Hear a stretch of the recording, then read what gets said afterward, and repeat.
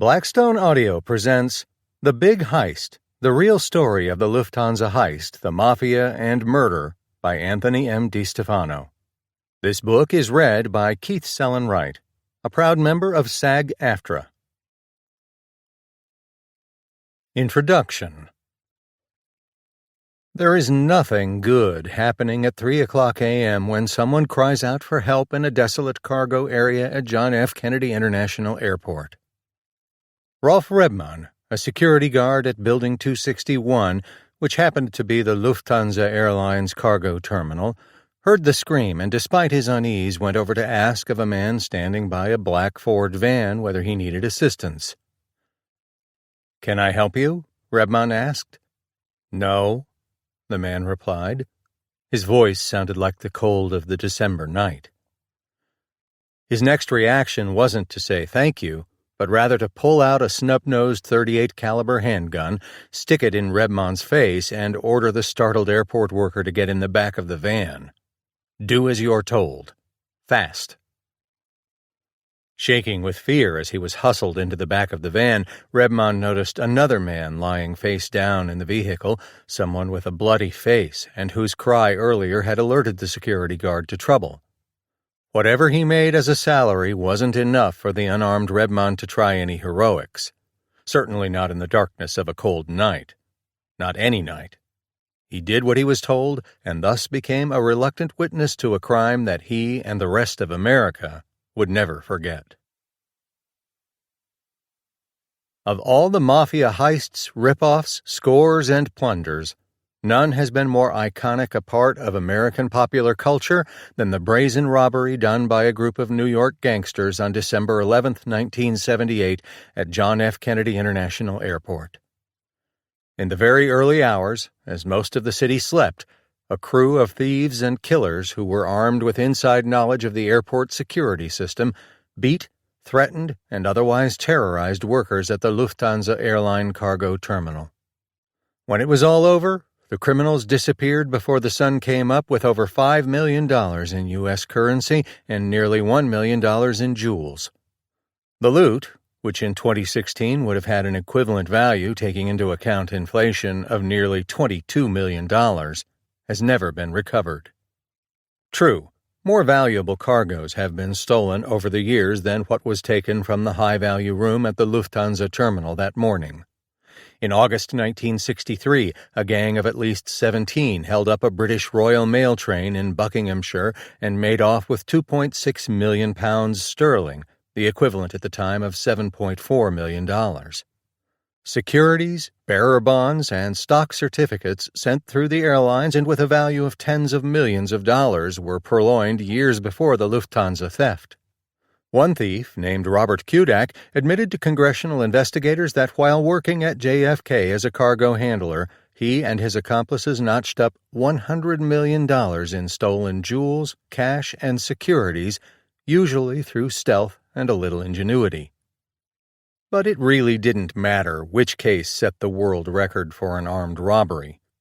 Happening as it did in the media and mafia capital of the world, the 1978 Lufthansa Heist became an obsessively covered news event and earned the reputation as being one of the biggest rip-offs ever, certainly in the United States.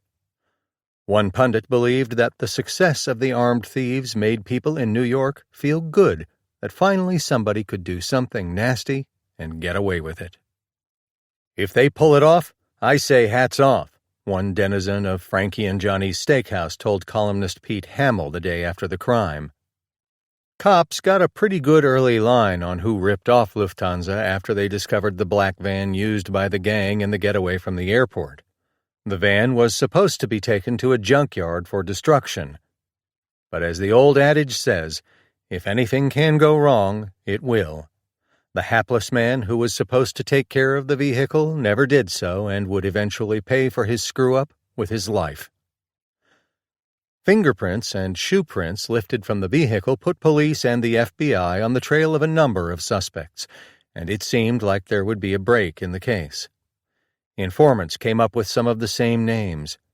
But after months of work, investigators would convict only one man, lowly Lufthansa cargo employee Louis Werner, for his role in the crime.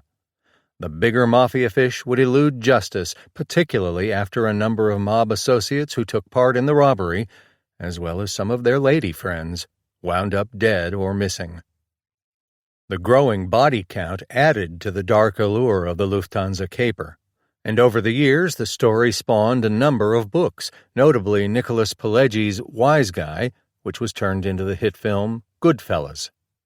The film made mob associate Henry Hill, whose character was played by actor Ray Liotta, a household name. Hill was the central figure in both the book and movie, which showed mafia life in all its glamour, gore, and futility. Hill grew up in Brooklyn and was one of an army of poor kids, all of whom aspired to grow up to become a gangster. Lucky for Hill, he became connected to the Lucchese crime family crew of Paul Vario and his associate Jimmy Burke, whose characters in Goodfellas were played by Paul Sorvino and Robert De Niro, respectively. A complex man who mixed homicidal terror with smoothness and courtesy as he served his mafia bosses, it was Burke who put together the crew of men who pulled off the Lufthansa raid, although Hill himself actually wasn't around to directly participate. Other books followed, including one co-authored by Hill, who died in 2012. But Hill's book, and the others that retold the story of the heist, essentially ended their narratives in the early 1980s. That is when Hill was ensconced in the Federal Witness Protection Program, living a life with new identities for himself, his wife Karen, and their 2 children, away from New York. The books from that period fleshed out details of the heist and spun theories about where the loot may have wound up. At that point, the Lufthansa saga became firmly part of mafia legend and lore.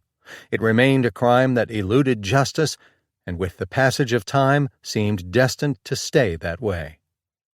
Then, in early 2014, an entire generation of millennials who weren't even born when the Lufthansa robbery occurred were introduced to the case when an elderly, irascible, down-on-his-luck gangster named Vincent Asaro was indicted by a Brooklyn federal grand jury.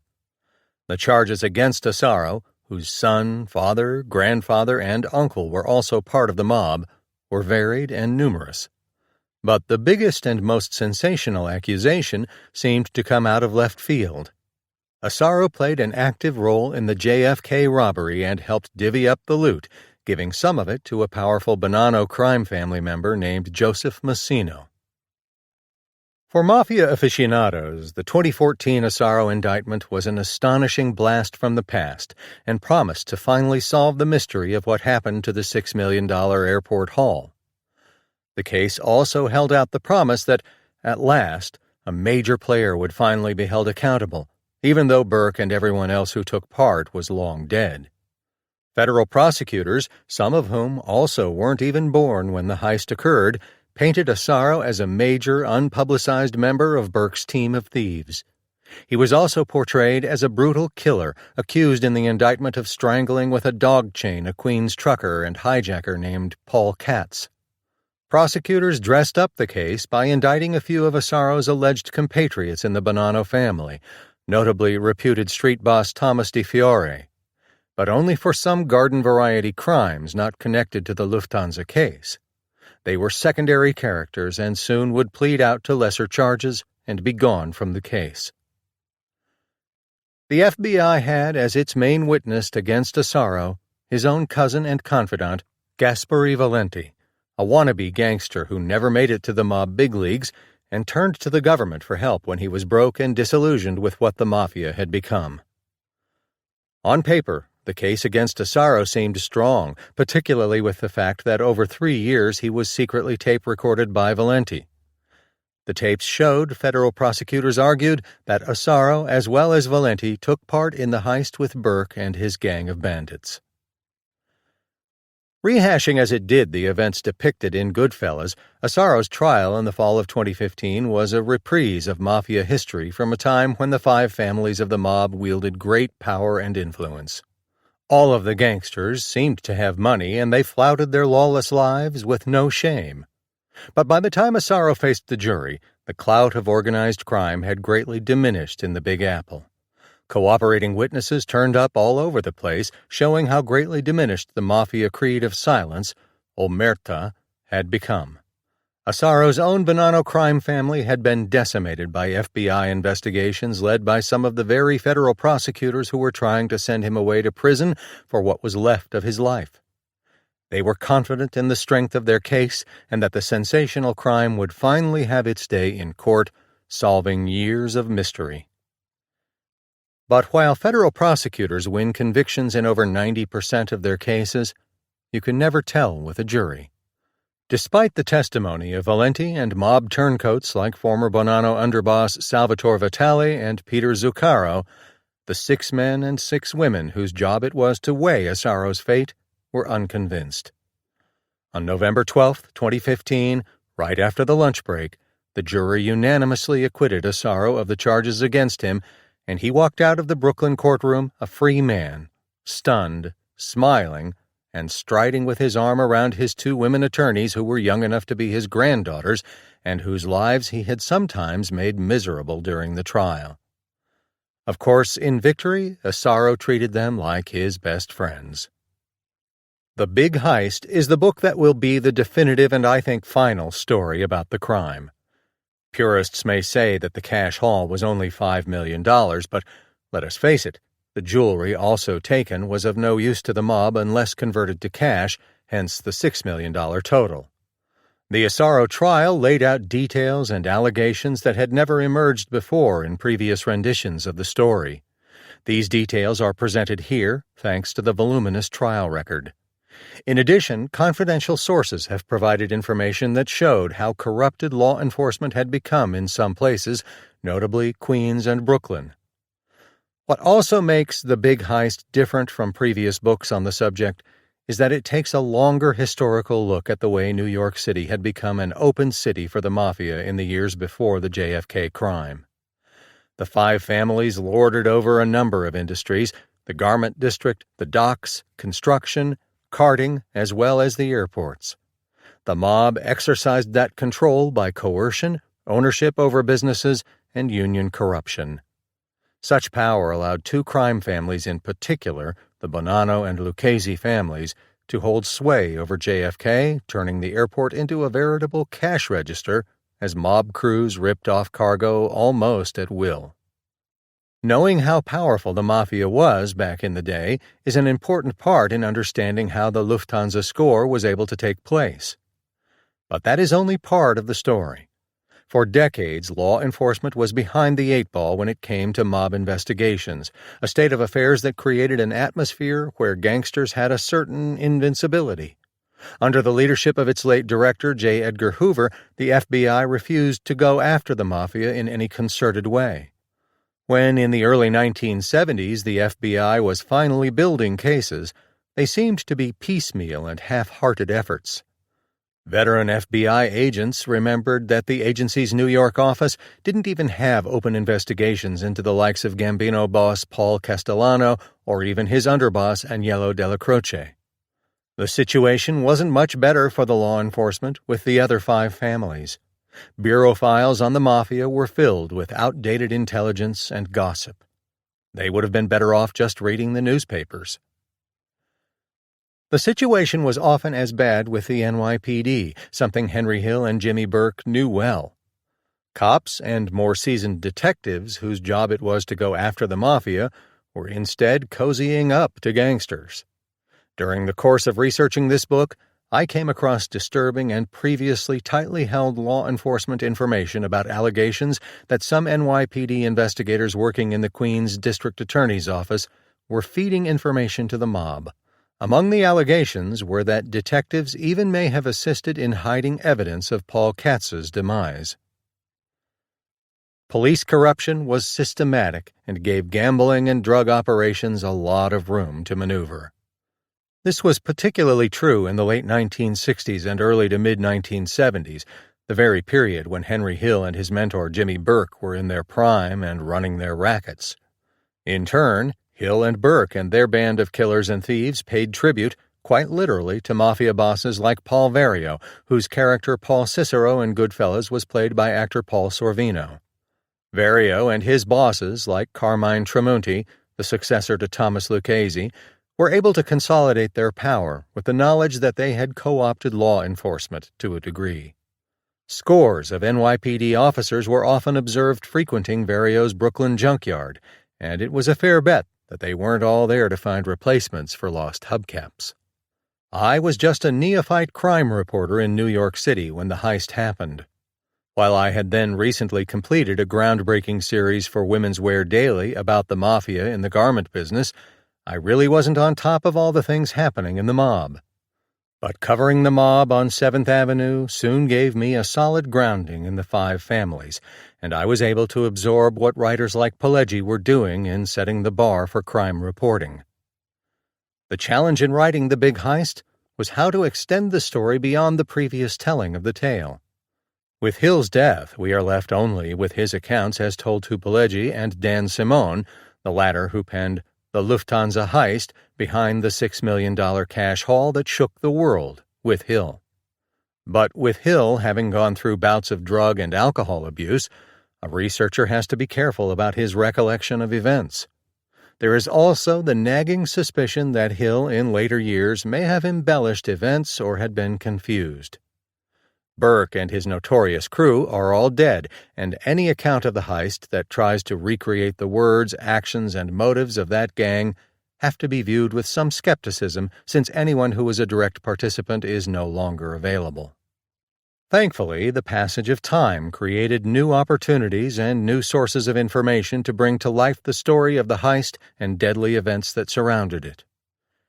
Since the early 1980s, when many of the earlier accounts of the heist were written, the federal government went on a concerted rampage against the mafia, building cases and creating a body of evidence through wiretaps, photographs, and informants that has exposed the inner workings of the mob in a way that we never had before. The investigation of the Bonanno family, capped with Messina's conviction and his decision in 2004 to become the first official boss of a New York crime family to cooperate with prosecutors, gave investigators new sources of information about the likes of Asaro and helped build the case against him. But it was Valenti's decision to turn on Asaro that gave federal investigators ammunition to finally put together the 2014 Lufthansa indictment.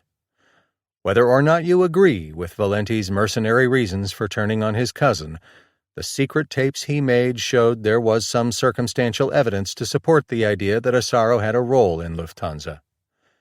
Testifying for the government, Valenti fleshed out through his trial testimony the allegations that Asaro was involved in the heist. Much of what Valenti recalled on the witness stand rang true, at least so far as it was consistent with Hill's own accounts and previous testimony in the Werner case. Asaro had never before been publicly linked to Lufthansa. He certainly didn't show up in Hill's published accounts, although he did surface in a few references in Wise Guy. As spelled out in Pileggi's seminal account, Asaro hung out in Burke's mob club, ran a junkyard, and allegedly, as the Bonanno family liaison at JFK, was due a cut of the proceeds, but who in the book was said never to have received anything. Until the 2014 indictment, Asaro was not in any way part of the popular and public storyline that had developed over the years since the 1978 robbery. In his testimony, Valenti puts himself right on the scene when the heist occurred and contended that Asaro was near the airport in a vehicle with Burke and helped hide the loot. These were all new allegations, at least for the public. Yet in the end, while Valenti sounded convincing, he didn't carry the day for the government. It remains a fair question for the hardened skeptic as to how truly involved Asaro was, and even if he was, did he play an important part in the conspiracy? The Big Heist will explore what went wrong with the case against Asaro and how he was able to win an acquittal. Federal prosecutors, once confident they had a strong case against Asaro, were stunned in defeat. Critics, including some very experienced attorneys and investigators, believed the case was over-tried, with too much evidence that proved too confusing for the jury. Others think the jurors viewed an aging Asaro as a scapegoat who was being prosecuted for a crime many had all but forgotten.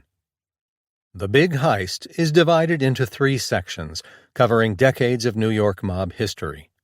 The first section, chapters 1 through 6, portrays the mafia world Asaro was a part of in the years leading up to the heist.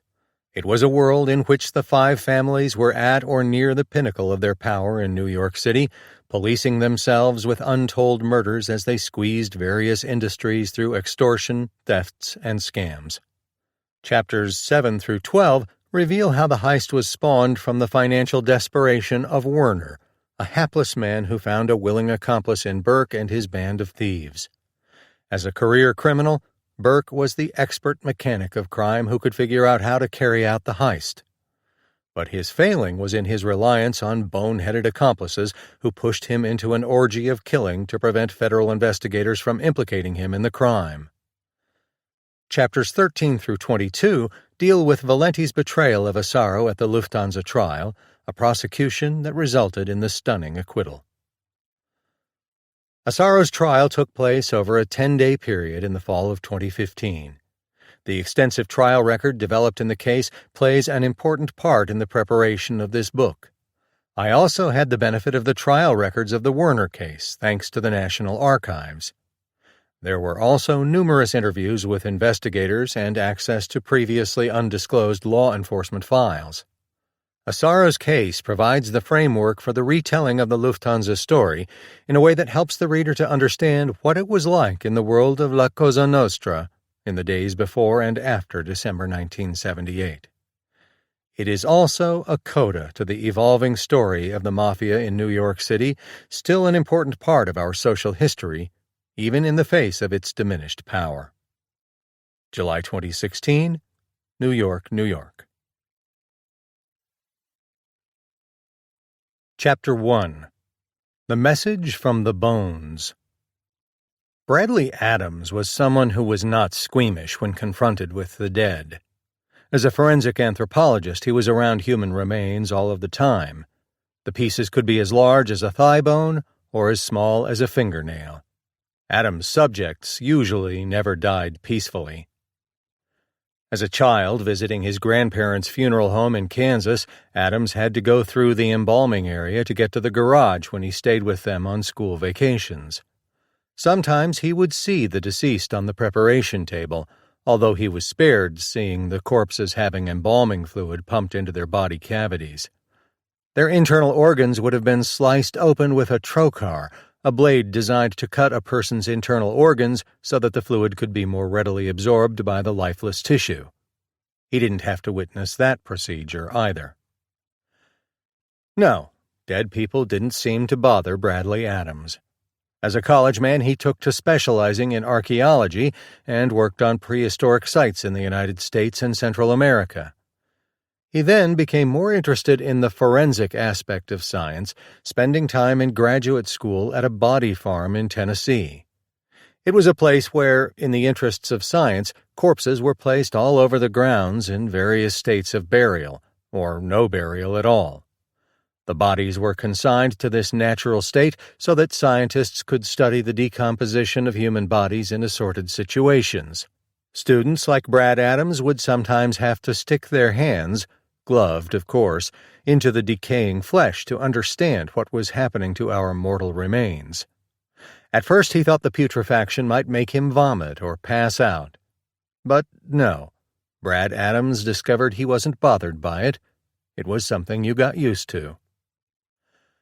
There aren't many jobs for forensic anthropologists. It is a rather rarefied field with most of the positions in big cities or at major universities. However, Adams was good enough at what he did that he got a job with the Office of the Chief Medical Examiner in New York City as the resident forensic anthropologist, and was something of a legend, the go-to guy whenever cops needed help when a body or human remains were found. He knew his stuff and was often loaned out to study cases all over the world. Prior to joining the OCME, as the office is known, Adams worked with the U.S. military in Hawaii, the headquarters of the command that was responsible for finding and identifying the remains of U.S. servicemen killed in various conflicts. He spent time in Vietnam to sort through the graves of U.S. servicemen killed in the war. Adams even did the same in North Korea, where he was kept in a guarded compound after the communist government there allowed American experts in to examine what were believed to be graves of Americans killed in the Korean War. The North Koreans did relax things enough that Adams and his colleagues were able to go on guided tours during weekends. In New York City, the cases Brad Adams was called to deal with weren't as politically charged as the wartime stuff.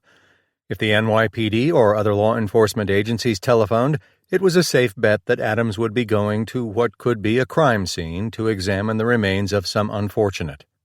It could be a railroad siding, a ditch, a sewer, a sandy beach, the inside of an apartment, even a drainage pipe in a cemetery. Brad Adams had been to just about any place imaginable where a dead body or bones might wind up. On June 18, 2013, the request for assistance to Brad Adams came from the Manhattan office of the Federal Bureau of Investigation. Agents were preparing to dig in the basement of an attached home in Ozone Park, a section of the borough of Queens.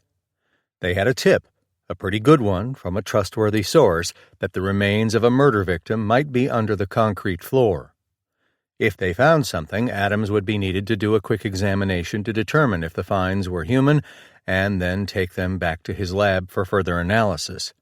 To keep Adams' mind open and to avoid saying anything suggestive that might later taint the investigation, the agents didn't tell him very much about the victim. It wasn't uncommon for cops to come across bones, only to discover they were not human. In fact, in Brooklyn, once under the basement floor of an old mob social club, police uncovered some bones after an informant swore that many bodies had been buried there. They found bones, all right, but they turned out to be those of a horse. Fragments of chickens sometimes littered parks in the aftermath of Santeria or other religious rituals. After years of study, Adams could quickly tell if the bones he was looking at were those of a person. He had co-authored a forensic textbook on the subject, complete with photographs comparing human bones with those of animals ranging from birds to water buffalo. Alligators, it turned out, had shoulder blades very similar to those of a man, Adams noted. Adams had actually been alerted by the FBI about the dig a day earlier, June 17th. It was then that the agency's evidence response team showed up with jackhammers, pickaxes, shovels, and other tools to begin digging in the basement floor of 8148 102nd Road. To cover all their bases, the agents also did some digging in the backyard. The Bureau's informant had said the body was toward the rear of the cellar, under some relatively fresh cement by a door. That was enough for the agents to get a search warrant from a federal judge. The residents really had no say in the matter. Agents unlocked the garage door, which was at the end of an inclined driveway, and started to work inside.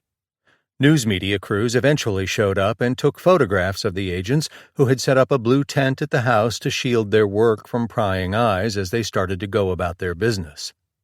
The cellar area didn't look at all sinister. The main room was well lit and cluttered with boxes of household items, children's games, and laundry baskets. Agents moved the stuff aside and with jackhammers broke through the concrete rather easily. But the agents had only dug down about 6 inches when they were suddenly and unexpectedly confronted with a problem. They hit a small water pipe, and the resulting flood caused everybody to stop digging and rush to repair the leak. It took the rest of the day to fix the pipe, and the digging was put off until the next morning, when Adams returned with the rest of the team. Agent Michael Burns was leading the FBI team that day, and as the jackhammer broke through the concrete and other agents pulled away pieces of the floor, it seemed clear that the spot where the digging was going on had some distinctive characteristics that indicated someone had been there before them. Unlike other portions of the floor, this particular spot didn't have reinforcing metal mesh in the concrete. The soil also seemed to have been disturbed in the past. The agents resumed digging, carefully using trowels to scrape away layers of the sandy soil. They used small paintbrushes if they had to. Going down about 6 inches at a time, the agents sorted through the various rock, pebbles, and bits of broken cement. The work was tedious, and each scraping that wasn't productive brought them closer to a dead end. They repeated the process through a number of half-foot increments, going down around 2 to 3 feet. Then they saw it.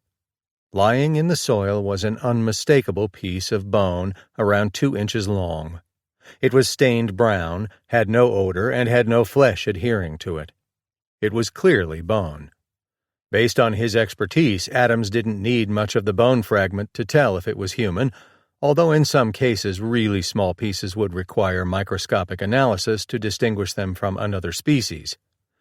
But Adams was pretty certain that what was sticking up in the earth came from a human hand, a fact borne out when further careful brushing away of the soil revealed other parts arranged roughly as a hand would be if the fingers were splayed. The additional hand pieces were also stained brown, an indication that they had been in the ground for several years. Adams believed the bones had to have been there for at least 5 years, and likely more. The agents kept digging and brushing. Very soon their efforts were rewarded with more bones, a human vertebra, a piece of skull, a part of the coccyx or tailbone, the hyoid bone, which normally lies behind the tongue and just above the Adam's apple. A tooth was also uncovered, as were 2 ribs. There was also some mummified flesh and bits of clothing. Clearly, Adams and the agents were staring into a grave. Or what had been a grave. There was no complete set of remains, so it was obvious that the remainder of the corpse had at some time in the past been removed and taken somewhere else. In cases where a grave is disturbed, unless the diggers are very careful, smaller bones get churned in the process and can migrate deeper into the ground or get overlooked. This is particularly true if those making the removal are working in haste, which is what had happened at 102nd Road. For mobsters, the act of disinterring the remains of a murder victim is unnerving, especially to people who didn't expect to have to perform such a grisly task to later conceal the crime. As a result, bones are sometimes left behind. The result was that Adams and the FBI agents found the evidence they were looking for. Just to make sure nothing was overlooked, Kristen Hartnett, another member of the medical examiner's team, supervised the screening of the soil on another portion of the property. Adams took what was found and returned to the medical examiner's laboratory on First Avenue in Manhattan, in a building adjacent to Bellevue Hospital. It was there that the bones would be sent to a laboratory to extract DNA evidence to see if the remains could be identified. Actually, based on what the FBI informant said, the agents had a pretty good idea that the bones were those of Paul Katz, a small-time hijacker and fence for stolen property who disappeared in December 1969. The FBI source had said Katz had been strangled and dumped in the basement hole because James "Jimmy the Gent" Burke, an infamous homicidal mob associate, believed, based on tips from law enforcement, that the trucker might have been an informant. Given that Katz and Burke had committed some crimes together, Burke was not about to be thrown to the wolves by the ill-fated hijacker. Burke struck first. But since he died in 1996 while serving a state prison sentence for the murder of another associate who had crossed him, Burke had escaped justice for the Katz killing. It was up to Francis Rue, a specialist at the medical examiner's office, to do the actual analysis of the DNA testing, which began about 10 days after the bones were discovered. The bones taken by Adams should be enough to allow lab experts to extract DNA material for comparison with samples provided by Katz's surviving children, a son Lawrence and a daughter Ilsa. Teeth can be of some usefulness for DNA analysis, but generally forensic experts like to deal with bones and hair samples that contain the roots. DNA identification is based on the reality that each human being gets half of the genetic makeup from the father and half from the mother. Experts think maternal DNA gives more possibilities for identification, but the paternal side is also adequate. Since the agents had kept much of the information about Katz and his possible killers from Adams so as not to bias his finding, he really didn't know the backstory to the body parts found under the floor in Ozone Park. But while he didn't know about Burke and the other suspects in the killing, Adams was really that day not only doing the work of a forensic expert, but also acting as the archaeologist, the kind of job he originally studied for. However, this time, his subject wasn't an ancient civilization like that of the Maya, but rather New York City's mafia past. What Adams found wouldn't wind up in a museum, but instead would become important evidence in an historic trial that would rock New York City and dredge up the ghosts of one of its spectacular 20th century crimes. Chapter 2. The Feds Are All Over. With news of the FBI dig all over the radio, television, and newspapers, it didn't take long for the curious to come by the house at 102nd Road and gawk at the blue tent set up in the driveway. Agents took the soil from the dig and sifted it through screens and, in fact, found some other pieces of bone that had been overlooked in the burial pit. The tent shielded that activity from the public and news photographers. The word was that the FBI was looking for a victim of a mob hit, a hood. To the good citizens of Queens, long used to searches for mob victims in the area, the identity of the deceased was a source of speculation.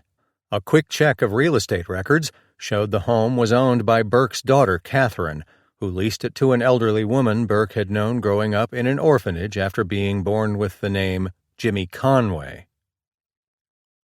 Gaspare Valenti knew the house on 102nd Road well. His father had helped construct it as part of a series of attached and unpretentious two-story brick homes that took up most of that section of the block. Valenti was a local guy who always had dreams of becoming a gangster. It was the career path of preference for young men in that neighborhood who harbored romantic notions of what being a wise guy could mean. With idols like the old John Gotti, the Teflon Don, to look up to, there seemed to be prestige, money, power, status in the mob. But as life would have it, and try as he might, Valenti couldn't break into the ranks of the made mafia men. A nondescript man with thinning hair, Valenti didn't have a fearsome nature. He committed small crimes, such as peddling pornography, and bigger ones, such as thefts from trucks. He rubbed shoulders with the likes of Burke and his gang of misfits, who everybody knew over the years had killed whenever it seemed convenient for self-preservation, particularly over the big theft of loot in December 1978 from the secured cargo area of Lufthansa Airlines at John F. Kennedy International. It was a crime everybody knew was a job Burke had put together, but for which neither he nor any of the big fish were ever caught. Bodies were rumored to be planted under the floor of Burke's Brooklyn Social Club and were found scattered around the 5 boroughs. Valenti had left for Las Vegas in 1990 after stealing $20,000 and tried to reinvent himself there, getting a job at a casino and doing a bit of thievery. He came back around 2005, made amends with his old New York mob friends, and tried making it again as a low-level criminal. God knows he needed something. When he returned from Las Vegas, he had just the suit he was wearing and a new baby daughter in tow. Murder was something Valenti didn't do, although he falsely bragged while in Las Vegas about taking part in killings back in New York. He didn't have that lust for blood that just might have given him mob membership. Instead, he worked his niche as a mob associate, earning money here and there but never getting ahead of the game. He was constantly borrowing from one loan shark to pay off another. The mob had no retirement plan for lowly associates like Valenti, or for that matter even the higher-ranked men who found themselves stretched to even raise cash to pay for lawyers. So, by the time the sun had risen on June 17, 2013, and agents began digging in the basement on 102nd Road, Gaspare Valenti had already decided years ago that mob life wasn't the path forward in his life. But he didn't tell that to his cousin Vincent, with whom he had a few falling out over the years, but who seemed to forgive him. If truth be told, Vincent Asaro wasn't much better off financially than Valenti. Asaro may have been a captain in the once vaunted Bonanno crime family, but that was no guarantee that he would find himself living above the poverty level. Asaro was what was known in the mob as a brokester, a made member who was constantly scratching around for money, a situation made worse by the fact that the old mafia rackets just weren't making anybody rich. People who owed him cash, it could be as little as $50, might pay him when they got around to it. Or in some cases they didn't pay him at all. He just didn't have the muscle to scare anybody and was bitter about all the dough he threw away gambling. "We did it ourselves. It's a curse of this fucking gambling," Asaro would complain to his cousin. In his waning years, Asaro found himself living off the beneficence of friends and loans and with whatever Social Security gave him. "What's broke? I'm in so much trouble I took $2,500 from abroad," Asaro once complained with some embarrassment. Gone were the days when he could toss around $100 bills with ease and throw more away at Aqueduct Racetrack. The morning of June 17th, Valenti had arranged for Asaro to meet him at the Esquire Diner, a neighborhood place on Woodhaven Boulevard which everybody, be they mobsters or regular folks, would go for coffee or dinner. Valenti had waited outside the diner and watched his cousin drive up in a black Mercedes shortly after 10 o'clock a.m. Asaro might be broke, but he was able to drive a nice car which was registered to a woman he knew. Valenti got into the passenger seat, and the car entered the parking lot of the diner. He had already hinted in an earlier telephone call to Asaro that he needed to talk with him about a problem. "What happened?" Asaro asked as he drove. "The feds are all over Liberty Avenue," answered Valenti.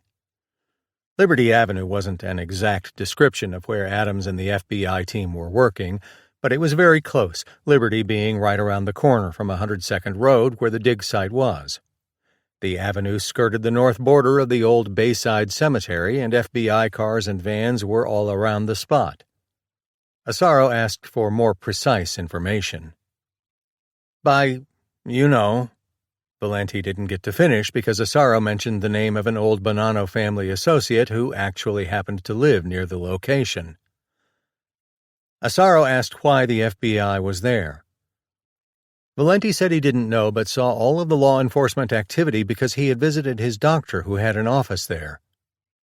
This was a lie, of course. Valenti knew very well when and why the FBI had showed up at the house, because he had been secretly working with the agents for a year. He was a mob mole, a turncoat, a rat.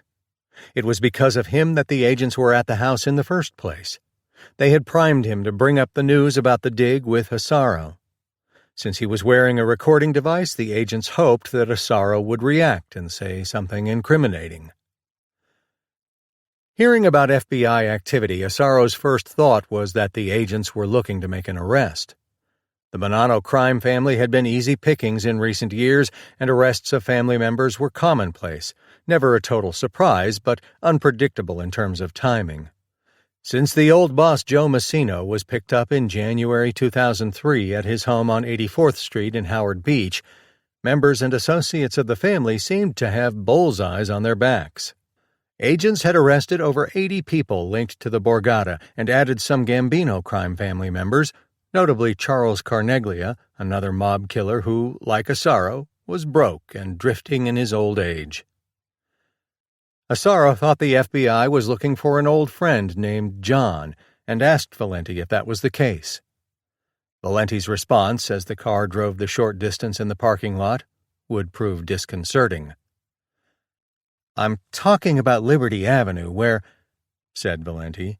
His voice trailed off as the car slowed to a stop. Asaro put the transmission into park.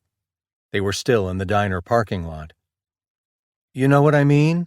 Valenti continued, with a slight touch of inquisition in his voice. There was something in that last remark, the inflection of Valenti's voice, that apparently made Asaro suddenly aware that maybe his cousin knew something he didn't.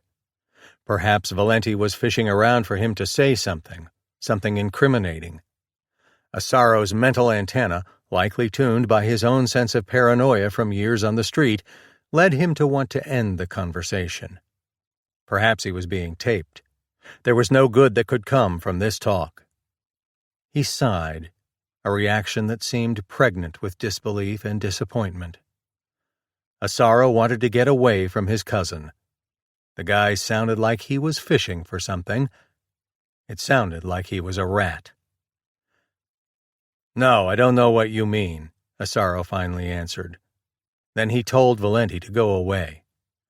"All right, let me go. Go ahead, go," commanded Asaro. Valenti wanted to know where he should go and what he should do. Asaro didn't want to say anything, but managed to answer in one word. Nothing. Sensing Asaro's discomfort, Valenti left the car, but not before asking his cousin to keep in touch. "Don't call me," Asaro demanded of Valenti. It would be the last words he would ever say to his old lifelong friend. As later events would bear out, any sudden suspicion Asaro may have had about why Valenti was quizzing him about the FBI dig location was well placed. The entire meeting between the two men may have taken about 4 minutes, and Valenti walked away down Woodhaven Boulevard under the watchful eyes of federal agents. At that point, the agents knew that Valenti's role as an informant was over. With his conversation with Gaspare Valenti still playing out in his mind, Vincent Asaro drove away and was spotted leaving his car and getting into the passenger side of a different vehicle on Liberty Avenue.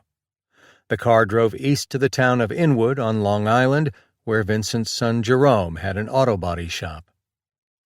Vincent only stayed about 10 minutes at Inwood, and it wasn't clear what he may have said to his son. It is possible he told him about the FBI dig and Valenti's suspicious inquisitive behavior. He drove back to Liberty Avenue and got back into the Mercedes. Perhaps Vincent was preoccupied thinking about his earlier conversation with Cousin Gaspare and the suspicion that his cousin was setting him up. In any case, Vincent was so distracted that he backed up the Mercedes, which he didn't own, straight into a metal pillar. It wasn't turning out to be a very good day.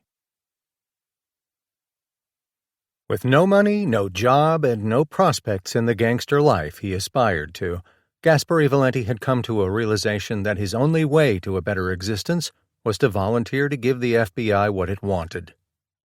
The best career path for many aging wise guys, particularly in the Howard Beach area, was to become an informant. The big historic prosecutions of recent years had resulted in convictions of Massino, his underboss Sal Vitale, as well as scores of other family captains and soldiers. The once powerful Borgata had become a loose group of scared mobsters who were afraid to even meet with each other at their favorite Italian restaurants, lest they violate the terms of their probation, something that the FBI routinely tried to haunt them with. So, in September 2008, as the newspaper headlines chronicled more indictments of the Bonanno family, Gaspare Valenti looked up the telephone number for the local New York area FBI office and placed a call. It was that simple, although he almost was disconnected when he phoned in that first time. His first meeting with Special Agent Adam Manini was on September 23rd at a hotel near JFK Airport, and was really just a meet-and-greet session where Manini took a copy of Valenti's driver's license and some other details and then started checking into his background.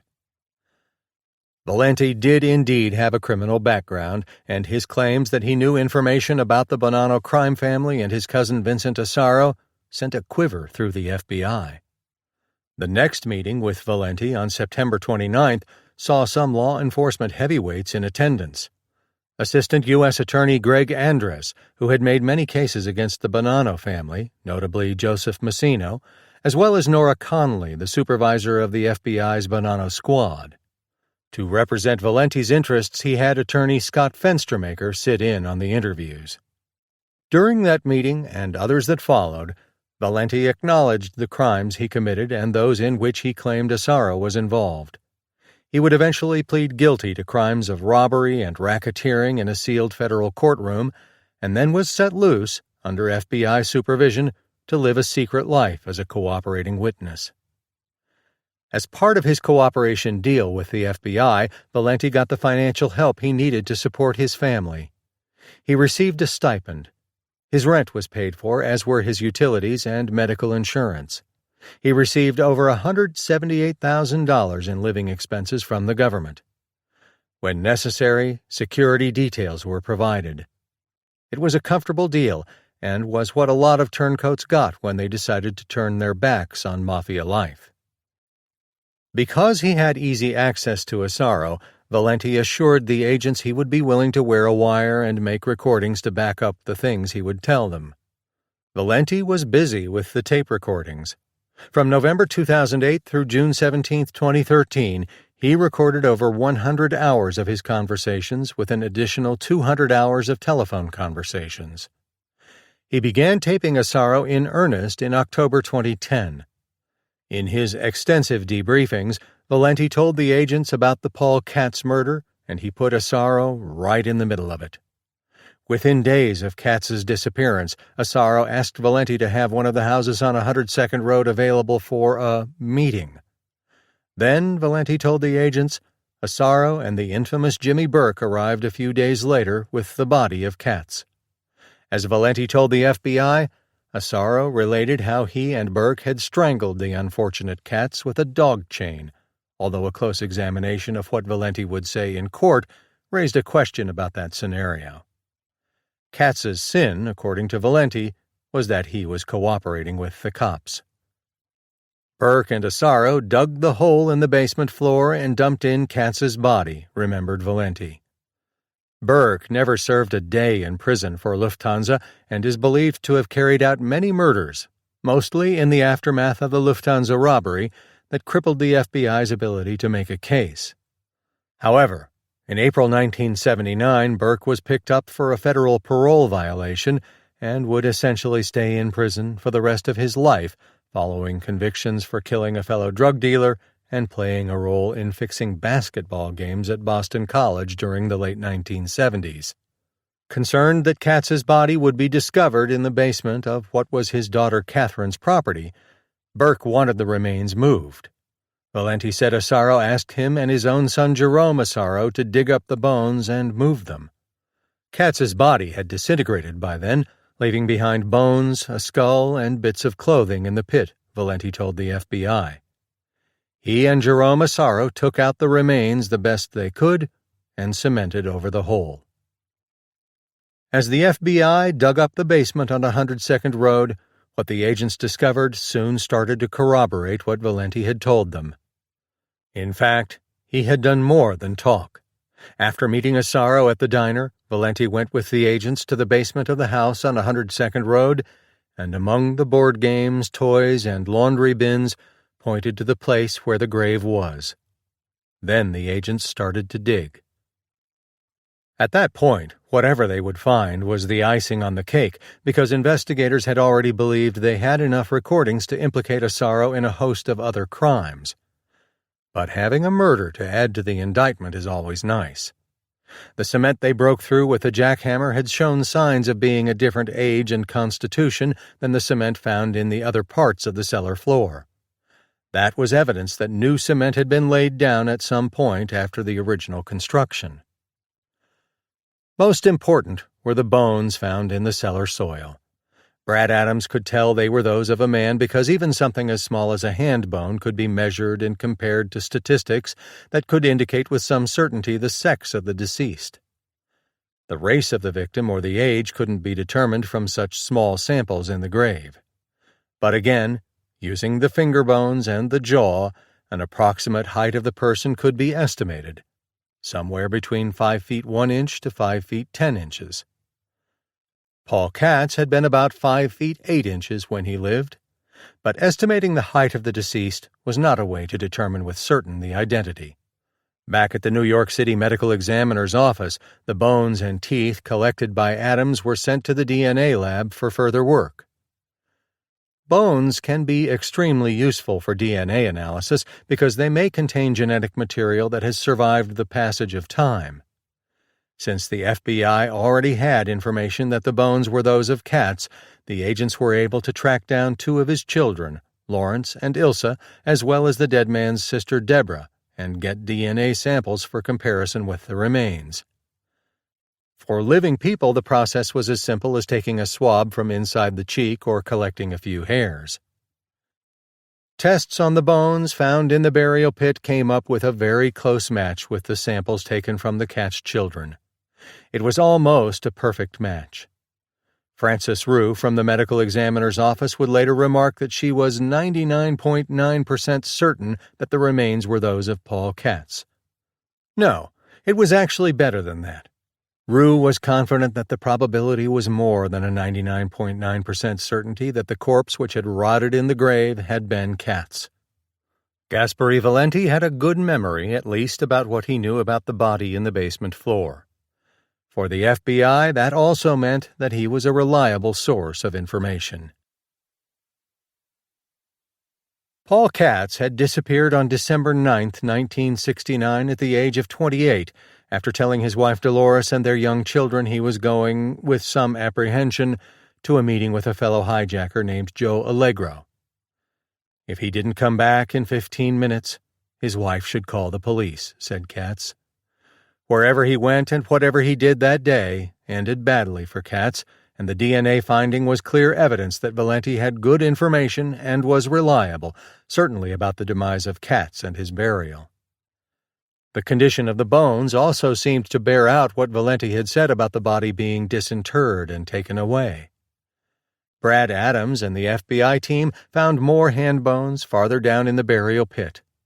To investigators, this was a good indication that when the decomposed body was lifted out of the grave and taken away, the hands simply separated away from the arm bones and were left behind. So Valenti was right about the burial and the fact that the mystery remains were those of Katz. But was his recollection about Asaro and his allegation about the cousin's involvement in the Katz murder something that could be corroborated? If the agents were hoping that Asaro would say something clearly incriminating to his cousin on tape about Katz's fate, they would be disappointed. But they were in no rush to build a case. Time and the racketeering laws were on their side. Chapter 3. A Goodfellow's Lament. Vincent Asaro had over a half a century of a life of crime under his belt when he finally left Gaspare Valenti at the Esquire Diner that June 17th day as the FBI was digging for the bones of Paul Katz. It wasn't the only life he knew. Asaro had his own fencing business in Howard Beach, so he had a good source of legitimate income and, by some accounts, did a very good job of building fences. But as any gangster knows, life in the mob is defined by what you do on the street with all of the other amigo nostri, the term mafia members use to refer to each other. The goal of the mafia was to make money, and Asaro knew that from the time he was a teenager.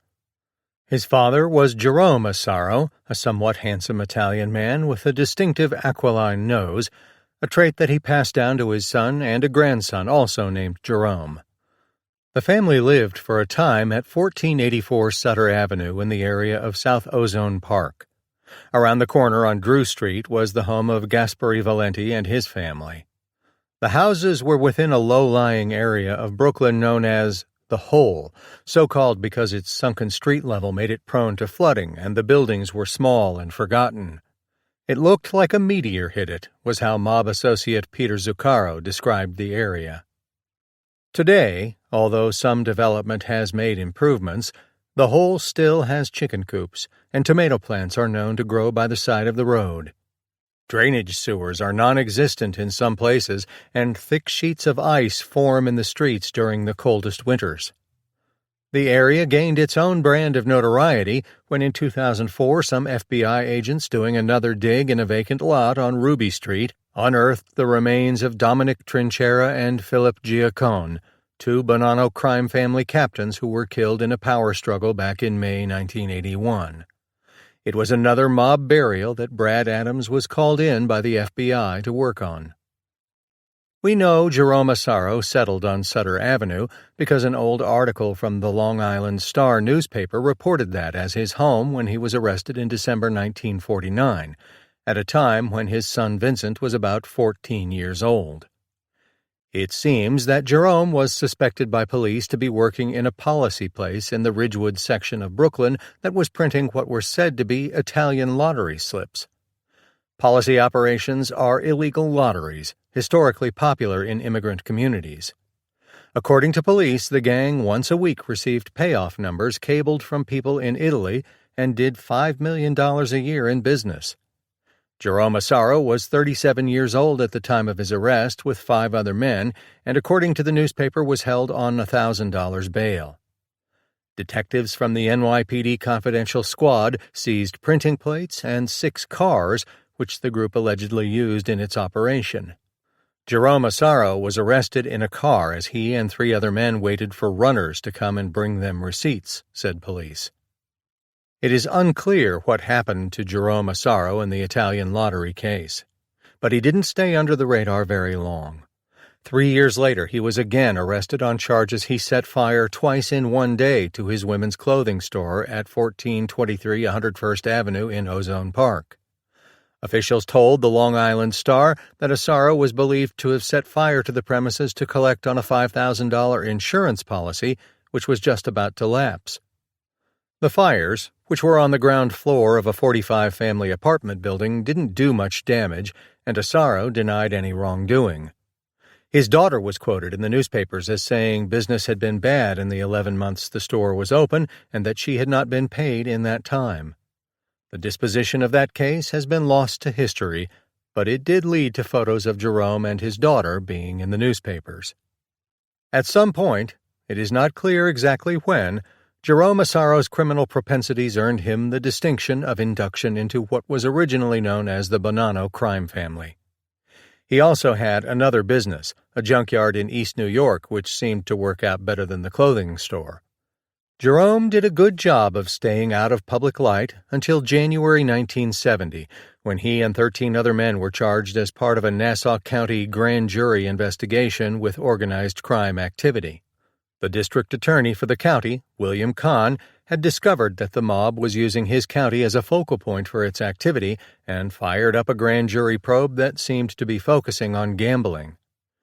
There were some interesting names indicted along with Jerome Asaro, who at that point had an address in the city of Long Beach and was traveling in some very good company mafia-wise.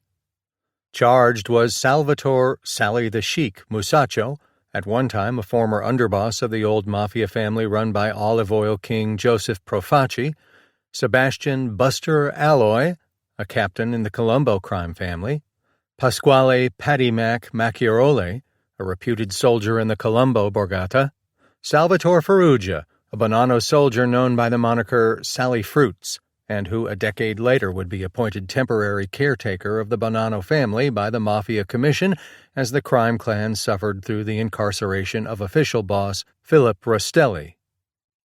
There was also another man, younger than the others at age 32, who was charged with possession of gambling records. He was identified as Henry Hill and lived in Island Park, a community near the water in Nassau County. Not much else was widely known about Hill at that time. Later, that would change dramatically with his involvement with the Burke Gang and the Lufthansa Heist. Jerome Asaro reached the rank of soldier in what newspapers called the Siaka crime family, which was just another name for the Bonanno family. It was Paul Siaka, with the Commission's approval, who took over the crime family after family patriarch Joseph Bonanno was forced to leave New York in the late 1960s, following a war among its members and disgust with his imperious, high-handed manner of leadership. But while law enforcement was paying attention to the problems created by Bonanno, as well as the other crime families, Jerome Asaro remained relatively low-key. His name didn't appear in any of the Congressional or Department of Justice lists circulated about mafia members at the time, but he was clearly considered a member of the mob. Jerome's son Vincent didn't do much in his early years to separate himself from his father's life of crime. Beginning in 1957, at the age of 21, Vincent Asaro started getting arrested for all sorts of crimes: rape, burglary, bank robbery, kidnapping, felonious assault, and weapons possession. Records show that a lot of those cases were dismissed. But in 1960, a petty larceny arrest and a charge of unlawful entry led to convictions for what were relatively minor offenses. Asaro added to his record in 1967 with a conviction for assault in the third degree, again a relatively minor crime. Vincent started to have more serious trouble when he reached age 44. Then, a 1970 federal arrest led to a conviction for theft from interstate commerce and a sentence of 5 years probation, the time for which had not expired when he got arrested for burglary of a post office. The burglary arrest led in 1972 to a federal conviction and 6 months in prison, to be served on weekends. Vincent's federal convictions didn't keep him off the street, and he gravitated to the well-known mob bar called Robert's Lounge at 11445 Lefferts Boulevard in South Ozone Park. The saloon was run by Jimmy Burke and became the place where Burke held court and planned his own crimes with a crew of mob associates, a group of killers, hijackers, cigarette smugglers, credit card scammers, overall thieves, and assorted outlaws that included Henry Hill, Tommy DeSimone, Angelo Seppi, Robert McMahon, and many others. The bar was not far, about 15 minutes, from John F. Kennedy Airport, a favorite target for their thievery. Robert's Lounge also had a dark reputation. As Hill would later recount in a memorable scene to writer Nick Pileggi in Wise Guy, one night DeSimone, an out-of-control sadistic murderer, started picking on a young man named Spider, the club waiter. DeSimone wanted Spider to dance and shot at his feet, wounding him. Vincent Asaro, who happened to be in the club that night, took the injured Spider to a doctor for first aid. But that didn't stop things with DeSimone. One night we are playing cards in the cellar, Tommy, Jimmy, me, Anthony Stabile, Angelo Seppi, when Spider walks in, recalled Hill. All of a sudden Tommy wants him to dance. Do a dance, Tommy says. For some reason, Spider tells Tommy to go fuck himself. The others started teasing DeSimone around the card table, and finally an increasingly angry DeSimone, baited by his friends' taunts, pulls out a handgun and shoots Spider in the chest 3 times, killing him, remembered Hill. It was a brutal scene immortalized in Goodfellas, and from that moment on, Hill decided DeSimone was a psychopath. After a moment of stunned silence, an angry Burke chastised DeSimone about the mess he had made and ordered him to dig a hole right in the basement of the club and bury Spider's body, said Hill. Many years later, police would dig in the basement of Robert's Lounge in search of remains of Spider and other victims Hill told them were buried there, but found nothing, save for some animal bones. Yet there may have been good reason why the FBI digs found nothing, because the agents just might have been too late in getting to the scene. In 1983, detectives debriefed a mob associate who reported that around 1980, he was told to dig up a body in a basement at the request of Paul Vario. The corpse, the informant told the cops, was in the ground about 10 years and was in a good state of preservation with skin intact. But once the body was lifted from the ground, the skin came off, and it was all he could do to get the remains out and away in the nick of time before federal agents arrived with a warrant to do the digging, the informant said. The associate didn't appear to identify the exact location, but the detectives believed he indicated, based on the sandy soil conditions, it was Robert's Lounge. The murders that followed in the wake of Burke and his crew didn't seem to deter Vincent or his cousin Gaspari, who by 1968 were hanging out at Robert's Lounge with regularity. It was a dive that drew the mob crowd of wannabe gangsters and those who would eventually make it into the ranks of made men. An NYPD intelligence document from 1971, and based on a source said to be reliable and confidential, said the lounge was a hangout for the top men connected with gambling, loan sharking, and hijacking. Raised in an orphanage, Burke eventually as a young man became a bricklayer, but gravitated to crime, working as a bookmaker and dabbling in loan sharking, things he became very adept at. He also developed a reputation for beating recalcitrant debtors, but later hit upon the idea of forgiving all or part of what was owed in exchange for information about cargo shipments and truck deliveries, prime targets for hijacking. Burke was known as the Gent because of his smooth style and charisma. Back in the 1930s, Jimmy Cagney starred in a film known as Jimmy the Gent, in which he played a city guy involved in the missing heir racket, a business of finding unknown or missing heirs to valuable estates. In Burke's case, the ironic twist was that he got involved with many things to make money, usually stolen, and the people with whom he was involved would often go missing permanently. In the mafia life, Burke was with Paul Vario, a Brooklyn mafioso from the Flatlands section. The relationship meant that Burke had the protection of Vario and access to his network of crooked cops and shady businessmen. In return, Burke passed along a share of the proceeds of his crimes to Vario and kept him informed of any big scores or problems that needed to be worked out. Burke was an earner for the mob, and other mafiosi would try to work with him, and in such cases things would have to be worked out with Vario.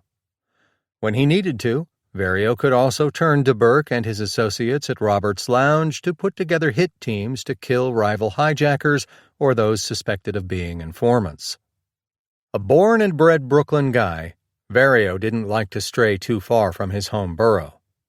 It was a short trip from his junkyard in South Brooklyn and his own bar known as Gefkin's at 9508 Flatlands Avenue to Burke's Lounge in a 3-story brick building on Lefferts. Vario, a big, burly man, was blooded to the Lucchese crime family, and in the days after the death of family namesake Thomas Lucchese in 1967 of natural causes, the family was led by Carmine Tremonti. Known as Mr. Gribbs, Tremonti was a Neapolitan-born gangster and drug dealer who earned his reputation as a strong-arm for the likes of labor racketeer Johnny Dio Guardi. Fleshy-faced and often photographed with a scowl on his visage, Tremonti didn't have the polish or prestige of Lucchese, who was of a different generation of older mafiosi. But investigators were certain Tremonti was following in the footsteps of Lucchese by having some political district leaders of both the Republican and Democratic parties under his control, as well as at least one judge. Those were connections that would prove useful over the years. He also had the muscle and blessing of the commission to take over the family. Both Tremonti and Vario had one common connection in business. They had legitimate floral shops. But if Vario steered clear of big city nightlife, Tremonti was considered by police to be a major hidden investor for the mob in bars and restaurants all over town. He also invested in heroin, something that would lead to his undoing. While he was linked to a different crime family than that of Vario and Burke, Vincent Asaro and his father had no problems circulating among those in the Lucchese circles. Mafia men weren't barred from hanging out with other wise guys from different families. It was just that any business deals had to be worked out by the higher-ups in the Borgatas. In Vincent's case, his immediate boss wasn't his father, but rather his uncle Mickey Zaffarano, a captain in the Bonanno family and the king of the Times Square peep shows and porn industry. The Asaros had an interest in a junkyard near Fountain Avenue in East New York, not far from Burke's Lounge, and when junk cars had to be disposed of, Burke only had to reach out to the Asaros. In June 2013, the likes of Jimmy Burke, Paul Vario, and just about everybody else who frequented Robert's Lounge back in the day were gone. Jerome Asaro had succumbed to a heart ailment, Burke and Vario had already died in prison, and De Simone and Sepe either disappeared or were found murdered. Zaffarano was also long gone, having dropped dead of a heart attack during an FBI raid in Times Square. The Bonanno family itself had been carpet-bombed by numerous federal prosecutions, with many of the old-timers dead, in prison, or like Joseph Massino, cooperating with the FBI. Only a few of the old men like Vincent were among the last dinosaurs still standing. Vincent Asaro and cousin Gasperi Valenti were still around on the street, and their worlds were very circumscribed. Gasperi wasn't his own man, secretly working for the government and trying to stay afloat financially. Vincent acted and sounded like a busted valise, a shell of what he once was. If there had been big money in the mob, it had flown out of his hands as fast as he got it. His jewelry had been hawked for cash years earlier. He couldn't go to old social clubs run by the wise guys because he couldn't pay his dues. So he stayed home. "I don't come out early no more," said Asaro. "Where am I going? I got no place to go." Asaro wasn't a hermit. He still took lunch at the Esquire and would meet other aging mafiosi at places like the Tuscany Deli in Lindenwood, where he could sit outside as he bemoaned his misfortune. He still liked to fish, and once in a while reeled in a nice flounder or fluke, which he cooked himself, perhaps with a side of orzo. Without much money, Asaro had to be content with growing old, something he couldn't do gracefully. He felt detached from the mafia life, marginalized and adrift. He didn't know what was going on among the families. When, on Thanksgiving Day in 2011, Salvatore Montagna, the Brooklyn ironworker who took over the Bonanno family, was killed in Canada, Asaro didn't have a clue about that or just about anything else. "I don't even know what is going on in Ozone Park," he told Valenti after news of Montagna's murder hit the newspapers. Part of the reason Asaro was so out of the loop in the Mafia was that his amigos in the life didn't know what to make of him, or maybe were just too uncomfortable around him. Talking over coffee one day at a diner on Long Island, Anthony Urso, a gangster who for a time ran the street business of the Bonanno family, minced no words when asked about Asaro. "He's a fucking lunatic," said Urso. At least in the 1990s, Asaro was a guy right in the middle of things in his role as a crime family captain.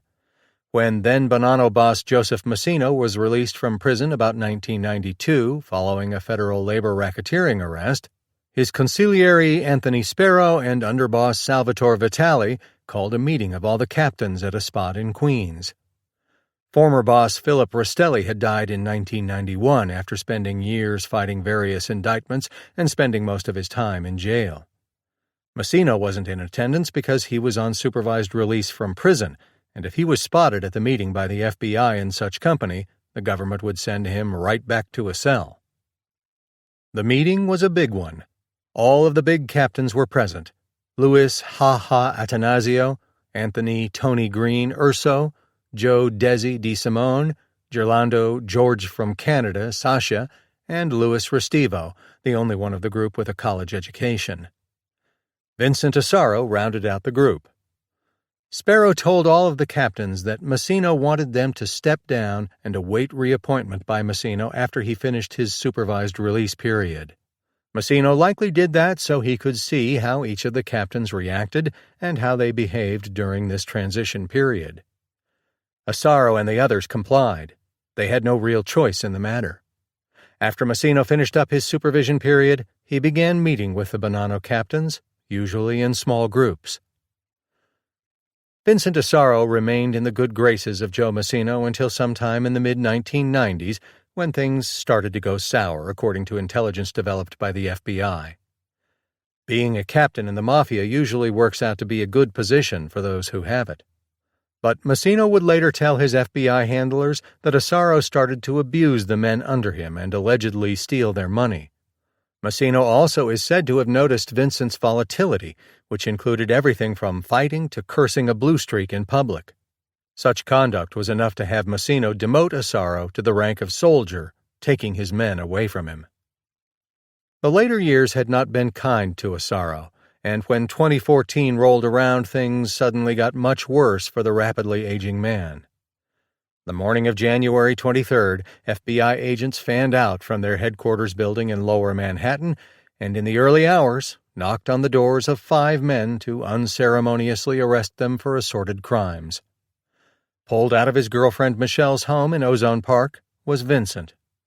Given a few minutes by Special Agent Adam Manini and the rest of the raid team to freshen up, Asaro was taken from the house in a heavy dark sweatsuit and athletic shoes. He took with him a pair of tinted sunglasses. The agents took his cell phone to analyze later. Asaro was taken from Queens to the FBI offices at 26 Federal Plaza, where he went through the ritual of having his mugshot taken and was fingerprinted. Then he and the other 4 men arrested that day, Thomas Di Fiore, Jack Bonventre, John Regano, and Vincent's son Jerome, were led out of the building for the perp walk so that news photographers could have a field day. Vincent, handcuffed in the front, was led out by Robert Yepilar and other agents, each of whom firmly held him by his arms. Cold and old, Vincent appeared gaunt and worried. His mind raced back to the days at Robert's Lounge and all of those conversations he had with Gasperi, especially the last one on June 17, 2013, as Paul Katz's bones were being dusted in the basement, and he was no doubt aware that he might be in deep trouble. The news release put out that day hit New York like a bombshell. Bonanno family captain Vincent Asaro indicted for participation in the 1978 $5 million robbery at JFK Airport and the murder of Paul Katz, who disappeared in 1969. Although 5 men had been charged, Only Vincent faced the most sensational allegations about participation in the Lufthansa heist. He and his son were also charged in connection with the murder of Katz. If proven, those charges guaranteed a life sentence for Vincent. For Steve Carbone, the retired FBI agent who investigated the Lufthansa case in 1979, his reaction was mixed. He knew of the renewed interest in the case and actually had been debriefed by the new team of agents. "I knew there were a lot of stones unturned," Carbone said later. But with Asaro being thrown in the mix, Carbone said he felt a slight sting and a hurt feeling that maybe I had failed. For a generation unfamiliar with Lufthansa, Brooklyn U.S. Attorney Loretta Lynch laid out for the media the old story that had become part of the folklore of American crime. Asaro helped pull off the 1978 Lufthansa robbery, still the largest robbery in New York history, said Lynch in a statement. Neither age nor time dimmed Asaro's ruthless ways as he continued to order violence to carry out mob business in recent months. Lynch's latter remarks referred to the other charges in the indictment, easily overlooked given the sensational nature of the Lufthansa charges, that Asaro had been involved in various extortions and armed robberies, as well as a solicitation to have a suspected informant murdered before he could testify at the trial of another Bonanno crime family member for fraud. But those counts in the indictment almost seemed like afterthoughts, given what had surfaced about the Lufthansa robbery, the size of which the government slightly underestimated with its loss figure of $5 million. Asaro himself was in on one of the most notorious heists, the Lufthansa robbery in 1978, New York FBI Assistant Director in Charge George Venizelos told the media. It may be decades later, but the FBI's determination to investigate and bring wise guys to justice will never waver.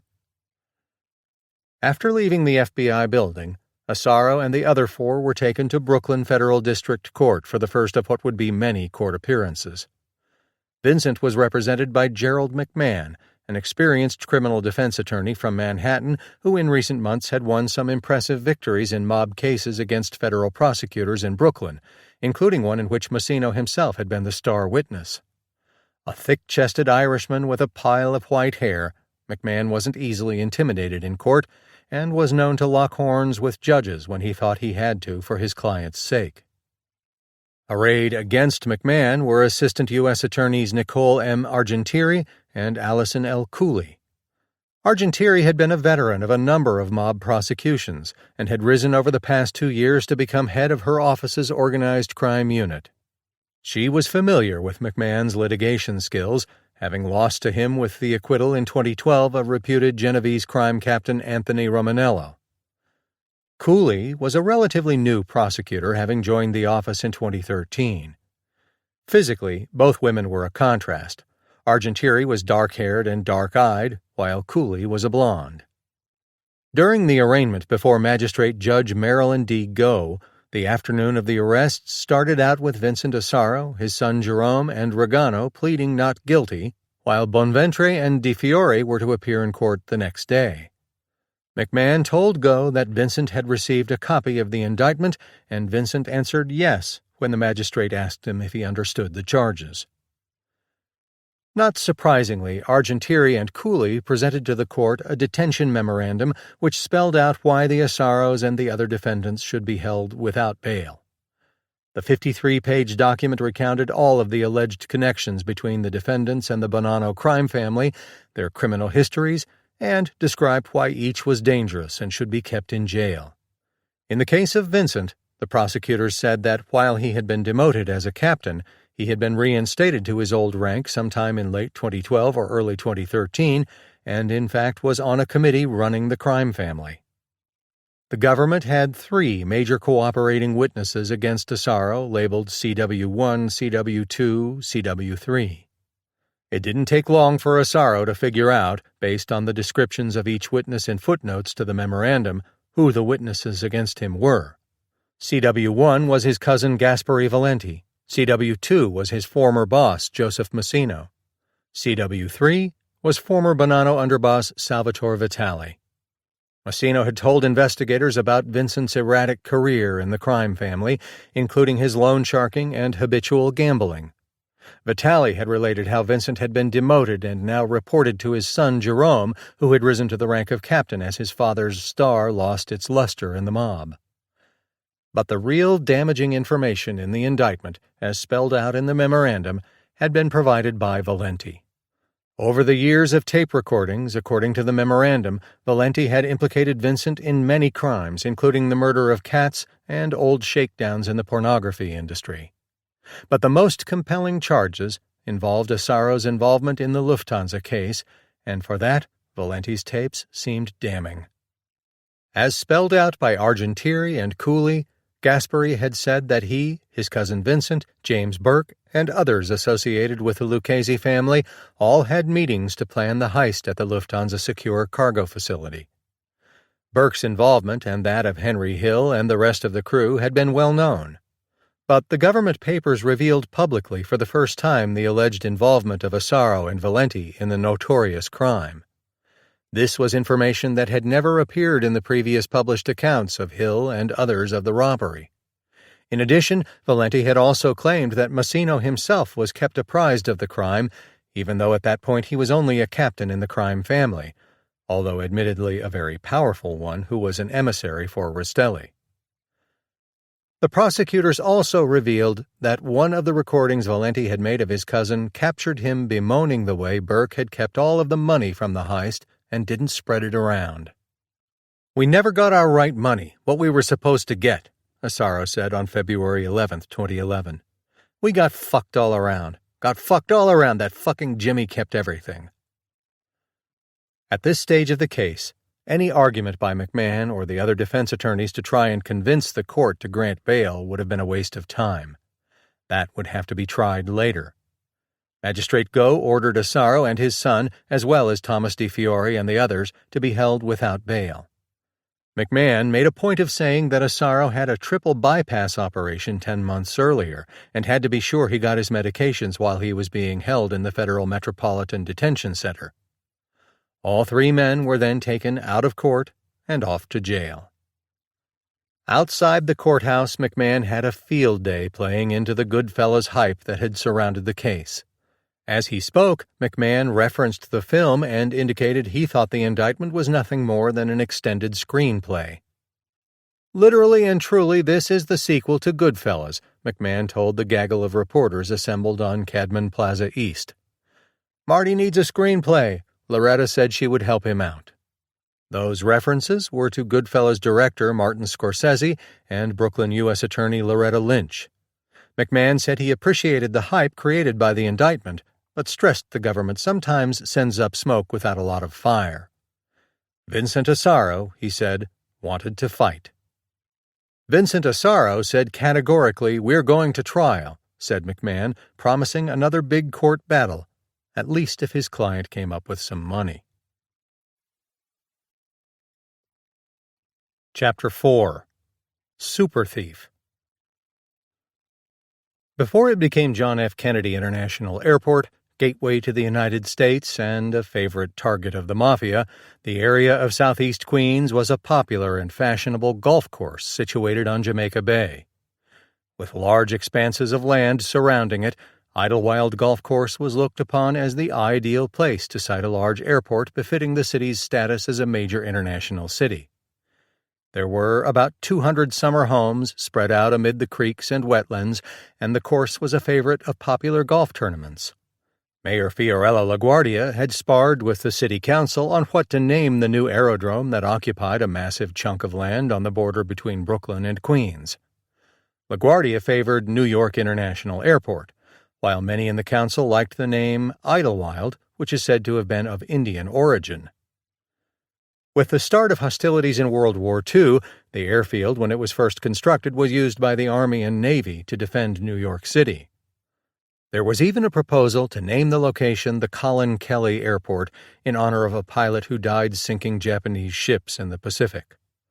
The location was unusual at the time for the siting of such an airport because it was much farther distant from the core metropolitan area than normal.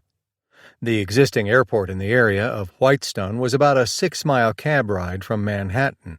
The new Queens Airport, popularly known as Idlewild Airport when it finally opened in July 1948, was a good 15 miles from Times Square as the crow flies. But proponents of the project, having no clue how much road traffic congestion would grow over the decades, said it would only be a mere 25-minute drive from the center of Manhattan. While the original plan was for the airport to encompass 1,110 acres, its size during construction grew to nearly 5 times that, to nearly 5,000 acres. Idlewild, or New York International, attracted many of the major air carriers of the day and was the entry to the United States and New York City for hundreds of thousands of passengers each year, a number that swelled to 56.8 million passengers by 2015. By 1963, it was renamed John F. Kennedy International Airport in honor of the assassinated 35th president. To locals, it became known as JFK. In the 1970s, cargo operations had increased so much that it was said to be the busiest commercial cargo airport in the world. More cargo traffic meant more opportunity for the mafia. As cargo operations increased at JFK, the mob didn't waste time. There was mafia control of labor unions for sure, but the big moneymaker for the wise guys was in the unbridled theft of cargo of all sorts, everything from stock certificates to jewelry to cash, valuable metals, and more.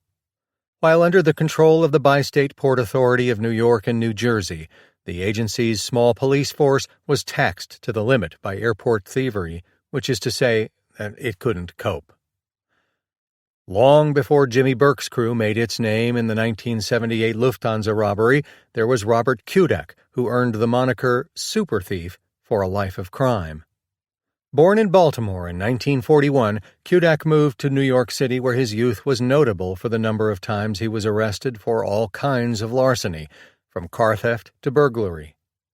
After spending over 7 years in the New York State prison system, Kudak was finally released in early 1966 and shortly thereafter noticed a newspaper ad for Northwest Airlines seeking men to work on its cargo ramp at JFK.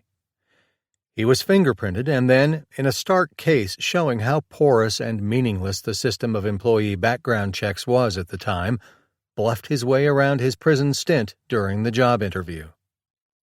On the application and during the questioning, I stated that I had been in the armed services, had recently been discharged, and that my wallet had been stolen, and therefore I could not provide driver's license, discharge papers, or other identification, Kudak recalled. Lack of identification was no problem, and Northwest hired Kudak to work as a ramp man for all flights during the course of a 15-hour workday.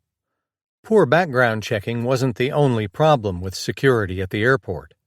About 3 days after he started working, Kudak noticed that procedures were lax around the high-value boxes used to transport valuable cargo, and began stealing again, first taking small items and then working with partners to pulling off bigger and bigger thefts, which eventually totaled $100 million.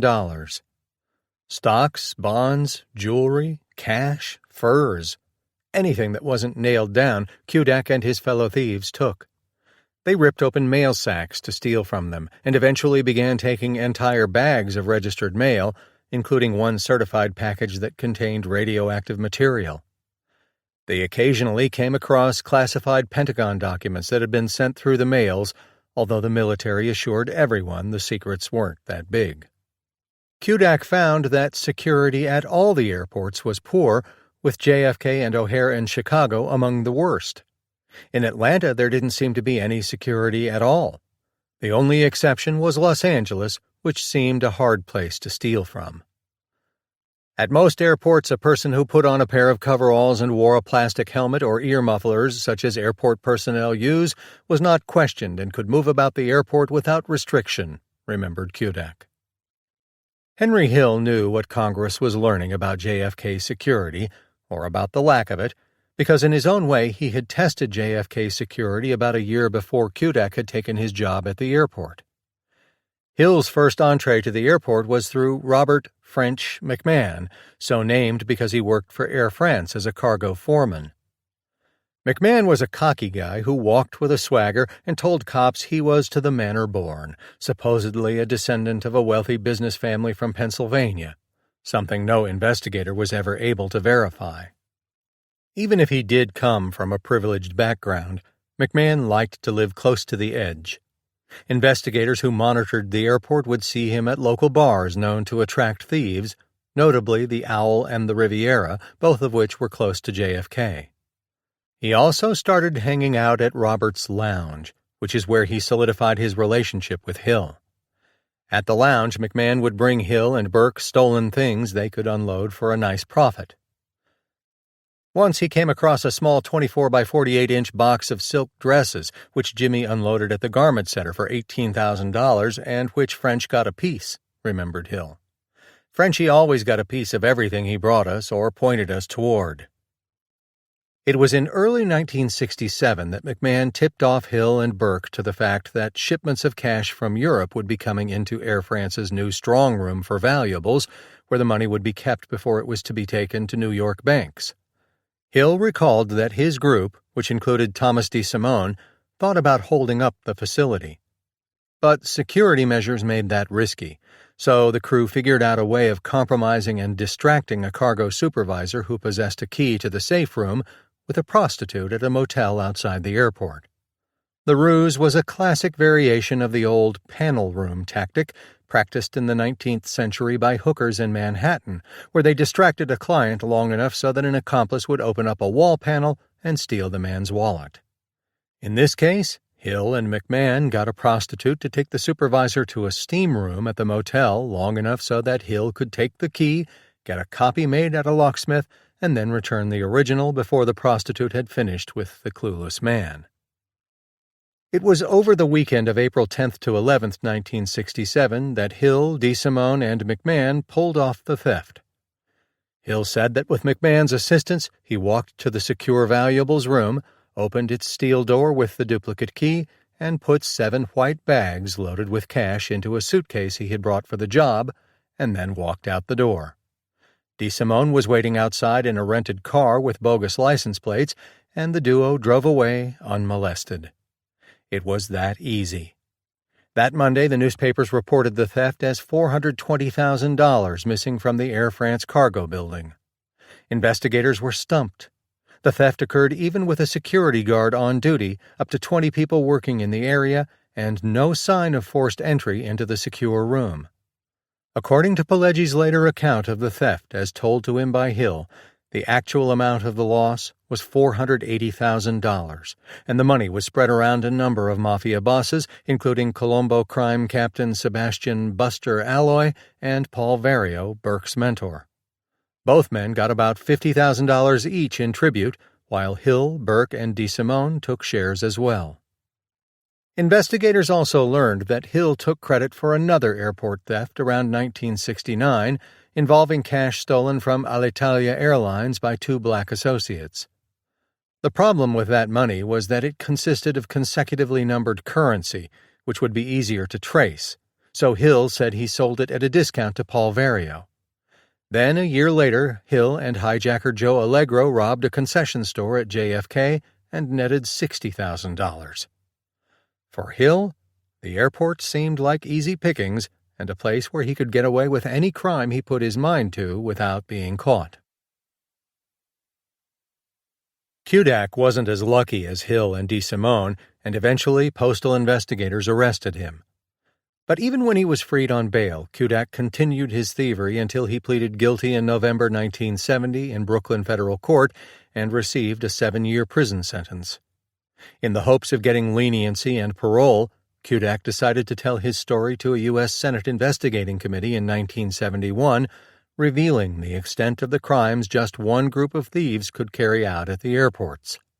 In New York, according to Kudak, a group of mafia members and associates became the people who could fence the stolen property all over the metropolitan area. Kudak wasn't a member of the mob. Not with that surname, he wasn't. But he relied on a number of mafiosi who either fenced the stolen merchandise themselves or were plugged into a network of associates who were experts in moving the products. When dealing with over $100 million in stolen airport cargo, those involved had to know what they were doing and be well connected in the mafia. According to what Kudak told the Senate committee in his testimony, the men through whom he fenced included Anthony Tony Boiardo, Albert DeAngelis, and Greg Scarpa. The three men were not household names, and the senators who questioned Kudak didn't go into detail about their criminal histories. But to police, they each had a certain mob pedigree that was unmistakable. Boiardo was son of the legendary New Jersey gangster Richie the Boot Boiardo. Anthony Boiardo, known as Tony Boy, became in his own right a member of the Genovese crime family. DeAngelis, who ran a jewelry business on Canal Street in Manhattan, also was tied to the Teamsters. Scarpa was a powerful member of the Colombo crime family who, in fits and starts, had been providing information over the years to the FBI. The most notable bit of cooperation by Scarpa involved leads that led to the solving of the disappearance and murders of 3 civil rights workers in Mississippi in the 1960s. Kudak identified other fences who either worked under Scarpa or were, as one senator said, part of syndicated crime.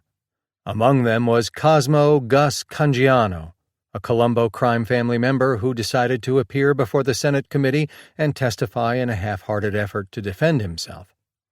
Appearing without a lawyer, Cangiano listened as a committee investigator read excerpts of Kudak's testimony about airport crime and once answered, "It's true, and I respectfully stand on the Fifth Amendment." Cangiano invoked the Fifth Amendment numerous times, even when asked if he knew an associate found murdered in the trunk of a car at JFK in October 1969. The cargo rip-offs credited to Kudak and his associates were substantial and in total over the years dwarfed anything the Burke crew would later gain from the Lufthansa heist a decade later. But for the customers who suffered the losses, it appeared that they only reported to the authorities a fraction of the true losses. In other words, airport robberies and theft were likely much greater than anyone imagined. This was illustrated by an analysis done by investigators with the U.S. Post Office who looked at a sample of 10% of the robberies of registered mail Kudak had identified. The survey found that the amounts of claims filed with postal authorities didn't represent the true value of the losses, since victims had originally undervalued their cargo to reduce the fees they had to pay for registered mail. In some cases, victims didn't file any claims with postal authorities because they had commercial insurance. Kudak's revelations put into stark relief the size of the mob take of airport cargo, particularly jewels, cash, and securities. The latter were as good as cash because they were often bearer instruments, which could easily be converted to cash. Although the Port Authority Police had jurisdiction over the 3 major airports, JFK, Newark, and LaGuardia, many in law enforcement and government had for years been questioning the agency's ability, as well as that of private security firms, to handle the problem in the face of an increasingly serious escalation in cargo thefts. But the mob infiltration of the airports and the cargo industry didn't just involve rip-offs of highly valuable items. After months of investigation and several days of the public hearings, the New York State Commission of Investigation, a body set up in the aftermath of the infamous Appalachian meeting of top mobsters in 1957, found that the Mafia had been able to infiltrate the New York airport trucking industry, particularly at JFK. There was also evidence of mounting cargo thefts, despite industry claims to the contrary, and reports of protection rackets and loan sharking at the airport. In terms of the Mafia, what appeared to be happening at the airport was similar to what New York City had seen in other industries that relied on trucking, notably the garment industry in Manhattan. Mafia figures owned and operated a number of garment trucking companies, and police had numerous reports about the way the truckers had formed a cartel, with the industry carved up among themselves. In addition, gangsters along 7th Avenue loaned money at usurious rates, influenced the garment unions, and had interests in dress manufacturing companies. Trucking was a key link in the garment production cycle because manufacturers needed to have their products shipped to contracting factories which produced the finished products, and then taken over the road to retail outlets. Control of trucking often meant control of the price of shipping goods, and, if needed, the mob could hold out the threat of a delay in shipments to exact an advantage over the manufacturers. At JFK, state investigators found evidence that the top Teamster Union official, Harry Davidoff, had been threatening at least 2 airlines, Northwest Airlines and National Airlines, not to switch their trucking business to another company. Both airlines, according to testimony before the State Commission, had wanted to switch to a newer and more reliable trucking company, but were warned off by Davidoff. The gist of the conversation was that if National persisted, National would find it very difficult to handle any of their trucking requirements in the New York area. Alvin C. Schweitzer, an official of an airline industry group, told the commission in testimony. The same call was made by Davidoff to Northwest, said Schweitzer. Both airlines decided not to switch, he added. Davidoff, said Schweitzer, had enormous power as a union official with Teamsters Local 295, a union that would be dogged by allegations of organized crime for years to come. The local was also found to have ties to noted labor racketeer Johnny Dio DioGuardi. However, despite the revelations and allegations against him in the state probe, Davidoff remained a powerful figure in the union for decades and had his own connections to some of those involved in the 1978 Lufthansa Heist. The Commission of Investigation findings underscored how the mob influence at the airport had extended beyond control of gangs of thieves like that involving Robert Kudak. It was also apparent that the airline cargo industry was downplaying the losses it suffered from cargo theft and hadn't been able to quell mounting losses. At JFK alone, state police determined that in 1968, a time when Kudak and his associates were stealing tens of millions of dollars of high-value cargo with abandon, there were 128 thefts involving $2 million in cargo reported. This was obviously a lowball figure, but in the prior year the losses amounted to a measly $877,000, again an outrageously minimal amount given what Kudak later revealed he was stealing from JFK and elsewhere. With the nation finally waking up to the mafia infiltration at the airport, a push began to ramp up cargo security by pushing aside the Port Authority police and replacing them with something seen as more capable of dealing with the mob. For that, Governor Nelson Rockefeller started pressing to have the Waterfront Commission, a bi-state organization set up by New York and New Jersey in 1953, take over policing the cargo and trucking operations at JFK, LaGuardia, and Newark airports. The commission had been set up to combat mafia and racketeering activity on the docks of both states. The mob not only controlled labor unions, but also bled stevedores dry with loan sharking and gambling. The seamy life on the docks was fodder for director Elia Kazan's 1954 film On the Waterfront, which was inspired in part by the efforts of a Brooklyn priest to combat the mob, as well as testimony before the commission. The Waterfront Commission didn't push itself to the forefront on the airport cargo issue. Rockefeller's staff believed it was better suited for the job than the hodgepodge of Port Authority cops and private security.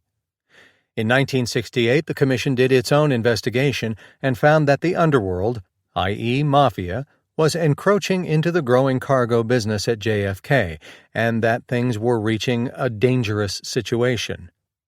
But opposition to the Rockefeller plan came from the airline industry and others, including the Queens District Attorney Thomas Mackle, who admitted he took financial support from the International Longshoremen's Association, the powerful dock union that for years police said had been under the influence of racketeers like Anthony Tough Tony Anastasio, a Gambino crime family member and brother of the murdered crime boss Albert Anastasia. Mackle defended the kind of help he got on his campaign from the union, saying, "It is not an unusual thing." There was some legitimate concern that while the Waterfront Commission had done a good job in combating some racketeering activity and labor abuse on the docks, it didn't have the experience dealing with air cargo. Industry officials believed that putting the commission into the airports would lead to congestion, confusion, and delay in moving cargo. Relatively small numbers of ships enter New York Harbor compared to the thousands of daily aircraft arrivals and departures at JFK and Newark, noted the critics. But with cargo losses appearing to grow, support continued to increase for the Waterfront Commission taking an expanded role. Even the New York Times editorialized in favor of the move. By 1971, the legislatures of both New York and New Jersey had enacted measures to turn over cargo security to the Commission, which would install its own police force at JFK, LaGuardia, and Newark. Any such expansion of the commission power required a congressional resolution, and one was submitted by New York Senator Jacob Javits in early 1971. However, political headwinds increased. Criticism rose against the Waterfront Commission itself. Although the commission was credited with ending some mob influence on the docks, such as murders, loan sharking, and kickbacks, critics said it hadn't rid the waterfront of all mafia activity or stopped the cargo pilfering from the docks. Some said the commission really wasn't equipped to run serious investigations into mafia associates. Nonetheless, Rockefeller continued to push for the plan to have the commission's policing jurisdiction extended, telling a Senate subcommittee in 1972 that racketeers have seized control of the air freight industry at these airports by infiltration of unions and the Truckmen's Association. Hogwash, said Leo Seybold, the vice president of an air transport group, who told the subcommittee that organized crime has not infiltrated employees of the airline industry, and that the air cargo theft rate at the New York area airports was not rising, but declining. Seybold made these claims even though career criminals like Robert Kudak had already revealed the massive thefts of valuable property from the airports. By 1973, several airlines, such as Eastern and United, had filed lawsuits to block New Jersey legislation aimed at expanding the Commission's powers, saying it was unconstitutional. The airlines lost in court. However, as time went on, the Rockefeller plan to expand the Waterfront Commission's role in battling airport cargo theft by the mafia lost support. Despite backing by both New York and New Jersey, the measure couldn't get key action in Congress.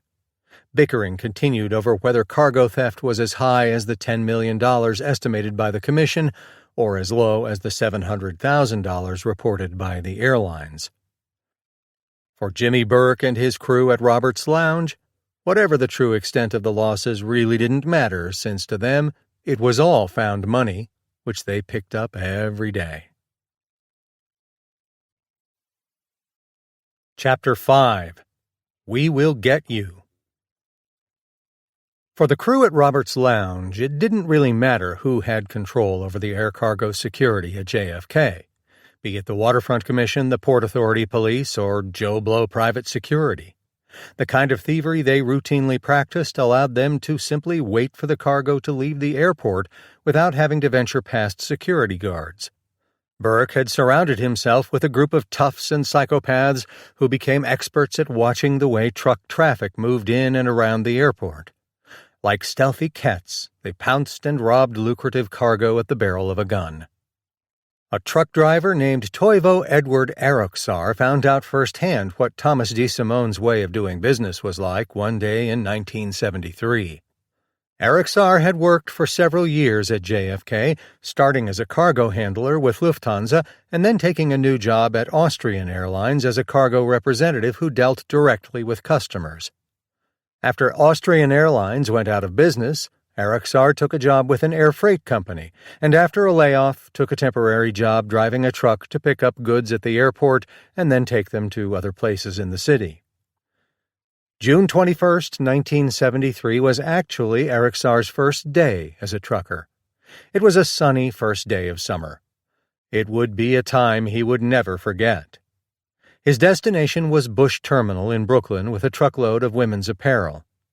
Not experienced as a driver, Aroksar asked for directions from his boss and decided to go north from the airport on the Van Wyck Expressway to the Long Island Expressway, where he could then go west to the terminal. The drive was uneventful until Aroksar took the exit ramp onto the expressway at about 1 o'clock p.m. and noticed a late-model Plymouth station wagon slow down and stop.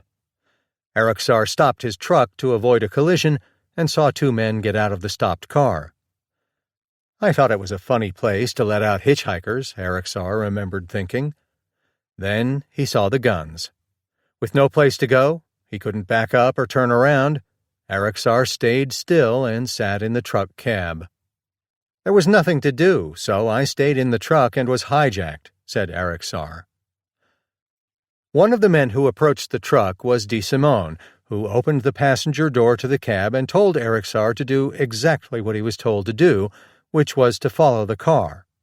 If he didn't, DeSimone told Erixar, he would blow his brains out. He was holding a .38 caliber handgun. With DeSimone sitting in the passenger seat, Erixar followed the Plymouth to the Junction Boulevard exit to a spot on the road near the old Alexander's department store. With the truck stopped, DeSimone told the truck driver to get into the Plymouth and lie face down on the seat. After a ride through the streets of Queens, the Plymouth stopped at a garage and a shirt was put over Erixar's head. He was told to lie down on the back area of the station wagon. DeSimone then did something that was a standard tactic of the Roberts Lounge crime crew. He reached into Erixar's pocket, took out his wallet, and gave him a $50 bill as a payment to buy his silence. Since he had rifled through his victim's wallet, DeSimone knew the man's personal information.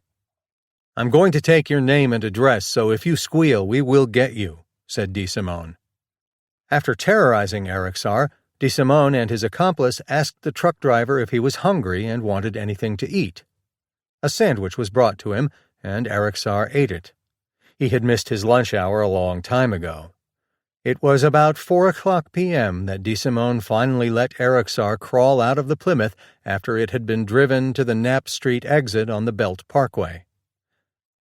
"Get out. Don't turn around. If you do, we'll kill you," said DeSimone, who had emphasized the message by putting a gun to the base of Erixar's skull. Once freed, Erixar got to a telephone and called the NYPD and then his boss. When the cops and the FBI, which had a task force dealing with hijacking, questioned Erixar, they showed him a few photographs of potential suspects. He picked out DeSimone as the hijacker without any trouble. DeSimone was known to police because he had been implicated in a number of heists, and police had long suspected the crew at Roberts Lounge of being involved. Hijacking had turned into big business in the city, and Burke's gang was among the group of usual suspects police and the FBI, which had been targeting the crime, always considered. By 1970, Jimmy owned hijacking at Kennedy Airport, Henry Hill later remembered. It was Jimmy who decided what and when shipments and trucks were worth taking. It was Jimmy who picked the crew for each job. Hill occasionally went out on hijackings with DeSimone, but usually just helped to fence the loads of stolen property. The strong-arm holdup of Mr. Erixar was more of an exception. Usually, truck drivers would give up their shipments by pre-arrangement. Drivers used to hang out at Roberts Lounge, and to work off their bar bills or gambling debts would sometimes tip Burke and his crew to upcoming shipments. The tactic for a give-up was simple, recalled Hill. A driver would stop for a cup of coffee and leave the key in the ignition. When he came out, he found the truck and cargo gone. The driver would report the loss, and according to Hill, it would be labor racketeer and Lucchese family member Johnny DiOguardi who would protect the driver if his boss tried to fire him. Burke had honed the tactic of taking a driver's license and other identification from an uncooperative driver to create fear that he would be tracked down if he cooperated with the cops. He would also, Hill recalled, slip the driver $50 just as DeSimone had done with Erixar to help buy his silence. There was never one driver who made it to court to testify against him, said Hill. There were quite a few dead ones who tried. Well, not quite. Although he was forced to take the $50 the day he was hijacked, Erixar immediately decided that he wanted to help police and the FBI make a case against DeSimone. The trucker not only identified DeSimone from a photograph, but took the witness stand in January 1975 to testify for the federal government in the case against him in the 1973 hijacking. Defending DeSimone was Michael Coiro, a flamboyant Queens attorney who loved the gangsters he represented and at this point had secretly crossed the line in illegally helping mobsters as a true associate of organized crime. Coiro's dark deeds wouldn't be disclosed for a few years in the future. But before DeSimone's trial was supposed to start, the attorney already showed a cavalier attitude toward the court. Brooklyn federal judge John Bartels had set November 25, 1974 as a trial date for DeSimone. But with the judge and federal prosecutor in court, potential juries waiting, and with a half-dozen witnesses ready, not to mention DeSimone, Coiro was a no-show. It seems that the brash attorney had another trial going in Queens State Court and couldn't be bothered to show up. Bartels was fuming and called Coiro on the carpet, telling him a lot of money had been wasted in getting things ready. The judge slapped Coiro with a fine, which the attorney appealed to no avail. In court, the prosecutor told the jury that there was no question DeSimone had hijacked the truck and that trucker Eriksar had identified him to the police and FBI. DeSimone also made a very clear threat to the driver, said the prosecutor. I know your address now. I know who you are. If you identify me, you and your family are going to be dead. Coiro's defense was rather weak. The attorney told the jury that maybe Eriksar, after being questioned on and off by cops for 10 months, wanted to see things a certain way. He suggested that Eriksar had been coached on how to testify. Eriksar was the government's main witness against DeSimone and gave straightforward testimony, identifying to the jury DeSimone as the armed hijacker and referring to him numerous times in his testimony. The jury convicted DeSimone, and on April 11, 1975, Bartels sentenced him to a total of 10 years in prison. He would spend his time at the federal prison in Lewisburg, Pennsylvania, a place familiar to many of the Roberts Lounge crew. Although DeSimone was out of action, the crew at Roberts Lounge didn't seem to miss any opportunities. Henry Hill had earlier taken an interest in a bar on Queens Boulevard known as The Suite after its original owner, who was a compulsive gambler, invited him in as a silent partner. The establishment was right across the street from the Queens Criminal Court building on Queens Boulevard, a public facility that Burke and his crew seemed to be able to avoid because of secret connections they allegedly had in the local prosecutor's office. As Hill remembered it, the place was seen by Paul Vario as a good spot to have as a clean club where no crimes were planned or committed. To keep it that way, Vario ordered all the gangsters and associates in his crew to stay away from the suite so it wouldn't draw suspicion. But over time the suite became a meeting place for many in the Vario-Burke orbit, including Vario himself. Before he went to prison, DeSimone made the place one of his stops, as did a mob associate out of Brooklyn named Angelo Seppi and a peculiar wig salesman from the neighborhood named Marty Krugman. This trio would later come together in crucial ways for the Lufthansa Heist, but that was still years away.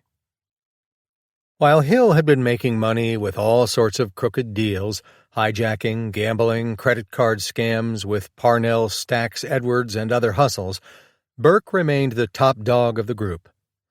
One incident involving a load of stolen furs showed just how much Burke could control things. The truck driver who was supposed to take the $250,000 shipment of furs from Newark Airport to Manhattan's Fur District drove instead to a warehouse in Lower Manhattan where a group of mob associates took the load out of the truck. The driver then was taken to a location in Yonkers where he falsely reported that his truck had been hijacked by several armed men, a typical give-up heist, which was another time-tested method of the Roberts Lounge group. Meanwhile, the furs were placed in large plastic garbage bags and taken to a home on Staten Island. It was at the house, according to the FBI, that Burke showed up and for a nice discounted price purchased 75% of the stolen shipment, or as many as 400 furs. With the help of DeSimone, who was still a free man at the time, Burke took away the furs and brought them back to Brooklyn, where he had a number of places, including his own home, to use to sell all kinds of swag for a nice profit, spreading some of it around to Vario. The small amount of furs that Burke didn't buy, about 25%, was sold on consignment to a couple of the other thieves. One place Henry Hill remembered as an outlet where Burke fenced his goods was the Bamboo Lounge, a place he described as a high-class rug joint on Rockaway Parkway in Queens, right near JFK. It was run by a mob associate known as Sonny Bamboo, but whose real name was Angelo McConna. Rug joints were nightclubs that, by gangster standards, were supposed to be higher class, but were really furnished in tacky style, complete with potted plants.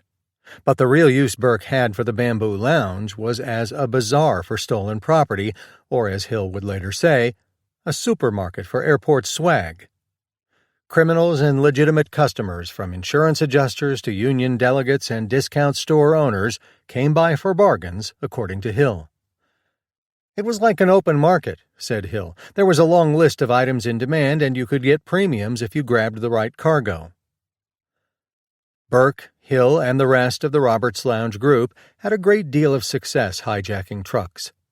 Dresses, furs, lobsters, cigarettes, coffee, televisions, watches, jewelry were always in demand, and Burke's boys always found a way to get them to an army of eager buyers.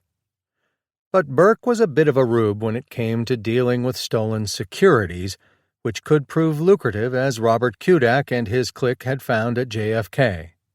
Hill and Burke did get involved in securities thefts, but for a quick buck sold them for pennies on the dollar to Wall Street crooks who used them as fake collateral for big bank loans.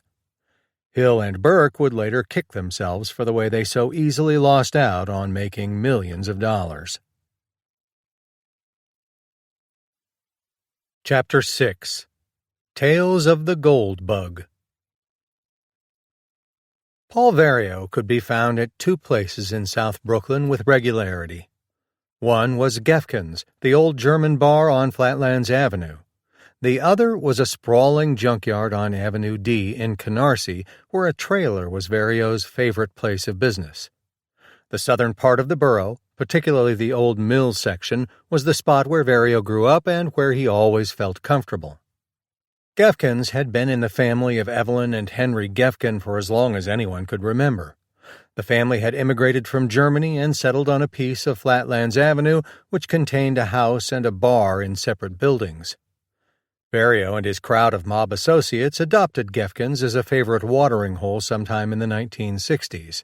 On warm days, Vario would sit outside and play chess. When he had marital problems and was separated from his wife, Vario took to living for a time in an apartment next to the establishment. Then, when the Gefkin family decided to sell the property for good in 1971 for $40,000, the buyer turned out to be a son of one of Vario's friends, Peter Abenanti. Vario liked antique cars, so the junkyard was a place where he could also feel at home. Among his favorite old vehicles was a 1957 red and white Chevrolet, which he drove only on Sundays and never very far. If the prized vehicle needed spare parts, Vario just had to look through the piles of scraps he had outside the yard trailer. The junkyard was the place where Vario held court and could talk with people about anything, feeling secure enough that he wouldn't be the object of snooping cops, in part because a lot of local officers would come by the trailer and pay their respects, take some illegal gratuities for favors given, and maybe get a good deal on hubcaps. Vario also didn't like using the telephone, the better to avoid wiretaps. As a grown man, Vario, although he only finished 2 years of high school, took to reading. Medical and legal publications were his favorites. He would tell young associates to go to college and become a professional at something. In quiet moments, he listened to opera recordings. This intellectual side of Vario was in sharp contrast to the way he had grown up in Brooklyn. For a while, he seemed destined for a life in the penitentiary, particularly in 1937 when a 16-year-old girl from Howard Beach named Frances said a 21-year-old Vario and his friends sexually assaulted her after she had left a church function. The charges against Vario and his friends were serious and were widely reported in the local newspapers, notably the allegation that friends of Vario had threatened to bump off a witness who was a friend of the victim if she testified truthfully about the attack. The witness, identified in an article about the trial in the Leader-Observer newspaper in Queens as Millie Handelman, said that she had been sitting in a car with Frances when 2 men approached and chased her away, saying they only wanted the 16-year-old victim. Handelman named Vario as one of the young men in the attack, but couldn't identify his co-defendant Anthony Romano. Handelman had to be brought to court with police protection because, she testified, Vario and his friend had threatened to bump her off.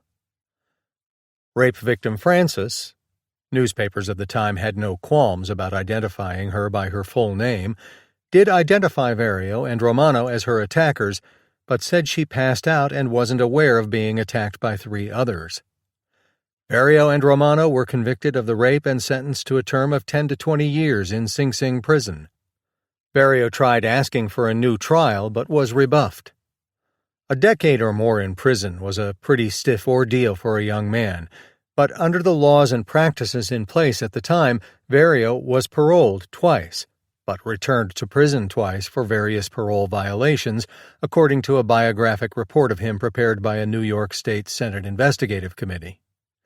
It wasn't clear what Vario's new offenses were, but he had additional arrests in his life for burglary and dealing in stolen property.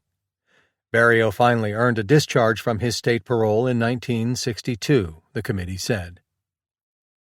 As a true gangster, Vario didn't toe the legal line very long. After a major Long Island gambler known as Jake Colombo died, it was Vario who took over his operation in what was the Cedarhurst Inwood sections, according to state investigators. Vario had moved in the mid-1960s to Island Park, a beachfront community in Nassau County, so the gambling activity was easy for him to keep tabs on. He later expanded his operations in Brooklyn and began making serious money. In 1965, officials on Long Island arrested Vario and 8 other men on charges they ran a multi-million-dollar gambling ring and attempted to bribe a police officer who was taking money for the purported protection of the gamblers, but in reality was working for 10 months as a confidential undercover operative for the Suffolk County Police Commissioner. The officer, Sergeant Everett Holzer, had reported that a year earlier he was approached to take money to tip off the ring to wiretaps and investigations. To keep the investigation hush-hush, Holzer would meet Commissioner John J. Barry in secluded places and pass along coded notes. Vario was identified in news accounts as being from Island Park and with an occupation as a florist, a reference to his Fontainebleau shop. Not to be outdone, Nassau County officials also targeted Vario's gambling operations and in June 1966 arrested him and 17 others on charges they ran a $30 million a year bookmaking operation. Vario, whom newspapers described as the czar of the ring, wasn't the only mobster charged in the case. Also indicted was Stephen DePasquale of Atlantic Beach, who was described by police as a soldier in the Lucchese family. Local gambling arrests went with the territory for Vario, and the legal problems were part of the cost of doing business. Each arrest burnished his reputation as a major up-and-coming player in the Lucchese family and made him a better target for law enforcement. Since gambling rings generate lots of cash, the Internal Revenue Service gets involved to track the money and find out who didn't report that income. There was also the quirky law that required those involved in gambling to purchase a federal stamp, and in February 1966, Vario and several other men were charged in Brooklyn federal court with not having procured the $50 stamp. Meanwhile, local authorities in Brooklyn were also becoming increasingly interested in Vario's activities, in part because of corruption being uncovered among police after revelations by Detective Frank Serpico led to the creation of the Knapp Commission in 1969. About 2 years later, William McCarthy, the first deputy commissioner of the NYPD, was so disgusted with the corruption problem among plainclothes police in Brooklyn that he decided to revamp the entire unit. Plainclothes cops were those who wore the regular silver shields and worked on gambling and other street vice crimes. They became notorious for corruption. After the reorganization, one of the new plainclothes units noticed what one official said was organized crime activity at Gefkin's bar, notably through the comings and goings of Vario and his crew. McCarthy's interest was piqued, and he approached Charles J. Hines, then a senior attorney in the Rackets Bureau of Brooklyn District Attorney Eugene Gold, to consider a joint investigation into Gefkin's and the gangsters who frequented it. With the revelations about systemic police corruption on everyone's mind, Gold agreed but insisted that his office work with a new police anti-corruption unit. But McCarthy assured Gold that the newly revamped plainclothes squad could be trusted, and the prosecutor agreed to go along and assigned Hines to take the case.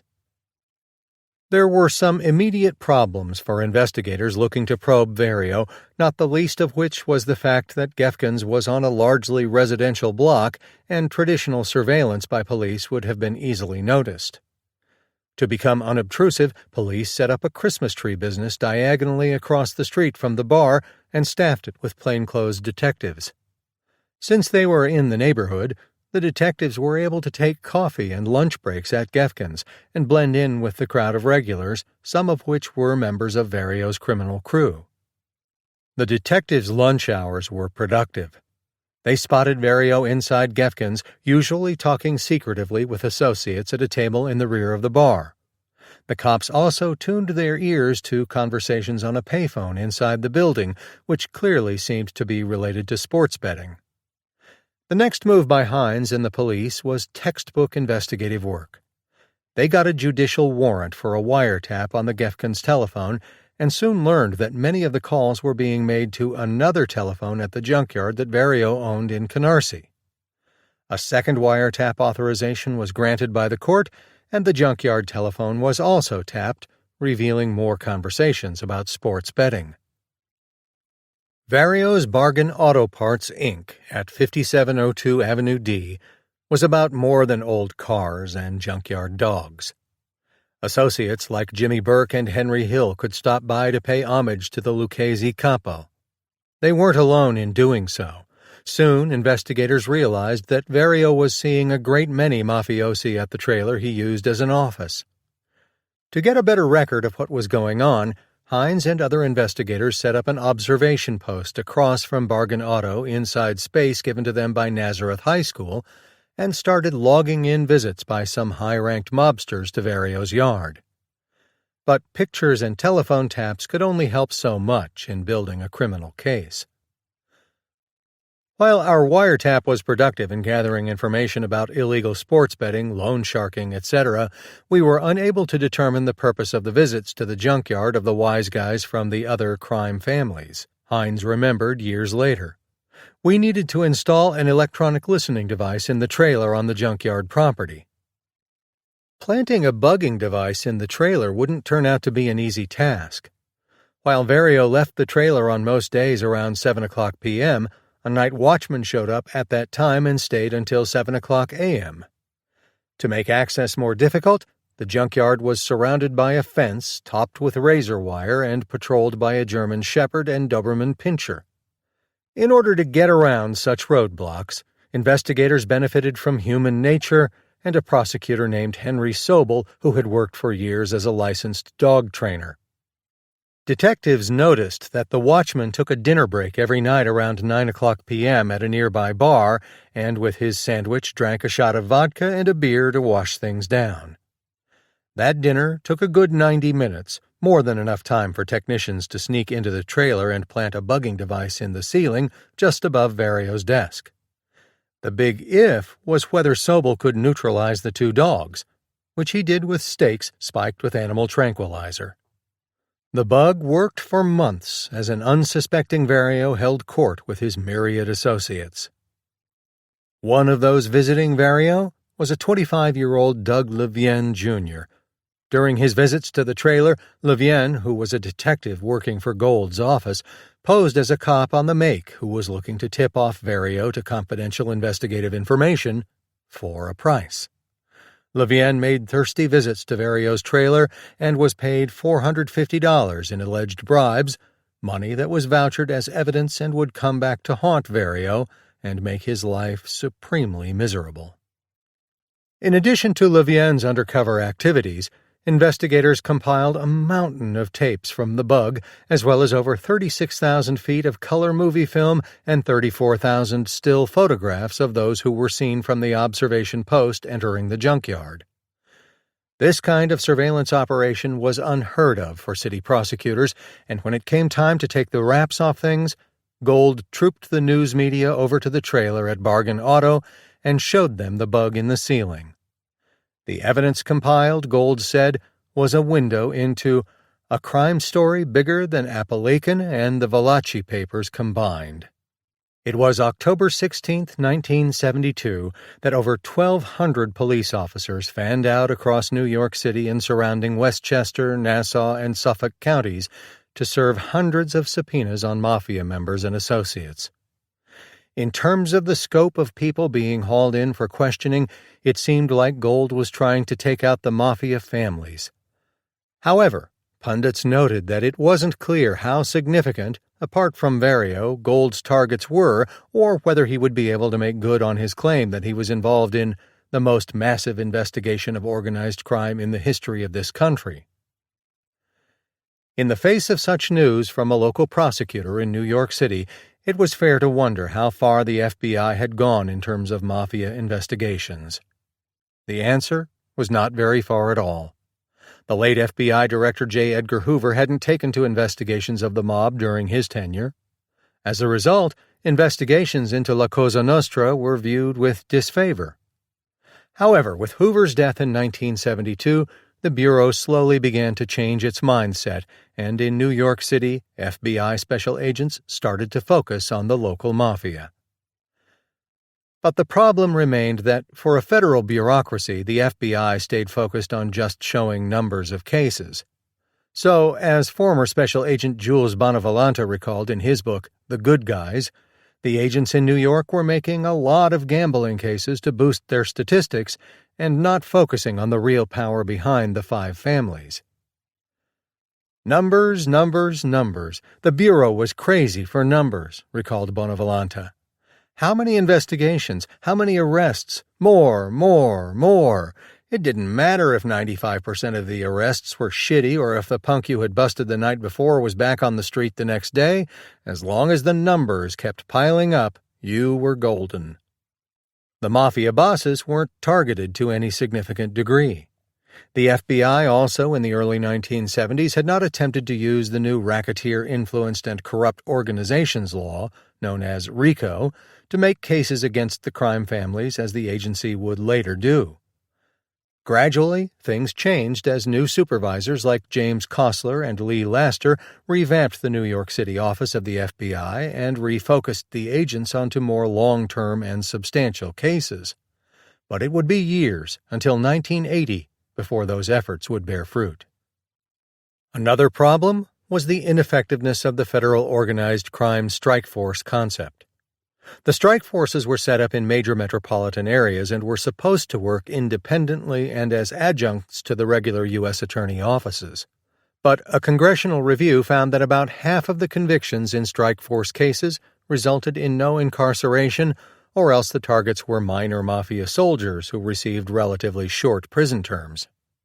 So, with the FBI or federal prosecutors not around to steal his thunder, Gold had the field to himself. Of course, when it came to the mafia, Gold had a habit of making grandiose investigative gestures in the past. 2 years earlier, his office had indicted 35 mobsters on charges of criminal contempt.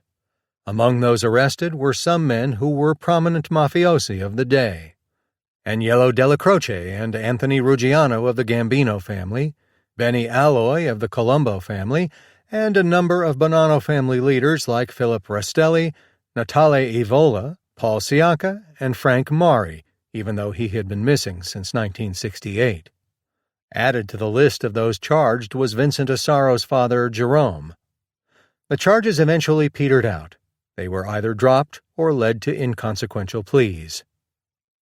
Still, the Gold Bug case, as the investigation was called, brought trouble for Vario, one of his sons also named Paul, as well as his crime boss Carmine Tramonti.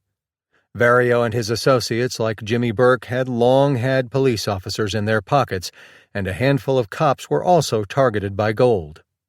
In one case, an NYPD lieutenant named Meyer Rubenstein was suspended for visiting the junkyard, where at one point he was overheard on a surveillance tape blurting out in the trailer to one of Vario's associates, "Here's what I want to tell you. I think your phones are being tapped."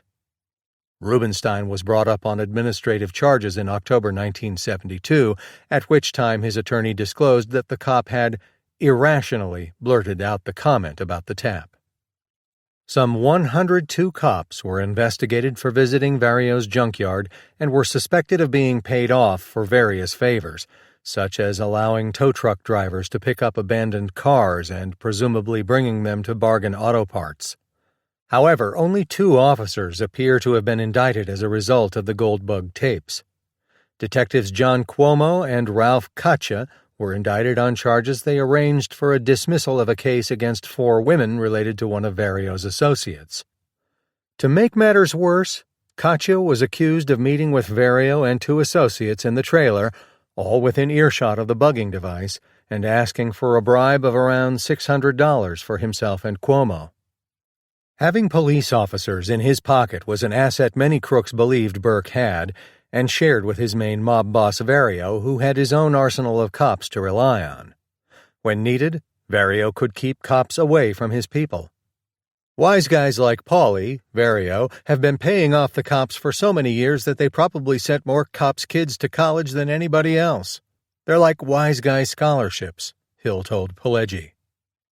Burke's cop connections were believed to have tipped him off to impending raids and surveillance. In addition, Burke had police connections who could tip him off about informants and people who may have been cooperating with authorities, a security breach that had led to the death in 1969 of Paul Katz after he decided to cooperate with police. Although New York City had been rocked by numerous revelations about police corruption during the Knapp Commission and witnessed cops getting indicted, in the cases of the Goldbug, it wasn't easy to make a case stick. As for Detective Cuomo, the court would eventually dismiss the indictment after it appeared that he didn't know anything about what his fellow officer had done in asking for an alleged bribe. The disposition of Katcha's case couldn't be found. Still, Vario didn't need the bad publicity and trouble Gold was causing him, particularly after he had been jailed for 9 months in 1970 on contempt charges in what was a continuing war with Nassau District Attorney William Kahn. He also had to face hijacking charges, and the IRS was also beginning to focus on all the money he netted from gambling. On top of everything, Vario's marriage was on the rocks, and he was now out of his Deer Park home and living next door to Gefkin's bar. The day he was arrested, the 58-year-old Vario led detectives on a car chase through Brooklyn as he tried to elude them, without success. While the charges against both Varios stemmed from the Goldbug surveillance, they actually related to an alleged attempt to corrupt a Nassau County jail guard. The elder Vario was charged with witness tampering, while his son Paul was indicted for perjury after he said he couldn't recall meeting a jail guard at Gefkin's. About 2 weeks after he led detectives on a merry chase through Brooklyn, Paul Vario was again indicted from evidence secured by the Goldbug. This time the charges involved insurance fraud and grand larceny. Gold also stitched together yet another charge based on the trailer surveillance and the undercover work of Detective Levienne. Vario was charged with conspiracy, bribery, and rewarding official misconduct for the several $100s in payments Levienne received while posing as a crooked cop. While Vario was getting hammered with multiple indictments, his close associates Jimmy Burke and Henry Hill found themselves facing their own serious trouble. It all stemmed from a vacation trip the two made to Tampa, paid for by a union for culinary workers at JFK. Burke and Hill visited a Tampa bar and club with a union friend, Casey Rosado, who promptly got into a heated argument with a man he said owed him money. The argument became physical, and Burke and Hill jumped into the fray, with Burke grabbing John Siacco, the man arguing with Rosado, and Hill beating him with a revolver. Siacco was pretty bloodied, but in the end agreed to pay his share of what he owed Rosado. Hill said the whole affray seemed like nothing more than a family dispute. After cleaning up Siacco, Hill and Burke resumed having a good time for the rest of the trip. That was it. Case closed. No big deal, remembered Hill. It turns out it was a matter of the case being opened. Siacco had a sister who worked as typist for the FBI in Tampa, and when she saw how injured her brother was, she told the agents she worked for. The woman told the FBI about Hill and Burke, the gun, the beating, and everything. With so many people having witnessed the fighting, the agents were able to make a case, and had the FBI office in New York arrest Hill and Burke for extortion, playing it up as a major organized crime case. A trial took place in Tampa, and on November 3, 1972, Burke and Hill were quickly found guilty. They would get 10-year sentences in a federal prison, but were able to stay free while they appealed their convictions. Burke and Hill, operating out of Robert's Lounge and the Suite, continued to do business as usual. They ran credit card schemes, sold stolen hijacked truckloads of goods, and commiserated with Vario, who at this point was feeling under siege and considered by some a pariah. In fact, law enforcement was feeling good about itself because, for the first time in years, it seemed like the Mafia was on the ropes. After years of inattention to the mob, the FBI was making an effort to target mafiosi, and the city district attorneys like Gold, Frank Hogan in Manhattan, and Burton Roberts in the Bronx were putting more people on organized crime cases. Quoting unidentified law enforcement and underworld sources, the New York Times reporter Nicholas Gage penned an article in December 1972 that was headlined, "Gambino Believed Seeking Single Mafia Family," about an amazing plan by Gambino crime boss Carlo Gambino to consolidate the five families into one group. Gambino was said to maintain that growing law enforcement pressure and persistent internal conflicts would destroy the five families here unless they were restructured into a tighter and stronger network, wrote Gage. Part of the problem for Gambino, according to Gage, was that some of the mafia families had lost their leaders through death.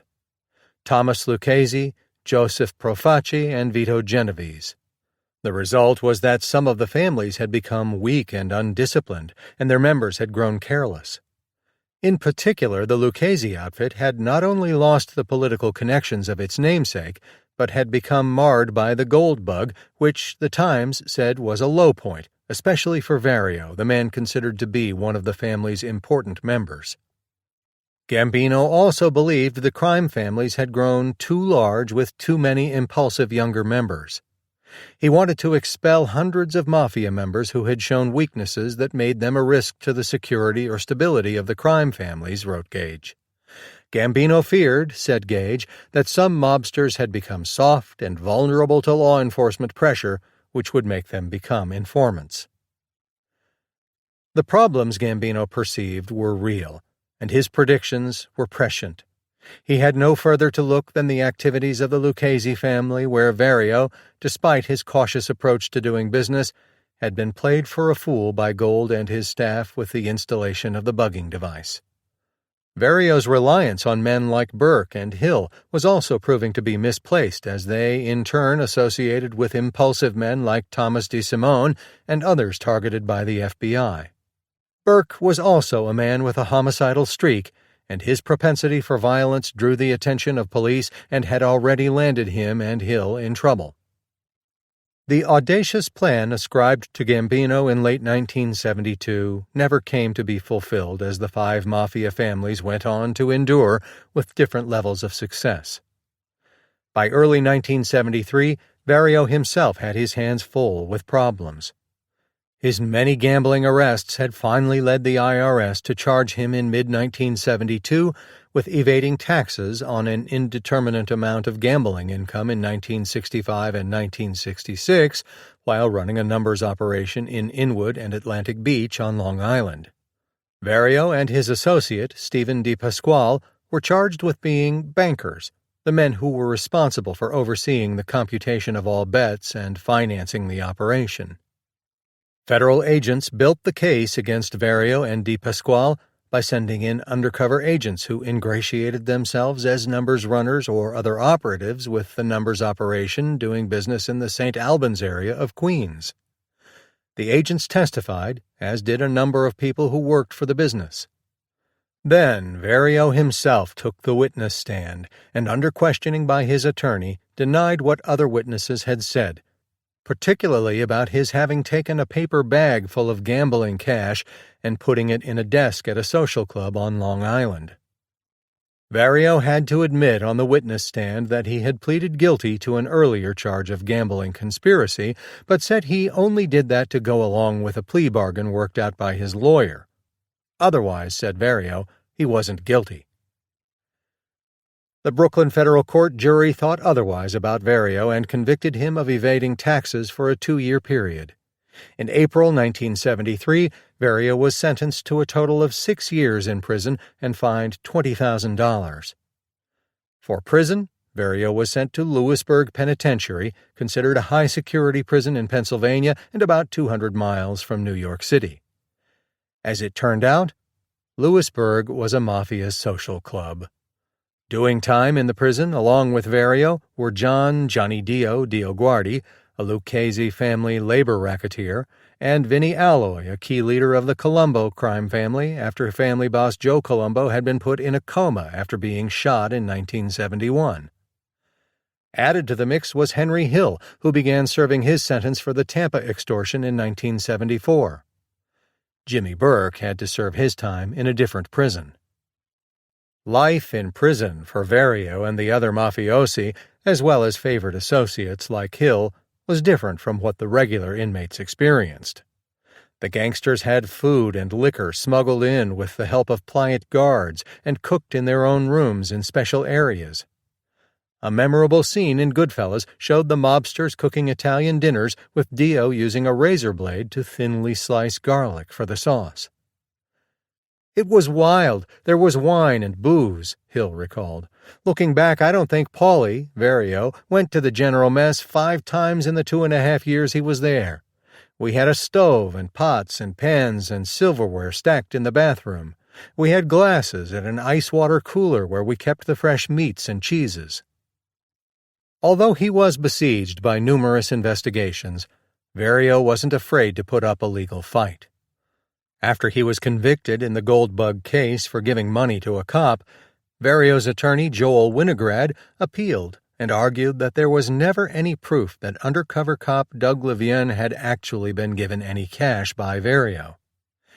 In fact, during the trial, Levien admitted that prosecutors had never tested the cash allegedly given by Vario to his associate Clyde Brooks, serving as an intermediary in the bribe, to see if Vario's fingerprints were on the money. It was an embarrassing lapse in police procedure, and the appellate court used it to reverse Vario's conviction, as well as that of Brooks. The day he learned of the decision overturning the conviction, Winograd showed up at Gefkin's and found Vario, who had been freed from his federal tax prison sentence, hanging out wearing an undershirt and trousers. Vario was one of the older, working-class mafiosi who didn't find it necessary to impress people by being well-dressed. Winograd played coy and told Vario he wanted to have a drink with him, so the mobster ordered 2 whiskeys from the bar. "What's this all about?" asked Vario quizzically of his lawyer. "I wanted to toast you and celebrate because," and here Winograd paused for dramatic effect, "your conviction was just overturned." With that, Vario lumbered up out of his chair and embraced Winograd. That night at Gefkin's there were drinks all around. The decision effectively meant Vario wouldn't have to face the prospect of another prison term, at least for the foreseeable future. By mid-1978, Vario, Hill, and Burke were either out of prison or, in Burke's case, completing the rest of the sentence at a halfway facility in Manhattan. Yet the mafia they were coming back to in 1978 was different than it was when they all went to prison. The Lucchese family had gone through upheaval with the death of its namesake, Thomas Lucchese, in 1967, and his successor, Tremonti, was taken off the street in 1973 after being convicted in a federal heroin case.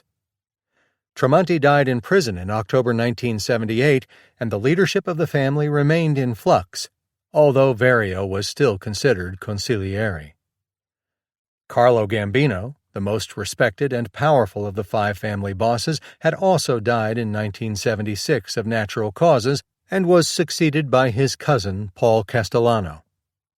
In the Bonanno family, which had criminal interests in the airport, upstart Carmine Galante had tried to bully his way to the leadership position with the help of Sicilian gangsters. However, the official boss, Philip Rostelli, still had considerable backing, particularly from a group led by Massino, a newly made mafia member who had a hijacking racket that rivaled Burke's operation. For the Genovese family, the acting boss was Frank Thierry, the latest in a line of successors who took over as leader after the murder or incarceration of other candidates like Thomas Eboli and Gerardo Catena. For the Colombo family, considered the weakest of the five families, Vincent Alloy had become the boss. Alloy's family had seen its power diminish since namesake Joseph Colombo was paralyzed in a 1971 shooting and died in May 1978. To ease the transition from prison, Burke would have a legitimate job during the day and at night would have to report back to the facility. The idea was for inmates like Burke to get acclimatized back into civilian life and hopefully lead law-abiding lives. But there was no way a man like Burke, who had grown up scheming, stealing, and killing, would change into anything other than a criminal. Hill also couldn't leave the criminal life and said that after Lewisburg he got into drug dealing to catch up on the money he couldn't make while he had been in prison. Vario, now 64 years old, had to be careful about what he did, but knew that there was still money to be made on the street. All three were hungry and eager for a big score if the opportunity came along. Chapter 7. I got a couple of million. The birth of the idea for the Lufthansa heist came not from Paul Vario or Jimmy Burke, but rather from the desperation and greed of Louis Werner, a man who couldn't be trusted. He had been working for over a decade at the Lufthansa Airlines cargo operation at JFK, and his personal life story read like a low-rent version of Peyton Place. His marriage to Beverly, who was sleeping with his good friend William Fischetti, was on the rocks, and he was spending money like water on a new girlfriend. Plus, Werner gambled and was into his bookie for thousands of dollars. That was a debt that had to be paid. He was also behind in child support payments. Entrusted with the oversight of high-value cargo such as cash and jewels, Werner didn't care about such lofty things as his fiduciary duty. If Werner saw an opportunity for thievery, he took it. He was the kind of risky, dishonest airport employee with money pressures who Robert Kudak had told congressional investigators years earlier could easily be compromised and help make JFK easy pickings for the Mafia. It was October 8, 1976, when Lufthansa Flight 493 from Quito, Ecuador, arrived at JFK with a special sealed bag containing currency. Banks and foreign exchange operations often sent cash by airline back to New York City and had the money placed in high-value bags that got special handling and were secured by a chain around the bag.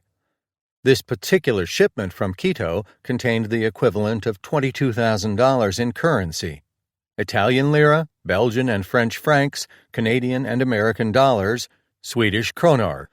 The bag was placed in a special high-value room, and Lufthansa employees noticed the security chain was still intact. Things seemed to be in order. The next day, October 9th, when the bag was checked, it was discovered that the currency was all gone. Suspicion immediately fell on Werner since it was his job to meet incoming flights, and he knew the contents of the bag from the airline manifest and other documents. He had also lied to his boss when he said there was no valuable cargo on the flight. But without video surveillance evidence or anything more concrete linking him to the theft, Werner wasn't arrested. Of course, Werner had taken the money, and within a few days took it all to Grunewald, who offered to exchange it but keep it buried in his backyard until the heat of the investigation cooled off. But after becoming increasingly paranoid, Werner took the cash back from Grunewald, paid him $5,000 for his troubles, and then asked another friend, Bill Fischetti, to help make the currency exchange. Fischetti was an old gambling and bowling buddy of Werner.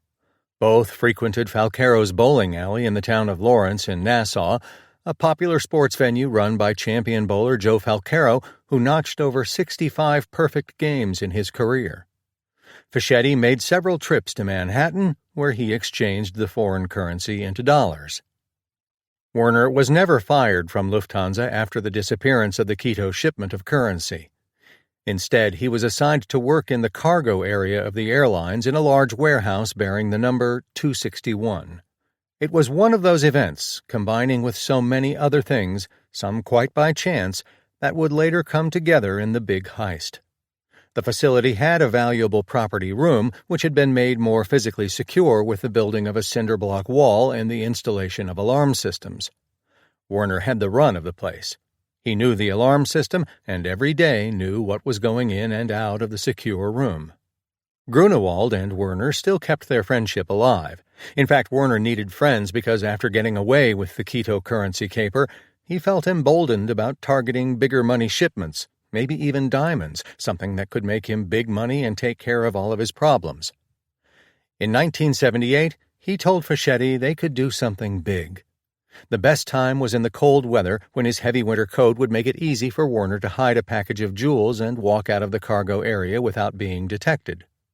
The Owl Tavern on New York Boulevard, now known as Guy R. Brewer Boulevard, was one of many bars and dives around JFK, the kinds of places airport workers, cargo brokers, and mobsters would frequent. These were joints where connections could be made, big scores dreamed up, and conspiracies of all kinds hatched. Even if you were down on your luck, the Owl was a place any aspiring thief could try and get someone to buy them a drink. It was early August 1978 that Brian Weramechik, a Lufthansa worker who was a little short of cash, stopped by the Owl. He spotted Grunewald, who looked like a guy who could spot him a quick loan, maybe $5 or $10. Grunewald leaned over and said, "Don't worry about a few bucks. I got a couple of million more." Weramechik laughed because he didn't believe him. Grunewald wasn't kidding and said he could take it out of Lufthansa, his place, as he called it, where gold and diamonds were plentiful. Now Weramechik knew he wasn't messing around. "I know you are a little wild. Do you have any friends who are as wild as you?" Grunewald asked. A few days later, Weramechik came back to the Owl with a friend named JJ. Grunewald showed up at the bar dressed in his Lufthansa uniform and carrying an attaché case. They all left the bar and drove to a nearby park where Grunewald showed why he wasn't fooling around. He had a copy of a Lufthansa cargo manifest listing gold and diamonds. At another bar on nearby Pitkin Avenue in Ozone Park, the group met another of Weramechik's friends, and over more drinks, Grunewald said he wanted to pull off the heist on the approaching Labor Day weekend. "That was too close," said one of the men.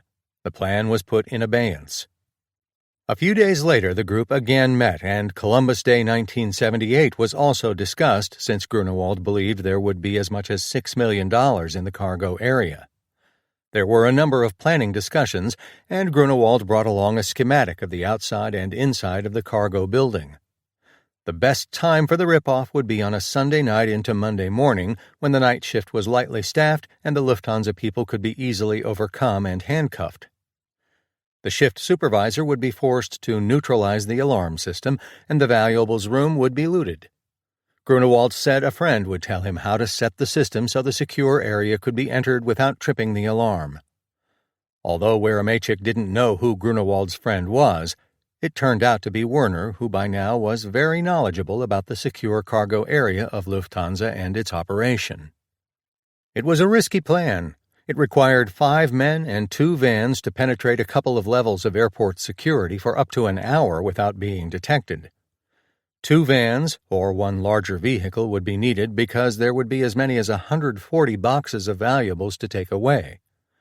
While the take could be as much as $8 million, one of Weramechik's friends didn't like the way Grunewald was rushing things for the holiday.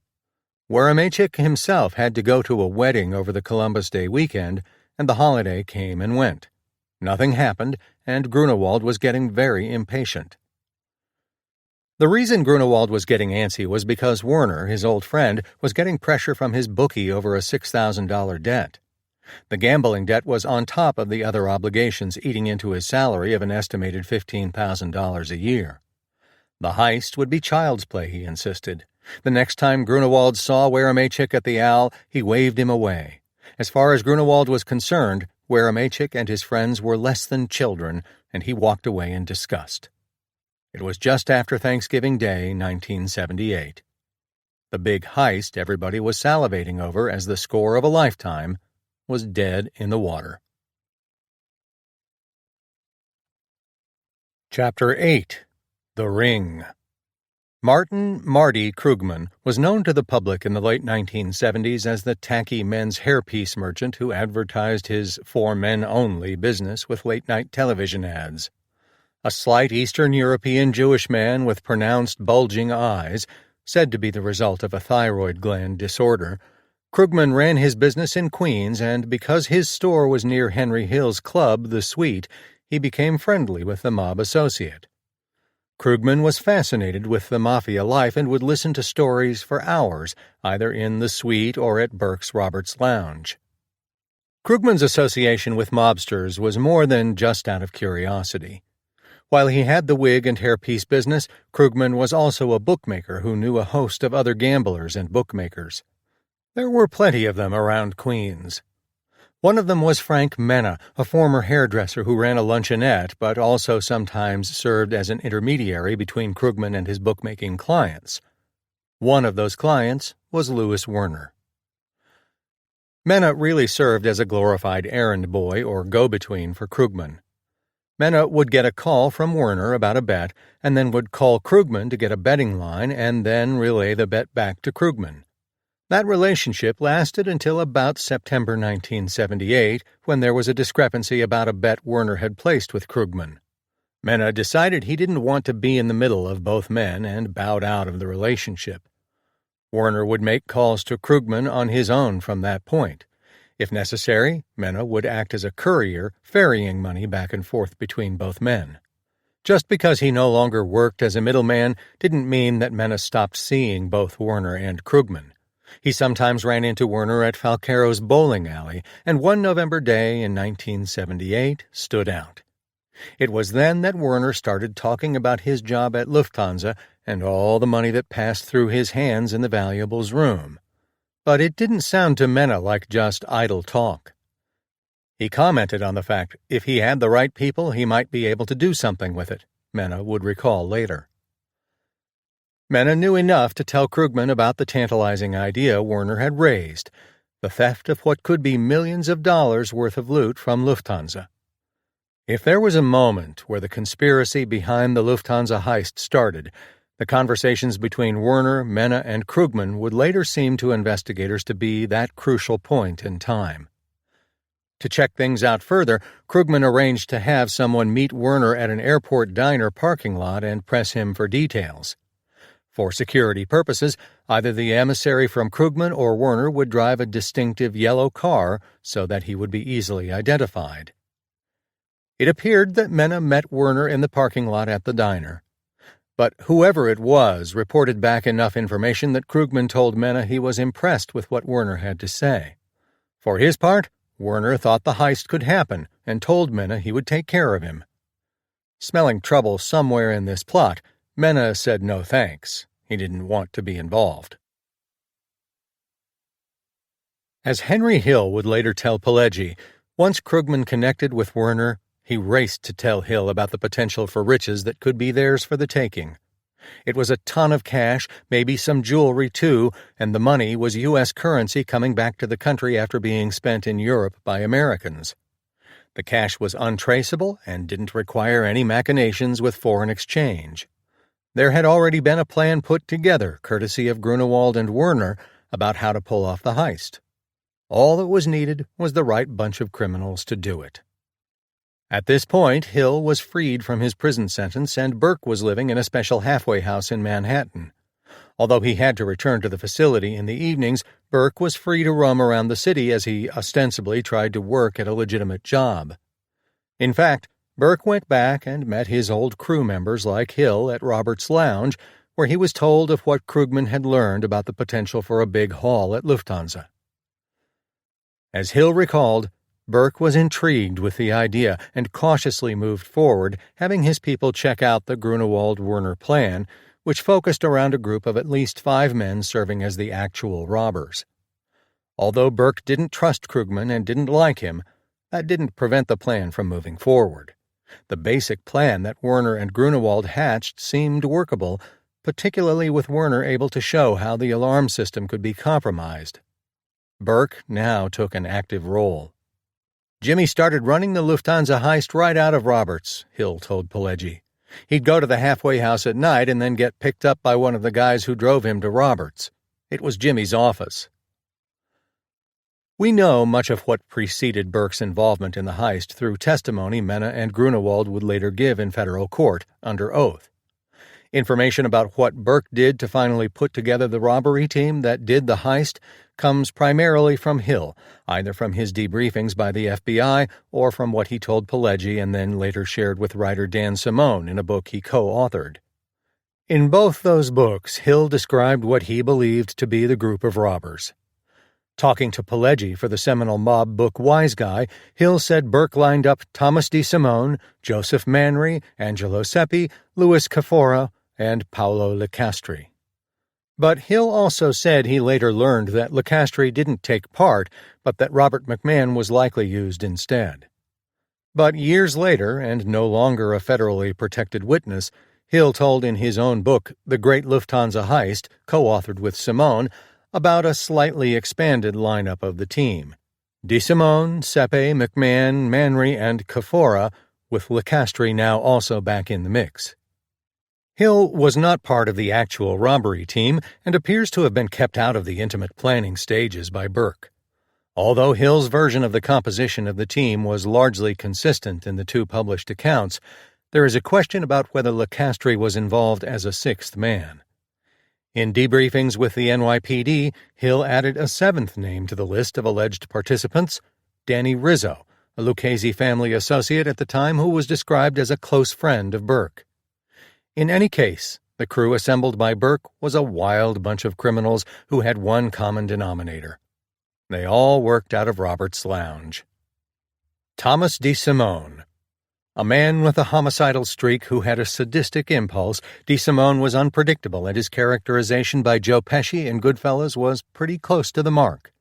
Hill recalled that he even killed his own brother over some jewelry the sibling stole and wouldn't return. He said in later published accounts to have been a relative of Rosario and Frank DeSimone, famous Los Angeles members of the Mafia in the late 1950s and 1960s. DeSimone was a hijacker whom Burke relied on heavily.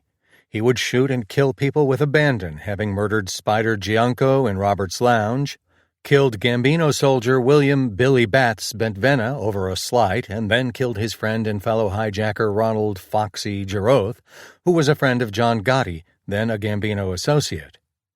DeSimone had been dating Giroth's sister and assaulted her after a breakup. Fearing retaliation, DeSimone shot and killed Giroth as the two argued one day in December 1974.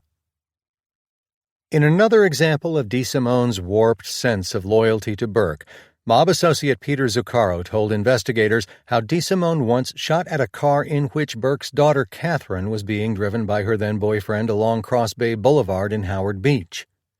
It seems that DeSimone didn't want any man near Burke's daughter and took some shots at the boyfriend, but didn't hit him, nor Catherine, remembered Zuccaro. DeSimone also had a streak of black humor. According to one mob informant, while DeSimone barbecued food in the backyard of his home in South Ozone Park, he would toss a piece of hot dog over into a vacant lot where some of his victims were rumored to have been buried. He explained the food toss by quipping that the buried corpses had to eat too. Funny guy. Angelo Seppi. A mob associate originally from Bensonhurst, Brooklyn, Seppi had been a fringe player for years. He once had a social club in Brooklyn that he eventually sold to an associate of the Gambino crime family. He did a 9-year federal prison sentence for bank robbery and in January 1978 was arrested on drug charges, but the case was thrown out. Seppi lived in South Ozone Park, a neighborhood not far from JFK. Seppi didn't mix well with Hill and convinced Burke to keep him away from the actual execution of the heist. Robert Frenchie McMahon. McMahon got his nickname because of the fact that he worked in the cargo operation of Air France at JFK. It was because of McMahon's job with the airline that Hill said he had the necessary entree to steal over $420,000 in cash in 1967 from the airline's valuable cargo area, a haul that made for nice tribute payments to some mobsters and solidified McMahon's stature with Burke. McMahon not only frequented Robert's Lounge, but also the Owl and other watering holes near JFK. Joseph Buddha Manry. Like McMahon, Manry had a job in the cargo operation of Air France at JFK. According to Hill, Manry had checked out the plan for the robbery presented by Werner and thought it was a good one. His nickname was a reference to his big stomach. Manry was also known to police as Joseph Manry Manriguez. Louis Cafora, another associate of Burke who owned some parking lots in Brooklyn. Cafora's usefulness to Burke was as an avenue for laundering money. Paolo Lecastri. A Sicilian immigrant, Lecastri was reputed to have been linked to the infamous Pizza Connection drug operation, but was never charged. He had ties to the Bonanno and Gambino crime families. If Henry Hill was right, those were the men involved along with Burke in the big heist. There are, of course, two names missing from the public versions of the group of robbers Burke had assembled: Vincent Asaro and his cousin Gasperi Valenti.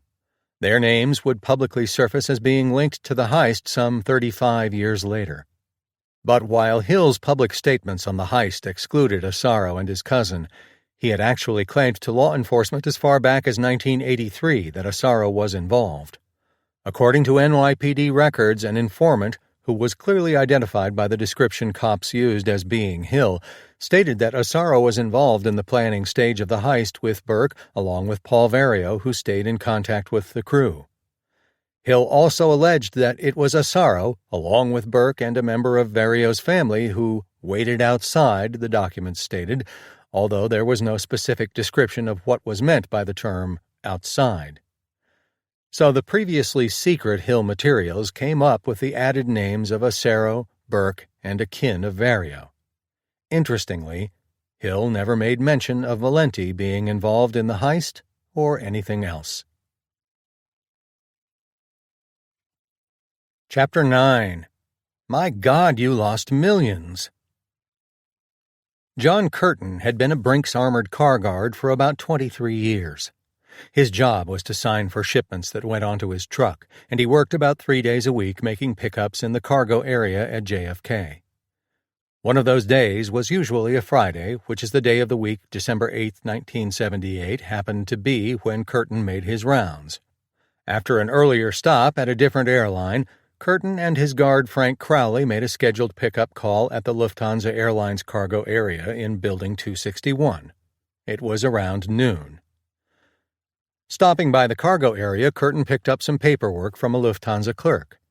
The documents were given to Crowley, who waited in the cargo area to take custody of the shipment, while Curtin and another guard on the truck drove back to Seaboard Airlines to pick up a couple of items. Curtin quickly got back to Lufthansa and noticed that Crowley was still sitting around without any cargo. The odd thing was that Crowley was continually being told he would be taken care of, but never was. The shipment Curtin was to pick up was said on the paperwork to be $4 million in U.S. currency. But when Louis Werner, the Lufthansa supervisor, finally showed up, he told Curtin the amount was actually $5 million. Werner seemed a bit officious, Curtin would later remember, and started talking about problems with another security outfit where there was some money missing from a shipment. Because of that problem, Werner said Lufthansa wouldn't let shipments of cash leave until a big boss verified that nothing had been improperly taken. This would take a little bit of time until a security man could come, said Werner. Hit with an unexpected delay, Curtin called his office and told his dispatcher what had happened. Curtin told Werner he really couldn't wait around and that he had to leave to take care of another shipment. Brinks would have another truck come by Monday to pick up the Lufthansa shipment, explained Curtin. That was fine with Werner, who took the paperwork back.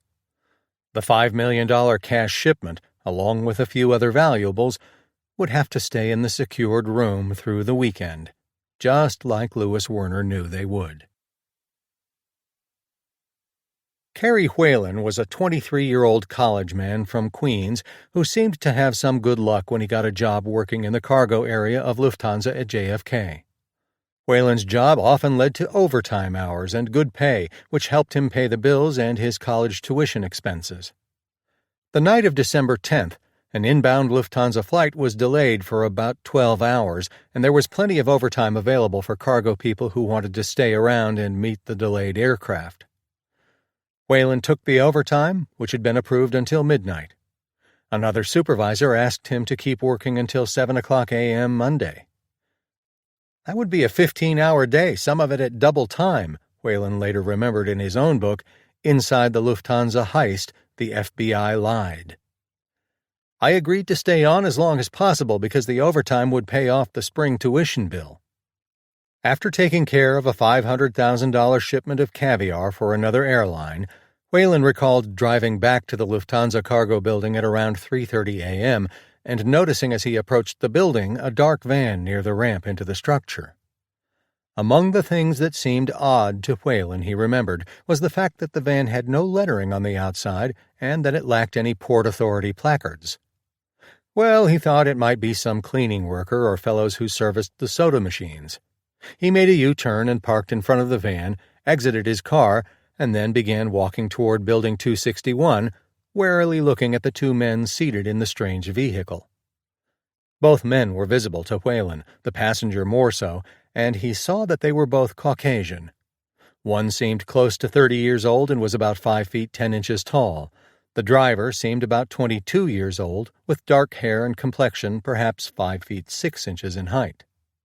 Whalen remembered the man in the passenger seat mumbling the words, "Get in the truck," at which point he knew he was in trouble and started running to the entrance to the cargo building, screaming, "Help!"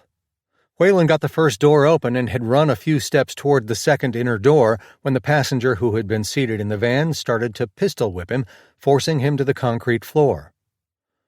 What Whalen recalled next was looking at the barrel of a pistol in front of his eye and seeing in his moment of terror 2 bullets which were inside the revolver. "I was so sure I would die that my body went completely limp, causing me to urinate into my long johns," wrote Whalen. While Whalen may have thought that his co-workers inside the cargo building were oblivious to his plight, they were facing their own moment of horror at the hands of some other armed assailants. Senior Lufthansa cargo agent John Murray was working the midnight to 7:00 a.m. shift and normally would take his lunch break at 3:00 a.m. But since there was little work to do, Murray let his co-worker go to lunch and decided to catnap at his desk at about 3:08 a.m. He had hardly closed his eyes when he sensed something going on behind him. "I turned around and I saw 4 people," Murray remembered later. 3 of them with guns and the 4th disappeared on the other side of the office. Murray was about to get up out of his chair when the armed group rushed up to him and pushed him back into his seat, telling him, "Don't move. Don't do anything stupid." Asked where the rest of the employees were, Murray told the gunman they were in the lunchroom. 2 of the men left while the other 2 robbers roughed up Murray, first putting him on the floor, then placing him back in the chair and handcuffing him. Then they grabbed Murray by his arms and took him to the lunchroom, telling him to keep his head down and not to look at anybody. Inside the lunchroom, Murray noticed some of his fellow employees on the floor. He was then told to lay down on the floor. Sensing or knowing Murray was a key man in the cargo building, the gunman asked him to call the other supervisor. The robbers already knew, thanks to the inside information provided by Warner, that someone like the Lufthansa supervisor knew the protocol for opening the doors to the secure valuables room without tripping the alarms. The thieves needed Murray to call the supervisor back upstairs where everyone was so he could be forced to open the alarmed room. One of the armed men told Murray to make the call and to be convincing, or else they would blow his head off. Murray's mouth was dry from fear, and he asked for a drink of water. One of the men gave him something to drink. Able to relax, Murray called the supervisor, a man named Rudy, and gave him a false story about a call coming in from Germany that he had to take. Tricked by the call, Rudy came upstairs and was jumped by 2 of the robbers. One of the attackers took Rudy's wallet and glanced through it, telling him they now knew where he lived and threatened him with a shotgun before taking him away. Murray couldn't see where Rudy went, but it turned out he was taken by the robbers to the valuables room, where he was forced to help the thieves open the locked doors in the right sequence so as not to trigger the alarms. Because of Warner's information, the group knew that the 2 doors could never both be opened at the same time. If they were, a silent alarm would alert Port Authority police, who would show up in force. The robbers told the frightened cargo workers who had been herded into the lunchroom to stay down if they heard any gunshots. 20 minutes passed. The two robbers guarding the workers asked some of them for their car keys. One of the gunmen tried to calm Murray and the others, again offering some water.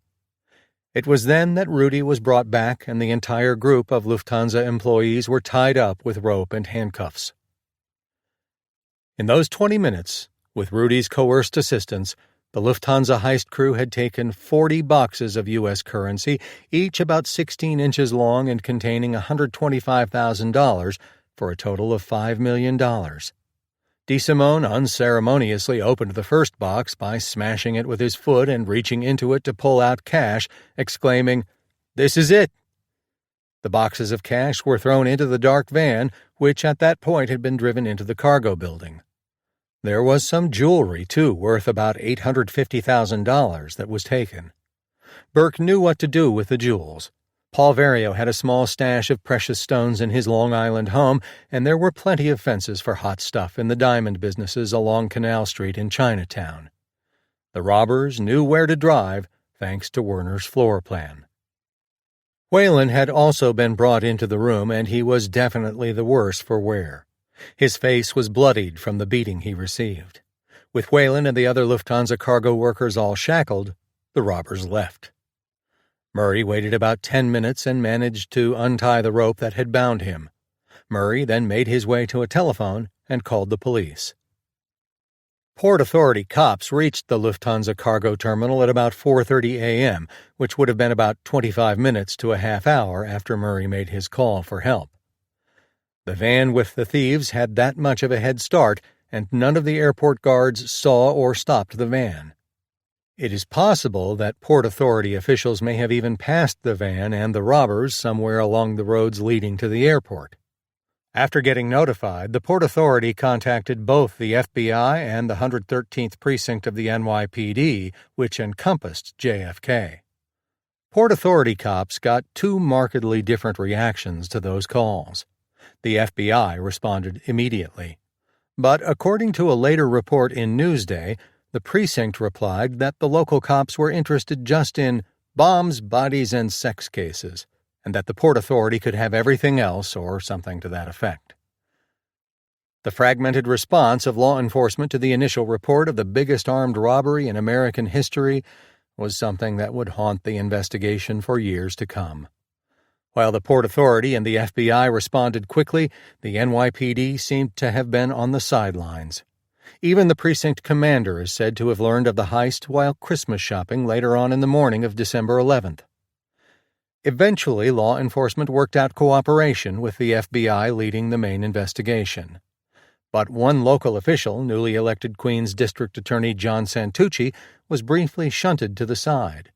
Santucci had been appointed district attorney in December 1976 after his predecessor left for a judgeship, and he won the follow-up election for the job in November 1977. Some federal officials were concerned that Santucci, a very popular and political prosecutor, had a tendency to showboat, to seek out publicity wherever he could. Less than 9 months before the heist, Santucci had castigated the FBI during a news conference for its handling of cargo theft at JFK, saying federal authorities and others in law enforcement had been deceptive in trying to portray the airport as a Garden of Eden, free of crime. "We've had difficulty with the FBI," Santucci told reporters during the unveiling of stock and cargo hijacking cases involving airport shipments. "What concerns me greatly is that every meeting we're told that Kennedy Airport is a Garden of Eden. Nobody cooperates in these investigations. If I want to fandango, I go to a dance, not to meetings with these law enforcement officials." Based on recent history and what thieves like Robert Kudak had said a few years earlier to Congress, Santucci wasn't entirely off base with his criticism. True, the FBI had agents working the airport and making some cases, but hijackers and internal thieves like those connected to the mob and Jimmy Burke plagued the airport. Santucci also touched on another problem: labor unions, shipping agents, and airlines that failed to report thefts.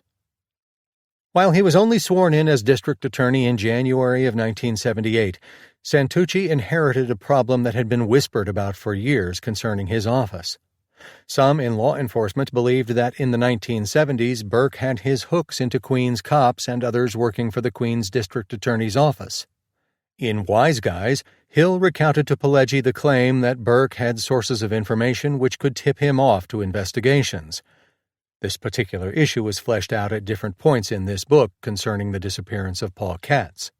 Whether those allegations were true or not didn't matter, since it cast a pall over Santucci's office and may have been the unspoken justification for the FBI attempting to keep the local prosecutor at bay. But since the airport was within Santucci's jurisdiction, as well as that of the NYPD, it was difficult to keep him or the police out of the case. It would take weeks of meetings and bureaucratic arm wrestling between the FBI, Port Authority, and New York City officials before it was decided that the federal authorities should try to make the case.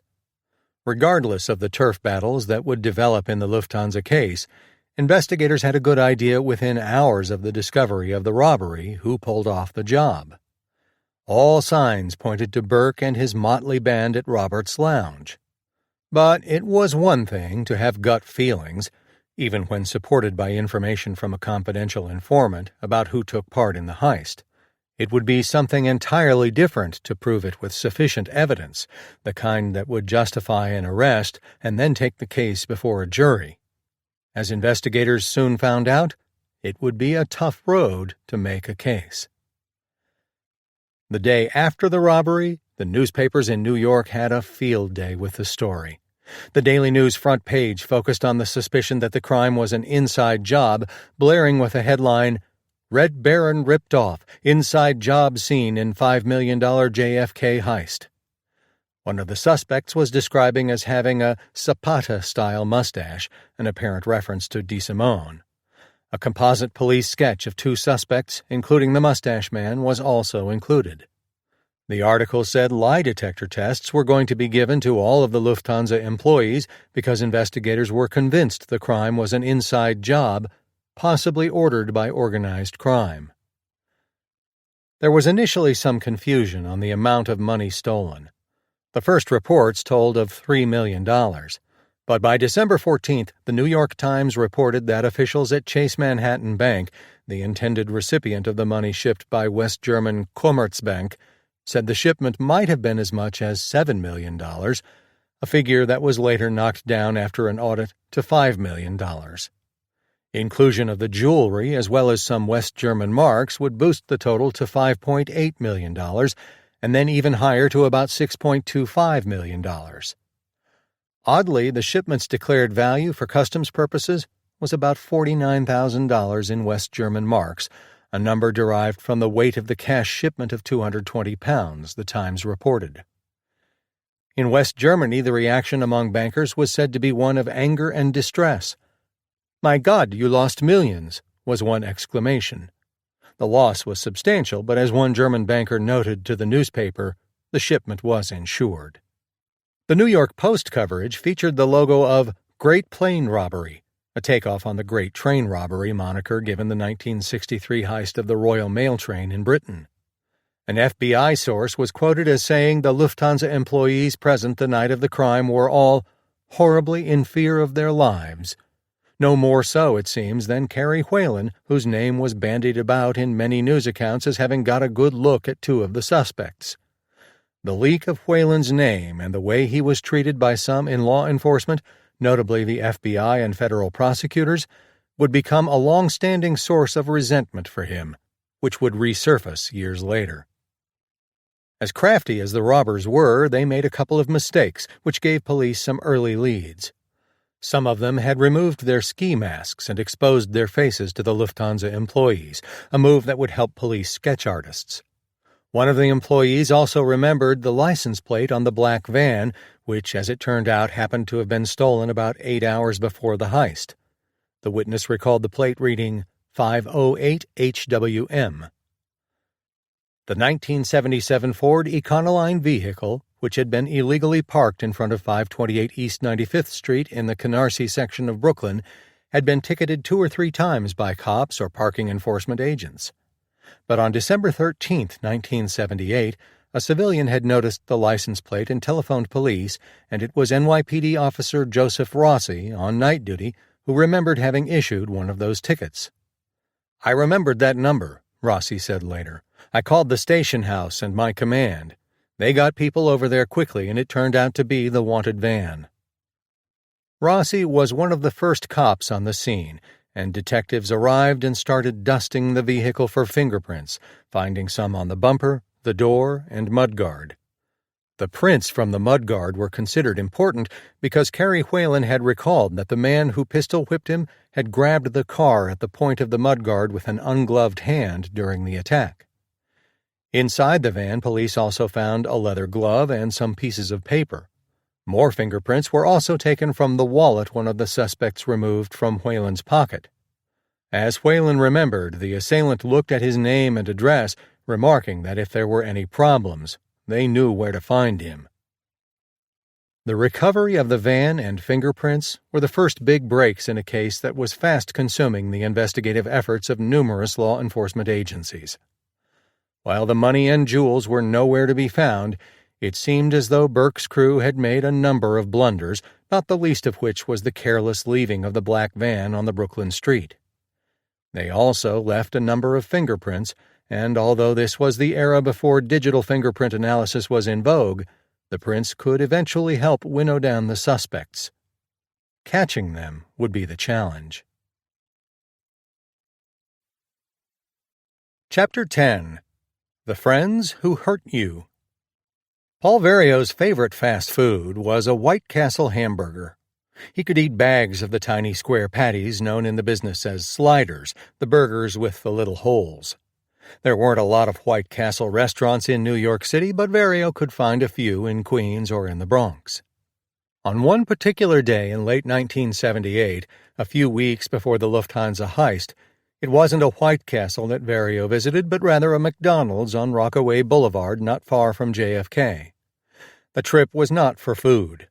An FBI agent named Robert Levinson had contacted the aging mobster through his attorney, Joel Winograd, and requested a private meeting.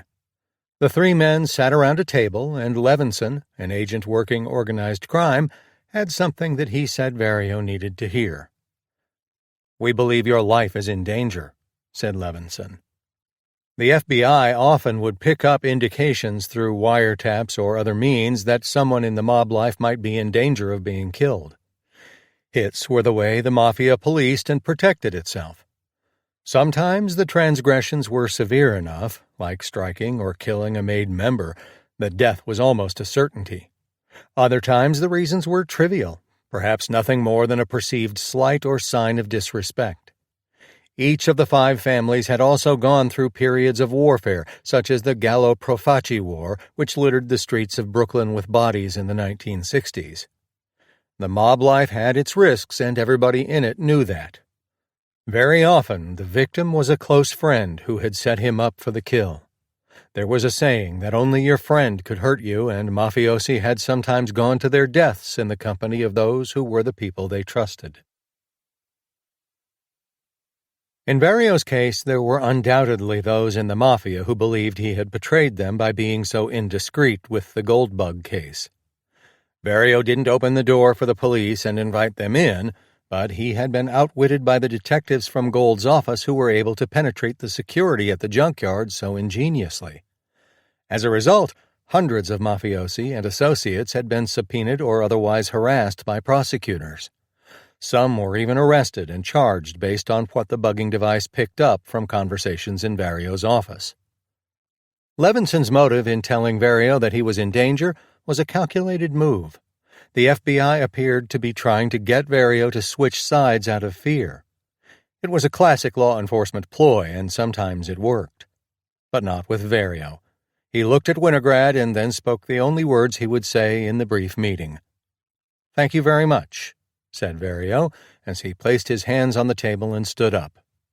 Both he and Winograd left the restaurant and drove away. Levinson came away empty-handed. How serious was the threat against Verio? Decades later, it was hard to say for certain. Levinson disappeared in 2007 while on a visit to Iran's Kish Island, where he was working as a private investigator for some companies. He is believed to still be alive. But for some of those involved in the Verio crew and the Lufthansa heist, death came quickly, before they even got hands on their share of the loot. Parnell Edwards loved hanging around Robert's lounge. He was a credit card thief, just like Hill was at times, and found he could move hot cards through Burke's operation at Lefferts Boulevard. Edwards liked being linked to the Mafia, which he called Mafia, but could never become a made member because he was African American. For the Lufthansa Heist, Edwards had a relatively simple task: get rid of the black van. The job was easy enough, but Edwards didn't see the urgency and thought it better to spend a night with his girlfriend without paying attention to parking regulations. After the Lufthansa robbers left the van in Brooklyn, Edwards parked it on the street where NYPD Officer Rossi ticketed it and later identified it as the vehicle being sought after. The cops were able to lift prints from it and naturally had important bits of evidence, all thanks to Edwards's screw-up. FBI agents also showed up and collected some heavy wrapping paper that had been on the interior floor of the van and contained footprints of Nike athletic shoes. On December 18, 1978, police discovered Edwards's body in the bed of his Ozone Park apartment at 10916 120th Street. He had been shot at least 6 times in the head and body. Immediate suspicion about who the killer was turned to DeSimone, who had no qualms about slaying anybody, particularly if Burke needed the work done. The conventional wisdom has been that Edwards was killed because he messed up on the van disposal, something that didn't put him in good stead. But Hill would later tell investigators that Edwards made another terrible gaffe right after the robbery during a Christmas party held at a dress factory Burke had next door to Robert's lounge. The gathering included Paul Vario, Burke, Hill, DeSimone, Seppi, and others. Edwards shot his mouth off at the party, saying words to the effect that all the whitey motherfuckers had made so much money from the airport that they should give him some. Vario was appalled to hear Edwards mouth off in such a way about the heist and turned red with anger, said Hill. Something had to be done. Vario pulled Burke aside and said that Edwards had to go, and according to Hill, that command was passed on to DeSimone and Seppi as well as himself. Within a day of Vario putting out the hit, DeSimone killed Edwards and Seppi waited outside the apartment, according to Hill. Ironically, DeSimone had actually given Edwards a few $100s at the Christmas party after he had asked for some cash. Burke helped pay for some of the cost of Edwards's funeral, according to Hill. DeSimone's days were also numbered, but for reasons unrelated to Lufthansa. In his short, bloody life, DeSimone had been a volatile man whose uncontrolled rage led him to murder William Bill Bats Benventa, a made member of the Gambino crime family. In the Mafia world, that was a serious transgression. DeSimone also didn't improve his stature when he killed James Foxy Giroth, a friend of John Gotti, whose children knew him as Uncle Foxy. In early January 1979, Steve Carbone got a call late one night from a fellow agent who had spotted DeSimone's car parked near a grassy area by Burke's home in Howard Beach. Acting quickly, Carbone and his fellow agents placed a radio tracking device under the vehicle and waited to see where the car was driven in the hopes it might turn up a lead. 2 days later, the device mysteriously stopped working and the car was nowhere to be found. DeSimone had also dropped out of sight. As it turned out, investigators learned that DeSimone had turned up at Robert's lounge one night after the heist and bragged to everyone, "I'm going to get straightened out tonight. They're going to make me a captain." In plain English, what DeSimone was saying was that he was going to be inducted into the Mafia and given the rank of captain. Those within earshot of DeSimone when he made that boast were both Valenti and Asaro, who happened to be drinking at the club bar. To Valenti, what DeSimone said sounded odd because people don't get inducted into La Cosa Nostra and then promoted to captain that very same day. The rank of captain, or capo regime, is one of the plum jobs in the Mafia hierarchy and is only doled out when a person has proved his worth to the crime family and is able to lead men. Valenti turned to Asaro and said what DeSimone said sounded strange. "Be quiet," said Asaro. DeSimone then left the club. On January 14, 1979, Just over a month after the heist, DeSimone was reported missing to police by his wife. DeSimone had already been tentatively identified from mugshots by Lufthansa workers as one of the robbers, thanks to the fact that he took off his ski mask. This made him more of a target to become a witness, since he was at risk of being sent back to prison after only just having been paroled. But DeSimone's transgressions with the Gambino family were also strong incentives for the mob to do him harm. As Hill would tell Pileggi in Wise Guy, DeSimone disappeared after he went to a mob meeting where he was to be inducted into the Mafia. He had a short reprieve from his fate because the so-called initiation ceremony had been postponed a day due to a snowstorm. But the next night, DeSimone was escorted to his death by mobster Bruno Facciolo and an associate of Vario, according to what Hill told investigators. DeSimone's body was never found, and a stunned Burke was told of his friend's death over the telephone during a visit he and Hill had made to Fort Lauderdale to put together a drug deal, something that would come back to haunt them. Burke had actually made numerous telephone calls to find out if DeSimone had been initiated but got nowhere. Finally, just like in the scene portrayed in Goodfellas, Burke made one final call, learned that DeSimone was dead, and started to cry. Returning to New York, Burke visited Asaro at his fence company in Queens. Still upset, Burke started to cry and said, "They killed Tommy! They killed Tommy!" apparently without being specific about to whom he was referring. Years later, some authors theorized that Gotti killed DeSimone for revenge. But FBI officials who later investigated and convicted the Dapper Don discounted that idea. In an interview years later, Carbone believed the sudden cessation of the tracking device affixed to DeSimone's car was an indication that the vehicle was taken to a junkyard and crushed following his murder. The more likely scenario about the demise of DeSimone was that the Lucchese family, with Vario's assistance, took the murder contract as a favor to the Gambino family, which at that point was led by Castellano. Edwards's murder was likely a punishment killing because of his stupidity. But the disappearance of DeSimone was the beginning of a line of sudden misfortunes that befell those connected to Lufthansa. Murders and disappearances that steadily started to whittle down the people who were alive as targets of the growing federal investigation and possible weak links capable of cooperating with the FBI. Burke never liked Martin Krugman. Although the odd-looking wig salesman and part-time bookmaker had made the crucial connection between Werner and Burke's crew, he still wasn't welcomed with open arms around Robert's lounge. Krugman also was tight-fisted. He never paid tribute or protection for his bookmaking activity. Krugman even once threatened to go to the district attorney when DeSimone beat up one of his employees. Jimmy never trusted Marty after that, Hill told Pileggi.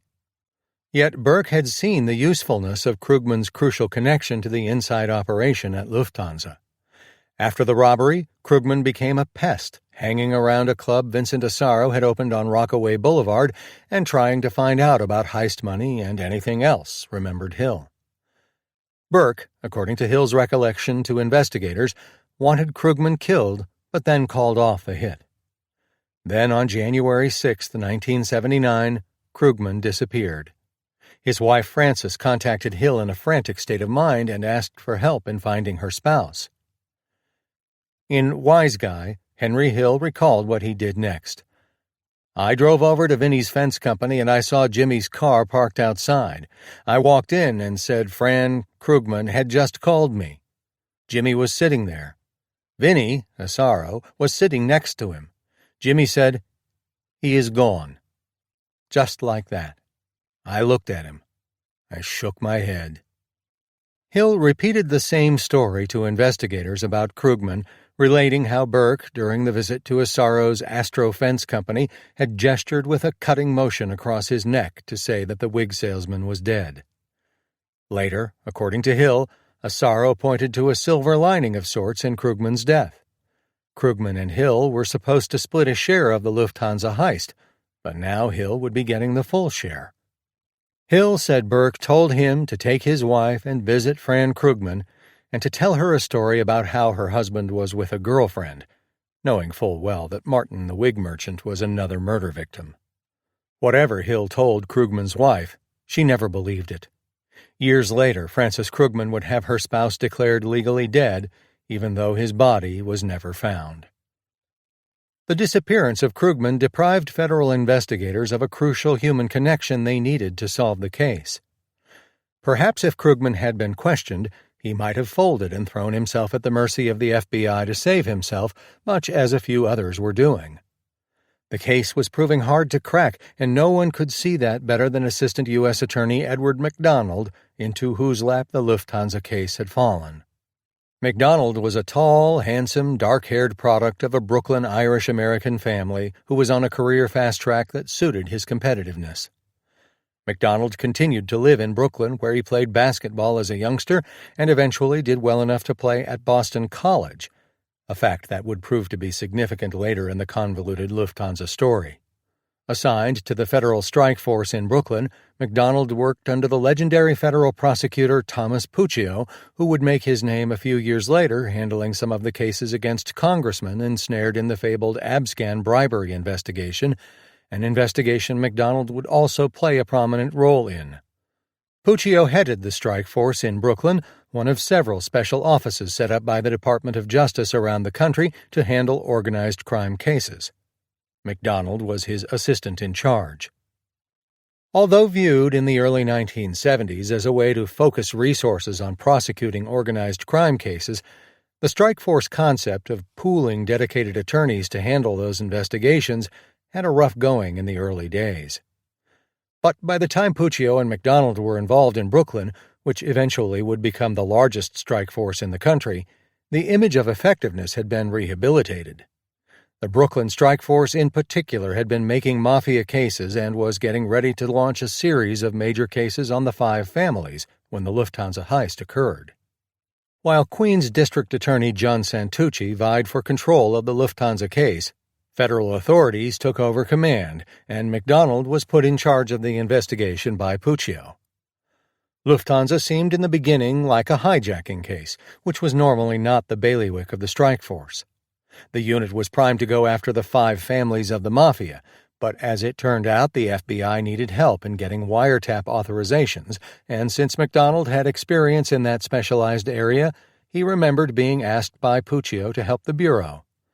Very quickly, the strike force responsibilities spread to the larger aspects of the investigation. From the very beginning, MacDonald and the FBI received intelligence that Burke and his boys were involved in Lufthansa. It really wasn't a secret to anyone on the street, something FBI agent Steve Carbone had picked up quickly from one of his informants. In the history of the Lufthansa heist, the investigation became an FBI priority because it involved the theft of property and money in interstate commerce. After years of publicity about the problems of theft at JFK, the FBI set up a small satellite office at the airport, and at first the agents there were assigned to work on the case. But after a couple of blind turns in the Lufthansa investigation, Neil Welch, the head of the FBI in New York City, decided that the case was too big for the airport office and turned it over to the agency's staff working out of Rego Park in Queens. Carbone's hijack squad got the nod and immediately set to work. Although informants told Carbone and his agents that Burke and his crew were involved, it wasn't going to be easy to make the case. For a start, the Lufthansa employees who were terrorized by the armed robbers couldn't pick out any suspects from various photo arrays showed them, Carbone would recall years later.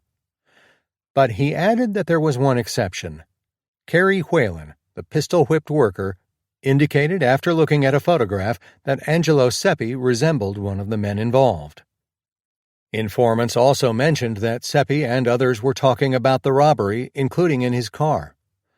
Agents tailed Seppi and found him driving to the Brooklyn social club of Alphonse Alleyboy Persico, the brother of Carmine Persico and for a time the underboss of the Colombo crime family. Some of the informants reported back that Seppi had given some tribute from the heist, about $20,000, to Persico. Armed with bits and pieces of information, Carbone and his technically savvy agents got a warrant and late one night placed a bugging device in Seppi's car outside his house in Mattituck, Long Island. Then everyone, the FBI and MacDonald, sat back in the hopes that they would pick up incriminating talk. they would be disappointed. Seppi had a habit of playing music as he drove, and that created a big problem for the device. Burke and he were overheard talking, but the interference from the radio made many of the conversations indecipherable.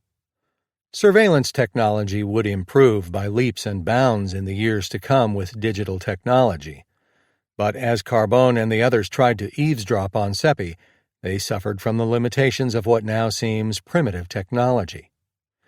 To assure good reception from the bug, Carbone's agents had to follow Seppi's vehicle with an FBI car carrying detection equipment in a luggage container mounted on the roof.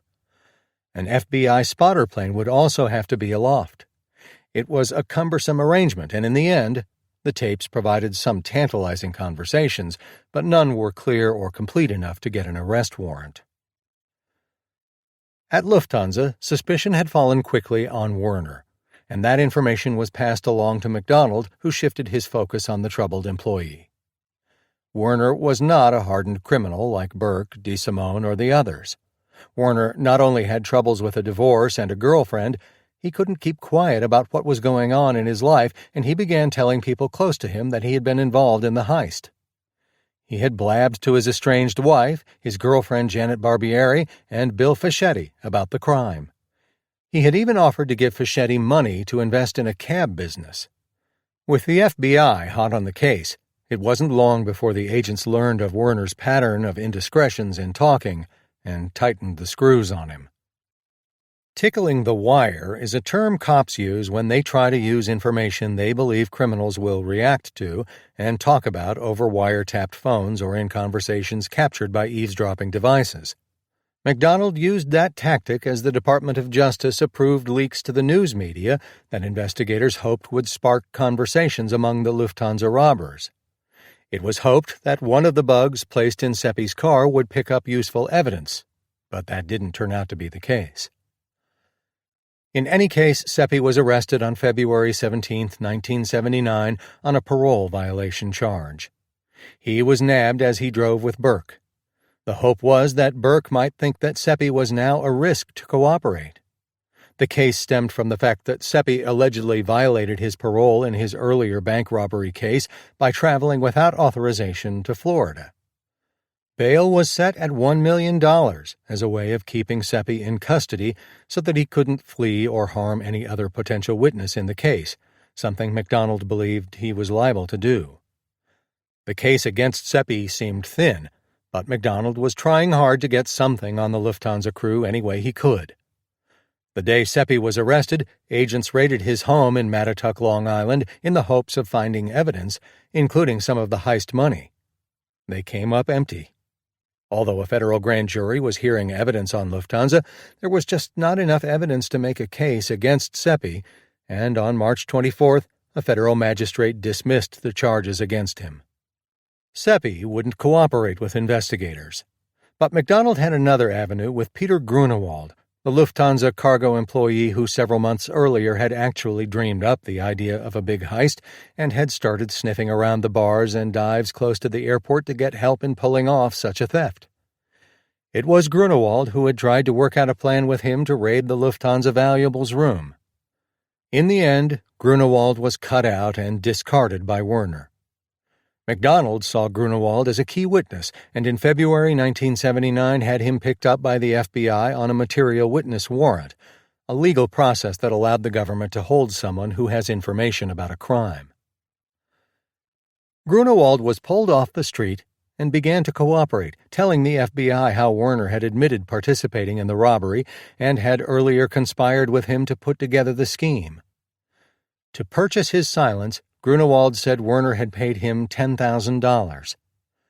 MacDonald's strategy of working up the food chain to the top, hopefully to ensnare Burke and the others, appeared to be working. The next link was Werner.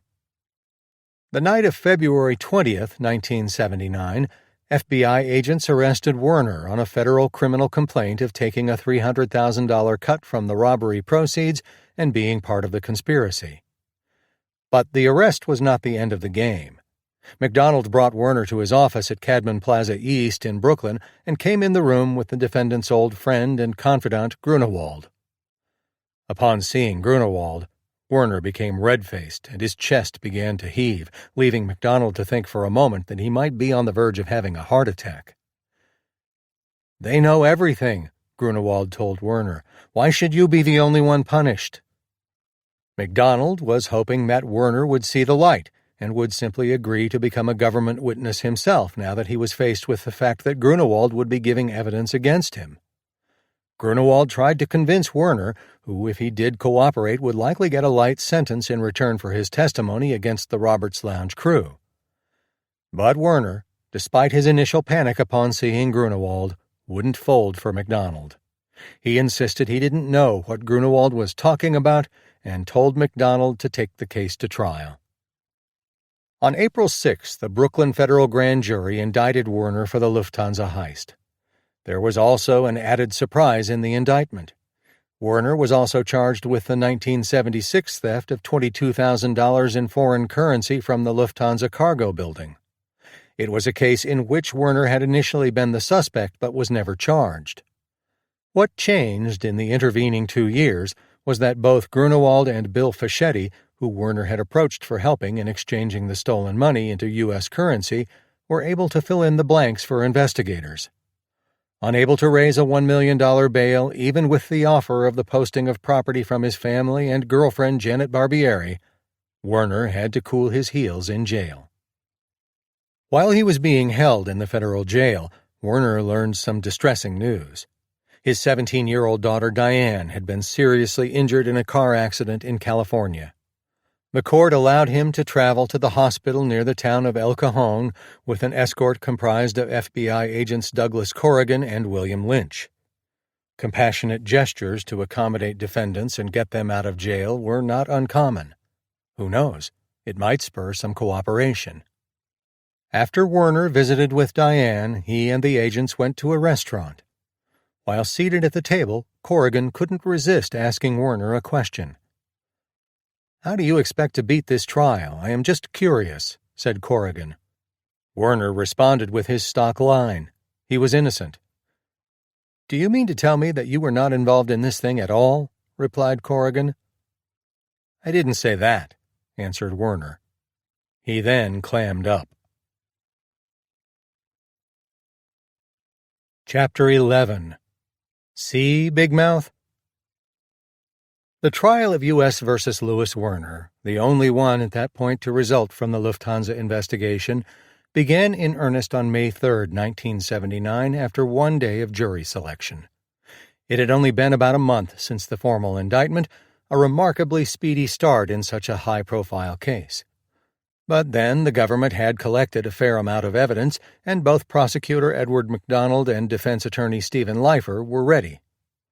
The jury came into the courtroom of Judge Mark Costantino just a few minutes before noon.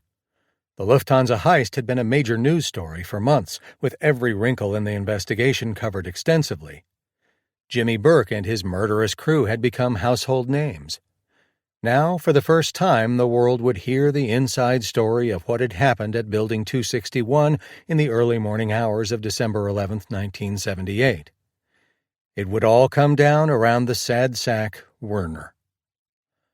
In his opening statement, MacDonald told the jurors that Werner was on trial for both the December 1978 Lufthansa robbery and the October 1976 theft of the smaller foreign currency shipment.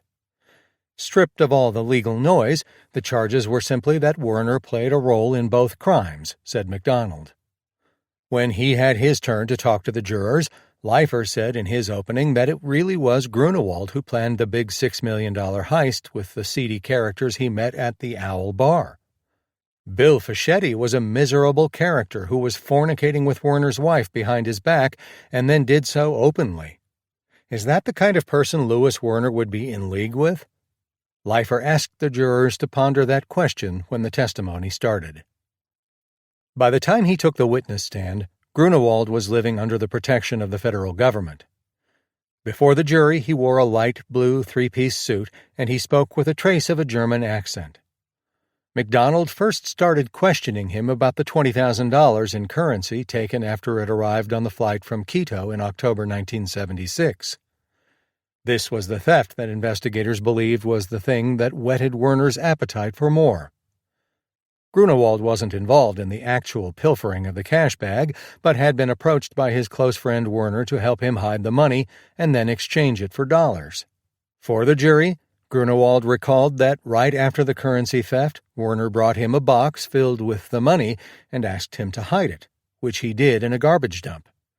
It was the next morning, said Grunewald, that he retrieved the money and drove to a gas station where he met Werner. Both men put the cash into shopping bags, tore up the box into small pieces, and then drove around Long Island to dispose of the pieces at various shopping malls. Then, said Grunewald, he took the money back to his home in Levittown and buried it temporarily in his backyard. Grunewald told the jury he was a reluctant holder of the cash and that he breathed a sigh of relief when Werner took it back. The risk of losing one's job and spending time in prison if his involvement ever came to light was simply not worth the $5,000 he had been paid, said Grunewald. It was Bill Fischetti, the man who wound up having sex with Werner's wife, who offered to help. Fischetti agreed to take the stolen cash into Manhattan, where he was able to get the various foreign currencies into greenbacks.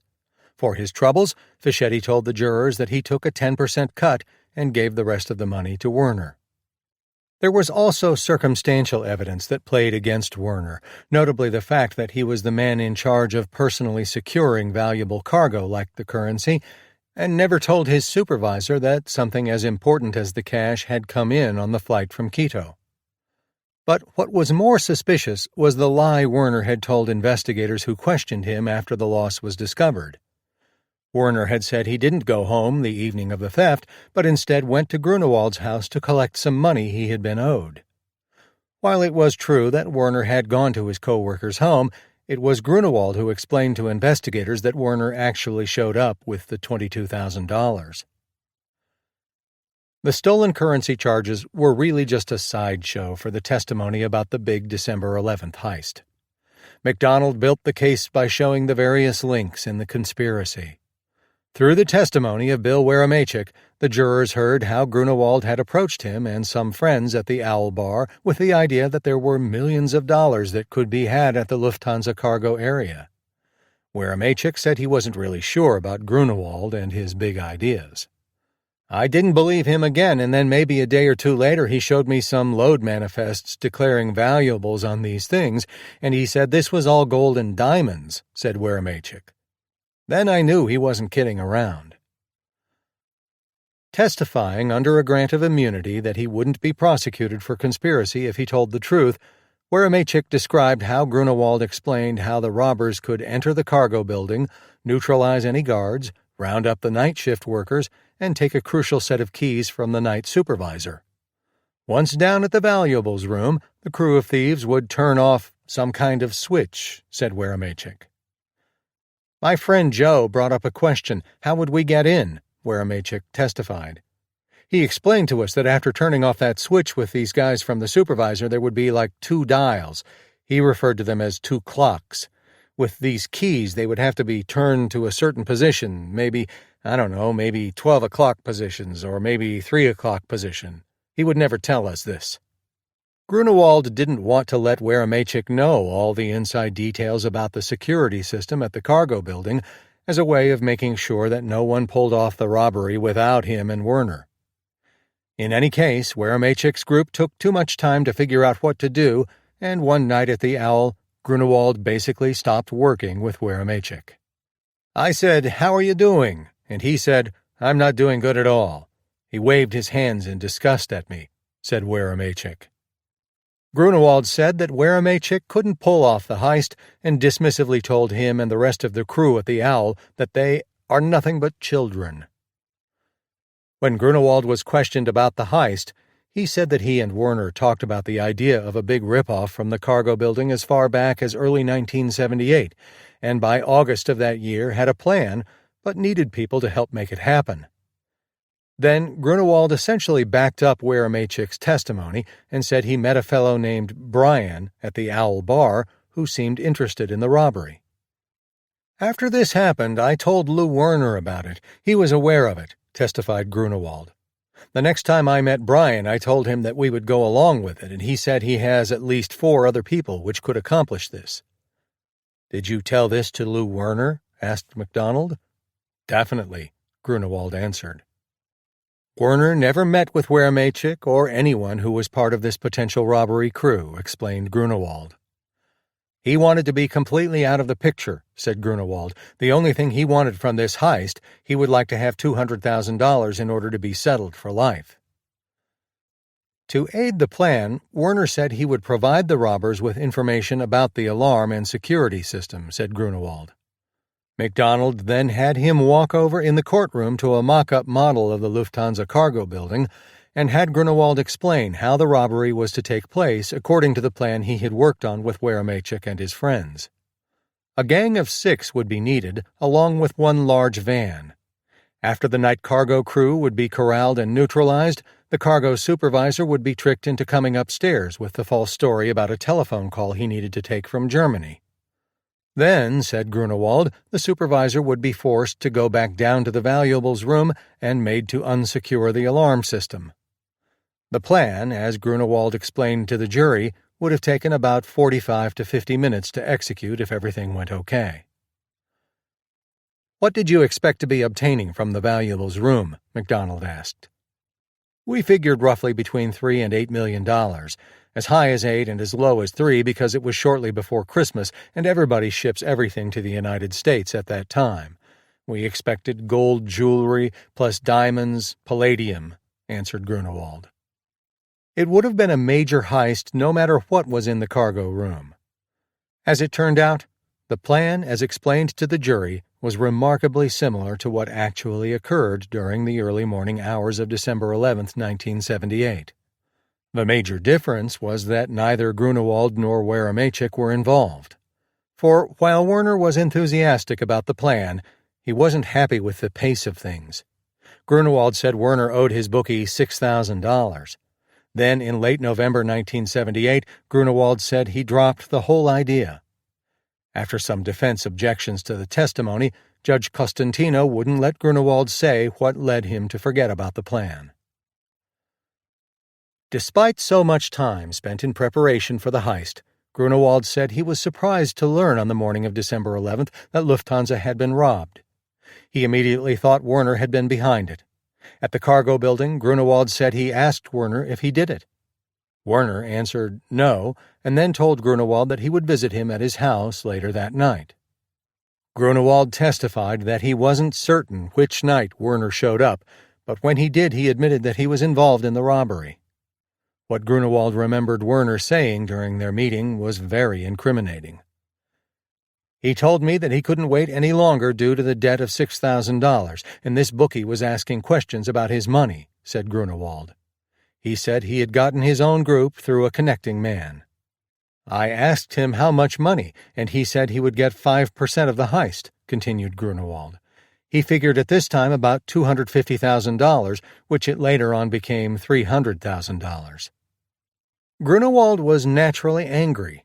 He and his group from the Owl had been promised 30% of the haul, and now Grunewald felt he was double-crossed. Werner promised to give him $25,000, then agreed to $65,000 plus $50,000 if Grunewald lost his job. Right before Christmas, Werner got a payment of $30,000, of which he paid $5,000 to his co-worker, Grunewald testified. Werner had been expecting to get his cut right after the robbery, but according to Grunewald, Werner said the robbers said they needed to wash the cash, an odd explanation since the money was in the form of bills that were untraceable.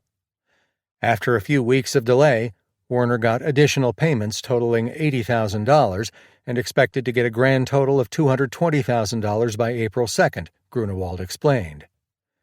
Naturally, with his arrest on February 19th, Werner got no more cash. Grunewald's testimony was important for the government's case because it implicated Werner in the planning of the heist and the division of some of the spoils. Still, there was no link between Werner and anyone close to the Burke crowd. 2 other witnesses, Bill Fischetti and Frank Mena, would pull Werner closer to the actual group of robbers. Although he was afraid that Fischetti would talk to the FBI, Werner never thought that he would be much of a credible witness because he had slept with his wife. The word was that whatever relationship Fischetti had with Beverly Werner, she ended up despising him. But gambler Frank Mena didn't have that kind of baggage. He had been Werner's bookmaker for a few years and seemed to be a guy he would trust. What eventually happened was that Fischetti would serve as the intermediary between Werner and another bookmaker named Martin. "Did you know what Martin's last name was?" asked MacDonald. "I was under the impression it was Krugman," replied Mena. Turning to the period in November 1978, MacDonald asked if Werner, during a meeting at Falcaro's bowling alley, said anything about his job at Lufthansa.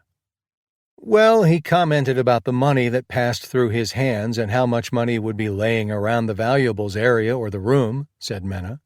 "He commented on the fact that if he had the right people, he might be able to do something with it."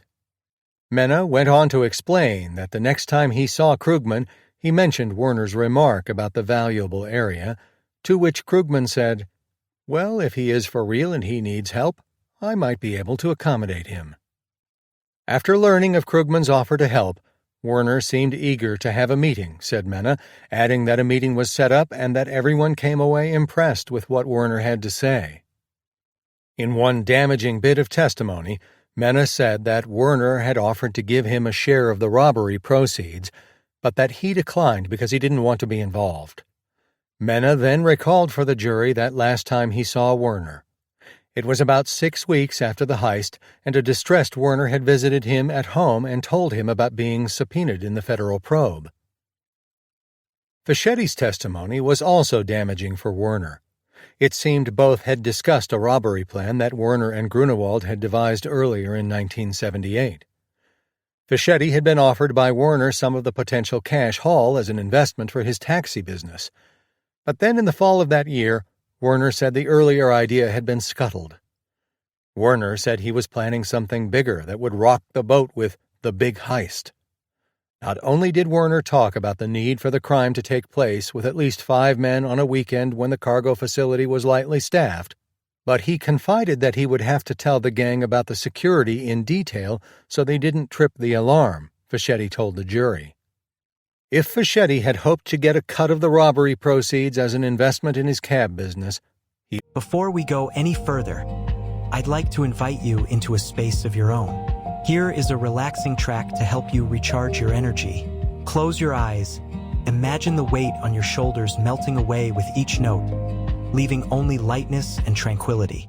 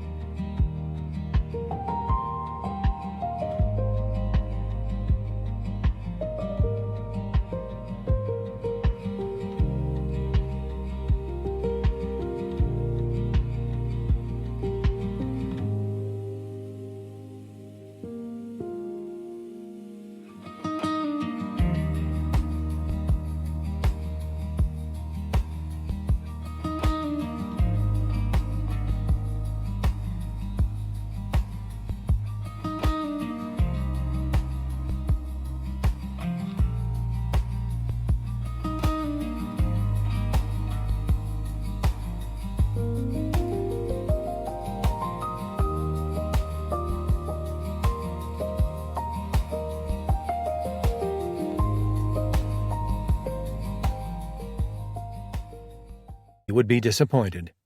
He and Werner had a falling out over some indiscreet remarks Fischetti had made. "He said I had a big mouth, and I told his wife about it, the plan, and his wife got back to him and I couldn't keep a secret," said Fischetti. Then the morning of December 11th, after the heist had occurred, Fischetti said Werner called him about 9:30 in the morning and said, "See, Big Mouth?" and then hung up the telephone, Fischetti testified. While Werner had berated Fischetti for being indiscreet, he had done damage of his own. Later in the month, Werner called again and continued to brag about how much money he had made on the heist, enough to pay off his debts and set himself financially for the rest of his life. "I had to shut him up," recalled Fischetti. "I didn't know the phone conversation was taped or anything like that." On January 29th, as the FBI started tightening the noose, Werner asked to meet Fischetti at a bar near the Long Island Railroad station in the town of Merrick. Their conversation was not an amicable one. "It got pretty heavy," remembered Fischetti. "He started telling me I better not say anything. If I keep my mouth shut, everything will be okay and not to worry. If I said anything, probably something could happen to me." Werner also said his wife Beverly had been opening her mouth and, "She may fall from a 10-story window," said Fischetti. Werner then threatened Fischetti by saying, "I will drag your name right through the mud. I will tell everything about you and my wife." Werner's threats continued into February, testified Fischetti, with the offer of $10,000 if he kept quiet. The sum and substance of Fischetti's testimony put Werner right in the middle of the planning of the heist. It also showed Werner's consciousness of guilt and his futile efforts to obstruct the FBI investigation by threatening witnesses. MacDonald had at least 4 major witnesses who implicated Werner in the heist: Fischetti, Grunewald, Mena, and Weramechik. There was another witness, Werner's girlfriend, Janet Barbieri, who had given damaging testimony to the federal grand jury, but when it came time to testify at the trial, delivered some theatrics. At one point it seemed she was going to become totally unhinged on the witness stand and maybe even have a heart attack. The 36-year-old Barbieri had known Werner about 2 years and initially had told the federal grand jury that he had told her he had been part of a Lufthansa heist. But on the witness stand, Barbieri collapsed 3 times and resisted testifying so strongly that MacDonald had her arrested as a material witness for the prosecution. Doctors who examined her said Barbieri was suffering from anxiety neurosis. She testified at some point lying on a court spectator bench attended to by a psychiatrist. Her pulse went as high as 110, but one physician said she had not had a heart attack. MacDonald had his hands full with Barbieri, who backtracked on her grand jury testimony and said Werner had never told her he was involved in the robbery. At that point, MacDonald pulled out her previous grand jury testimony and read portions back to her, including a portion in which she had testified that Werner had reacted to a newspaper article about the heist by saying to her, "You know, I'm involved in this." In the grand jury, Barbieri testified that she was angry with Werner when he told her about being involved. In fact, when asked if he acknowledged involvement, she said at that time he did. But when asked before the trial jury if she had given those answers to the grand jurors, Barbieri waffled. "I can't say yes and I can't say no," she said. When defense attorney Stephen Leifer finally got a chance to cross-examine Barbieri, he asked her directly if Werner had anything to do with the robbery, and she answered no. "Are you sure of that?" asked Leifer. "I am positive," replied Barbieri. The theatrical appearance of Barbieri on the stand was probably a wash in that the jury likely didn't know what to make of her. But her testimony to the grand jury raised a question of whether she had then sculpted her trial testimony to keep Werner out of trouble. If she had a bias, it was obviously for Werner. Still, MacDonald had scored a number of solid points with the jury through the testimony of his other witnesses. In his summation, MacDonald reminded the jury how Fischetti had been told so much by Werner after the heist, including the fact that he admitted delaying the armored car guards so that the big shipment of cash would have to remain in the Lufthansa cargo area over the weekend.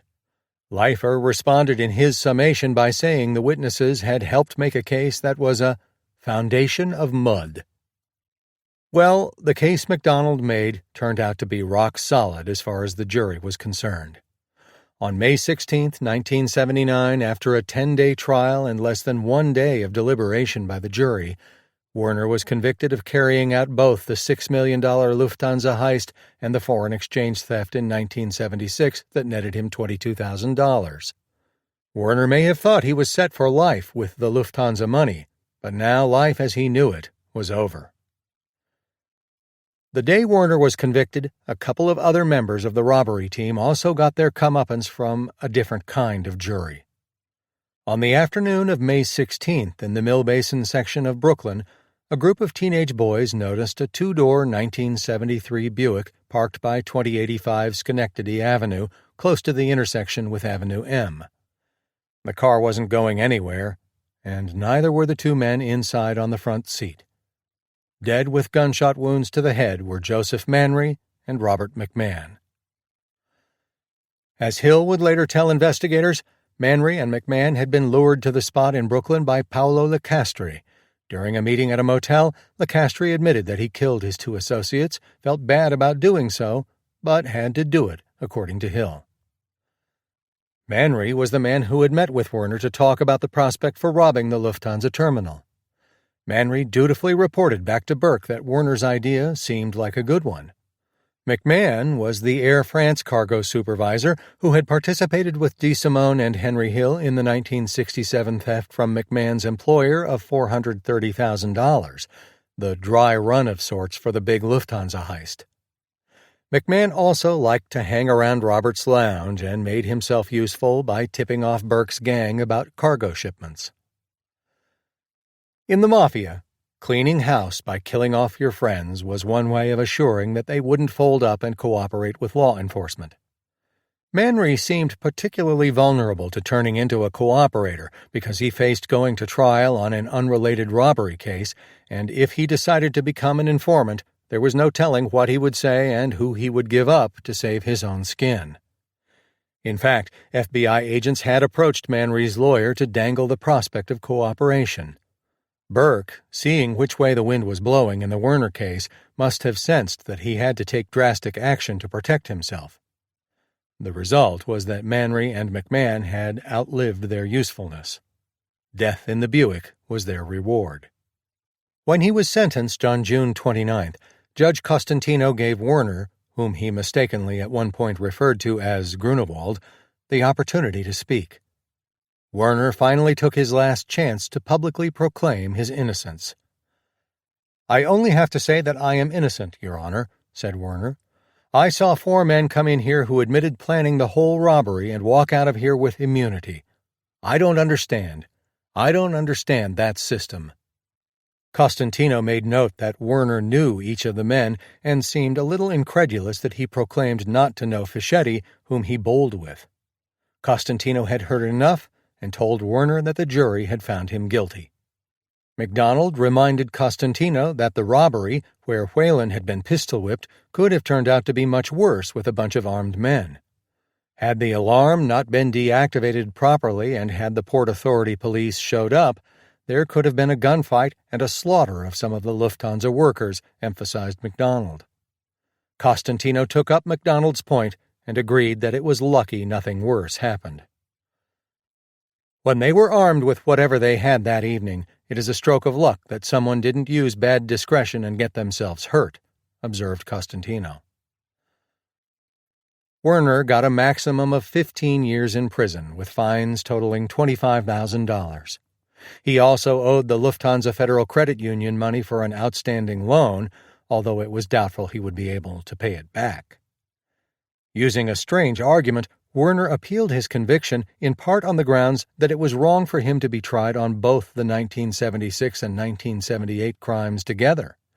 He contended that if there had been separate trials, that he would have testified in the Lufthansa trial. Such a claim by Werner left the appeals court justices scratching their heads. They couldn't fathom what he meant and why they should give any credence to what he said.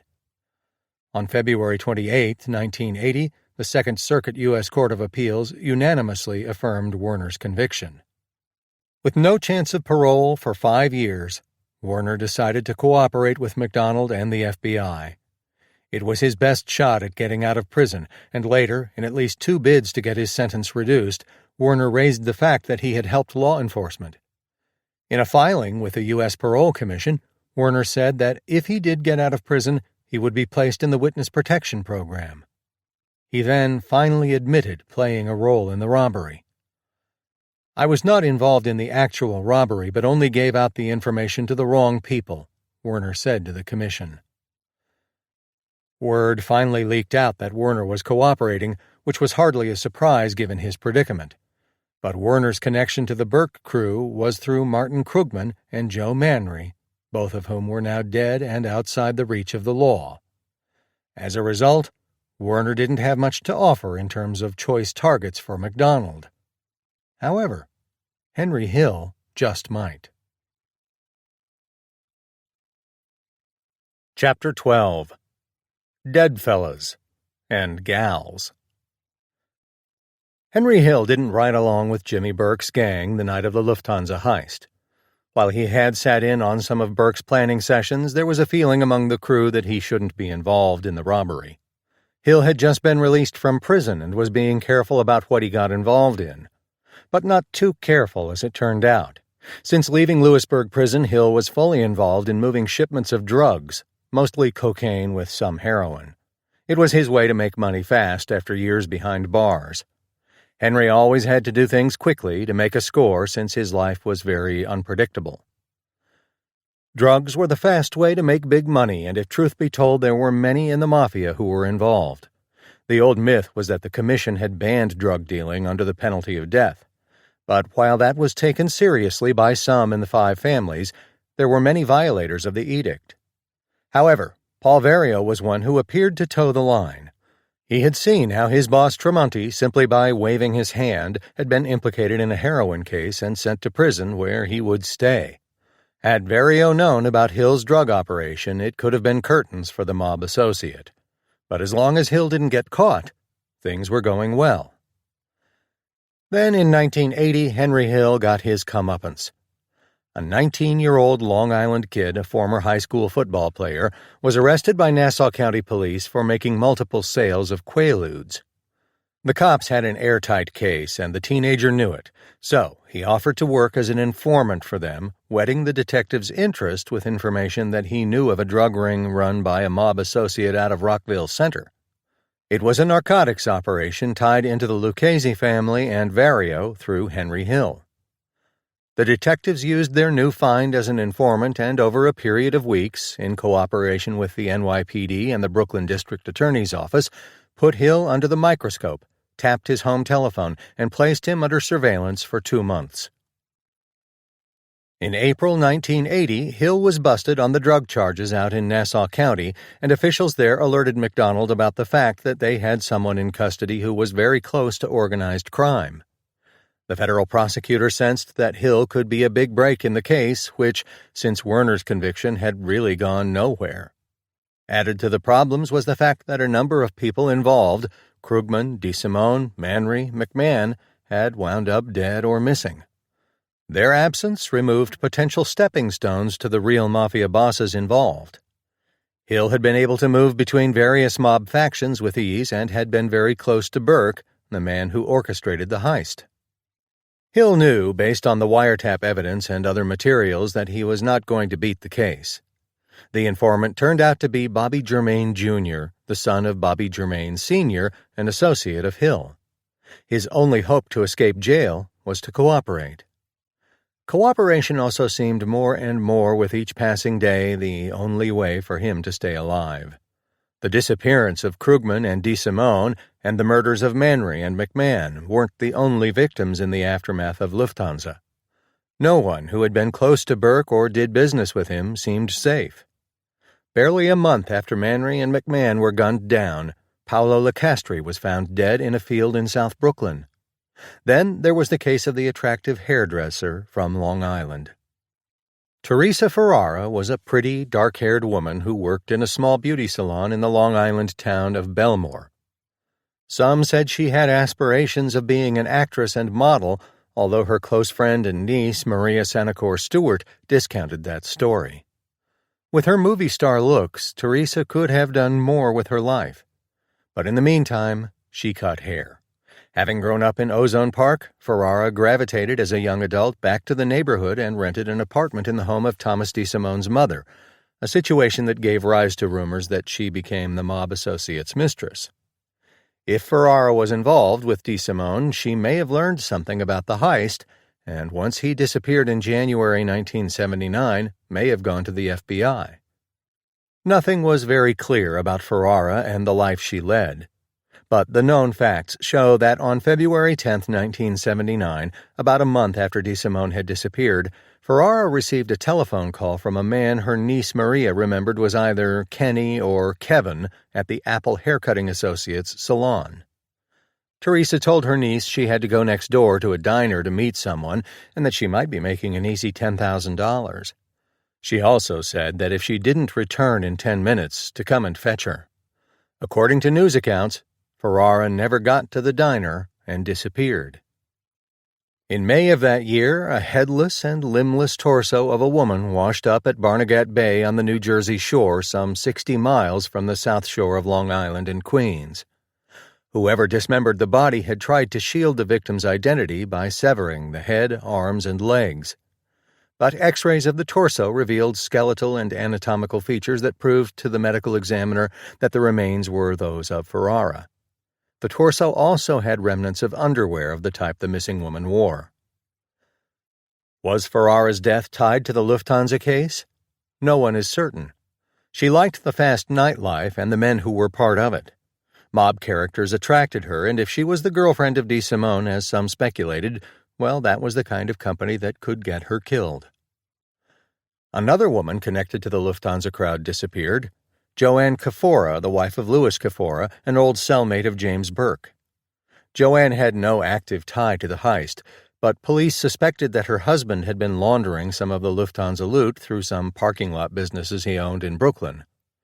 Not long after the robbery, Kafora and his wife bought a gaudy Cadillac, a fact that Henry Hill said angered Burke, who feared any profligate spending would attract the attention of law enforcement. Both Kaforas disappeared in March 1979, never to be found. The Kaforas, Thomas DeSimone, Parnell Edwards, Teresa Ferrara, Martin Krugman, Paolo Licastri, Joe Manry, Robert McMahon.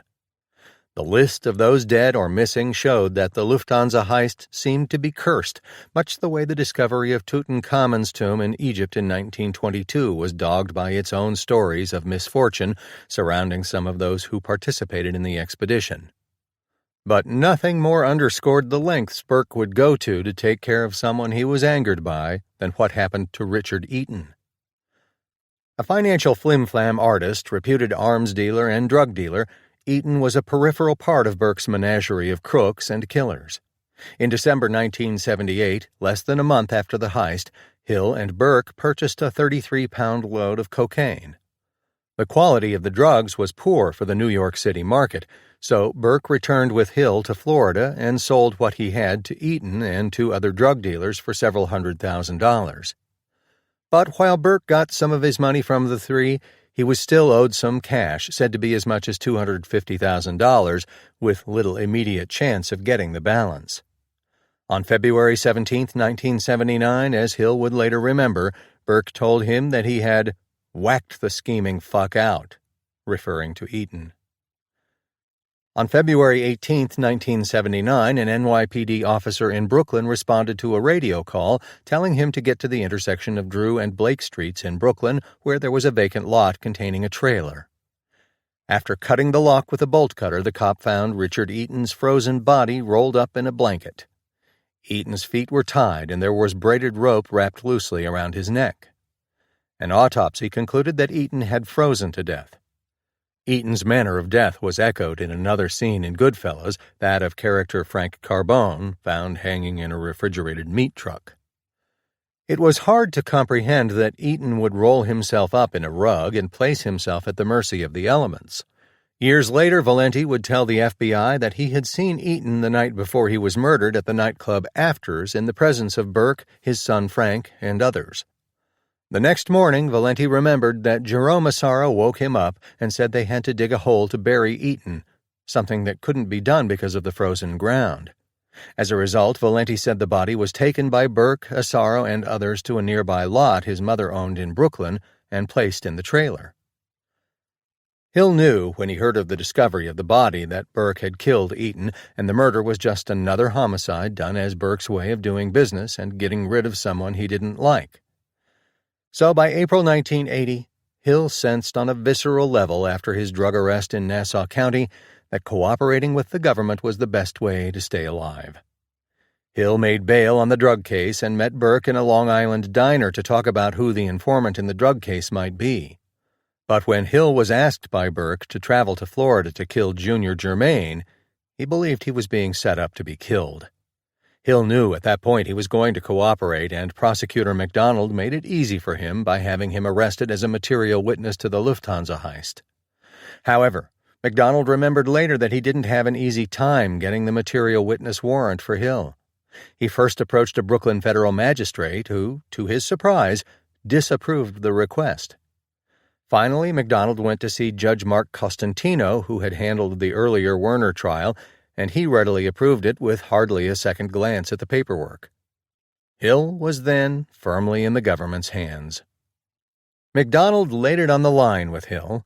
He could be prosecuted for the drug case, or he could cooperate and help the government break the Lufthansa heist.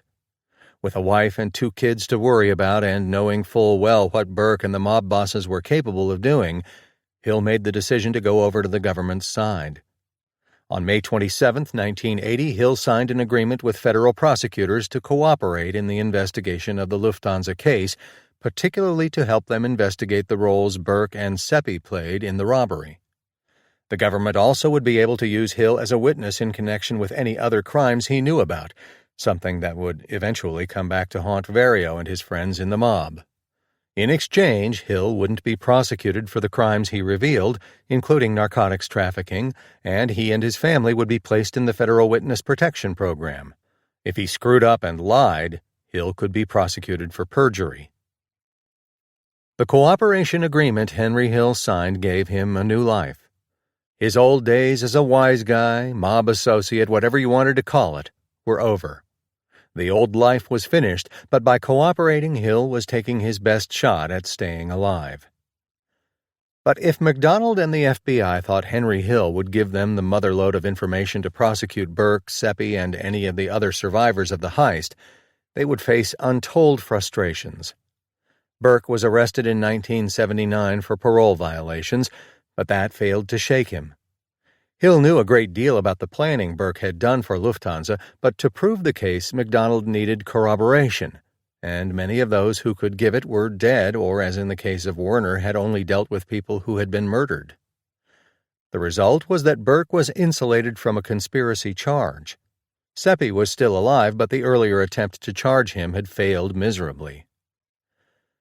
MacDonald soon realized that, even with Hill in his pocket, the Lufthansa case was stalled. Some, notably Nassau County District Attorney Dennis Dillon, thought Hill had been exaggerating his knowledge of the Lufthansa robbery. MacDonald had a lot more on his plate than Lufthansa. He was commandeering a number of mafia investigations and getting ready to try one of the abscam cases against U.S. Senator Harrison Williams. By 1980, while the FBI was pushing to keep the heist investigation alive, MacDonald viewed it as a case that was a bottomless pit with little hope of more indictments, especially against Burke. But then, unexpectedly, Hill provided the prosecutor a gift he had not expected. Hill had been arrested in the Nassau County drug case, and one of his co-defendants was a strange woman named Judith Wicks, described by investigators as a sometimes girlfriend and drug courier of Hill's. Like Hill, Wicks became a cooperating witness, and one day in MacDonald's office happened to mention a trip Hill had made with her to Boston. In fact, Hill had made a number of trips to Beantown in December 1978 and said that he was there right after the Lufthansa heist. Curious, MacDonald asked Wicks what the Boston trip was all about, and she demurred, saying he should talk to Hill to find out what the Boston angle was all about. Wicks was portrayed in Goodfellas as the superstitious drug courier character Lois Bird, played by actress Welker White. MacDonald had Hill brought to his office, and during a debriefing session, Hill nonchalantly mentioned to the prosecutor that 3 years earlier he and Burke had fixed some basketball games during the 1978-79 season at Boston College, which, as everyone knew, happened to be MacDonald's alma mater and where he had played on the freshman team. The prosecutor was flabbergasted. Carbone said he almost fell out of his chair when he heard the story. "The motherfucker almost leaped over the fucking table and tried to grab me. He went berserk," was how a laughing Hill later described MacDonald's reaction in a documentary film interview. MacDonald had a recollection of being more restrained, later recalling that he told Hill that he was nuts and had a serious problem. Actually, others had the big problems, including 3 Boston College basketball players who were ordered to testify to a Brooklyn federal grand jury about the fixing scheme. Among those subpoenaed were the team's starting center, Rick Kuhn, who came from Pennsylvania. The investigation revealed how some Pittsburgh-area mob associates had linked up Hill and Burke in an effort to get some front money for the scheme and to assure that Hill then went to Boston to recruit Kuhn and any other player who wanted to be part of the conspiracy. Essentially, the fix was aimed at making sure the number of points by which Boston College won or lost a game worked in the betting syndicate's favor. The bets were laid off on unsuspecting bookmakers around the country. To assure that members of the syndicate weren't hassled by bookmakers who had to pay out, Hill said that he mentioned his ties with Paul Vario. The fix wasn't flawless. When Boston College lost to traditional rival Holy Cross University by only 2 points, that margin of victory was less than the 7-point spread that gamblers like Burke had expected from the fix. Burke lost $50,000 and, at the end of the televised game, put his foot through the television at his home in Howard Beach. For a moment, Burke wanted Hill to go up to Boston to give the players some punishment, something that never happened. With Hill's evidence, as well as that of other witnesses, the grand jury indicted Burke, Kuhn, and several others on racketeering, conspiracy, and other charges. The trial in 1981 was, in its own way, a major event and was the first time Hill was publicly unmasked as a cooperating witness. With Hill giving solid testimony, corroborated by others as well as admissions made by Kuhn, a jury convicted Burke and a number of other defendants, including Kuhn. Burke was sentenced to 20 years in prison, while Kuhn got a 10-year term, later reduced to just over 2 years. To me and McDonald, this was bigger than Lufthansa, Carbone recalled later about the significance of the college-fixing case. This was the first sports bribery racketeering case. James Burke had finally taken a fall, although not for Lufthansa, and he had Henry Hill to thank for it. Then, according to federal investigators, Burke began a relentless campaign to find out where Hill had been sent as a federal witness, which turned out to be Omaha, Nebraska. Somehow, Burke found out where Hill, his wife Karen, and their children were living. In the nick of time, the U.S. Marshals Service, which was responsible for Hill's safety, discovered the security leak and in a matter of hours moved him and his family further out west. While Hill was safely ensconced in the bosom of the Witness Protection Program, his old associate in crime, Angelo Seppi, enjoyed no such benefit since he never cooperated. Despite weeks of a concerted effort in early 1979 by federal prosecutors to get Seppi to implicate himself in the heist, he was able to get out from under an arrest, which was the FBI's way of pressuring him. He was then sent back for 10 months in prison for violating his parole on a federal bank robbery conviction by associating with Burke. But once that short stint in prison ended, Seppi was seen by those in the mob, suspicion fell mostly on Burke, as a liability. So on July 18th, in an apartment at 8869 20th Avenue in Bensonhurst, Brooklyn, the 42-year-old Seppi and his girlfriend, Joanne Lombardo, were found shot to death. Both had been shot in the head, and cops uncovered drug paraphernalia and a loaded gun in the basement apartment. With Seppi's death, the body count for the Lufthansa people had risen to 6. The 2 women, Teresa Ferrara and Joanne Lombardo, were likely collateral damage. By late 1984, of the people publicly named by Hill as having participated in the heist, only Burke survived. Frustrated in the Lufthansa investigation, McDonald and the Brooklyn Strike Force was able to use Hill to make a major case involving JFK's air freight industry, a business that for decades was viewed by law enforcement as a fiefdom of the mob. The modus operandi of the gangsters was extortion, squeezing the air freight companies for payments to ensure labor peace. A key player in the system was alleged to be Harry Davidoff, vice president of Teamster Local 851 and the founder of Local 295. Davidoff was a powerhouse in the New York City labor scene, and his locals represented clerical workers and truckers at the air freight companies, which moved much of the cargo coming into and out of JFK. The key to Davidoff's power was his alleged ties to the Lucchese family, in particular Henry Hill's old mentor and protector, Paul Vario. The Lucchese family squeezed the companies the old-fashioned, true and tried way done by all labor racketeers: ask for a payoff or else threatened that the unions would enforce onerous terms of the Teamster contract and cause other labor unrest. Once the payments were made, the unions would relax their insistence on strict compliance with the contracts. The shakedowns and other schemes pulled in millions of dollars. In an investigation known as KENRAC, an acronym for Kennedy Racketeering, over 30 organized crime figures were indicted, including Vario, another Lucchese crime family member, Frank Manzo, and Davidoff. In making the case, MacDonald used some of what he had extracted from Hill, although some of his evidence was shaky. In a trial which was supposed to last about 2 months, prosecutors promised it would be a window in a lengthy shakedown operation involving the Lucchese family and the unions. Hill, of course, testified and was called a rogue, scallywag, and a scoundrel, as well as a liar by defense attorneys.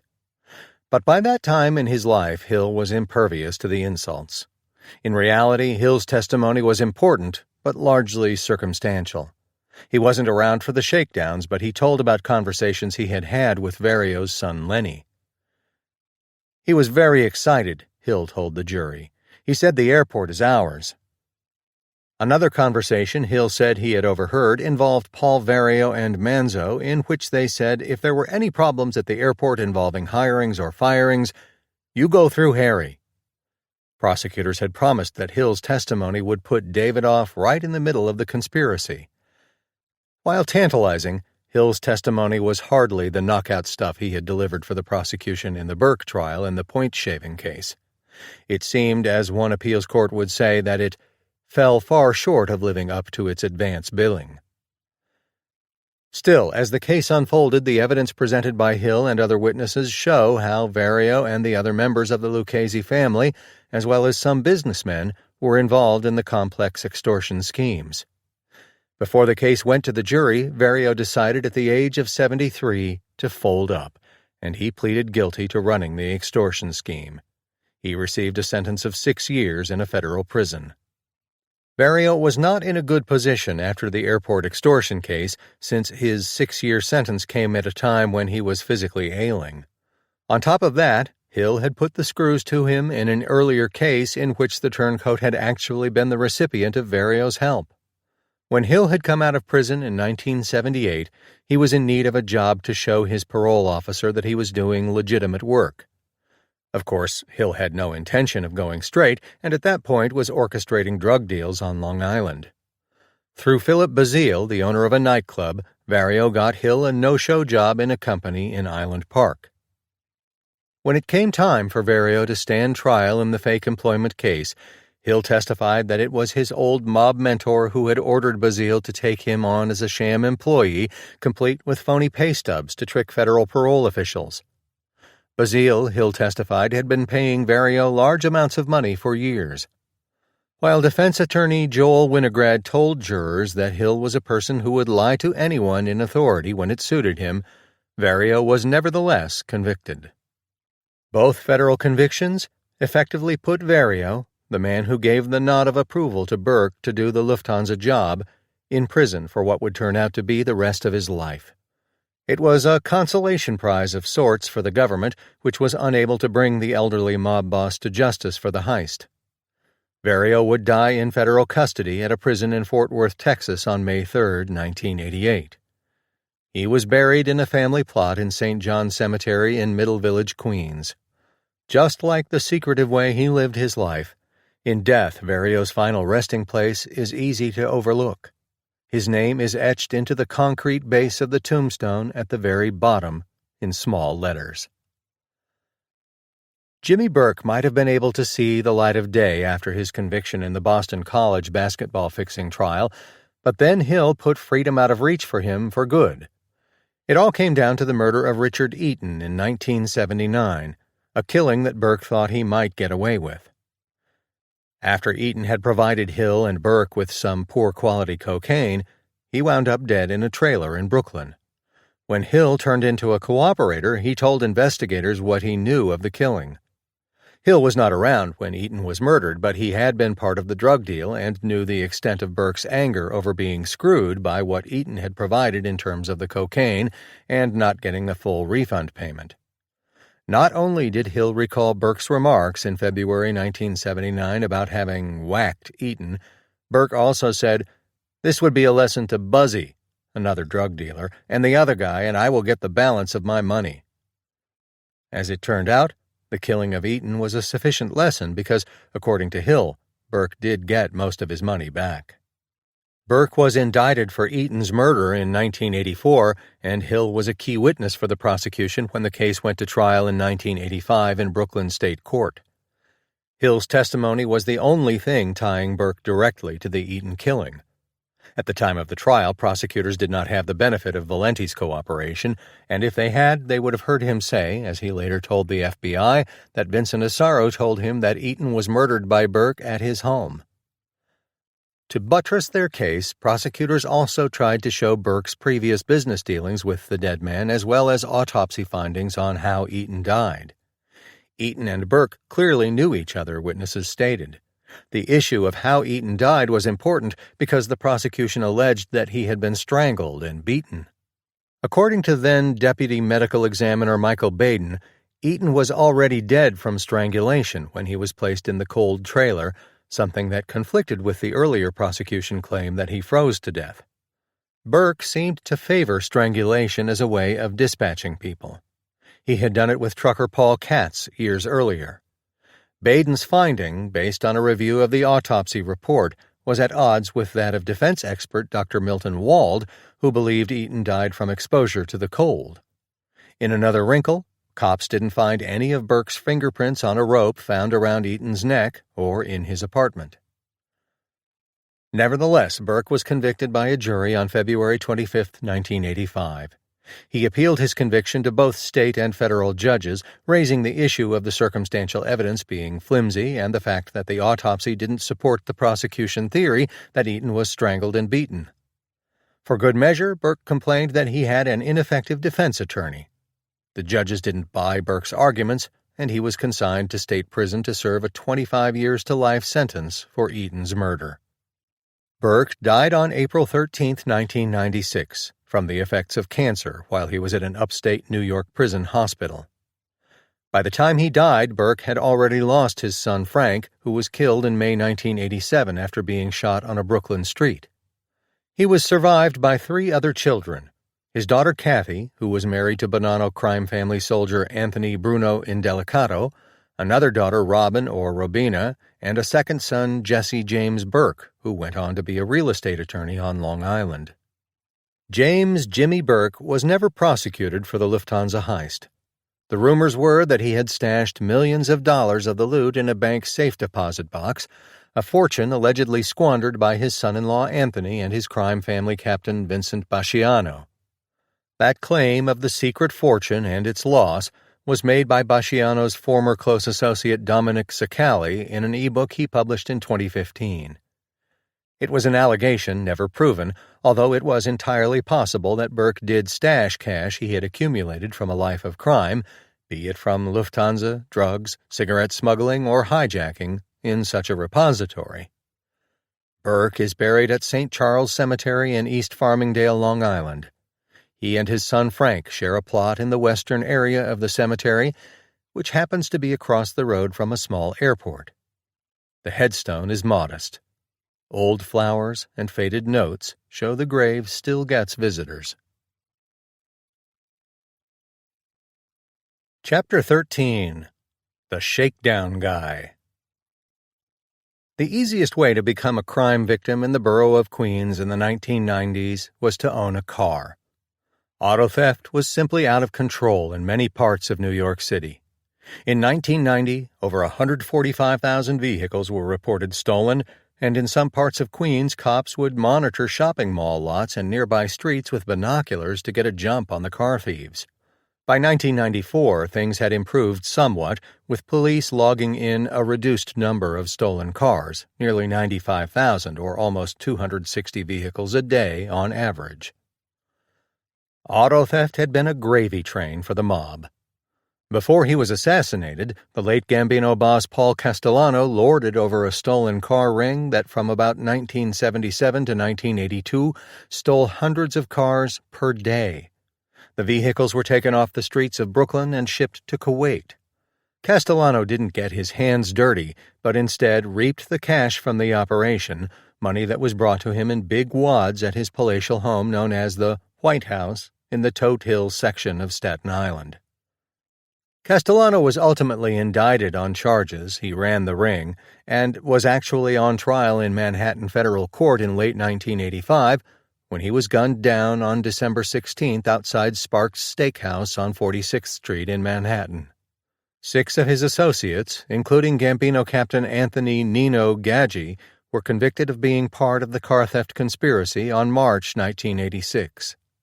Thieves were paid $150 for each car, which had their vehicle identification numbers changed before they were taken to Port Elizabeth in New Jersey for shipment to the Middle East. The profits in stolen cars were also attractive to the Bonanno crime family.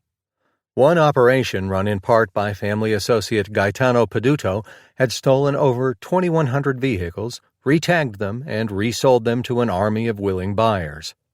Investigators believed the cars had an estimated value of $20 million. Even Albanian gangsters got involved. According to testimony given by Peduto in federal court as a government witness during a racketeering trial, Bonanno crime family captain Vincent Basciano got kickbacks of between $1,000 to $2,000 for each stolen car. For Vincent Asaro, the benefits of stolen cars were in the steady stream of income he could get if he offered his protection to those who actually did the dirty work. By 1994, Asaro was one of the last denizens of Robert's Lounge out on the street. Jimmy Burke was in prison, and Henry Hill was living out west, courtesy of the Witness Protection Program. Most of the others were dead or missing. As a member of the Bonanno family, Asaro had to keep his stature and earn money for himself and his new boss, Joseph Massino. If truth be told, Asaro wasn't the apple of Massino's eye. Part of the problem was Asaro's volatility and temper, which pushed him to almost uncontrollable fits of anger in which he abused the men working under him. He also threw away money as fast as he made it at the racetracks, either Aqueduct or Belmont, both of which happened to be close to Howard Beach. Like many in the mob, notably the elder John Gotti, Asaro seemed to have a gambling compulsion, which for years kept his finances in peril and forced him to live close to the bone. After getting out of prison in 1992, having served 6 years for labor racketeering, Massino had taken over command of the Bonanno Group after the death of longtime boss Philip Rastelli in 1991. Although Massino didn't seem to care much for Asaro's demeanor and busted him down from the rank of captain, he still saw usefulness in the aging soldier, particularly with what he was getting from certain stolen car operations in Queens and Long Island. While car thieves often took vehicles to sell to willing buyers in the United States or abroad, some of them saw just as lucrative a racket in chopping up the vehicles and selling off their parts. The places where this breaking apart of vehicles was done is known on the street as a chop shop. Sometimes the thieves would take orders for a particular component of a car and have a model stolen to order that could provide the part. The rest of the vehicle would be dismantled or chopped, with parts stockpiled as needed. A car in pieces was worth more than the price of the vehicle new. Guy Gralto, one of Asaro's associates from Ozone Park, knew the virtues of a well-run chop shop. Asaro knew Gralto from knocking around the auto body business. The thing was that Gralto's auto businesses weren't all legitimate. He had his own chop shops. One was on 101st Avenue near Rockaway Boulevard, and another was on Wood Street in Oceanside on Long Island. Between his chop shop actions and his regular auto parts, Gralto made a good living. "I was a good earner," Gralto recalled in court testimony. Gralto had started in the chop shop business in 1987 at a cousin's junkyard in Jamaica, Queens. After a few years of dismantling cars, Gralto struck out on his own around 1992 and opened up Conduit Auto Parts on Cohansey Street in Ozone Park. His partner was his live-in girlfriend Vera, who ran the office and answered the telephone. Eventually, Gralto took in Martin Bosshart and Darren Sirota to get cars. But in this industry, which prospered in New York City from auto theft and chop shop action, The reality of the business was that you could expect a visit from the mob. So, on a day in 1993 when Vincent Asaro stopped by and paid Gralto a visit, the businessman knew that he was talking to the mafia. Asaro wanted to be paid for protection, Gralto remembered. At first, Gralto blew off Asaro and refused to pay. Asaro yelled and screamed and even struck Gralto, but the chop shop merchant still refused to pay. On Asaro's second visit, Gralto recalled, his old Ozone Park acquaintance showed up and announced his visit by driving through the fence at Conduit Auto. Gralto still wouldn't pay. Finally, Asaro called Gralto down to his club, the Triangle, and gave him a few smacks. According to Gralto's later testimony in a federal court case, Asaro yelled that if he didn't pay, Gralto's mother wouldn't be able to identify his body when he was done beating him. Hearing that, Gralto thought it best to start paying the guy. Asaro got $400 a week from the chop shop action, Gralto would recall later. He had no recourse but to pay. So no other thieves robbed me and no other wise guys would shake me down. Gralto usually paid Asaro at the Triangle at 101st Avenue and Rockaway Boulevard. Seeing that he and Vera were splitting their weekly profit from the chop shop of $12,000, what Gralto paid Asaro seemed like a small amount to keep trouble off his back. Although Gralto remembered having to pay Asaro a good $1,600 monthly in protection, the relationship wasn't all a one-way street. By being under Asaro's wing, Gralto was protected from being preyed upon by other mob associates and crime families. Asaro also, on occasion, would refer thieves to Gralto who needed to dump stolen cars from which parts could be harvested. But the payments Gralto was making to Asaro were like throwing money away. He wanted out of the arrangement and had Vera talk to her friend Ronald Trucchio, a Gambino crime family soldier. Trucchio was willing to talk with Asaro and maybe split the $400 weekly payment with him. When he heard that Trucchio had been approached, Asaro, in the words of Gralto, pretty much went nuts. Asaro reminded Gralto that Trucchio was a mere soldier and that he, Asaro, was a captain who didn't have to talk to him. Trucchio would have to speak with his own boss, who at that point in time on the street was Joseph Jojo Corazzo. Gralto explained the situation with Corazzo, who diplomatically said he would speak to Asaro. But for reasons that were never made clear, Asaro wouldn't agree to work with Trucchio, and in the end a deal was struck for a buyout of sorts, a lump sum payment of $5,000 to Asaro to end the relationship. Gralto took the deal, and in late 1993 closed down Conduit Auto, moving his chop shop operation to Oceanside in Nassau County, closer to where he lived. He continued to take stolen cars and parts from Bosshart and his cronies. Yet Gralto's freedom from the mob was short-lived, and in the end it might have been better for him to have stayed with Asaro, the devil he knew. Once Gralto was no longer under Asaro's protection, he became easy prey for other gangsters, namely Bosshart and his crowd, who in February 1994 abducted Gralto at gunpoint and took him to a warehouse in Maspeth, where he saw to his horror that his worker David Torres had been tied to a pole and was screaming as he was being cut with a small saw. Bosshart and his people believed Torres had been stealing car parts from them on Gralto's orders and wanted to punish him. For good measure, they started hitting Torres with a cable. Someone struck Gralto on the back of his head with a gun. With Torres screaming for his life, Gralto yelled at the attackers to leave the poor guy alone, that he had a family.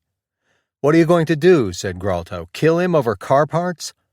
Then Bosshart shot Gralto in the calf, and the chop shop owner crumpled to the floor bleeding.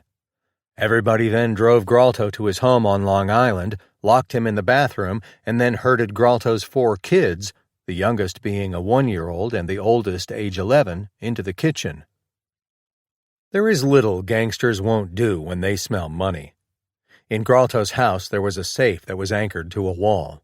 There was about $50,000 in cash inside, as well as about $30,000 in jewelry owned by Gralto, Vera, and the children.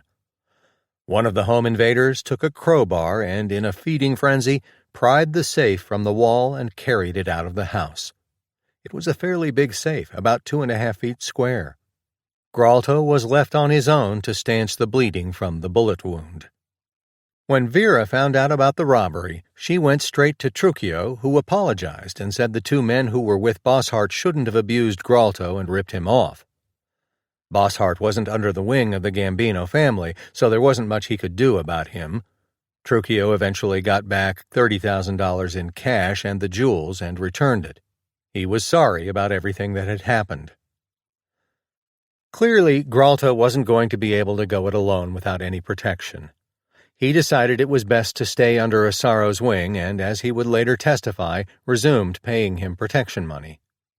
This time Gralto would deliver the payments of about $500 a week to Assaro at a pasta restaurant in Hewlett, Long Island, where he liked to spend time. But by December 1994, Gralto again wanted out and paid Assaro another $5,000 buyout fee, a rather modest sum considering how lucrative his chop shops were.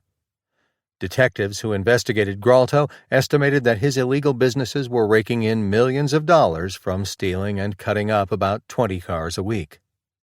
By 1995, Queens prosecutors and the NYPD had been making concerted pushes in an effort to get a handle on the stolen car rings plaguing Queens, and after months of surveillance and gathering of wiretap evidence, indicted Assaro, Gralto, and 10 others on charges they ran a multi-million-dollar car theft ring. The criminal combination stole cars all over the metropolitan area. It was the first time prosecutors had used the state's Organized Crime Control Act to go after such a ring. Assaro was named by Queens District Attorney Richard Brown as the man controlling the operation, even though he was only taking protection money. The Queens case was quite serious for Assaro. He faced a possible maximum sentence of 25 years in prison under the organized crime law. New York City officials were fed up with the level of car thefts, and they were going to make examples of Assaro and his co-defendants, such as Gralto. One by one, those arrested in the case saw the futility of fighting the indictment and pleaded guilty. Gralto was among them, and although he got a 3 to 9 year prison sentence after pleading guilty, he agreed to testify against Assaro. In return, prosecutors agreed to recommend that his sentence be reduced to a maximum of only 3 years. For a while, the justice system gave Assaro a break. In a surprise ruling, the trial judge dismissed the case against Assaro. But an appeals court reinstated the indictment. Gralto was the prosecution's star witness against Assaro, and he rehashed his history of payoffs and the operation of the syndicate. In an effort to paint Gralto as unreliable, defense attorney Stephen Mahler had Gralto's ex-wife testify how miserable he was, calling him a cocaine addict and a habitual liar. As compelling as Gralto's testimony and wiretap evidence was, the jury couldn't come down with a unanimous decision and wound up split 10 votes to 2 for conviction in June 1998. Assaro had dodged a bullet. But with his notoriety and the need to show they were serious about auto thefts, prosecutors retried Assaro in November 1998, and that time got the result they had wanted. Assaro was convicted of enterprise corruption, the New York State version of the tough federal racketeering statute. 13 of a total of 16 defendants in the case had been convicted of a felony charge, and Queens District Attorney Richard Brown said that the victory had helped in some measure to stem the once out-of-control car theft problem in his borough, making Assaro an unwitting poster boy in the war on crime. In my view, the huge decrease in auto theft in Queens that we have seen between 1990, when over 50,000 vehicles were stolen here in Queens County, and last year, 1997, when there were 19,981 such thefts, is due at least in part to our success in this and similar cases, said Brown after Assaro was led away to a cell to await sentencing. In New York State, the majority of sentences are indeterminate, meaning there is a range of years and months with a maximum set in the law. Unless there is a mandatory minimum term, a judge is free to set a range up to the maximum, which in Assaro's case was 25 years. When it came time to give Assaro his just desserts, Judge Robert McGann served up a prison sentence of 4 to 12 years, about the middle range for the top enterprise corruption count. Assaro was shipped off to Clinton Correctional Facility, a maximum security prison in the upstate New York village of Dannemora. From there, Assaro filed various legal writs in Brooklyn Federal Court to get his sentence overturned. But by late 2002, Asaro had exhausted all of his legal options and had to serve his sentence of 4 to 12 years. In prison, Asaro was effectively out of crime family business, and his son Jerome took over for him as an acting captain. Chapter 14. We're in Trouble. The morning of January 9, 2003, Joseph Massino, the boss of the Bonanno crime family, answered a knock on the front door of his Georgian-style home in Howard Beach to find FBI agents Kimberly McCaffrey and Jeffrey Sallet with a warrant for his arrest. It was hardly a surprising development for the portly Massino, who over a period of several days had seen various agents in surveillance mode around the neighborhood and knew that some of his compatriots had been talking to investigators. "I was expecting you yesterday," Massino told both young agents as they flashed their badges and prepared to take him into custody. Massino's arrest came as other federal agents that morning were rounding up other Bonanno crime family members, including his brother-in-law Salvatore Vitali and Frank Lino, one of Massino's captains. Lino had been a survivor of sorts, having escaped the bloody murder scene in May 1981 when the three captains, Dominic Trinchera, Philip Giacone, and Alfonso Delicato, were slaughtered in an old Brooklyn social club in a preemptive strike by Massino against a potential takeover of the crime family. The Massino arrest was the culmination of a lengthy historical investigation by the FBI in which McCaffrey and Sallet, both accountants by training, followed the money trail and steadily built a case against the crime boss. By the time they took Massino out of his house, the crime family probe had already led to the arrests of Bonanno captains Frank Cappa, Richard Cantarella, and Anthony Graziano. In total, some 26 crime family members had been nabbed in the preceding months. Once a group that prided itself on surviving so many law enforcement investigations, the Bonanno family was now under siege. Things quickly went further downhill for Massino. On February 28, 2003, just 2 months after the indictment had landed, word leaked out that Vitali had decided to become a cooperating witness for the government. It was the worst possible news for Massino, because Vitali, aside from being his wife's brother, had been one of the men closest to him in the affairs of the crime family. Vitali had evidence about Massino's role in a number of mob murders and all sorts of other illegal activities. Vitali would be the guide for the FBI through the machinations of the Bonanno family when it came time for Massino to stand trial. By May, with so many cooperators providing information about him, Massino was hit with additional charges, including that of the murder of crime family member Anthony Mira. About the time Massino was absorbing all of the bad news and the prospect of having to spend the rest of his life behind bars, Vincent Asaro was walking out of upstate Shongum Correctional Facility, where he had been transferred as a free man after serving about 4.5 years for his chop shop conviction. His discharge from prison took place in May 2003, and he was returning to a mafia scene in Howard Beach that was markedly different from the one he had left behind in 1998. The Bonanno family had worked for years without being attacked by the government to any significant degree, and its rackets, as well as the power of Massino, had made the family a force to be reckoned with after years on the outside of the official mafia ruling commission.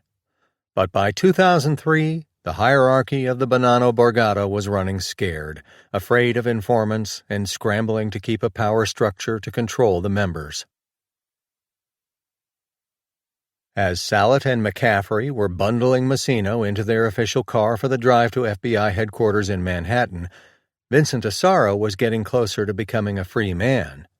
Asaro would officially be released from state prison in May 2003 after serving over 4.5 years, the time he was required under the minimum range of his December 1998 sentence for enterprise corruption.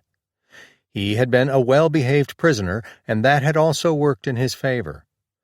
Back on the street, Asaro was still a soldier in the Bonanno family, and it would be a long time before he regained his status as a captain. Massino didn't hold Asaro in very high regard, but when the crime boss was arrested, Asaro's world in the mob faced new uncertainty. With Massino off the street and in a federal detention center in Brooklyn, the Bonanno family would have to be run by a committee of other captains. As John Gotti found out, before he died in June 2002, it is difficult for a boss to keep tabs on his men. It is also sometimes difficult for a boss to keep the illegal money flowing to his coffers, although in Massino's case he had a stockpile of millions of dollars in cash in his house, and there was additional income from his legitimate businesses. Asaro was not a wealthy man, and after coming out of prison he had to work hard to earn a living, either legitimately or otherwise. He was 68 years old when he walked out of Shangum prison, and his big earning days were behind him.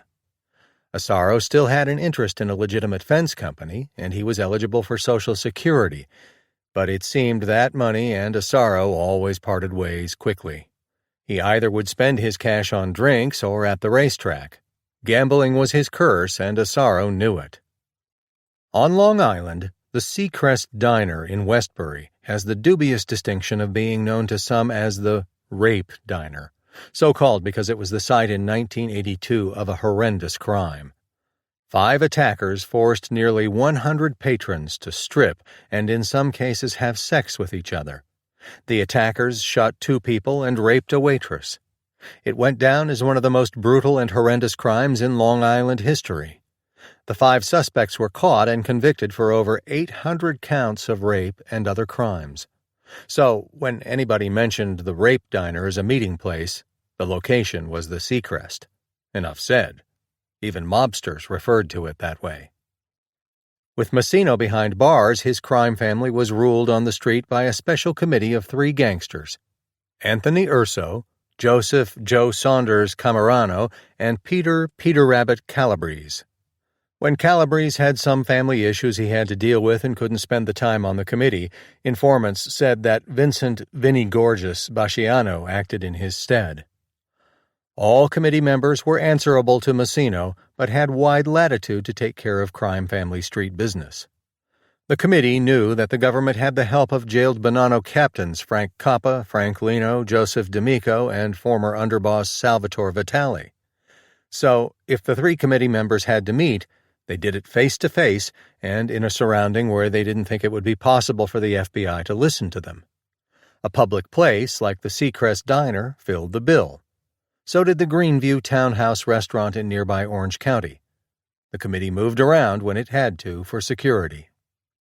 Of course, diners and public restaurants are open to anyone, and the FBI could easily spot a mobster entering an establishment and see who he was sitting with. But eavesdropping on a table conversation would be difficult unless there was a spy in the group. Well, for several months in late 2003, the FBI had the good fortune to have the cooperation of James Big Louie Tartaglione, a Bonanno captain who had decided to come back to New York, ostensibly because Massino wanted him to help with a crime family in disarray. Tartaglione, under the guise of trying to sort out the Bonanno family problems, went to see ruling committee members at both the Seacrest Diner and the Greenview while wearing a body recorder. Camerano, Urso, and Basciano spoke freely about crime family business, including the latest gossip. One of their recurring subjects was Vincent Asaro. According to recordings Tartaglione made on September 13, 2003, and turned over to his FBI handlers, the conversation about Asaro portrayed him at that point in his life as a man who was broken and dispirited. "Talking about Vinny Asaro, how is he doing?" asked Tartaglione. "Vinny's sick," answered Camerano. "Is he very sick?" Tartaglione wanted to know. "Got the cirrhosis of the liver," said Camerano. That condition didn't surprise Tartaglione, who remembered Asaro as being a heavy drinker back in his younger days, although he had more or less gone on the wagon and had tried to clean up his act. But for Urso, drinking wasn't the only problem for Asaro. He was so broke that being in the crime family wasn't doing much for his self-esteem or reputation among his so-called peers. It seemed as though Asaro's lack of money had made him abusive as a captain, a skipper, as the rank was called. "It's like our friend said, when you make a skipper and you make a skipper that's broke, he abuses his men for this," said Urso, quite possibly referring to something Massino was known to have said about others. "That is the God's honest truth, and that's what he did, abused everybody. "Well, is he still at the track every day still?" asked Tartaglione. "Sure," said Camerano, who knew how much money Asaro had squandered on the horses. The track certainly killed Vinny, was how Tartaglione saw things. The money Asaro was throwing around at the racetrack was cash he couldn't really afford. As soon as a dollar bill landed in his hands, it seemed to fly away in the vain hope of following a winning horse. Urso said Asaro owed people money, and he wasn't paying his debts. Urso was going to call him and tell him to start paying off people. "Gotta start with Vito. He owes Vito $16,000, remembered Camerano without further identifying the lender. Asaro had borrowed frequently over the years from fellow gangsters, the FBI had heard. One informant had related to agents that Asaro had taken up to $30,000 over the years from Massino, who had a significant loan sharking business. Some crime family members were into Massino for over $100,000, so Asaro's amounts were relatively small. Asaro owed a number of people, and there was little sign that he was paying it back, according to Camerano. "Is he earning?" said Tartaglione. "Is he earning? Who the fuck knows, Lou? I don't know," said Urso. Certainly in the 1990s, when he had the chop shop income, Asaro had some money coming in. Gambling also seemed a source of income. Vitali had recalled for the FBI that also during the 1990s, after the death of a bookmaker known only by the name Stretch, that the operation was turned over to Asaro, who allegedly ran it with his son Jerome. Although the Asaros may have run the business on a daily basis, Vitali told the agents that he actually owned the operation. Well, Asaro just got home from prison about 2 months ago, so no, he wasn't doing anything yet to earn money, explained Camerano. To get Asaro back on track, they needed to put him under somebody's command, so Camerano was going to have to include him as part of his crew. A month later, the same 3 old-timers met at a diner, and again Asaro's woes came up in the conversations. He was definitely on everybody's radar, but not in a good way. Asaro may have been going back to the track, but if he couldn't kick in $25 a week to the Bonanno family war chest, a fund to help members who needed help paying for lawyers, which were quite in demand, he should stay away from the horses, said Urso. "Let me tell you something," said Tartaglione in agreement with Urso. "If anybody like him can't give $25 a week, he shouldn't be in this life. Not unless he's got cancer, he's dying, not unless he's definitely sick and there's no way for him to earn something like that."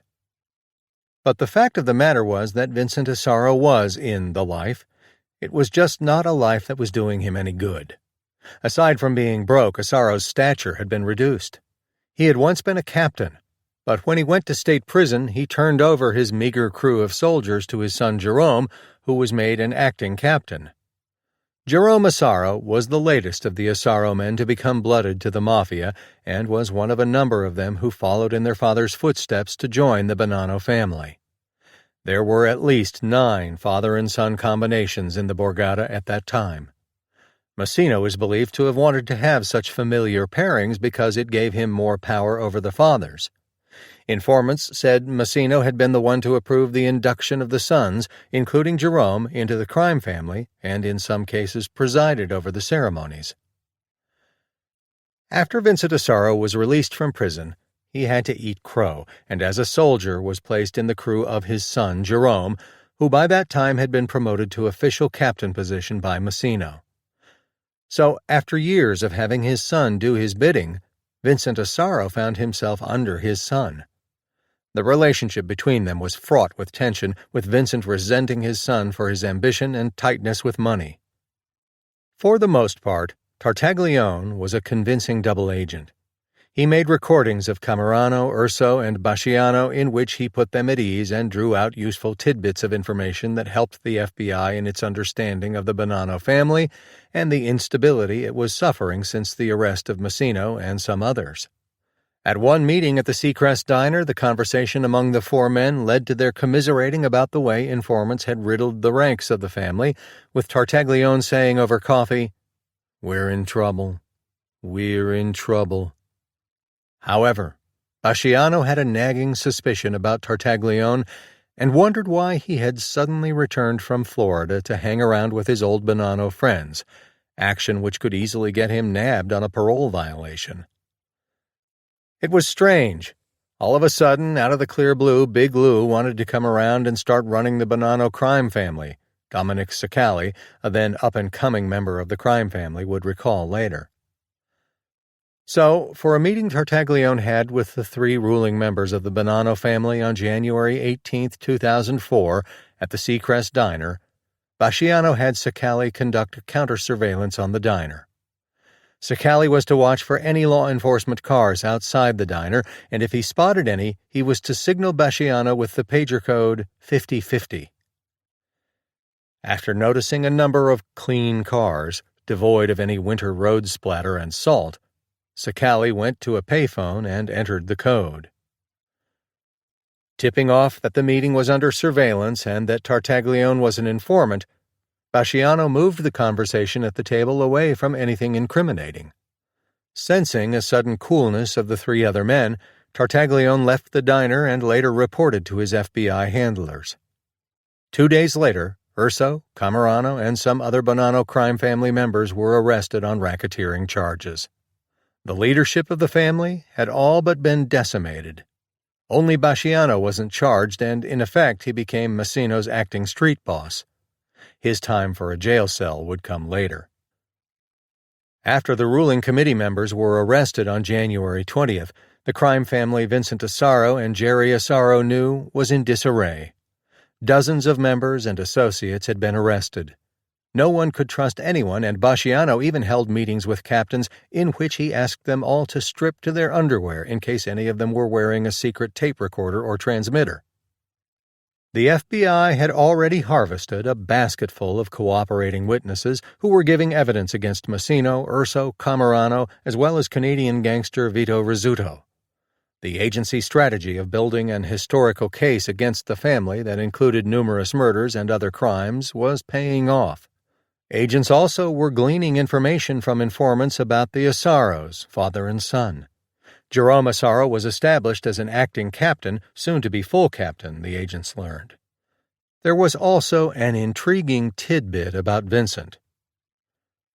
Joseph D'Amico, one of the turncoats who had gone over to help the FBI, had an interesting pedigree with the mob. He was the cousin of Bonanno Captain Richard Cantarella, who also became a cooperating witness.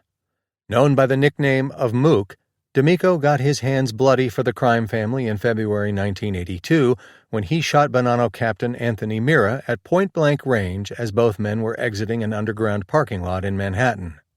Mira had been suspected of being an informant at a time when the crime family was paranoid over FBI activity. It had surfaced months earlier that a brash wise guy named Donnie Brasco had actually been an undercover FBI agent with the real name of Joseph Pistone. Working for many months undercover, Pistone had penetrated the Bonanno family, particularly the group run by Sonny Black Napolitano. Mira had even used Pistone as a driver, which showed how convincing the FBI mole had become in his undercover role. In a debriefing with agents on April 14, 2003, Joseph D'Amico talked to them about a number of things, such as gun trafficking, the assassination in 1979 of Carmine Galante, and gossip about who was in the Bonanno family. He had also heard something none of the other big cooperating witnesses had apparently reported to the agents. Vincent Asaro was involved in the Lufthansa Heist with Jimmy Burke, who was around Paul Vario. Chapter 15. Never Say Never. When he was arrested on January 23, 2014, there was no way that Vincent Asaro was going to be living anywhere else for the foreseeable future other than the Metropolitan Detention Center in Red Hook. Given the ugly things said about him in the prosecution's 53-page detention memorandum, Asaro was not going to get bail. In fact, defense attorney Gerald McMahon didn't even try to get him out. Any effort would have been an exercise in futility. Vincent was going to be a guest of the Bureau of Prisons until at least his trial, whenever that might be. As it turned out, McMahon was the one who got out first, in a manner of speaking. He didn't stay with the case for very long. Asaro didn't have any money to retain a private attorney, and McMahon, although a tenacious lawyer who had bested Brooklyn federal prosecutors in a number of mob cases, couldn't stay with the case. So, on February 12, 2014, Judge Alan Ross appointed Elizabeth Macedonio of Queens to take on Asaro's defense. A petite blonde with long, straight hair, which fellow attorneys said never seemed anything but well coiffed, Macedonio had cut her eye teeth on some mob cases. A graduate of New York Law School, solo practitioner Macedonio quickly earned a good reputation among her peers as she wrangled some very good plea bargains for her clients. The indictment in the Asaro case was really a legal hybrid. It contained the overall racketeering conspiracy charge and, along with it, a series of extortion and gambling counts involving a total of 5 defendants. But even a quick reading of the indictment showed that the main charges were those against Asaro. The Lufthansa robbery and the murder of Paul Katz, for which the other defendants weren't named, save for Asaro's son Jerome, who was fingered as an accessory after the fact in the murder for moving Katz's corpse. To the defense attorneys for Thomas Di Fiore, Jack Bonventre, and John Ragano, the early strategy was to get the case against those defendants separated or severed from Vincent and his son. The Asaros were charged with the most serious crimes, including, in addition to the Lufthansa heist, counts of robbery, arson, and murder solicitation. The Asaro counts spanned nearly 40 years. Di Fiore, although said by prosecutors to be the new street boss of the Bonanno crime family, faced only an extortion charge involving one debt and attempts to collect it over a 4-month period in 2013. Ragano, a big man nicknamed Bazoo, who looked like a mob tough and was considered by law enforcement to be a Bonanno soldier, was also only named in one count with Di Fiore. Bonventre, a reputed Bonanno captain, faced an extortion charge and claims that he ran an illegal gambling business from 2007 to 2008. In March, Ragano's attorney, Charles Hochbaum, moved to have his client's case severed from that of Asaro. The other defense attorneys didn't want to join in that maneuver until they had learned more about the government's case. Attempts to get a severance are difficult tactics for a defense attorney to try, generally. Hochbaum argued to Judge Ross that if Ragano had to go to trial with Asaro, there would be spillover prejudice because he would have to do more extensive trial preparation than if he was tried separately. There were counts that Ragano was not charged in, so it would be unfair to have him tried with Asaro, the defense argued. Ross made quick work of Ragano's argument and, in a short 4-page ruling on April 7, 2014, denied his motion. The indictment wasn't so complex that the jury wouldn't be able to weigh the evidence against each individual defendant on each charge, said Ross. The judge also said there was significant overlap in evidence on the charges facing Asaro and the few in which Ragano is mentioned. If she gave the jury proper instructions about considering evidence separately against each defendant, Ross didn't think there was any risk of spillover prejudice. So, for the time being, all of the defendants, including Asaro, would face the music of a trial together. The U.S. Supreme Court has said that there is a preference in the federal system for joint trials of defendants who are indicted together. But that preference wasn't absolute, and if there is a risk that a defendant would be prejudiced by a joint trial, the court could grant a severance. It was a tough burden, but it has happened that one or more defendants were tried at a different time from someone else. Ross's decision showed that Di Fiore, Ragano, and Bonventre would not have an easy time if they tried again to get separate trials. Meanwhile, Assistant U.S. Attorney Nicole Argentieri, as was routine in mafia cases, made some plea bargain offers to Di Fiore, Ragano, and Bonventre.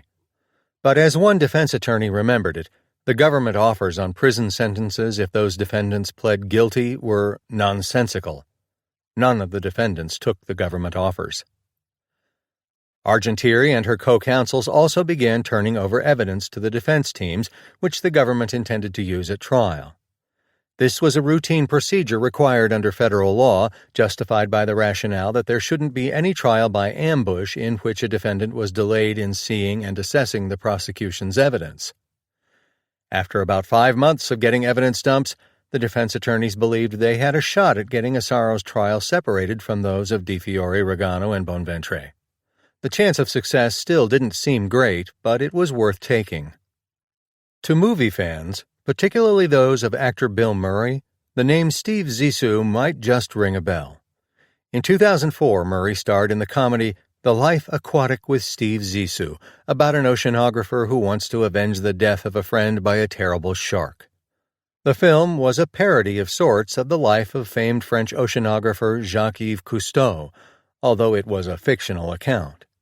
But as it turned out, the main character name of Steve Zissou happened to be that in real life of a Bayside, Queens criminal defense attorney named, well, Stephen Zissou.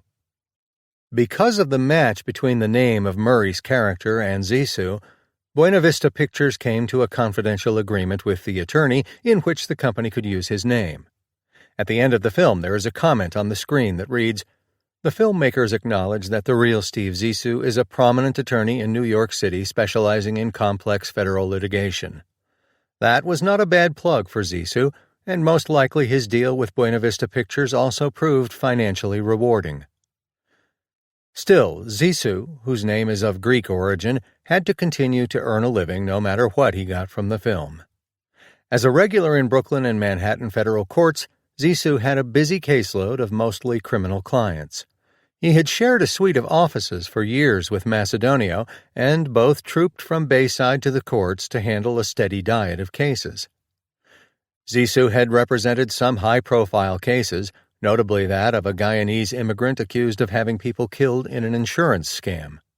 The defendant, Ronald Malley, was convicted but spared the death penalty.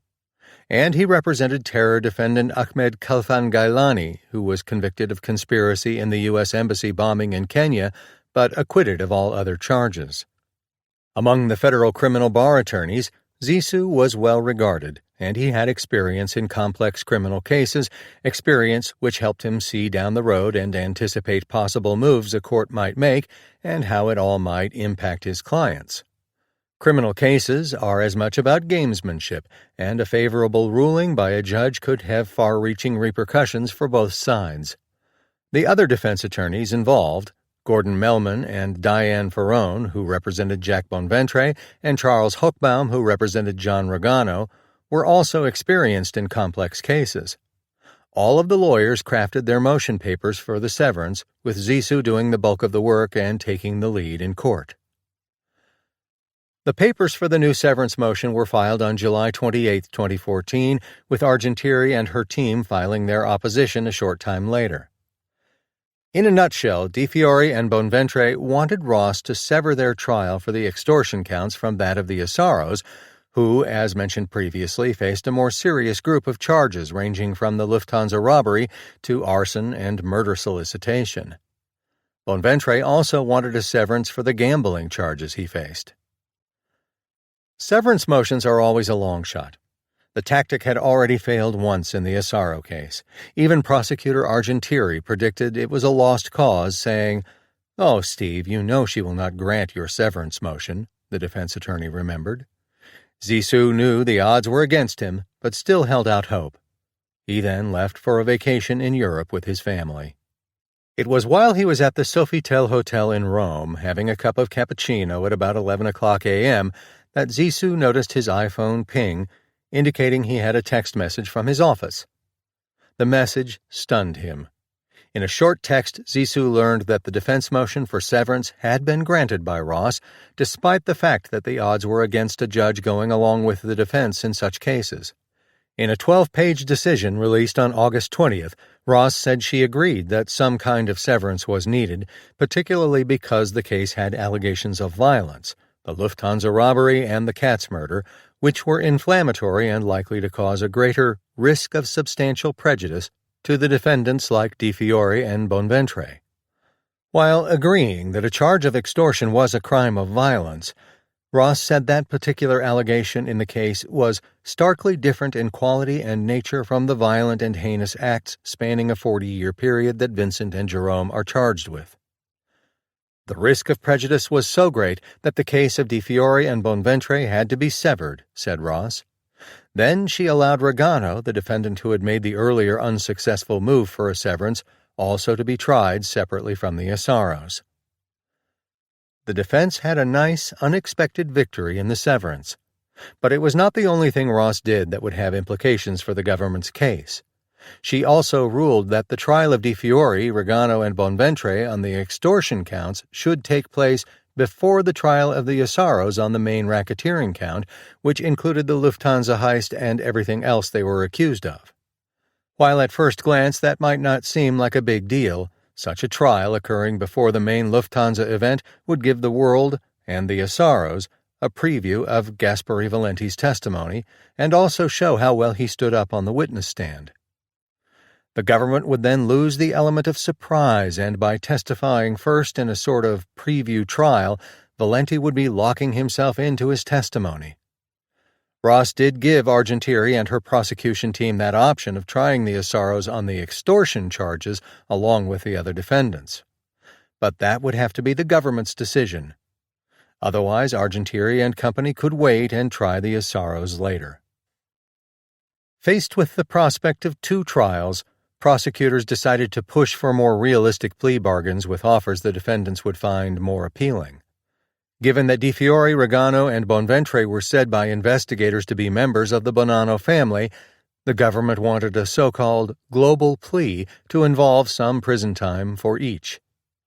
Bonventre had been lucky enough to make a $2 million bail, but Di Fiore, who suffered from health issues, and Regano had both been in custody since January 2014. Di Fiore in particular had tried a number of times to get bail, arguing that his health wouldn't improve while in jail, but hadn't been able to convince Ross to spring him. What seemed to work against Di Fiore was the fact that NYPD and federal surveillance had shown that he was a member of the administrative committee leading the Bonanno family. No longer was the Borgata under the command of a single man like Massino. After being decimated by so many federal prosecutions, the crime family was being steered by Di Fiore and Vincent Assaro. For Assaro, such a leadership role was something that was quite a change in stature for a man who had once been busted down to the lowly rank of soldier. During plea negotiations, it became apparent that Di Fiore wanted any deal to include Jerome Assaro if the younger Assaro wanted to be included. As Zissou recalled, Di Fiore's sense of camaraderie made him look for a way of getting Jerome out from under having to endure a trial and going down with his father, who was facing big troubles and on paper looked like he would be convicted. Vincent Assaro was also involved in these meetings for a global plea and complained that he wanted to be covered as well. But given the gravity of the charges against him, Vincent Assaro wasn't going to be getting any meaningful plea.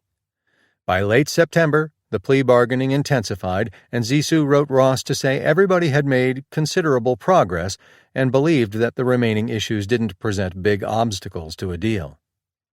So it wasn't terribly surprising that over a 2-day period between October 7th and October 8th, 2014, Di Fiore, Regano, and Bonventre appeared before Ross and separately entered pleas of guilty to a single count of conspiracy to collect an unlawful debt. The victim who owed the money was a car wash employee, and debt was at a criminal usury loan rate, which in New York State meant that the interest rate was more than an annual rate of 25%. The victim had borrowed from a Bonanno family associate and owed $30,000, an amount that was eventually paid. Bonventre entered his plea first on October 7th, while the other two followed a day later. The plea situation for Jerome was different than the other three. He faced more serious racketeering charges, most notably a case of arson involving a black nightclub and his having a role in the surreptitious moving of Paul Katz's remains. The prosecution wanted his plea to carry more weight at sentencing, so Argentieri insisted on Jerome pleading to the Katz and arson counts. Jerome was one of the crime family's younger powers, something underscored by the way he had supplanted his father, becoming a captain and then having his father report to him. The relationship between father and son had gone sour over the years, with Vincent lashing out at Jerome and his ambition. In one conversation taped by Valenti, Vincent saw his son as greedy and power-hungry, regretting that he had made him a captain. "Fuck Jerry," said Vincent about his son. "Fuck him in his ass. Fucking Jerry is for Jerry. Jerry's for Jerry. I lost my son. I lost my son when I made him a skipper. I lost my son when I put him there."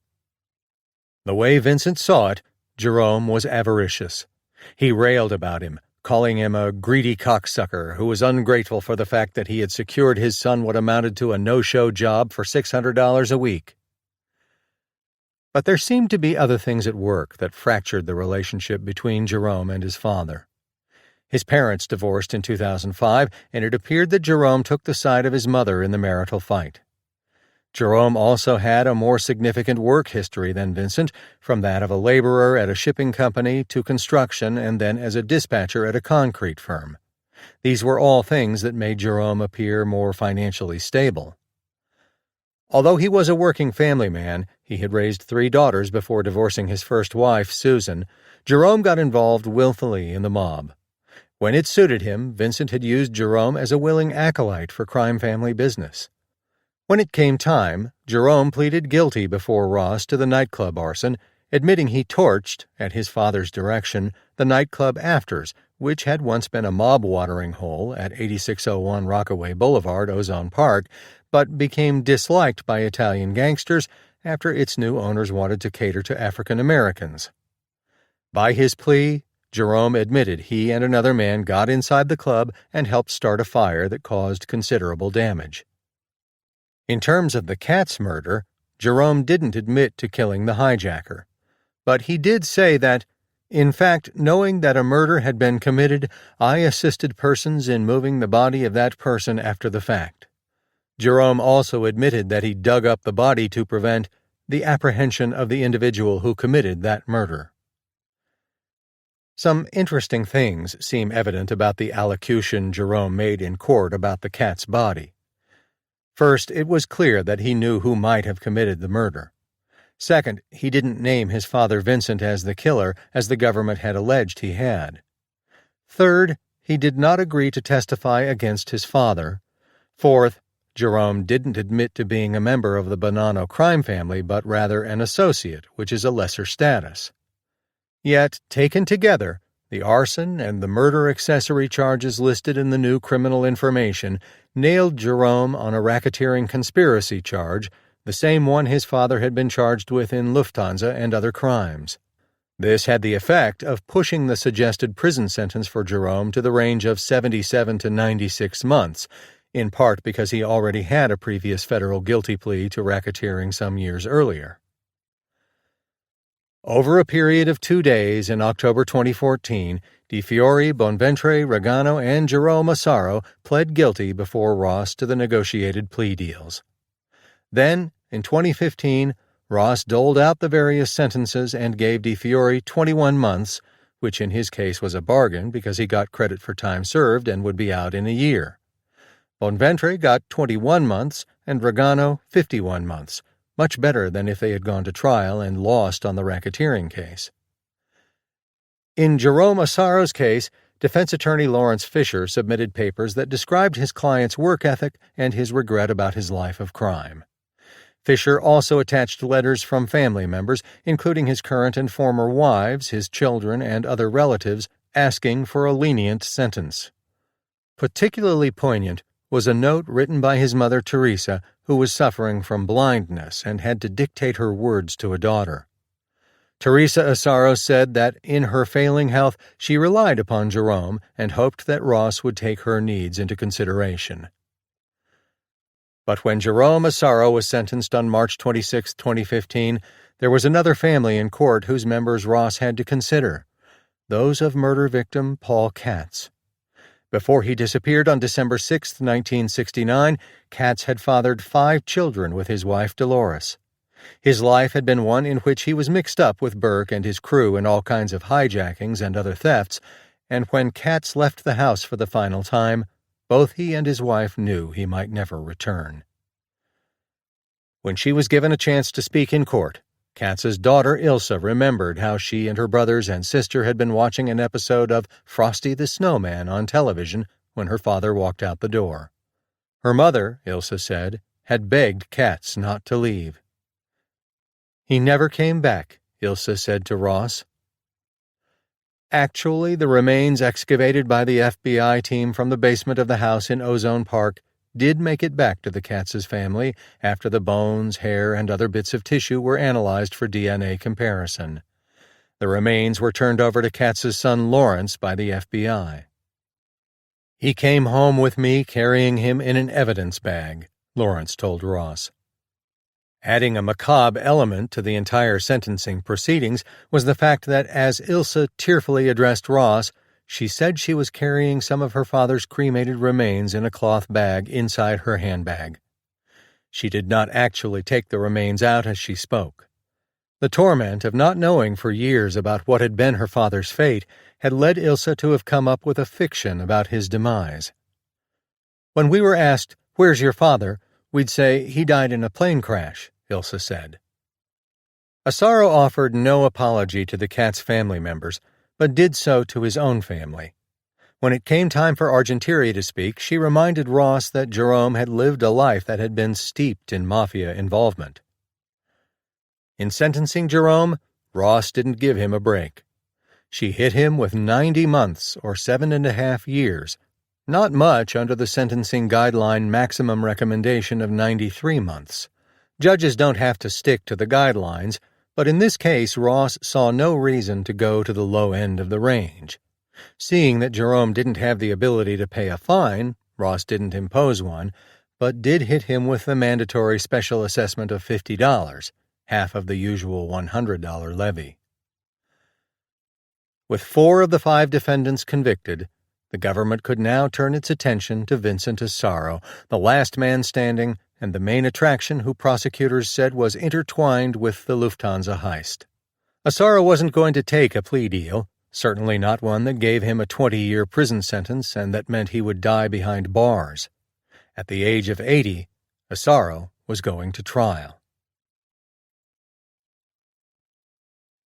Chapter 16. Dead Men Told No Tales.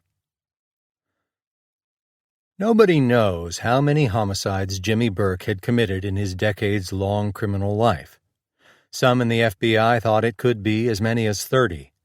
The bloody trail after Lufthansa accounted for the deaths of at least 5 direct participants in the heist, not counting the death of Anthony Rodriguez, who died after one of his poisonous pet snakes bit him. As Henry Hill would tell investigators, Burke saw informants all around him, and sometimes, as in the case of Paul Katz, he was right and had no qualms about killing.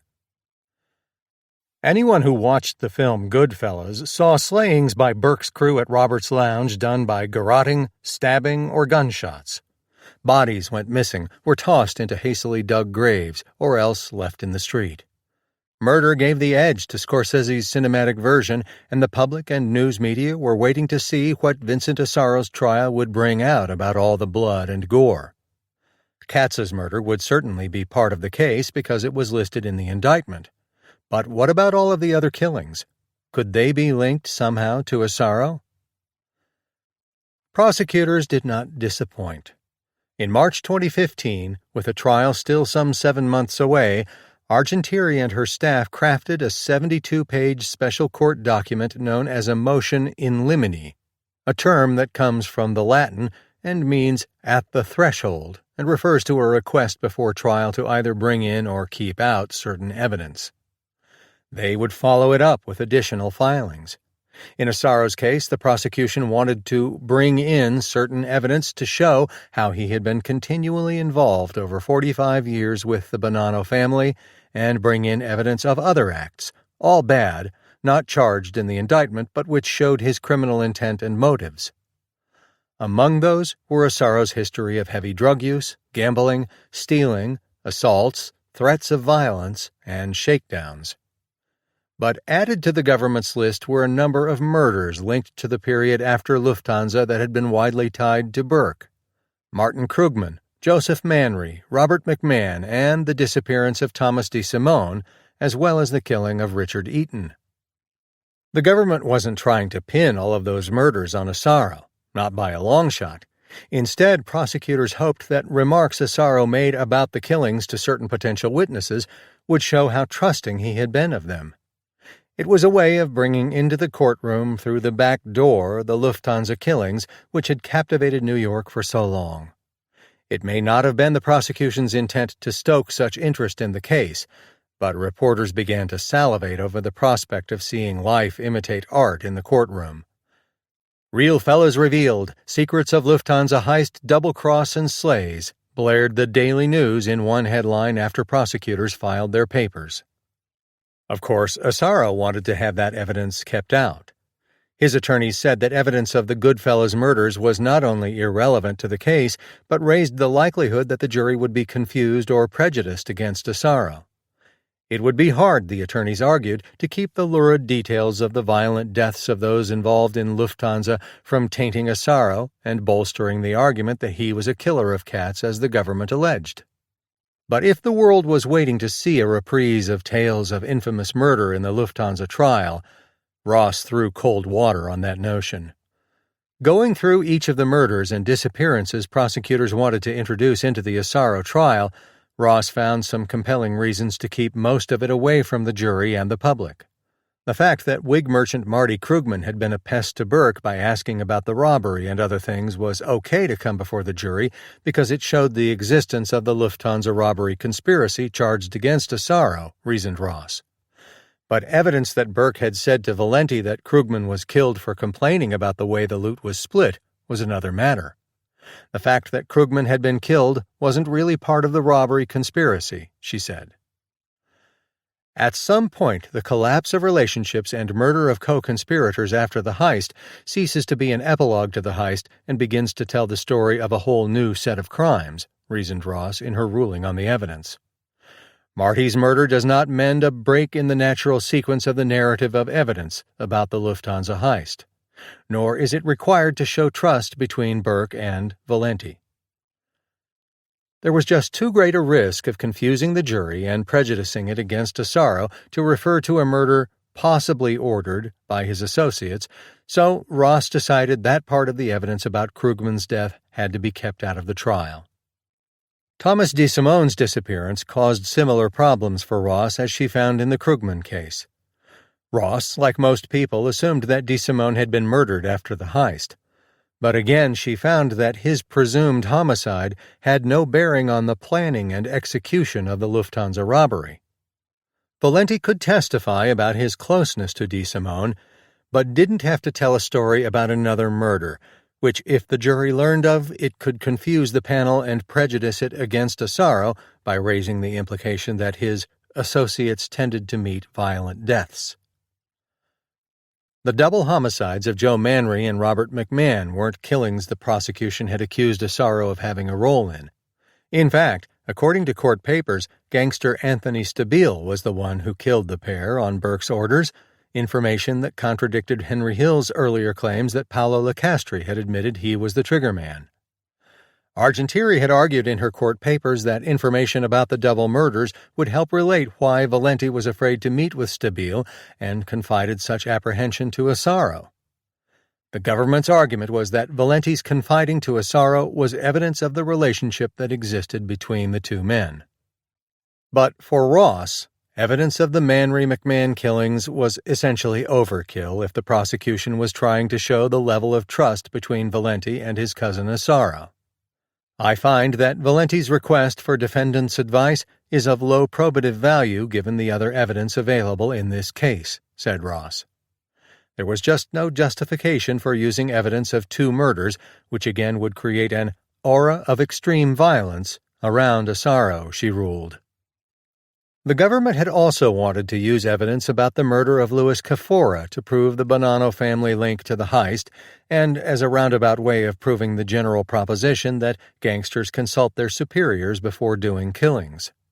In the case of Cafora, who disappeared with his wife, the government specifically wanted to show that Asaro, Valenti, and Michael Zaffarano had talked at one point about the fact that Asaro did want to help out in the killing. But to Ross, such evidence didn't show any connection between the Bonanno family and the actual Lufthansa heist itself, and information about the Cafora killing was not to come before the jury. So, by her ruling, Ross knocked out evidence about the Krugman, DeSimone, Manry, McMahon, and Cafora homicides.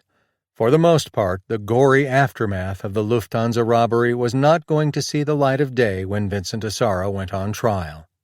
But one Lufthansa-era killing could make its way into the case, that of Richard Eaton, who had died because of the way he had stiffed Jimmy Burke over money from a drug deal. In his debriefings, Valenti had told the FBI that after Eaton had been killed, he was enlisted by Jerome Asaro to dig a hole to bury the corpse, but that the cold ground in February prevented that from happening. The body was then taken to a trailer on some Brooklyn property Valenti's family owned for storage until a backhoe could be found to dig the grave. However, Eaton's body was discovered by police in the trailer, and afterward, according to Valenti, Vincent Asaro told him where and why Eaton had been killed by Burke. For the prosecution, evidence of the Eaton murder not only helped to prove the Lufthansa Heist charge, but also the allegation about the murder of Paul Katz some 10 years earlier. Evidence of the Eaton slaying helped show the close relationship between heist organizer Burke, Asaro, his son Jerome, and Valenti, prosecutors maintained. All those men had developed a trusting relationship which allowed them to successfully execute and cover up the most risky and violent offenses, including the Katz murder and the Lufthansa heist, the government argued. Ross also said some other Lufthansa-related evidence could come into the case. The late Gambino crime captain Anthony Fat Andy Ruggiano had a girth that matched his nickname. Ruggiano's widening waistline came from the fact that he liked food, so much so that he opened a popular cafe in Ozone Park, which became something of a crime family hangout. Ruggiano had a jewelry business where he sometimes fenced stolen jewels, and according to the FBI had been approached by Burke and Asaro to put some of the jewelry stolen in the heist into play. The FBI knew this because Ruggiano's son, also named Anthony, had been told the details by his father. While Fat Andy, who died in 1999 of a heart attack, may have been an old-school stand-up gangster who never squealed, his son, a Gambino associate, was made of different stuff and eventually became an FBI cooperating witness to save his skin after participating in a number of crimes, including the murder of his own brother-in-law, Frank Boccia. Prosecutors wanted to use Junior Ruggiano's testimony against Asaro for the reason that it showed more about the Lufthansa conspiracy and the attempts by Asaro and Burke to fence the stolen property without having to share more than they had to with their Bonanno and Lucchese crime family bosses, notably Philip Rastelli and Paul Vario. Junior Ruggiano's testimony was needed because his father was dead and couldn't be called as a witness. Normally, the younger Ruggiano's collections would be hearsay, but Ross, noting that Fat Andy was dead, ruled that Junior Ruggiano's recollections about his father's statements to him could be used as evidence. By talking to his son and admitting that he had obtained some of the stolen Lufthansa jewelry for his store, Fat Andy was admitting that he not only was a jewelry fence, but shared in some of the Lufthansa spoils. For Ross, those were statements against Fat Andy's penal interest, meaning they implicated him in wrongdoing and could be used by the government as evidence, even though they might be hearsay. So, in the final analysis, and to the media's disappointment, much of the sensational blood and gore surrounding the Lufthansa heist would be kept out of the case. That was a clear win for Asaro's defense team, but Ross did permit some old Lufthansa evidence to come in. There was another interesting wrinkle that could prove helpful to Asaro. Ross also permitted his lawyers to use some NYPD reports and documents about the disappearance of Paul Katz.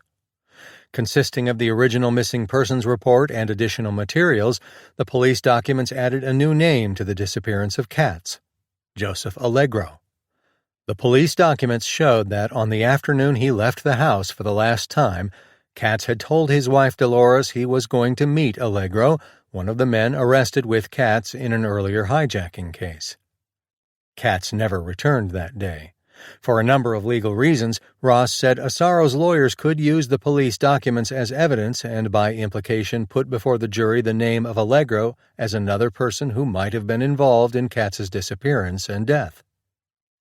As the trial date of October 19, 2015 approached, Asaro had been in federal custody for 21 months, and the time of incarceration was wearing on him. He had suffered from heart trouble, having received a bypass operation, and if his old gangster friends were right, had liver troubles. Asaro had not lived a healthy life, even as a young man when he struggled with drug addiction and alcohol. It had worn him down. His face was angular and thin, making him look every bit of his octogenarian self.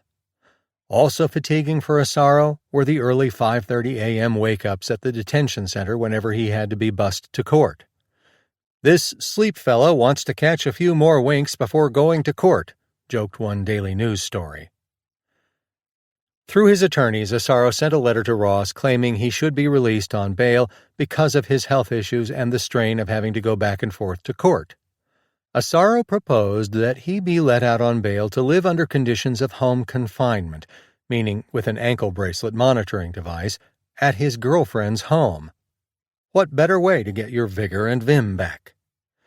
Besides, at his advanced age and with the Lufthansa and Katz murder allegations over 4 decades old, Asaro said he wasn't a danger to anybody. "No way," said prosecutors about Asaro's request for bail. In a letter to Ross, Assistant U.S. Attorney Allison Cooley said that Asaro was still a violent man well into his 70s and that Valenti's taped conversations proved it. Even with home confinement and electronic monitoring, the defendant would have unfettered use of telephones and smart devices while at his girlfriend's residence and could easily conduct the Bonanno family's business with those resources and his newly obtained freedom, wrote Cooley. Asaro could still try to intimidate witnesses either directly or indirectly, Cooley continued. She added that since Asaro was now aware of the strength of the government's case, his incentive to flee was stronger than ever, and he could rely on the resources of the Bonanno family to do so. In reality, the Bonanno family didn't seem to hold Asaro in high regard, particularly after his coarse comments about his son and Di Fiore had surfaced, so it is doubtful anyone in the Borgata would have risked helping him to flee. The crime family also didn't have the kind of financial resources anymore after years of prosecutions to help Asaro, even if it wanted to. Nevertheless, Ross played it safe and kept Asaro in custody, but indicated to both sides that they might have to try and sort out a later jailhouse wake-up call for him on the days he had to come to court if things got too tiring for him. The solution that emerged to save Asaro some sleep time and make the day less stressful involved the U.S. Marshals Service. Instead of bundling Asaro on the regular Bureau of Prisons bus for the ride from Red Hook to the courthouse, the marshals awoke Asaro separately and then drove him in their vehicle to downtown Brooklyn. It might not sound like a big deal, but the arrangement saved Asaro from the fatiguing early wake-ups at the jail. He also was able to strike up friendly banter with the marshals escorting him. When the trial day was finished, Asaro would then be put back on the regular bus for the ride back to the Metropolitan Detention Center. Jury selection in the Asaro trial took about 2 days, and by October 15, 2015, a panel of 6 men and 6 women, along with 4 alternates, had been selected from the hundreds of potential jurors who endured the selection process. Despite concerns about the impact the movies Goodfellas, The Godfather, and other mob films might have on juror impartiality, Ross and the attorneys quickly found a panel that seemed acceptable. Jury selection is always an important part of a big trial, and both defense and prosecution want jurors who don't appear biased and can keep an open mind, and will follow the law as laid out by Ross. On the defense side, Macedonio and Ferrone used their gut sense about the jurors and looked for candidates who showed some sense of independence, a certain swagger, as she called it. The defense also didn't want a panel composed of white-haired elderly women who might be turned off by the allegations of violence. The result was a fairly diverse panel of what Macedonio later said were mostly working-class people. Sometimes the selection process can drone on for days, but for Asaro, things went quickly and smoothly. Chapter 17. Score of Scores. Anyone walking into courtroom 8C in Brooklyn Federal Court, known officially as the U.S. District Court for the Eastern District of New York, at 9:30 the morning of October 19, 2015, would be struck by the fact that Vincent Asaro's destiny was going to be determined by the hard work of a number of women. The prosecutors were all women. Asaro's defense attorneys were all women. Lastly, there was Judge Alan Ross. A native New Yorker, Ross had been on the court since 1994 when she was nominated for a judgeship by President Bill Clinton. Educated at Wellesley College and Harvard Law School, Ross eventually landed a job at the same Brooklyn U.S. Attorney's Office that was prosecuting Asaro. After about 10 years as an assistant U.S. attorney, Ross became a magistrate judge for 8 years before Clinton nominated her for the bench. She had a reputation for being an even-tempered jurist, and despite her past career as a prosecutor, didn't seem to have a pro-government bias. She was on senior status, meaning she could pick what kind of cases she would accept and had as much as 3 months off. But Ross, like most of the senior judges in Brooklyn Federal Court, kept a large workload. Ross liked to work full days when she was on trial and often held court 5 days a week. That is how things would go for Asaro's case. Arrayed at tables directly in front of Ross's bench were the prosecution team of Nicole Argentieri, Allison L. Cooley, and Lindsay K. Gertis, as well as paralegal Terry Carby and FBI agents Robert Yepelar and Adam Manini. Argentieri, at the age of 38, was the senior attorney on the case and had been a prosecutor in the office since 2007, having worked previously as an associate at a prestigious Manhattan law firm. She had earned a law degree from the University of Pennsylvania Law School. As a prosecutor, Argentieri earned a reputation among defense lawyers as being aggressive, perhaps a bit strident, and had garnered experience in the prosecution of a number of mafia cases, notably that of Bonanno Captain Vincent Basciano, who was convicted of racketeering in 2011 but escaped the death penalty despite her vigorous argument to the jury for his execution. After 8 years of experience, Argentieri rose to the position of acting chief of the Organized Crime and Gangs section of the office and secured convictions in most of the cases she handled, according to government data analyzed by Transactional Records Access Clearinghouse, a nonprofit group that crunches the numbers of a wide variety of Department of Justice data. One case that got away from Argentieri was that of Anthony Romanello, the reputed gangster who was acquitted of extortion charges despite the testimony of Massino. The other two attorneys at the prosecution table were less experienced than Argentieri, but deemed up to the task of handling the case with her.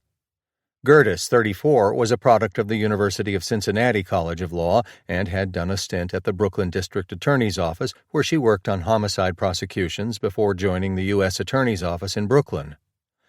Cooley, 32, was Ivy League through and through. She graduated from Yale University and was also a graduate of its law school. Cooley was the youngest of the prosecution team but had earned legal experience at the high-powered Manhattan law firm of Davis, Polk, and Wardell. Ever since she graduated from New York Law School, Macedonio had wanted to be a trial lawyer. She didn't take the traditional route of working at a big law firm, which could have kept her out of the courtroom, but instead opened up her solo practice in Queens, where she took office space in the Bayside firm of Stephen Zissou. If it was criminal work she wanted, Macedonio got it in large quantity. She represented mobsters Jack D'Amico, once the close friend of the late John Gotti, as well as Joseph Camarota Jr., a Bonanno family captain. Most of Macedonio's cases resulted in plea bargains, and she earned a reputation for working out good deals for her clients. She had yet to win a complete federal acquittal. But as experienced as she was, Macedonio was just one attorney facing an entire prosecution team. Aside from paralegal Sam Tereff and investigator Ron Dwyer, Macedonio seemed outmatched in terms of the personnel the government had. At one point, Macedonio asked Ross to appoint her a co-counsel who would be paid by the court, the way Macedonio was being compensated. But Ross, apparently for budget reasons, balked at that suggestion. Finally, Macedonio turned to colleague Diane Ferrone to see if she would accept appointment at a lower mentor rate, which Ross approved.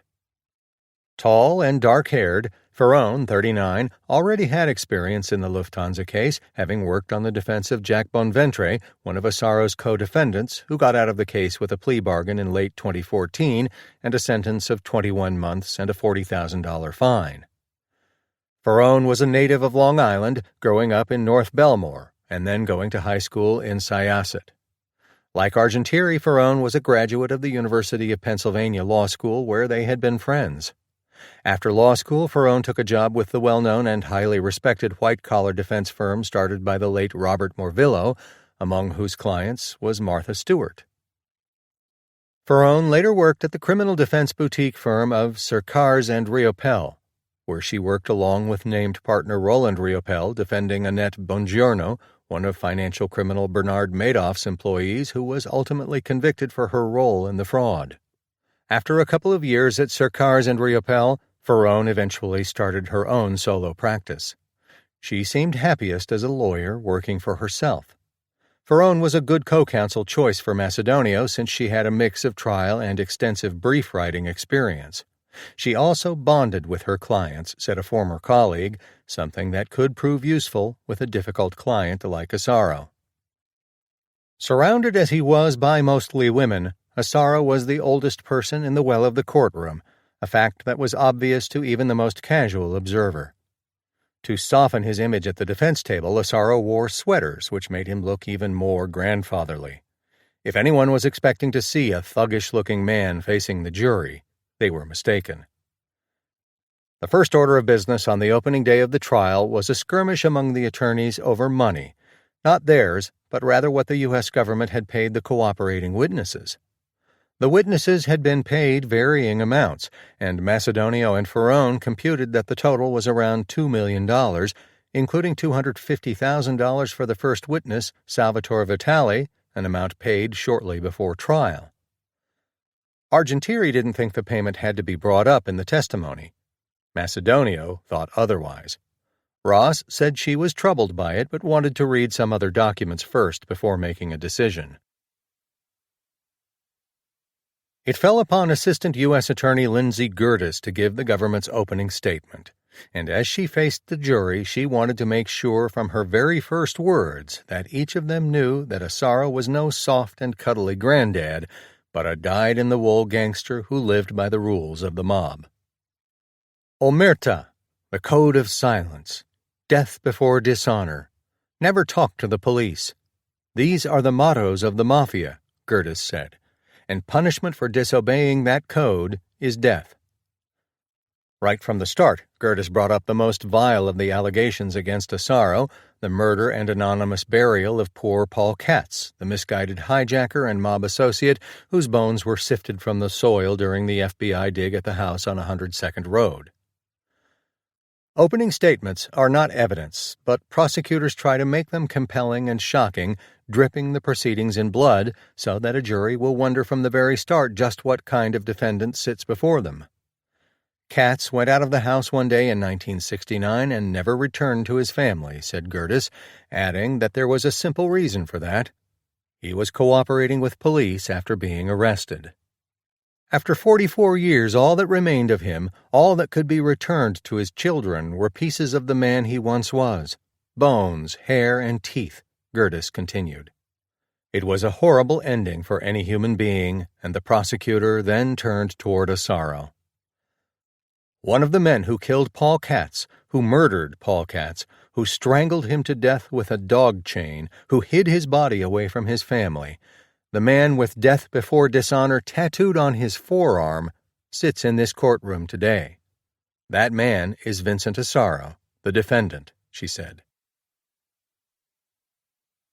Opening statements are useful because they can whet the appetite of jurors and ready them for what may come. A good opening can point out weaknesses in a case as well as strengths, but one thing is clear. If an opening statement promises too much, it can come back and haunt the lawyer when it comes time to sum up everything at the end of a trial, and what was promised in the opening never materialized in the proof. Gertis's job for the nearly 45 minutes she spoke to the jury was to make sure that it was clear what she and the prosecution team believed they could prove. In broad strokes, she said Asaro was a mafiosi who came from a long line of mobsters and was wedded to the life of La Cosa Nostra. The defendant is a gangster through and through. He lived and breathed the mafia. He was proud to be a made member, but one thing that always defined him was that he always did things his way, Gertis explained. Of course, the most serious crime in the case was the Lufthansa heist and operation pulled off by Asaro and Jimmy Burke. Truly the score of all scores, said Gertis about the bold and nearly flawless robbery at Building 261 at JFK the morning of December 11, 1978.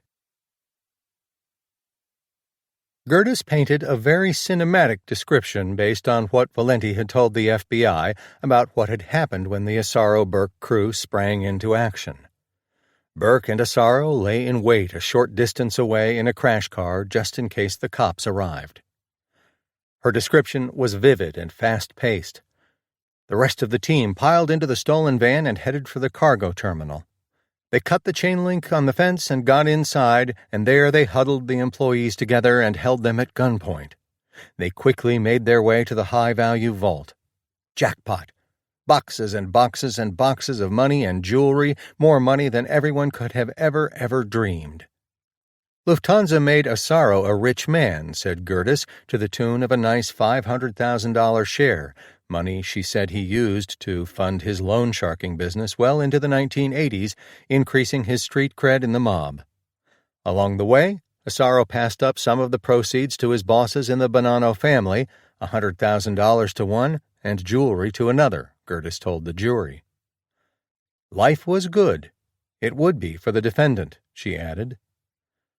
Gerdes wasn't going to go into everything Asaro was charged with, but she told the jury that there had been much to his life of crime. The defendant stands charged with his involvement in over 40 years of criminal activity. 40 years of conspiring to commit crimes for and at the direction of the Bonanno crime family, Gerdes stressed. The prosecutor noted that the case was also about extortion, shakedowns in the Times Square porn industry, and of course the murder of cats. All of this would be proved through Valenti's testimony and the myriad tapes he had made that depicted Asaro reminiscing about his gangster life and then revealing the callous, brutish way he tried to intimidate people for money, said Gerdes. You will hear him say, 37 years a wise guy, referring to the 37 years he spent as a made member of the Bonanno crime family. Then he says, and another 50 years before that, referring to the 50 years his father spent in the family, Gerdes continued. You will hear the callousness and the ruthlessness of this man, how in talking about one victim he tells another soldier below him in the crime family to stab him, give him a beating, added Gerdes. The prosecutor ended her opening, as prosecutors always do, with the fervent hope that the jury would find the evidence against Asaro compelling and convict him of the 16 crimes for which he had been indicted. In the face of Gerdes's drama, Diane Ferrone carried the weight for the defense when it came time for her to speak. She told the jurors that Vincent Asaro enjoyed the presumption of innocence, no matter what the prosecution had just said. That was a stock argument by defense attorneys, but it was true. The American legal system presumed all defendants accused of a crime by prosecutors and police were innocent until proven convincingly that they weren't. There would be at least 4 mob turncoats who were expected to testify, and Ferrone went after the one who could do the most damage, Gaspare Valenti, the broken deadbeat of a man who turned to the FBI in financial desperation. Valenti spied on Asaro for the government for well over 6 years, and it was strange, said Ferrone, that it took the FBI so long to arrest the old man. More to the point, why did Valenti decide to do what he did to his cousin, become a sort of mafia fifth columnist who led Asaro down the garden path? Gaspare Valenti has a long history of borrowing money from people and never paying it back, said Ferrone. After running out of cities where he could make money, Valenti embarked upon a new plan for making a buck. His new source of cash? The U.S. government. The only evidence in some instances against Asaro was the testimony of Valenti, and that, Ferrone said, had to be analyzed very carefully. After you hear from Gaspare Valenti, you'll quickly determine he's no star. He's more of a black hole, Ferrone added.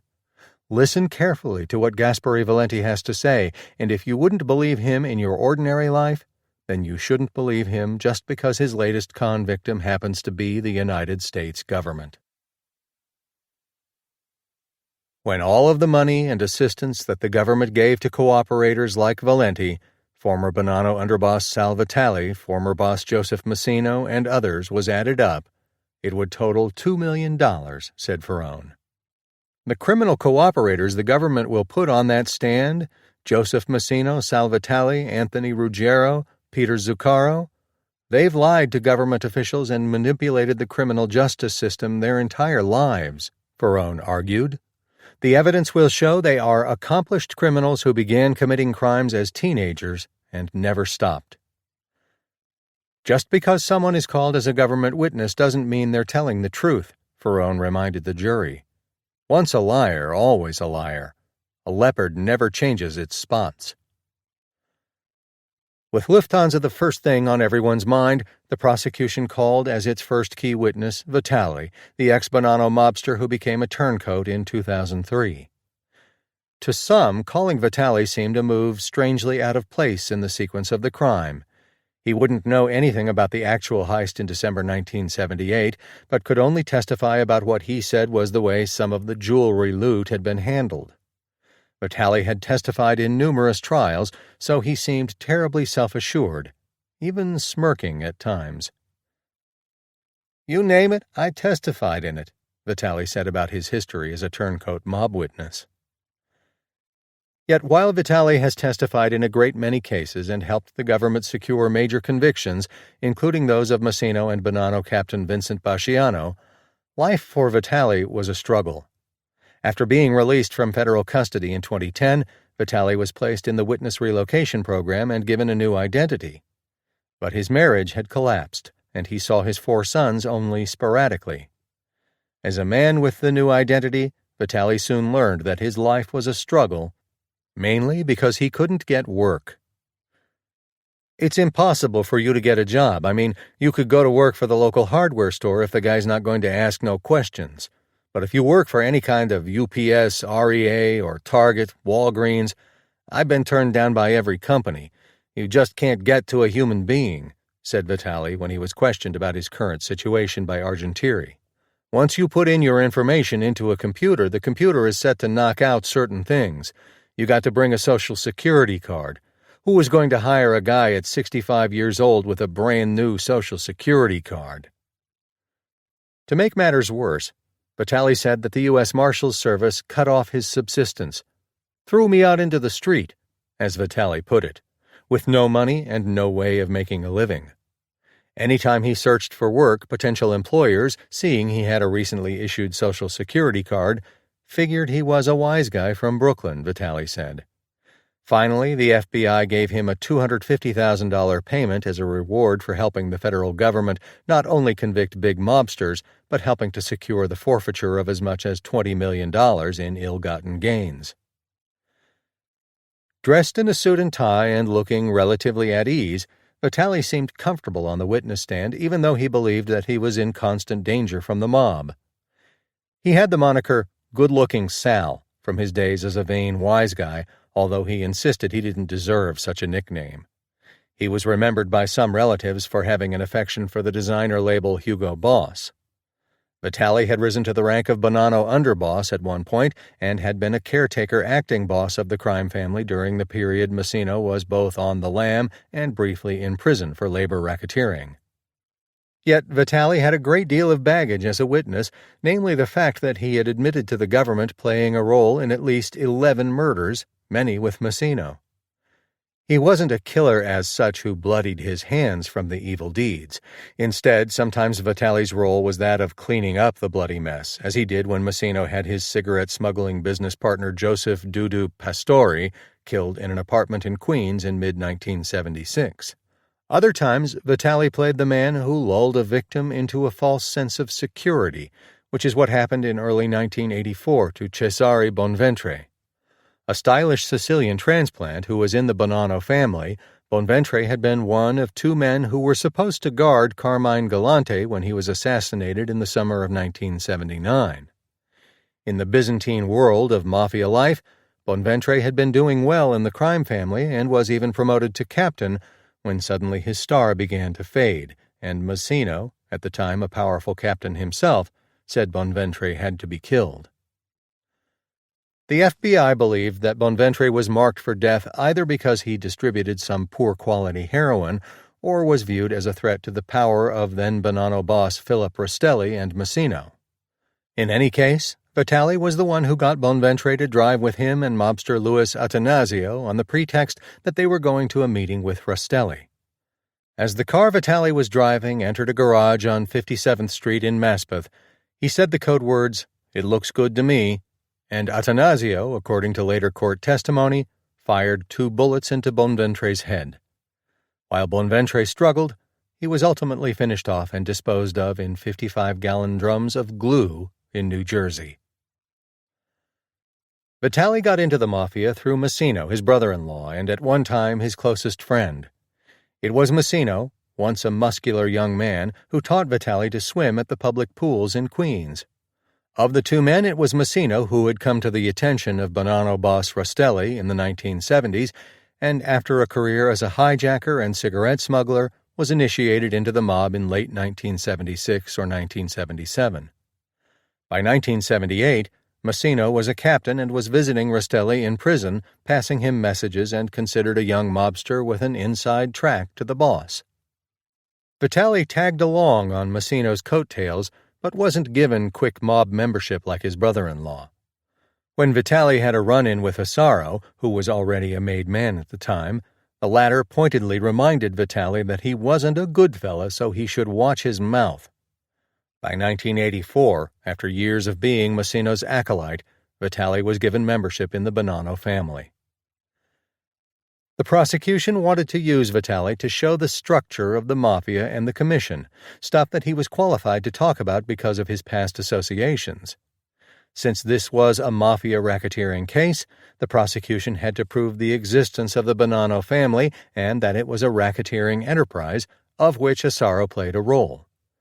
Vitali recalled a number of interactions with Asaro, some of which weren't good because Vincent had a temper and was volatile. Interactions with him weren't always pleasant, recalled Vitali. Under questioning by Argentieri, Vitali related an incident in 1981 that had involved an unpleasant encounter with Asaro in a dispute. It seemed that a Bonanno associate named Jose Marsala had been making usurious loans in Howard Beach without clearing it with Asaro or anyone else. Asaro was furious and started giving Marsala trouble. Faced with a problem, Marsala turned to Vitali for help.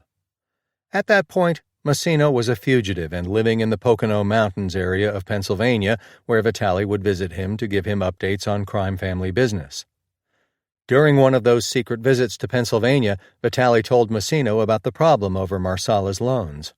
Massino's response was that he would be returning to New York soon and that Asaro should leave Marsala alone until then. After returning to New York, Vitali said he met with Asaro at his club on Pitkin Avenue and gave him Massino's message. It did not sit well with Asaro. He got angry and said Marsala was pushing money out onto the street when he shouldn't be, recalled Vitali. But there was nothing Asaro could do. A few days later, Vitali testified he went to meet with Bonanno family boss Philip Rastelli in McCarran Park in the Greenpoint section of Brooklyn and discussed the Marsala problem. Rastelli had already talked to Asaro about the dispute and then told Vitali that both he and Asaro should get along. Besides, said Rastelli, the crime family was going to admit Vitali to Mafia membership and he would be a comrade of sorts with Asaro, who was already a made man. That Vinny is a made member, but you are going to be a made member someday, and you should try to get along with Vinny, Rastelli said, according to Vitali. Vitali then met Asaro for a second time at a diner on Cross Bay Boulevard to pass along the message that Rastelli also wanted Marsala to be left alone for the time being. Like what happened in the earlier encounter, Asaro went ballistic, swearing at Vitali and dressing him down, saying, "I'm the good fella here, not you."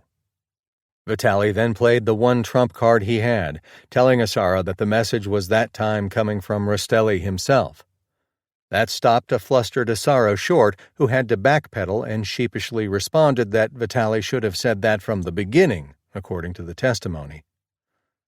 I said, "Vinny, you didn't give me a chance." Phil said leave the guy alone until Joe comes home, Vitali recalled, adding, "Then I just couldn't wait to get out of there. I got out of there."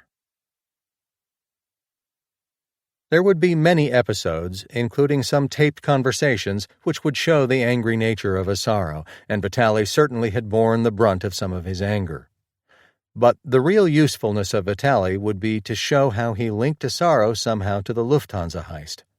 It would be hard to dispute Asaro's ties to the mob or the existence of the Bonanno crime family, but the real test for the prosecution would be if he could be linked through Vitaly to the robbery. To do that, the prosecution questioned Vitaly about a car trip he had taken with Massino shortly after Lufthansa. Vitaly at that point wasn't a made man and served as his brother-in-law's driver. Vitaly testified that he drove Massino to meet Asaro at a mechanic shop on Cross Bay Boulevard, a place run by Joe Marsala. Vitaly said he waited in the car and watched in the rearview mirror as Massino met Asaro outside the garage.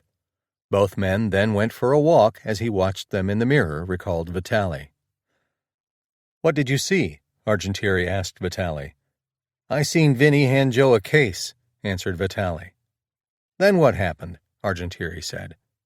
"They kissed goodbye," recalled Vitaly. After Massino returned to the car, Vitaly drove away. As he drove, Massino opened the case and showed it was filled with gold chains and necklaces, saying, "This is from the Lufthansa score," according to Vitaly. That night, Vitaly went to Massino's home in Howard Beach. Massino opened the case and spread the jewelry out on his dining room table, according to Vitaly. As a gift, Massino gave Vitaly a gold chain. "He was always a big spender," Vitaly said sarcastically about Massino. "He gave me a chain as a gift." That last remark showed the depth of the hatred that Vitaly had for his former crime boss.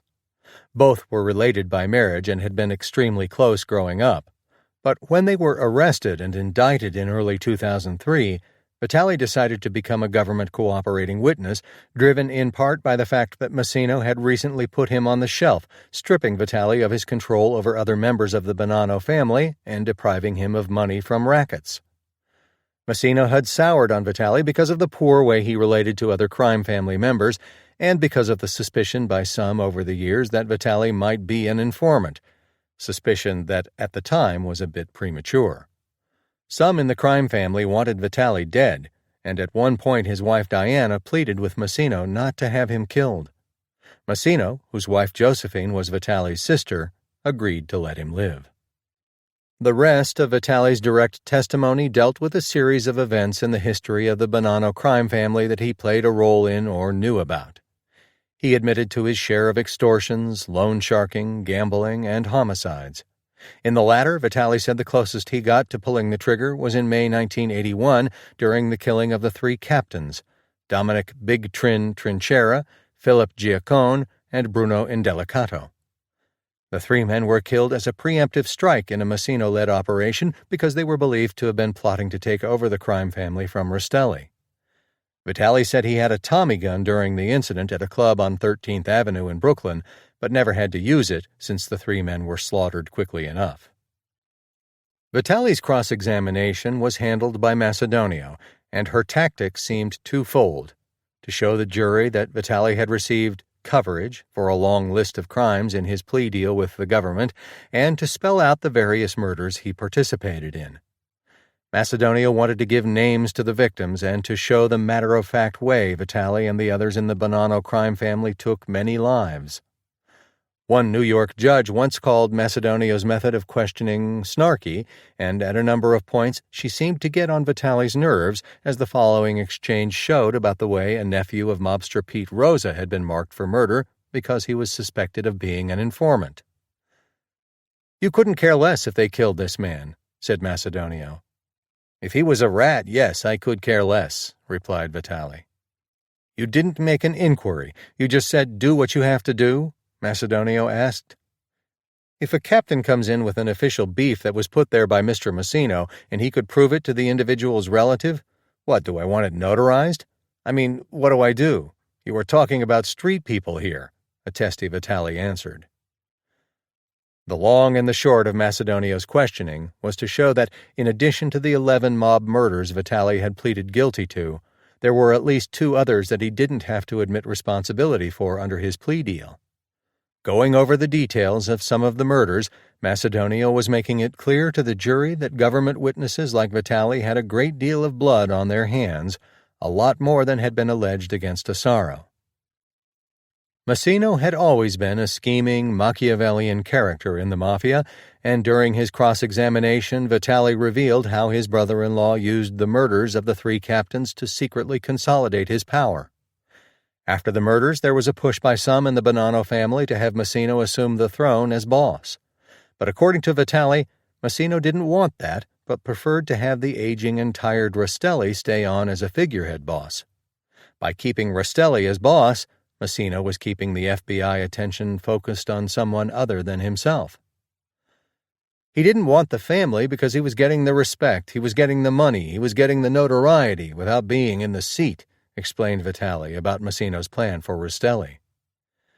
At some points, Macedonio seemed to overdo it with her questioning, repeating lines of inquiry, particularly about the amount of money Vitali had received from the government as a stipend and what his family could keep. Finally, Vitali reminded the court that Macedonio had already questioned him about certain things, and Ross agreed, telling the defense attorney to move on to something else. Ross even had to tell Macedonio during a sidebar that while she thought she cross-examined very well, that she tended to be argumentative with the witness. But in the time Macedonio spent with Vitali on cross-examination, she had gone through years of his criminal life and spread out before the jury all of the murders he had been involved in. The jury also saw, unlike from the government's direct examination, that Vitali had received a great deal of compensation from the government, close to $900,000 for his cooperation as well as his freedom. For someone who was a major mafia player, Vitali had made out fairly well. Toward the end of her cross-examination, Macedonio questioned Vitali about the treacherous nature of the mafia. Friendship, explained Vitali, was a relative situation in the mafia. You don't have real friends in organized crime, Vitali said at one point, because someday you might be ordered to kill that individual. I was close to a couple of individuals, yes, but I didn't want to go beyond that. That is because it is a treacherous organization, correct? Macedonio asked. Without a doubt, replied Vitali. Chapter 18. Come Dressed. After a life of crime, Sal Vitali came to understand that in the Mafia the most dangerous thing could be a friendship, even a lifelong one. During the time he testified, Vitali would be heard to say a phrase that was in some ways the watchwords for survival and caution in the gangster life. Only your friend can hurt you. The next witness called by the government at the Asaro trial was a person who, in his own way and by his own conduct, illustrated the truth in Vitali's words. It was the very next day after Vitali had testified that Gasperi Valenti took the witness stand. The time was just around 10 o'clock a.m. on October 20th, and this was to be the premier witness for the government, the man closest to Vincent Asaro who had turned against him and tape-recorded him for 3 years. The thousands upon thousands of words captured on tape were the proof, prosecutors said, that Asaro was a thief, arsonist, extortionist, and killer, a mobster to the core. When he entered Judge Ross's courtroom, Valenti looked like any aging, balding grandfather. He was nicely dressed in a jacket and tie and, like Asaro, didn't have the slightest air of malevolence. Of course, the very first question to him from Nicole Argentieri was whether he was involved with organized crime. Yes, was the reply. From the late 1960s until 2008, Valenti said he was an associate with the Bonanno crime family and was under the command of his cousin Vincent Asaro. Together, they committed a long list of crimes, he explained. What was the most serious crime you committed? Argentieri asked. Lufthansa, answered Valenti. What did you do at Lufthansa? We robbed the Lufthansa air freight company. Approximately when? 1978. Who directed you to do that? Vincent Asaro. Argentieri had certainly jumped to the chase with that line of questioning, raising expectation that the heist would be the first thing to be illuminated. But just as soon as Lufthansa was brought up, the interrogation moved to the more historical as the prosecutor had to set the table through Valenti's testimony and show how both he and Asaro bonded over the years and carried out a host of crimes charged in the indictment. This was the foundation needed to prove the case, to show why Valenti was a reliable source of information, and to reveal in graphic details the crimes Asaro was accused of committing. Like many of the young men who grew up in the South Ozone Park area in the 1960s, Gaspare Valenti, who completed 12 years of high school but never got a diploma, was looking for a purpose to his life. Growing up in the area known as The Hole and across the street from Asaro, Valenti started committing crimes as a teenager. Nothing too serious, a burglary of a small store perhaps, but eventually he graduated to things more serious. One day, Asaro's father Jerome approached him and said, "We have a score," meaning a robbery, and asked if he wanted to be part of it, recalled Valenti. The way Jerome Asaro pitched the idea was as if it was a rite of passage for an aspiring gangster. "He explained it to me that everyone has lust sitting in their hearts. Some people have more lust. It's up to you if you want to commit this crime with 2 other people," Valenti remembered the elder Asaro telling him. Valenti agreed to join in, and he and 2 others robbed 17 people in the office of the Long Island Press, a newspaper, of $63. What stood out in Valenti's mind was his naivete about the ways of the street criminals. Just before the robbery, he was told to come dressed, and Valenti said he did his best to do that. "I wore a seersucker jacket, white and gray stripes, burgundy pants, a burgundy shirt, and burgundy patent leather boots," said Valenti. He was the best-dressed robber on the scene, but when his fellow criminals saw him clothed that way, they laughed. "Come dressed" means to come with a pistol, Valenti was told, and when he described the incident in the courtroom, there were chuckles. Valenti and his 2 cohorts split the cash with Jerome Asaro. Later, the elder Asaro asked Valenti if he wanted to continue in the life as a criminal, and Valenti said yes and learned he would be working under his uncle. At that point, Valenti was a mob associate, someone who had to report to a mafia member he was on record with to reveal what he was doing and to split some of the proceeds from any crimes. Valenti remembered that he had to clean up his act and shave his mustache, and to make sure he acted respectfully. He spent more and more of his time with his cousin Vincent, drinking at the Colonial House, a bar in the nearby City Line section of Old East New York. When the time came, Asaro told Valenti that they had to do a favor for an important Bonanno crime family member named Michael Zaffarano. It was their first assignment together, and it involved the sale of pornographic films. In the annals of the Mafia, Zaffarano, who happened to be Asaro's uncle, was something of an icon. In a business career that spanned decades, Zaffarano became a well-known porn merchant who made a few shrewd real estate deals in the Times Square area. In the buildings Zaffarano purchased on Broadway, he established the famous Pussycat Theater and leased out some of his property for topless dancing venues and other sex businesses. When the area became targeted for a major urban renewal project, Zaffarano's land would be worth over $15 million. So significant was Zaffarano's clout in the sex industry that he traveled back and forth to California to settle business disputes and sign deals with porn actresses. Asaro brought Valenti a box of videotapes of porn films to sell with the admonition, "Don't screw up with these are Uncle Mickey's. You will get killed." Valenti said he sold the films, passed along the money to Asaro, and got nothing in return. Valenti said he did better financially with some other arrangements with Asaro. When Asaro and Jimmy Burke pulled hijacks together, Valenti said he sold some of the stolen goods for his cousin, including shirts. Burke was a good man to know because if you got on his right side, you could make money with him. You wanted to be on Burke's right side because he would kill you just as soon as earn with you, remembered Valenti. But over time, Valenti got comfortable enough with Burke that he hung out several days a week at the Irish gangster's Robert's Lounge. There, Valenti would hobnob with other club denizens like Henry Hill, Thomas D. Simone, French McMahon, and Angelo Seppi. Robert's Lounge was like the alien cantina in the first Star Wars film, a place where the brigands, schemers, and killers of the mob universe gravitated to make deals, plot the next score, or just get drunk. When committing so many crimes, the crew at Robert's Lounge would occasionally get caught, and when they did, they had to spend some time in jail, at least until they were able to pay a cop and get out, said Valenti. One incident in 1969 stood out in particular. Burke and a number of his crew, including Asaro, were arrested at a warehouse in South Ozone Park, which Paul Katz used to store hijacked goods, said Valenti. Everyone, except Asaro, was freed after Burke said they paid their way out, which Valenti said meant they bribed a cop. It took a day for Asaro to get released, and he was angry, recalled Valenti.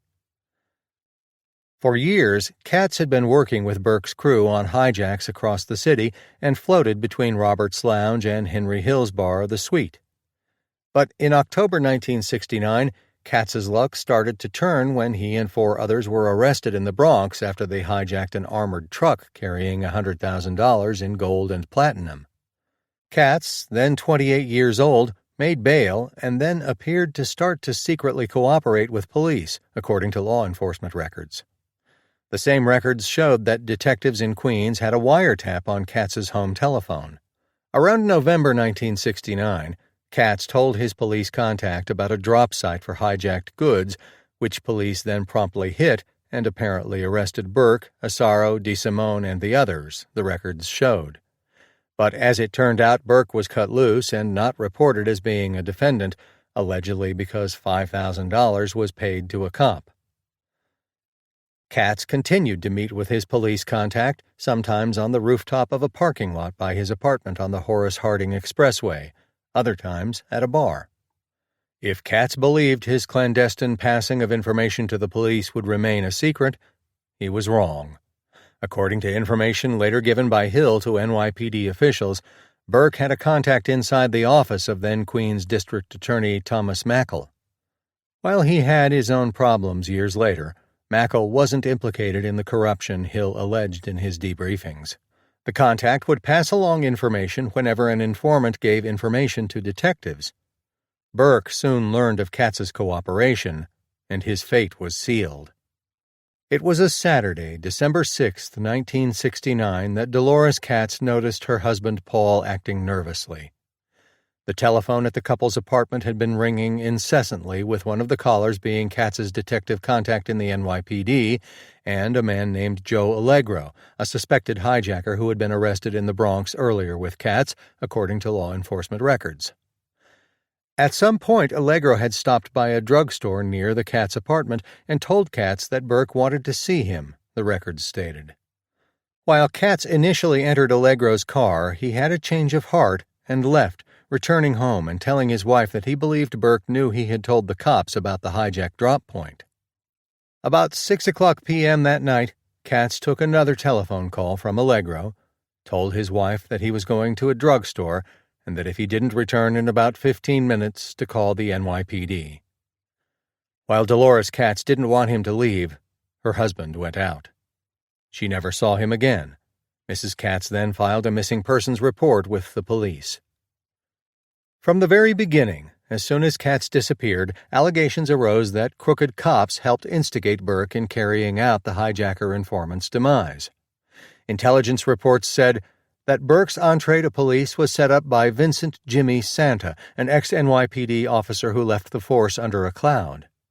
Police records show that Santa, also known on the streets as Santos, left the NYPD in April 1961 without giving notice to the department and forfeited all rights to any pay that was due. Santa was closer to Burke's age and to some seemed more simpatico with the Irishman than the younger Hill, who some saw as an errand boy, although a very trusted one. In any case, the intelligence reports said it was Santa who introduced Burke to cops at the Queens District Attorney's office. This was the period of the 1960s when the police department in New York City was rife with corruption problems, when detectives were openly cozy with drug dealers, mobsters, and all manner of wise guys. Anyone who doubts that state of affairs only has to read the Knapp Commission report and the stories about cop Frank Serpico, whose whistleblowing ripped the lid off the systematic corruption in the department at the time. According to statements Hill later gave to investigators, the night after Burke had learned Katz was an informant, he came through the rear door of Hill's club, The Suite, on Queens Boulevard, with an NYPD detective and Santa. After the chef was chased from the kitchen, Hill said he was given, he didn't specify by whom, Katz's wallet and a handgun to dispose of, according to law enforcement records. Hill said among the papers in the wallet he noticed Katz's driver's license. The cop, Burke alleged, had told him about Katz's informant status and later was seen hanging around the suite, getting patted on the back by patrons as they were having drinks. About 14 years after Katz's death, the detective in question told an investigator that Hill was a junkie and a liar. He was never charged criminally and died in 2007. It was under further questioning by Argentieri that Valenti recalled a telephone call he got from Asaro with a request to get him a place so he could have a meeting with Burke. The request seemed pretty straightforward, and to accommodate his cousin, Valenti selected a newly constructed and unoccupied home on 102nd Road. Valenti's father had constructed a row of houses on the street, and when he died, management of the properties became his son's responsibility, so he had unfettered access to the buildings. The next day was a Sunday, and since no one was working, the homes were empty. Valenti remembered that Burke and Asaro pulled up in a car, which they backed into the sloping driveway of the model home. Then, according to Valenti, Asaro told him the purpose of the visit. "We have to bury somebody," said Asaro, according to Valenti's testimony. Valenti was taken aback and thought his cousin might be kidding. But then he went down to the basement where Burke told him to open the door and then stay outside to make sure nobody entered the premises. Valenti did what he was told and for about 3 hours stood guard outside the house. Valenti said that during the time he stood watch, he heard the sound of a sledgehammer hitting concrete. Eventually, Burke left, and Asaro drove his cousin to a fence company Asaro owned to get some concrete, according to Valenti. "What did he say to you at that time?" asked Argentieri, referring to Asaro as they drove to the fence company. "He says he did most of the digging because Jimmy had hurt his hand when he killed Paul," answered Valenti. "What did he say to you about how Paul Katz was killed?" "They strangled him with a dog chain," Valenti answered, although he didn't specify who he meant by they. Asaro inadvertently revealed the name of Katz during the drive and apologized to his cousin, telling him he shouldn't have ever mentioned the name, testified Valenti. "I'm sorry I said that name to you. Never ever mention that name again or this incident," Asaro said, according to Valenti. After returning to the basement grave, Valenti said he spread lime over the corpse to hasten its decomposition. Then he cemented over the hole, which he described as being oblong. The body had to be dropped in because of the shape of the grave, remembered Valenti. He also learned that a water pipe had been damaged during the digging, something that years later would bedevil the FBI evidence team when it re-excavated the grave. A few days later, Valenti remembered visiting his Uncle Jerome with Vincent at a diner on Cross Bay Boulevard. Jerome was apologetic but told Valenti the issue was closed for discussion. "I am so sorry that this happened," Jerome said, according to Valenti. "This should have never happened with you, but it did happen. We are going to discuss this one time, and it should never be spoken about again with no one." Jerome then said that only a handful of people knew about what had happened to Katz, but that among them was Paul Vario, the Lucchese captain who was Burke's boss. According to Valenti, Burke eventually bought the house with the body in the basement through a straw purchaser, a man who owned a dress factory adjacent to Robert's Lounge. FBI agents said that the property was actually registered to the wife of the factory owner, a man by the name of Jerry Vita, who was the straw buyer Valenti referred to. For years, the secret burial went undisturbed. But in the 1980s, while he was in jail, Burke began to feel uncomfortable with a corpse buried in one of his homes. It seemed he was getting paranoid about someone revealing the burial site, so Asaro had another job for Valenti, to dig up the body at the house. Armed with a sledgehammer and a shovel, Valenti and Asaro's son visited the basement grave and dug up the remains.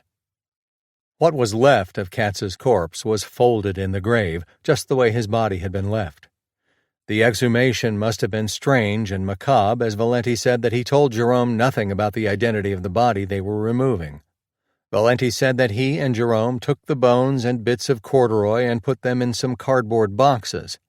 The floor was then re-cemented, As the FBI discovered years later during the agency's own exhumation in 2013, there were enough of the bones still in the pit that they could be identified by DNA analysis as those of cats. Jerome took the bones and placed them in paint cans, which were filled with cement, and took them to a hunting lodge he owned in upstate New York, recalled Valenti. Later on in the case, forensic anthropologist Brad Adams would go into more detail and reveal how the remains in the basement were indeed those of cats. But just by describing how Katz's body was buried and then disinterred, Valenti had put some compelling testimony before the jury. If the jury believed Valenti, Asaro would be in some serious trouble. Valenti's cooperation had fleshed out for investigators what had happened to Katz on the day he disappeared in 1969. But in the intervening years, Dolores Katz, her children, and even Katz's sister Joyce would try in vain to find out what had happened to the young hijacker. The women visited Robert's lounge and fished around for leads. Someone suggested that Katz was in the witness protection program, and yet another, a cop, reported that he had been murdered and buried in the Bronx. In the 1970s, according to law enforcement records, some investigators began to suspect that a police leak about Katz had led to his death. Allegations surfaced from an FBI informant that ex-cop Santa had even paid $25,000 to police officers to get Katz's name from the police, and then personally killed him. Joey Allegro, the man who reportedly called Katz and saw him the day he disappeared, was also suspected of being the killer. The information about Allegro surfaced in police records during an interview of his associate Albert Wilkins, who told cops in April 1974 that Allegro confided to him about tricking Katz to come out of his house and then putting a dog choke around his neck, killing him. Allegro then said he delivered Katz's body and that they disposed of him. The stories about Allegro, who was part of Burke's circle of thieves, were consistent with what Valenti testified about what he knew about the method of Katz's demise, although there was no mention of Asaro's involvement in the actual murder. A hard drinker, drug user, and brawler, Allegro was killed on January 7, 1971, in an auto accident on Queens Boulevard after he left the Sweet Bar. Police suspected the brakes on Allegro's car had been tampered with. Wilkins didn't fare any better. Police reports show he was murdered at a Queens motel in March 1975. By the mid-1970s, Special Prosecutor Maurice Najari began to look into the Katz disappearance. The NYPD, records show, also conducted internal investigations into at least 2 detectives who Hill and others said were around Burke and the Roberts Lounge crowd. Because of civil service rules at the time, the police department was unable to bring administrative charges against one of the officers before he retired. The other officer, according to police records, was found guilty in a department administrative trial of having leaked information about a criminal case to a defense attorney, information that was detrimental to the prosecution's case. The allegations raised by Hill that this officer might have been involved as an accomplice after the fact in the Katz murder were looked at by the NYPD in the late 1970s, but couldn't be substantiated to the satisfaction of the department, and the detective retired in 1980. No criminal cases were ever filed as a result.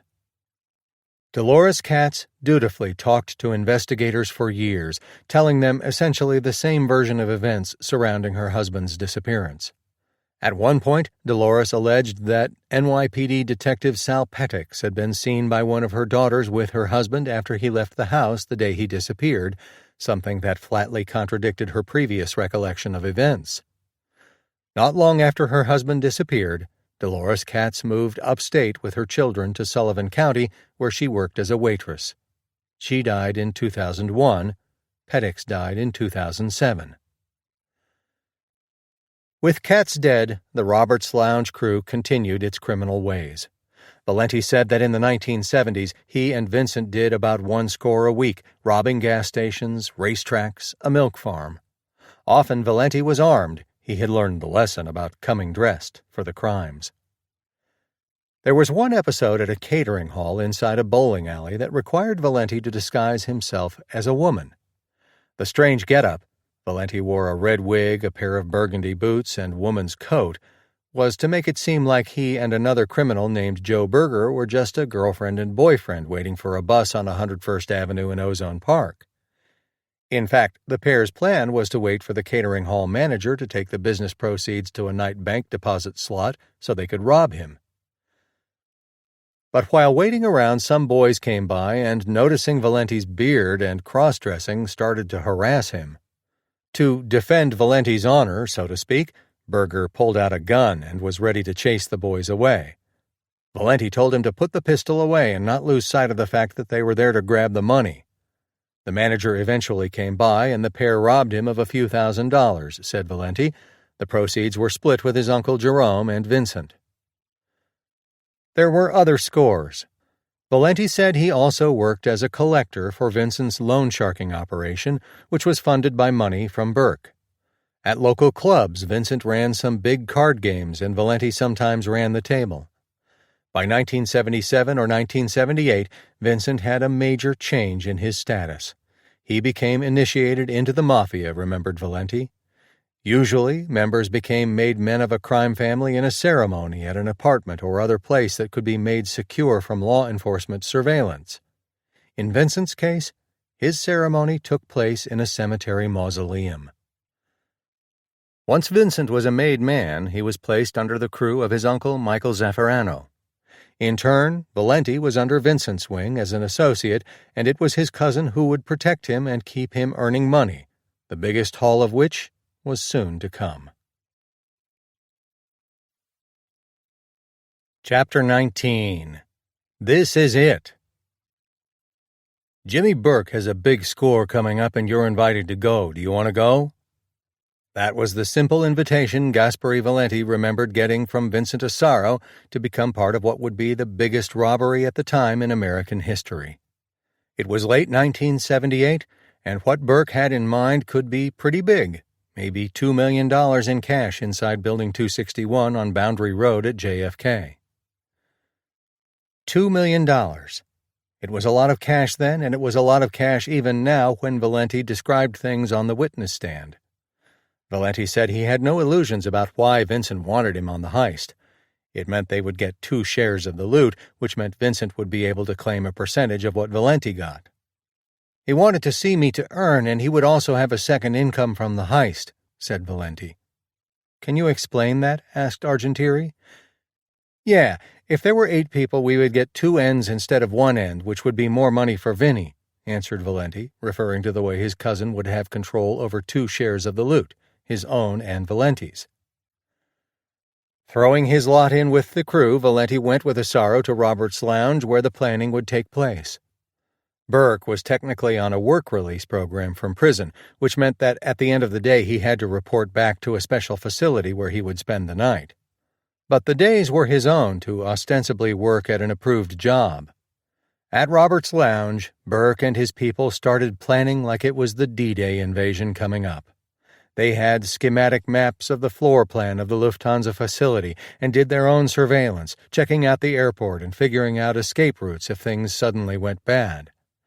Burke had already learned from Werner's inside information that about as many as 14 people might be working at the cargo area and congregating in a lunchroom. Valenti said that the group involved in the skull sessions at Robert's Lounge numbered 10. There was Burke, Vincent Asaro, Valenti himself, Angelo Seppi, Tommy DeSimone, Danny Rizzo, Joseph Manry, Anthony Rodriguez, Marty Krugman, and Burke's own son, Frank James. As Valenti remembered it, Burke had a way of naming his sons after famous robbers from the Wild West. Another son was named Jesse James and became a lawyer. The plan was straightforward, but not without risks. 6 or 7 would go into the front of the building and capture them, hold them at bay with guns, remembered Valenti about how they would contain the Lufthansa workers. And then the truck was to go around the back of the building and wait until the bay doors were open and then pull the truck in.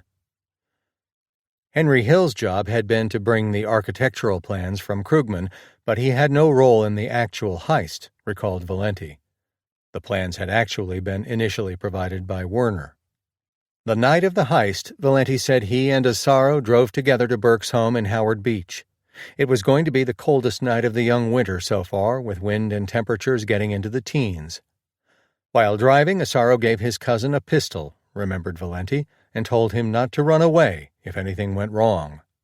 Once at Burke's house, DeSimone took Valenti to a marshy area adjacent to the neighborhood to try out a silencer on a gun. Given DeSimone's reputation as a man who loved to kill for no reason at all, Valenti was nervous about walking in front of him into the reeds. DeSimone fired the weapon a few times just to check it out. Jimmy Burke was the mastermind of the heist, but he knew he couldn't risk getting caught at the airport if things went wrong. If arrested, it would be his third felony case, and that would put him away for a long time in prison. To keep his distance, Burke said he would sit in a crash car with Vincent, referring to a vehicle ready to interrupt and delay any pursuing cops. After a final check, Valenti said he and some of the others drove from Burke's house in a black Ford van to a spot near the airport at 150th Street and Conduit. Inside the vehicle were everybody except Jimmy and Vinny, although Valenti didn't precisely say who was included. But he did mention to Argentieri that Frank Burke drove and that Seppi and DeSimone were also in the van. Once at the airport gate, Valenti said he got out and used a bolt cutter to cut the lock. Frank Burke drove to the cargo building, let out the robbery crew, and then parked the van nearby as he and Valenti waited. They weren't wearing the ski masks like the other inside robbers were doing because they wanted to look inconspicuous. After about 15 or 20 minutes, a man, this would have been Lufthansa employee Kerry Whalen, approached the van and Valenti decided he had to react. He must have surmised something was up, recalled Valenti. He started running towards the door of the building and we chased him. As he starts to open the door of the building, I hit him with a pistol in the head and he fell down, yelling, "Help!" Frank Burke stuck a gun in Whalen's face while he was on the ground and told him to relax. Then both Valenti and Burke picked up Whalen and put him in the back of the van. However, the commotion caught the attention of another man, this would have been Lufthansa employee Rolf Rebmann, who came over to find out what had happened. Valenti tried to say nothing was wrong, and then pulled out a pistol, told the man to relax, and sit in the van with Whalen. Someone from the robbery crew then opened the door of the cargo hangar, and Burke drove the van inside. Once in the building, Valenti and Burke took Whalen and the other hostage upstairs to the lunchroom where the other Lufthansa workers had been herded and were being watched over by Danny Rizzo. Valenti and Burke then went back down to the truck. Lufthansa's high-value cargo vault had two doors that had to be opened one at a time.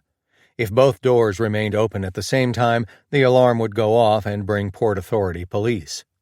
As Valenti remembered it, he followed DeSimone into the vault. Before them were stacks of boxes and burlap sacks of what they would later find out was jewelry. "Tommy took a box from the right-hand side there on the shelf and he threw it down on the floor," Valenti testified. Then DeSimone stomped on the box, which was cushioned with yellow styrofoam pellets, which looked like popcorn and spilled out. Then DeSimone stuck his hand in the box and pulled out the money. Money. Lots of it. There might be about $125,000 in American currency in each of what by Valenti's recollection was 50 boxes. Even an idiot could figure out that there was a fortune in that room. Burke had only expected a haul of $2 million in cash. 20 of the boxes alone would hold $2.5 million. 40 boxes would contain $5 million, the official total used by police. Valenti's 50-box count was likely incorrect. In any case, this was big. "This is it! This is it!" DeSimone screamed. He pulled down 2 more boxes, and they also had $125,000 in cash. "Take all of these 50 boxes," DeSimone ordered. "Take the burlap sacks of gold chains, the watches, in other words, take as much as we can." The crew opened some metal boxes. They held diamonds, emeralds, stones DeSimone couldn't even pronounce. Into the van they all went, and then the whole take was driven away. But where would they go? As strange as it might seem for such an historic robbery, Burke and his crew hadn't even figured out where to go once they left the airport. They were lucky the cops never came. They didn't even have an escape plan. "Bring it to my cousin's house," Vincent yelled, according to Valenti. The van was driven to The Hole, where Valenti was living with his wife and children, as well as his mother and sister, who were all asleep. Forming a human chain, Valenti and the others unloaded the van and placed the stuff in the basement. Burke and DeSimone both had to be taken back to their respective prison halfway houses, so Vincent took them into Manhattan, said Valenti. With Burke, DeSimone, and Vincent gone, Valenti said he and the others started separating out the jewelry and counting the money. The whole thing took about 2 hours. Gold chains, platinum chains, Cartier watches, diamonds, rubies, emeralds, rings, lots of gold. They also saw some German marks. They counted the cash and came up with $6.25 million, said Valenti. Vincent was in a state of euphoria when he was told the value of the hoard, remembered Valenti, but Vincent quickly tempered his joy with words of caution. After all, this was the Mafia, where money was the goal of life. As Sal Vitale had always believed, only your friends could hurt you, and with so much loot at stake, friends could quickly become enemies. He said we got to be real careful now, Valenti remembered Vincent telling him. He said they'll look to rob us, look to kill us and take the stuff. That was definitely a downer for Valenti, whose family was in the house with the stash. There were at least 2 crime families, the Bonanno and Lucchese families, involved, and the Gambino Borgata learned of it when Fat Andy Ruggiano was told. They could go into a feeding frenzy. Murder wouldn't be an impediment either. Then there was Jimmy Burke, who would kill somebody if they looked at him the wrong way. Immediately, the FBI got onto leads that the Roberts Lounge crew was involved, so the bar on Lefferts Boulevard became a place to avoid. Valenti stayed away and bought some Christmas trees to sell by his house. Why? He had to burn the evidence from the heist, the burlap, the boxes. When you sell Christmas trees on the street in Queens, there was always a fire in a can for warmth. In this case, everything burned except the styrofoam, so Valenti had to bag it up and take it a few blocks away to a sanitation dump. The split for the heist came to $750,000 per person, said Valenti. It was more money than any of them would ever see in a lifetime, assuming they lived to see it. But the money was also a curse. No one could spend it quickly or on anything that would show. If they did go on a spending spree, Burke would have them killed for being stupid. The FBI was watching everybody hanging around Roberts Lounge, and they would know if anybody started showing signs of having big money. Banks were also out of the question. Forget about brokerage accounts, stocks, bonds. They could all be traced. So, like generations of immigrants who never trusted the banks, Valenti was forced by necessity to hide his cash with friends in batches of $100,000 to $150,000.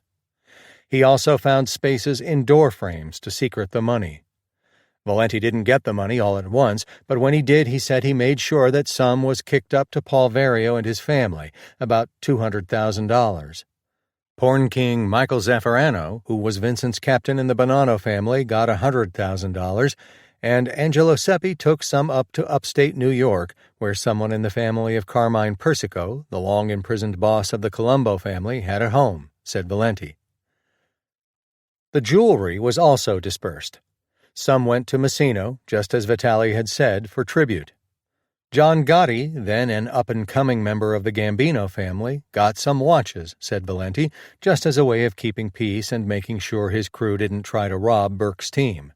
Some mob-connected jewelers took some of the stuff. It was spread around.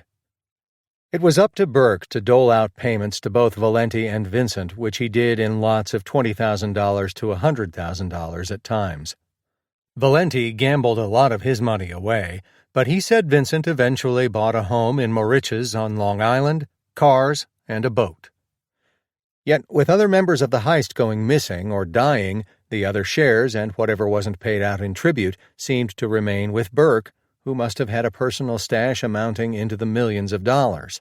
Some of that money, investigators believed later, went to finance a drug deal Burke did in Florida involving Richard Eaton. Valenti only met Eaton once, and that was on a Saturday night at the Club Afters, a nicely appointed night spot near 86th Street and Rockaway Boulevard. The place was owned by Burke, Vincent, and another man, and its name Afters signified after Lufthansa. It was a popular place, and while only opened for about a year, attracted entertainers like the singing groups Blondie and Gladys Knight and the Pips, recalled Valenti. Burke introduced Valenti to Eaton, and the conversation over dinner revolved around a big drug deal Burke and Eaton had done in Florida. There was a lot of laughter, and Eaton was enjoying a dish of shrimp scampi. Nobody seemed to have a care in the world. Valenti noticed Eaton's dish because he himself was hungry. The group closed after at about 3:00 a.m., and Valenti stopped by a White Castle and picked up some burgers to eat at home with his wife. You either liked White Castle burgers or loved them, and in Valenti's case, they were a good comfort food, even at such a strange hour. Then he went to sleep. During the night, Valenti was awakened by a tapping on the bedroom window. He looked out and saw Vincent's son, Jerry. In the Mafia, when your boss calls, you respond immediately, no questions asked. I went and let him in the hallway, Valenti remembered, and he told me my father sent me. He said, "We got to dig a hole." Valenti said he knew that by digging a hole they were going to hide a body. But this was the dead of winter. The problem was that down in the area of the hole, the neighborhood where Valenti lived, the ground and even the roads froze solid, often with thick sheets of ice because the drainage was so poor. To thaw the ground, Valenti burned some kerosene, but that didn't work. Burke showed up with his son Frank and Vincent, but even they couldn't make any headway in digging. They were stumped. There was a body to be buried, yet it was impossible to dig in the cold ground. So Valenti remembered that there was a trailer on some property his mother owned nearby. Someone figured that the body could be kept in the trailer overnight until Valenti had a friend use a backhoe to dig a hole, ostensibly for a new foundation. All they had to do was move the body into the trailer. Jerry and I walked down to the trailer, and Frankie Burke drove the car, backed it into the trailer, opened the trunk, and Jerry and Frankie lifted the body and put it in the trailer, said Valenti. It was then that he saw the face of the corpse. It was Richard Eaton, the man who only hours earlier had been enjoying an Italian repast. But as luck would have it, things went terribly wrong, as they often did at the hole. The next morning a cop came by Valenti's house and said it looked like there had been a mafia hit outside the trailer. Some kids who used the trailer as a playground discovered the body. Valenti convincingly feigned ignorance and concocted a story about having seen a car with two black men in the area the previous night. Valenti's lie deflected attention from himself and, for that matter, Asaro. But Burke would be dogged by the corpse years later when Henry Hill talked to the FBI about the way his comrade in crime had admitted killing Eaton. The result was Burke's indictment and conviction in 1985 for Eaton's murder. There was one other trivial consequence from that horrible night for Valenti. He could never again even think about eating shrimp scampi. Chapter 20. All in the Family. The first day of Gaspare Valenti's testimony was riveting, to say the least. For the first time in the history of the Lufthansa Heist, someone who purported to be an insider, a criminal actually on the scene, gave sworn testimony about the fabled score. In many ways, what Valenti described tracked closely to what had already been revealed in the Werner trial, as well as the book Wise Guy and other retellings of the story. But there were some key differences with Valenti, notably the specific number and identity of the people involved in the planning and his having done the beating of Lufthansa worker Carrie Whalen and not Angelo Seppi, as previously claimed by law enforcement. There were also now more details laid out about how the loot was spread and who else in the mob got tribute. As Asaro watched his cousin tell the stories of their criminal lives together, he seethed. Asaro may have been elderly, but his flinty eyes still seemed menacing and angry behind his glasses. Throughout the trial he would mutter to no one in particular, or else badger his attorneys to be more aggressive.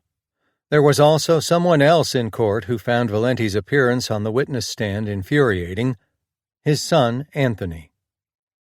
An obese man, Anthony Fat Sammy Valenti, showed up on the first day of his father's testimony, and from the back of the courtroom seemed to glare at the witness stand.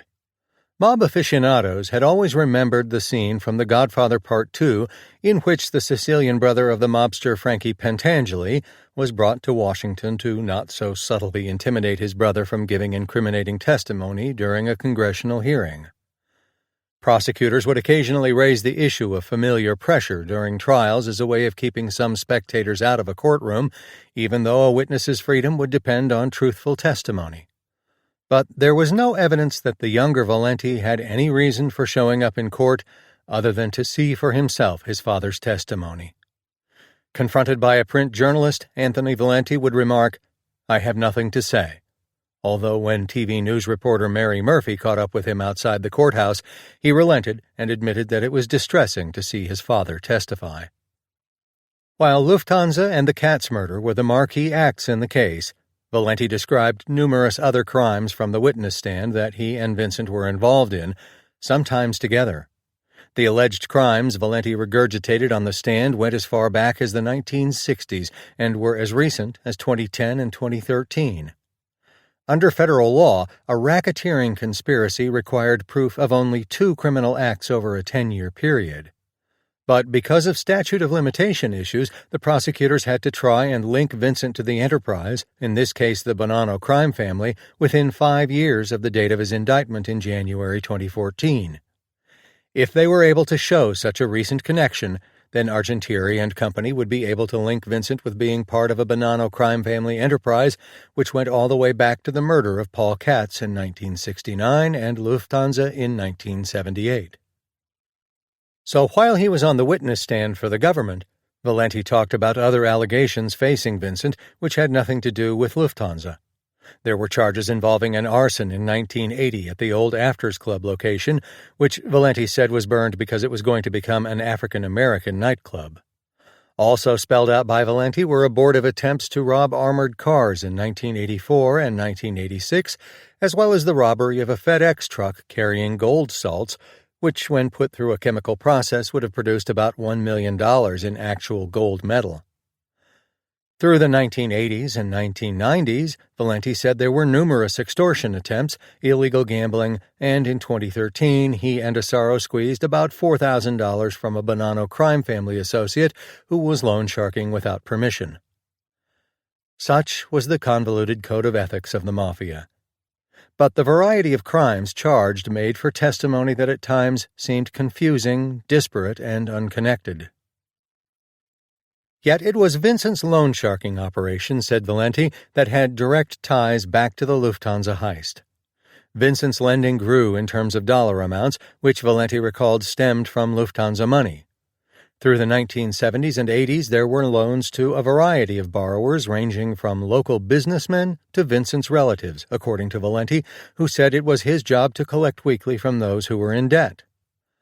Loan sharking can be pernicious because not only are the interests exorbitant, but payment of the so-called points charged did nothing to reduce the overall loan principal, which had to be paid separately. Michael Zaffarano, the Times Square porn king, made a great deal of money from adult films and from his buildings along Broadway, which he leased to peep show operators, X-rated bookstores, and bathhouses. While his buildings were nothing to rave about, they churned out steady cash, and the properties were increasing in value as the prospect of urban renewal grew. Yet even Zaffarano and his son John found that they had to borrow from Vincent, remembered Valenti. Both Zaffaranos paid back their loans, but, according to Valenti, that didn't stop Vincent from pulling a bit of a scam with them, even if they were relatives. When Michael Zaffarano died in February 1980, both Valenti and Vincent went to the funeral. While it might seem poor etiquette to talk business in such a setting, Vincent had no qualms about raising with Zaffarano's son John the subject of his father's old loan, which had already been paid. At Mickey Zaffarano's funeral, what, if any, discussion did you have about the loan? Argentieri asked Valenti. Vinny told his son, John Zaffarano, that his father owed us $100,000, replied Valenti. Was that true? No. Had Mickey Zaffarano already paid back that loan? Yes. Valenti went on to explain that the younger Zaffarano agreed to pay back his father's previously repaid loan again at 2%, or 2 points a week. But that wasn't the only financial hook Vincent had in the Zaffarano porn empire. John Zaffarano, administrator of his father's estate, had to keep up the Times Square area property and continue to run the adult film side of the business. For instance, the marquee on the facade of the well-known Pussycat Theater needed to be refurbished, and for that, according to Valenti, John Zaffarano took out additional loans from Vincent. So, some of the Lufthansa loot appears to have gone to help publicize on the theater's marquee the exploits of the 1980s porn stars du jour. With the elder Zaffarano's death, Vincent appeared to have become the major mafia connection for the Times Square sex business of his old crime captain. Disputes would arise in the porn trade, and for that Vincent was the man John Zaffarano turned to for help, said Valenti. One of the biggest female porn stars of that period, dubbed by some the Golden Age, was Marilyn Chambers, the blonde former Ivory soap model who went on to make her livelihood in films that the public clamored for. Her 1972 debut was in the movie Behind the Green Door, followed by other hardcore features including the 1980 film Insatiable. According to Valenti, Michael Zaffarano had a deal before he died that Chambers would make 10 films, although she was working with other producers. In approximately 1982, a sit-down was arranged between John Zaffarano and Valenti, with 2 producers allegedly tied to the Gambino crime family, who Chambers was working with in California. As a result of the meeting, Chambers was released to work with Zaffarano, who ultimately had a change of heart and didn't use her in any films, said Valenti. For the trip, Valenti said he got nothing in terms of compensation, but Vincent did. After years of drug and alcohol abuse, Chambers crossed over into legitimate films but continued to work in porn. She died of a cerebral hemorrhage in April 2009 at the age of 57. By the mid-1980s, the porn industry was gravitating away from films in theaters to videotape. Consumers could get their pleasure by viewing cassettes in their own homes. This meant that at least some of the Zaffarano empire, the theaters, was heading to obsolescence. But to the rescue came the plans of New York State and New York City to turn the Great Blight Way around 42nd Street and its environs into something more upscale, family-oriented, and world tourist-friendly. This would turn out to be a gold mine for the Zaffarano family, not to mention some others in the mob. The rush for development of Times Square and the surrounding neighborhood pushed property values higher and higher.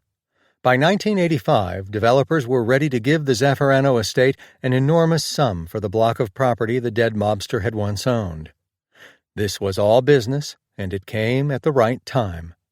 The city was ready for a big change, and the Pussycat Theater and sex shops were going to eventually give way to things like the Disney Store, Ghirardelli Chocolate, and the Marriott Marquis. With all of the competing interests, it took a great deal of finesse to make the deal work. One of the city's most experienced real estate brokers, Robert Shapiro, remembered working for months on the Zaffarano land parcels, a deal that was complicated by a number of pending commercial leases, including some housing businesses owned by Genovese crime family captain Matty the Horse Ianello. Being a well-known gangster, Ianello was constantly under scrutiny. His federal conviction in 1985 by the office of then Manhattan federal prosecutor Rudolph Giuliani further complicated things because Ianello wound up owing the federal government a great deal of money. In interviews in 2015, Shapiro related to the author that eventually he was able to pull together an $18.5 million deal for the property. Included in it was the Pussycat, some gay steam baths, Ianello's bar known as Mardi Gras, and some peep shows. Most of the money went to John Zaffarano and his mother, who were the beneficiaries of the estate. Ianello's leases also had value, but since he owed $750,000 in forfeited funds to Giuliani, that money went directly to the federal government, Shapiro remembered. Shapiro was certain that none of the money went to the mob, and strictly speaking, that was true.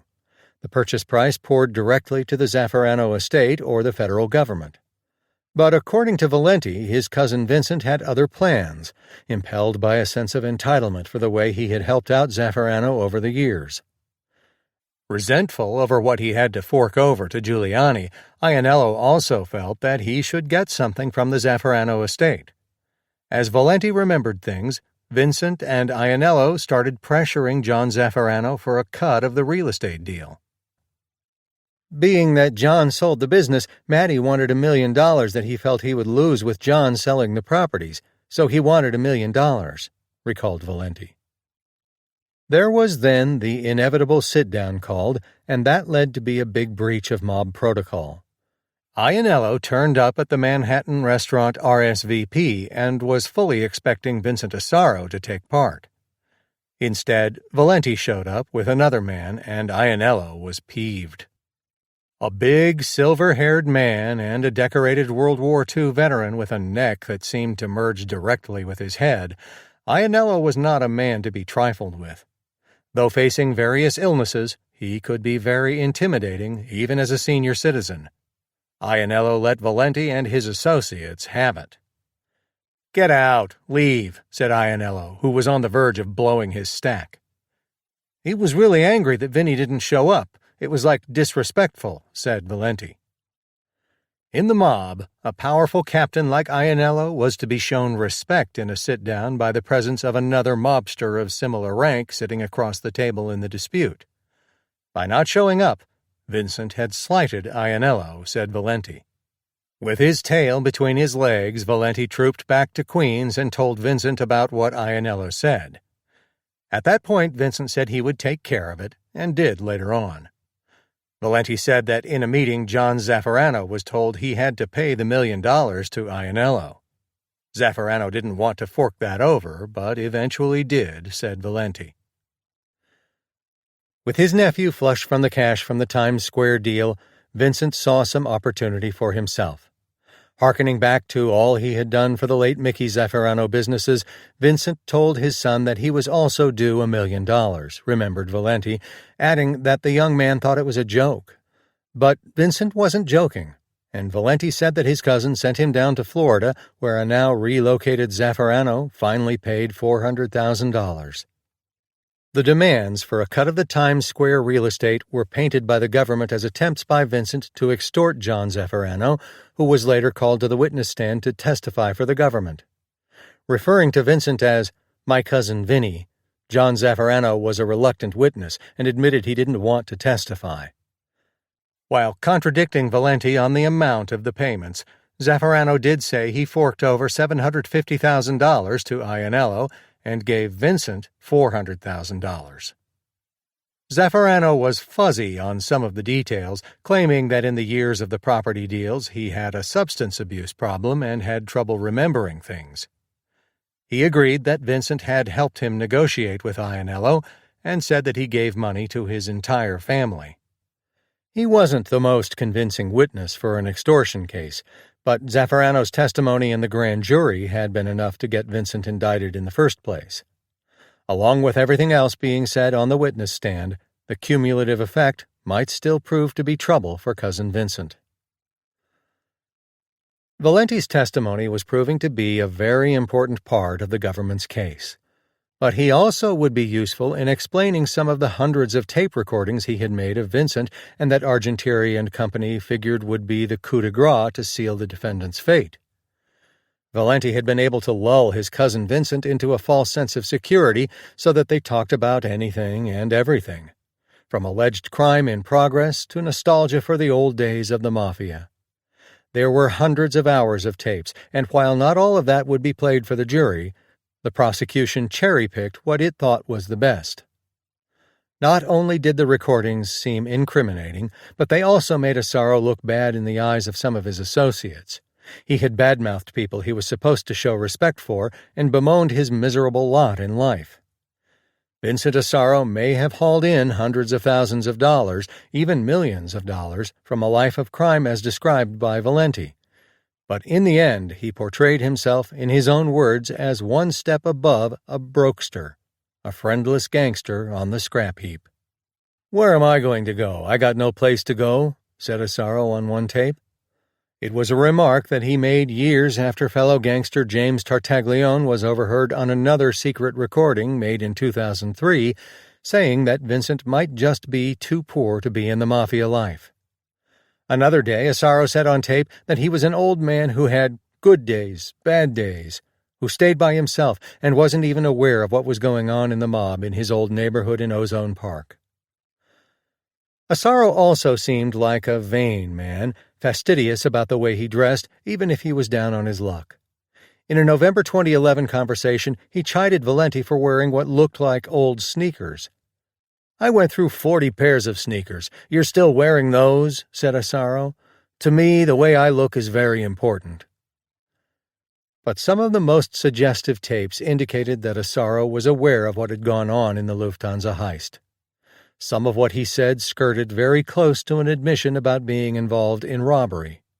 At one point, Asaro related on a recording in January 2011 how one of the alleged heist participants, Danny Rizzo, was so broke that he had even asked for $200. "He's still got money from," said Valenti on the recording, referring to Lufthansa. "No," answered Asaro, relating how Rizzo said he was cheated. Then, in a February 2011 recording, Asaro again bemoaned his pitiful existence, one far from the glory days of the old mob scene. "It's life. We did it to ourselves. It is the curse of this fucking gambling," Asaro is heard to say. Everybody on the street seemed to know of Asaro's compulsive gambling. Dollar bills flew out of his hands and toward the ponies as fast as he made them. If he earned $1 for every time he used an expletive as he recounted his bad fortune, Asaro would have had a healthy bankroll. On the tape, Asaro seemed wistful, taking stock of a life ill spent and one in which he felt cheated.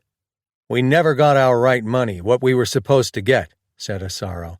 "We got fucked all around. That fucking Jimmy kept everything." For those in the courtroom when the tapes were played, Asaro seemed in the latter recording to be admitting some involvement in the heist as he lamented getting shortchanged by Burke and being broke so many years later. "Asaro's voice on recordings seems damning," said the headline the next day on a story in Newsday. Based on Valenti's testimony, Burke seemed to have kept his hands on about $3 million in heist proceeds, for the simple reason that many of the participants were killed shortly after the robbery.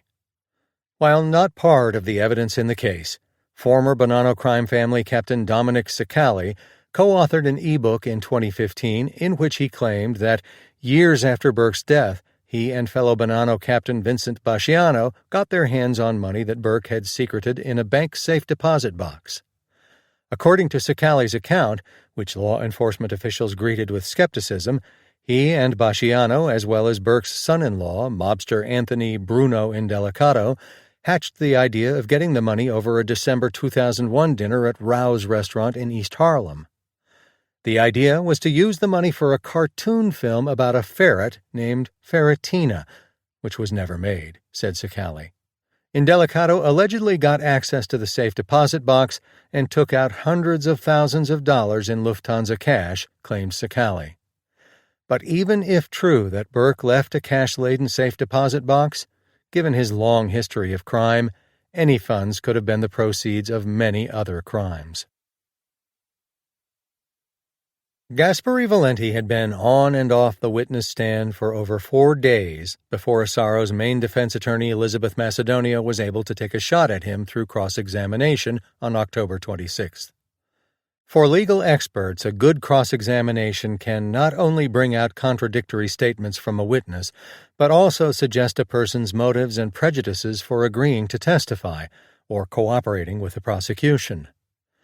Valenti's direct examination had laid out the Lufthansa heist, details of the cat's burial, and other crimes ascribed to Asaro in seemingly convincing detail. It was not only Macedonia's job to cast doubt about Valenti's stories, but also show something of his character and motivation for turning on his old friend. Valenti had made no secret that he was cooperating because he was broke, dispirited, and in need of a meal ticket for himself and his family. He told Macedonio from the witness stand that the FBI had been giving him $3,000 a month for support, and since 2008, when he first started to help the government, he had collected $178,000 from the agency. For years, prosecutors had used paid cooperating witnesses, something that wasn't a secret to anybody. But in Valenti's case, he certainly saw money as the prime and perhaps only reason for turning on Asaro.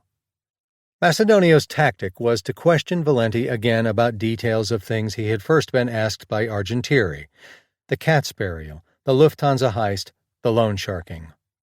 The defense attorney indicated through her questions that Valenti had told the FBI different things about the heist, the burial, and the other crimes. But sometimes the questioning got bogged down in details, like whether it was a post-hole digger or a shovel that Asaro and Burke had brought to dig the burial pit in the basement of the house on 102nd Road. They were both the same thing with slight variations, explained Valenti.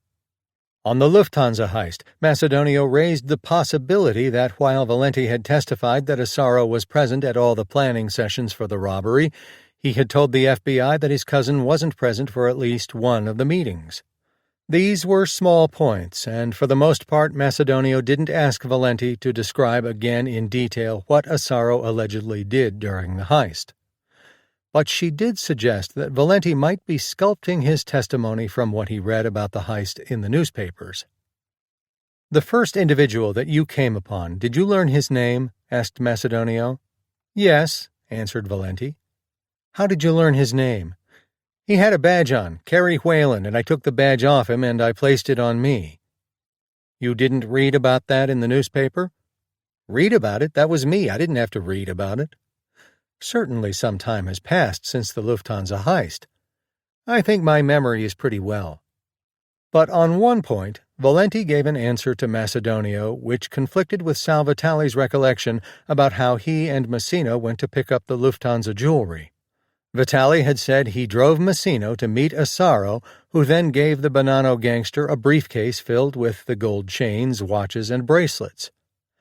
However, under questioning by Macedonio, Valenti said Messina alone came to visit him and that he, not Asaro, passed him the case.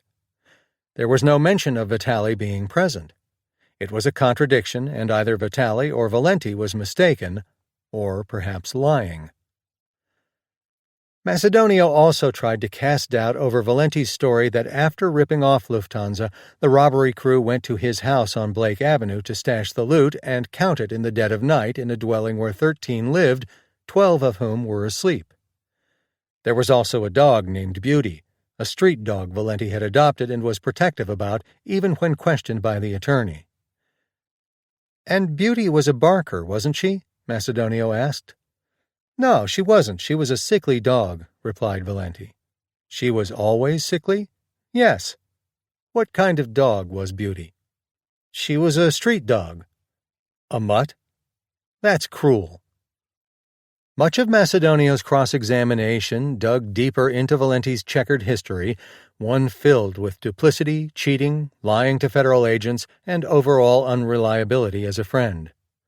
He admitted that when he fled to Las Vegas around 1990, it was because he had cheated Bonanno mobster Anthony Sparrow out of around $25,000, money he was owed by Asaro, and then cooked up a crazy story about having given the cash to a man in a brown bomber jacket. At that point, Valenti had to get out of town and went west fast, leaving his wife and kids in the lurch. It was the start of a star-crossed 15 years he would spend in the desert. Once in Las Vegas, the hapless Valenti admitted that he started committing a series of other crimes with a man who was actually an FBI informant. He took up with another woman who sued him for money he supposedly stole. To make matters worse, Valenti fell under the control of an FBI undercover agent who plied him with stolen casino chips and got him involved in various fake invoicing and fraud schemes. Valenti couldn't have picked worse partners in crime, and in the end he was arrested and sentenced to 8 months in prison. To add insult to his many indignations, when Valenti got out of prison, he was arrested in Las Vegas for jaywalking and went right back to jail for a short stint. Another vignette brought out by Macedonio showed in the end how mercenary Valenti had been in the face of Asaro's own sentimentality and kindness. When Asaro's father Jerome died in 1977, his son took 2 of his prized cufflinks and had them made into rings. Asaro respected his father, as did Valenti, so a set of matching gold rings made from the cufflinks seemed appropriate. The ring didn't stay long with Valenti. "So it was a gesture of love, fair to say?" asked Macedonio. "Yes, it was," answered Valenti. "And what did you do with your copy of the ring?" "I hocked it." So great was Valenti's need for cash that he said he also got rid of Jerome Assaro's old car when it was given to him following the old man's death. One of the last questions the attorney asked had to do with the weeks before his work as a secret informant came to an end just before the remains of Katz were found in the Ozone Park basement. For reasons that were never illuminated, Valenti felt the need on Father's Day to call Assaro. He wanted to tell him he loved him. Chapter 21. What is this, Watergate? Sitting through days of testimony, including 3 involving his turncoat cousin, Vincent Assaro, never a guy to keep his emotions in check, was steaming. When Valenti was on the stand, Assaro made sure that he had a clear line of sight to the witness box to scowl at him, and moved his seat or asked that a computer screen be moved so he could keep the witness in a withering stare. Assaro also knew that whatever was left of his life was in the balance and didn't like the way he saw the case unfolding in the courtroom. The testimony was damning, and he knew it. Defense attorneys Macedonio and Ferrone did their best on cross-examination, but there wasn't much they could do to trip up government witnesses. "He is fucking lying," Assaro exclaimed more than once in a voice that could be heard by spectators, let alone the prosecutor, court personnel, and likely the jurors. As Valenti testified, Assaro could be seen getting more animated with his attorneys and mouthing the word liar. His family members in the courtroom could also be overheard by one reporter saying, "These are some fairy tales. They gave him a book to memorize. He should get an Academy Award." Assaro would badger the attorneys so much that Ferrone finally had enough and moved her seat to a spot away from him to a place at the other end of the defense table. Argentieri also had enough of Assaro's sotto voce remarks and asked Ross to have the defense keep him muzzled. The testimony didn't get any easier for Assaro to stomach as the case progressed. Peter Zuccaro was an old Gambino crime family associate and admitted killer who turned government witness years earlier. Assaro didn't like him ever since Zuccaro killed a dog in self-defense, an act for which the canine-loving Assaro wanted to kill him in retaliation, according to Valenti. For his part, Zuccaro had his own standards and once said he didn't care much for those in the mob who wanted to shoot people near a Catholic church. Assaro could only sit and stew as Zuccaro, who had the hard look of a mafia operative, told the jury that Frank Burke admitted to him that he drove in the van with Valenti the night of the Lufthansa Heist. This corroborated some of Valenti's testimony about the heist. Burke added that Valenti never did get his cut from the Lufthansa heist because it was taken by Assaro, according to Zuccaro. "Frankie said that Vinny kept it and beat him for it," said Zuccaro, explaining how the real problem was with the way Burke's father was not paying people fast enough. In a push to show the impact of the murder of Paul Katz on his family, the prosecution called the dead man's son, Lawrence, as a witness. Katz's wife, Dolores, had died in 2001, and although she had given police lengthy statements about his last days, including some about her suspicions about police involvement in her spouse's death, there was no way to introduce them into evidence. Prosecutors hoped that Lawrence, who was only about 5 years old when his father disappeared, would humanize the murdered man and tug at the heartstrings of the jury. Assaro and his attorney could only watch as Larry Katz spoke haltingly about his father and how his father had gotten arrested in the weeks before he died. Katz seemed ill at ease on the stand, and his apparent discomfort just might make the jury feel more sympathetic to him. He didn't relish the idea of having to talk about his father's criminal record, his arrest, and the fact that it appeared he was dealing in stolen merchandise. One incident from Katz's son's testimony stood out about the time of his father's arrest. After making bail, the elder Katz came home to the family apartment building in Lafrac City, an apartment complex near Corona. Spotting his father coming up the walk, Larry Katz ran up to him with a toy gun and handcuffs and jumped into his arms. Fresh out of jail, Paul Katz uncomfortably looked at the toys and said, "I've had enough of those for a while," the son remembered. The stress in the Katz household was obvious, and Larry remembered his parents constantly fighting with his mother, concerned about the characters her husband was involved with. To show that Paul Katz was talking with law enforcement, his son confirmed to Assistant U.S. Attorney Allison Cooley that an NYPD officer named Sal Pettix called the apartment. As if to make the story poignant, Cooley had Larry Katz recall how his parents became mellow and peaceful when they talked about plans to move out of the city and escape upstate into a house that his father drew a picture of for the children. The day his father disappeared on December 6, 1969, Larry Katz remembered his parents arguing one last time. His father got a telephone call and told his wife he was going to go out to meet someone. The parents started one more verbal spat. They were arguing about him not leaving, and he said he had to go and that my mom told him to take one of the kids, remembered Larry Katz. He said no, and she said, "At least take the dog," and he said no, and he grabbed his jacket, said, "If I'm not back in a couple of hours, call the cops." That was the last time Larry Katz ever saw his father. Fear seemed to pervade the Katz household for years. It was a sad story, and wisely, Macedonio decided not to cross-examine him. Seasoned defense attorneys know that the questioning of a bereaved family member can backfire badly. If Asaro didn't like sitting through the Katz testimony, he certainly didn't look forward to what FBI Special Agent Michael Burns and the famed forensic anthropologist Brad Adams had to say. They testified about the macabre dig in the basement of the Burke House on 102nd Road.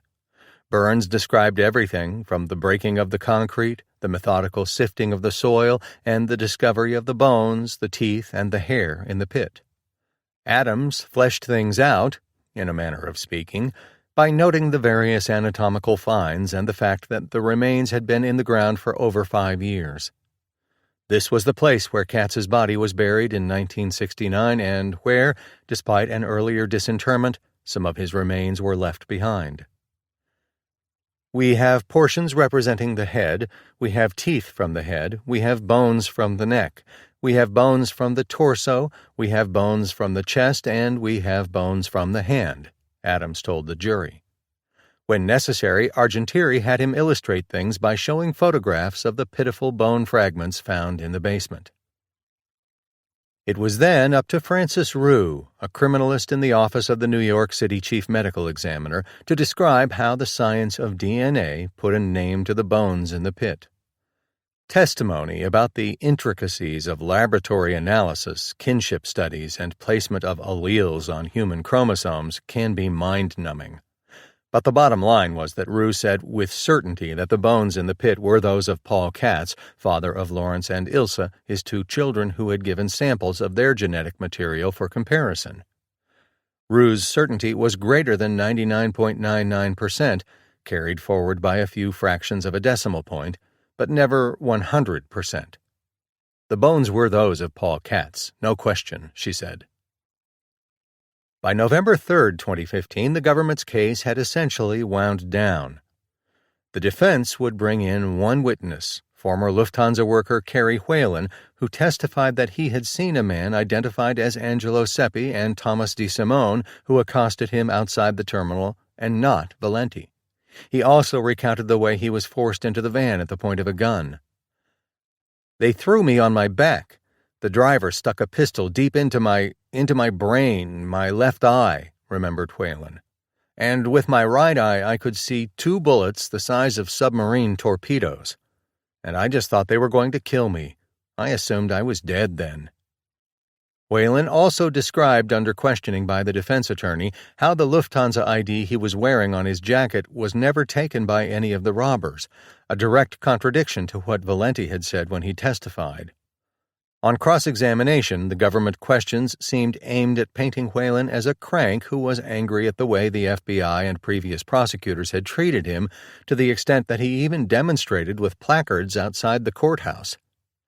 But Whalen essentially stuck to his story that he saw Seppi and DeSimone in the van and that his airline ID was never taken from his jacket, all points that directly contradicted Valenti.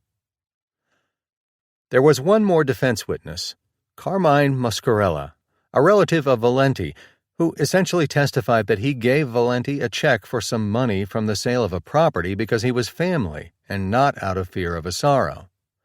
This was done to rebut the allegation that Muscarella was an extortion victim, even though he admitted knowing about Asaro's reputation as a mobster. "I was not afraid," Muscarella told the jury, adding that he made the payment to Valenti because he was being a proverbial pain in the ass about the $3,000. When asked by Macedonio why he later agreed to lend Asaro $2,500, Muscarella said that he felt sorry for him. "Vincent Asaro is a very proud man, and for him to even come to me to ask to borrow money because he was in financial dire straits, I am sure was very humiliating to him, to actually come and ask me for money because he had been so down on his luck," said Muscarella. With Asaro's decision not to testify, the trial was on the final lap, and from what had gone on for the past 2 weeks in Ross's courtroom, it looked and sounded like Vincent Asaro was in a great deal of trouble. Valenti wasn't shaken in his testimony, and other witnesses corroborated some of his story. However, there were some contradictions in the testimony, and some of the extortion charges seemed weak, particularly that involving John Zaffarano and Muscarella, and all of the FBI agents who testified admitted they never saw Asaro commit a crime in all of the many hours of surveillance. It would be up to the prosecution and defense to try and make one final bid to convince the jurors about Asaro's guilt or innocence. Summations are the final chance prosecutors and defense attorneys get to spin the case before the jury. They are bound by the facts, but the attorneys can appeal to the common sense when trying to give their interpretation of the facts. The prosecution will tell how there is no other possible conclusion than guilt. The defense will hammer away at the presumption of innocence and show how the evidence is not so clear and that there is a reasonable doubt about guilt. On Friday, November 6, 2015, it was Allison Cooley's job to pull together the various strands of the government's case to convict Asaro. The prosecution goes first on summations, and with an indictment covering events over 4.5 decades old, what Cooley had to say wasn't going to be done in 10 minutes. With the jury in the box and the press packed into the court, along with a goodly number of people from the U.S. Attorney's Office, Cooley began the long march to convince the jury that Asaro was guilty. For about 6 hours, Cooley spoke to the jurors. 6 hours. Even the summation in the case against Joseph Messina went on for only about 3 hours. The danger in long summations is that jurors will tire and lose their focus. In this case, Cooley needed a long time to sketch out the evidence. Asaro's 45 years as a gangster was on trial in the case, Cooley reminded the jury. She branded him the ultimate tough guy who profited from years of criminal activity and killed people along the way. Asaro, insisted Cooley, lived by and enforced the Mafia's code, death before dishonor. Her summation was relentless. Cooley spent her time alternately reading from portions of the over 3,500-page trial transcript encompassing 70 witnesses. She played audio clips of the many tapes Valenti had made of Asaro, ones that showed how dissolute the life of an aging mobster had become. But the tapes also were solid proof that Asaro was involved in the Lufthansa heist and profited handsomely from it, said Cooley.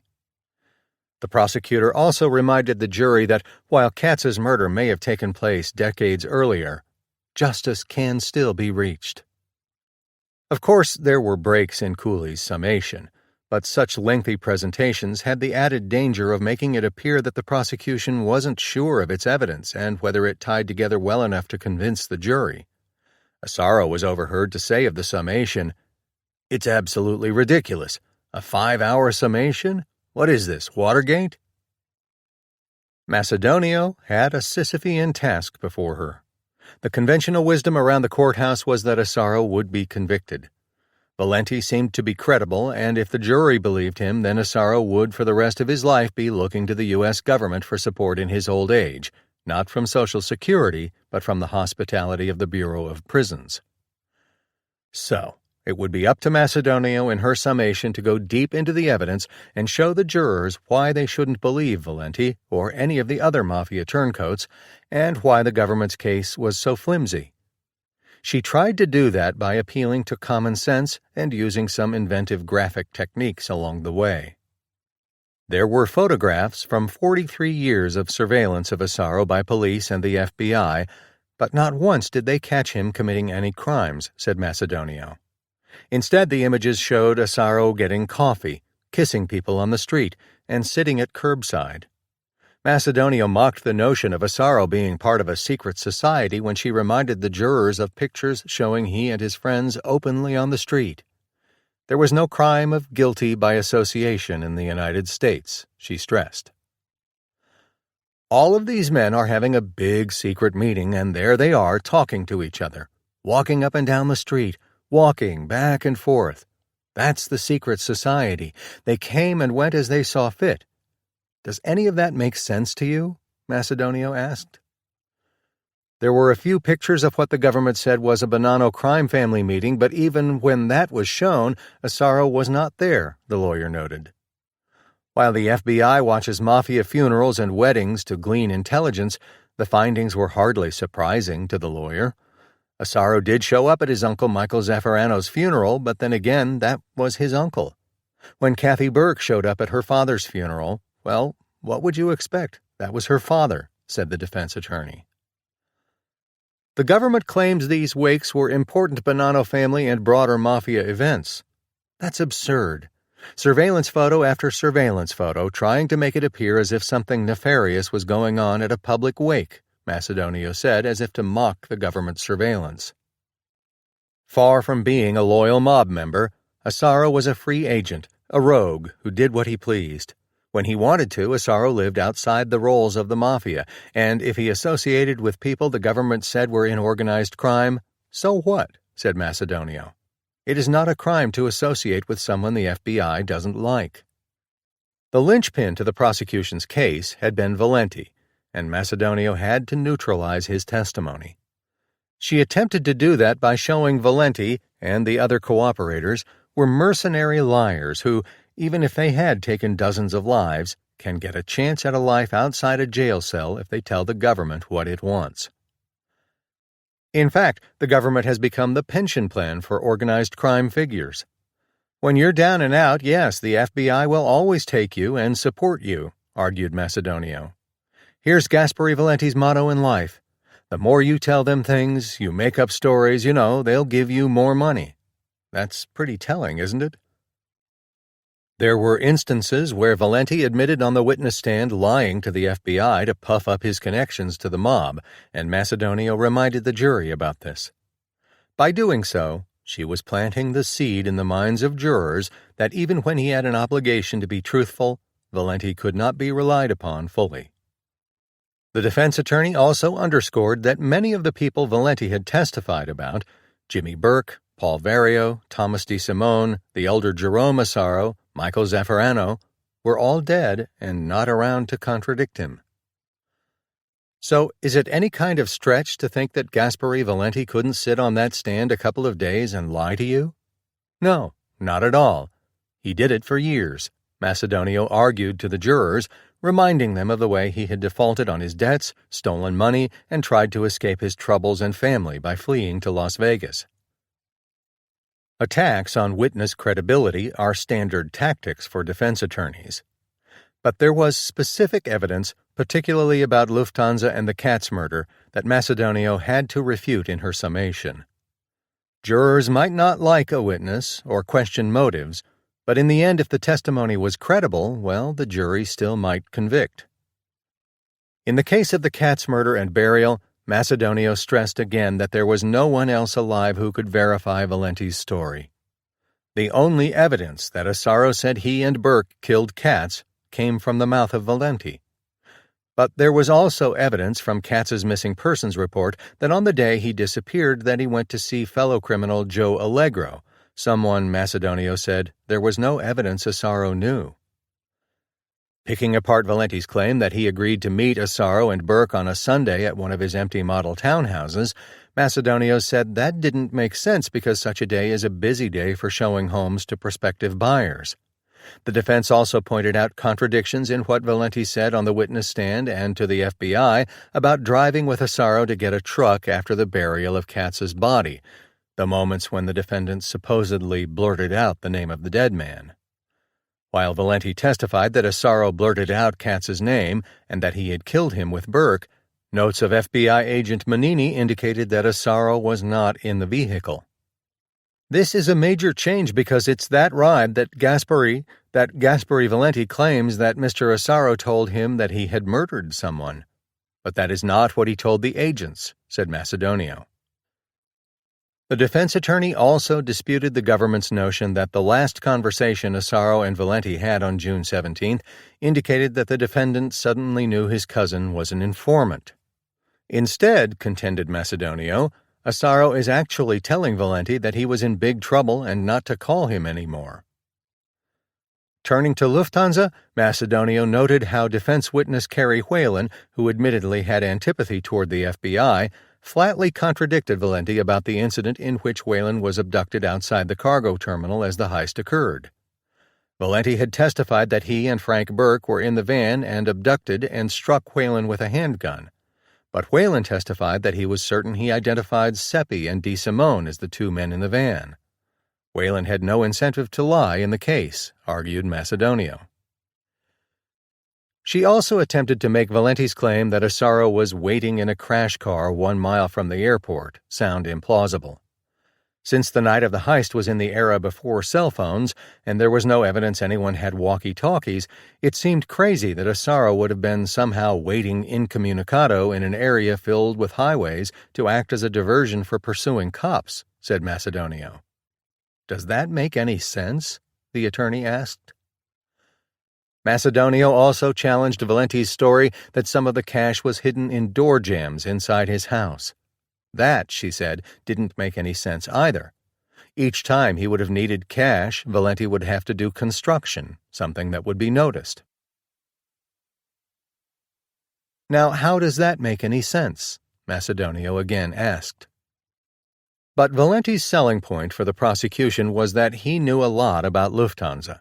How would he know so much if he wasn't involved, just like he said he was?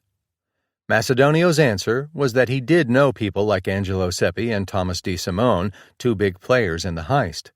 It is possible Valenti was involved, she admitted, but the inconsistencies in his story about Asaro made him an unreliable indicator of his cousin's guilt or innocence, she argued.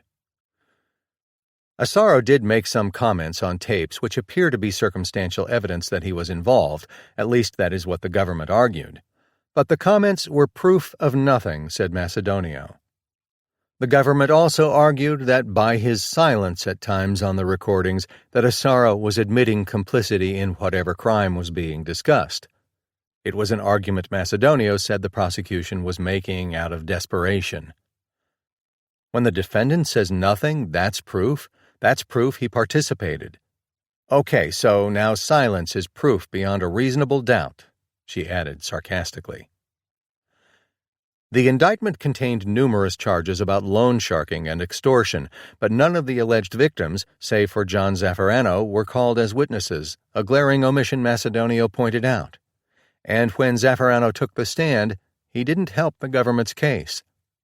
And what did he tell you? He told you he wasn't a victim of loan sharking or extortion, said Macedonio. The bigger picture here, quite frankly, is that the government took anything that they could that had to do with money and through Gaspari Valenti made it sound like Mr. Asaro was extorting everybody, but that's simply not the case, Macedonio argued. In closing, Macedonio didn't back away from Asaro's prior car theft ring conviction, his ill-tempered remarks, and weird lifestyle. He marched to his own drummer and wasn't a loyal mob operative, she said. Sometimes the government gets it wrong. Take away Gaspari Valenti, and Asaro wouldn't be found guilty of anything, the attorney said. Macedonio's summation was only about 2 hours long, a welcomed change from the nearly full-day presentation made by Cooley. As is the practice, the government got a chance to offer a rebuttal, and Argentieri spoke this time, arguing that indeed other witnesses did corroborate Valenti's version of the Lufthansa heist. She pointed out Vitali's recollection about taking Massino to pick up heist jewelry from Asaro and the testimony of Ruggiano, whose father admitted fencing some of the jewels through his Manhattan store. Asaro may think he was a guy who marched to his own drum, but he was still part of the band, the Bonanno crime family, the prosecutor insisted. It was after lunch that Ross charged the jury on the federal law that would control the deliberations. To the layman, sitting through a jury charge can be as tedious as watching paint dry. But a good charge is like a Rosetta Stone for jurors, guiding them through the deliberations by giving them the law that the facts have to fit when they weigh a defendant's fate. It only took Ross about 90 minutes to read the instructions, and then she had the jurors retire to begin their deliberations. They only had about an hour left for business on November 9th, not enough time to decide anything important before they went home. Chapter 22. Free. It was about 2:55 p.m. on November 12, 2015, that word began to spread like wildfire in the Brooklyn Federal Courthouse that a verdict had been reached in the case of Vincent Asaro. Reporters scurried to the 8th-floor courtroom of Judge Ross, followed quickly by the prosecution and defense teams. Not counting the 1 hour or so the jury had deliberated on November 9th, the panel had been at work for about 15 hours deliberating the case. That was not a very long time. In criminal cases, a quick verdict can mean either that evidence of guilt was overwhelming and easily decided, or that the case didn't convince anyone about the defendant's guilt. It is hard to tell with a jury. There was an indication that the jury was having trouble when the panel asked in a note if they could have copies of the summations. That is not allowed under the law, but the fact that the jurors needed to hear all the closing arguments again suggested they were confused about how to sort out the evidence. But after that, things seemed to settle down. Still, such a quick verdict in such a complicated case was puzzling. After the courtroom filled up and Ross was on the bench, Asaro, wearing a charcoal gray sweater and dark slacks, was brought out from the holding cell. His face didn't betray any emotion, but he seemed resigned to hear his fate. He was rubbing his hands together as if he might have freshened up in the back cell with a hand sanitizer. Just before 2:58 p.m., the jury trooped into the courtroom. There were 12 of them, and it was impossible to detect in their faces and body language any hint about how they had decided. Macedonio glanced over at the prosecution table, and she saw stress on Argentieri's face. "Let me, before I go any further, just assure myself. Is your verdict unanimous?" Ross asked. "Yes," replied the jury foreman. Ross was given the 6-page verdict and read through it rather quickly. Very quickly. From the way Ross seemed to go fast through the 6 pages, which contained 14 racketeering acts for the first count of the indictment, including Lufthansa and the Katz murder, Macedonio believed that the defense didn't just win a few counts. It had won them all. Sometimes courtroom deputies asked the jurors to announce their verdict, but in this case Ross herself asked the jury foreman the questions everyone wanted the answers to. She handed the pages back to the foreman. The courtroom was deadly quiet as Ross spoke. "As to count 1 of the indictment, racketeering conspiracy under federal law, how do you find the defendant? Guilty or not guilty?" Ross asked. "Not guilty," the jury foreman answered. There was a gasp from some in the audience. Did we hear that right? The acoustics in the courtroom weren't the greatest, but it sounded like not guilty. With an acquittal on the racketeering count, the jury didn't have to say if the separate racketeering acts, including Lufthansa, the Katz murder, the Zaffarano property extortion, had been proven or not proven. They were now all irrelevant. The big heist, the subject of so much media hype and attention, had been tossed out by the jury.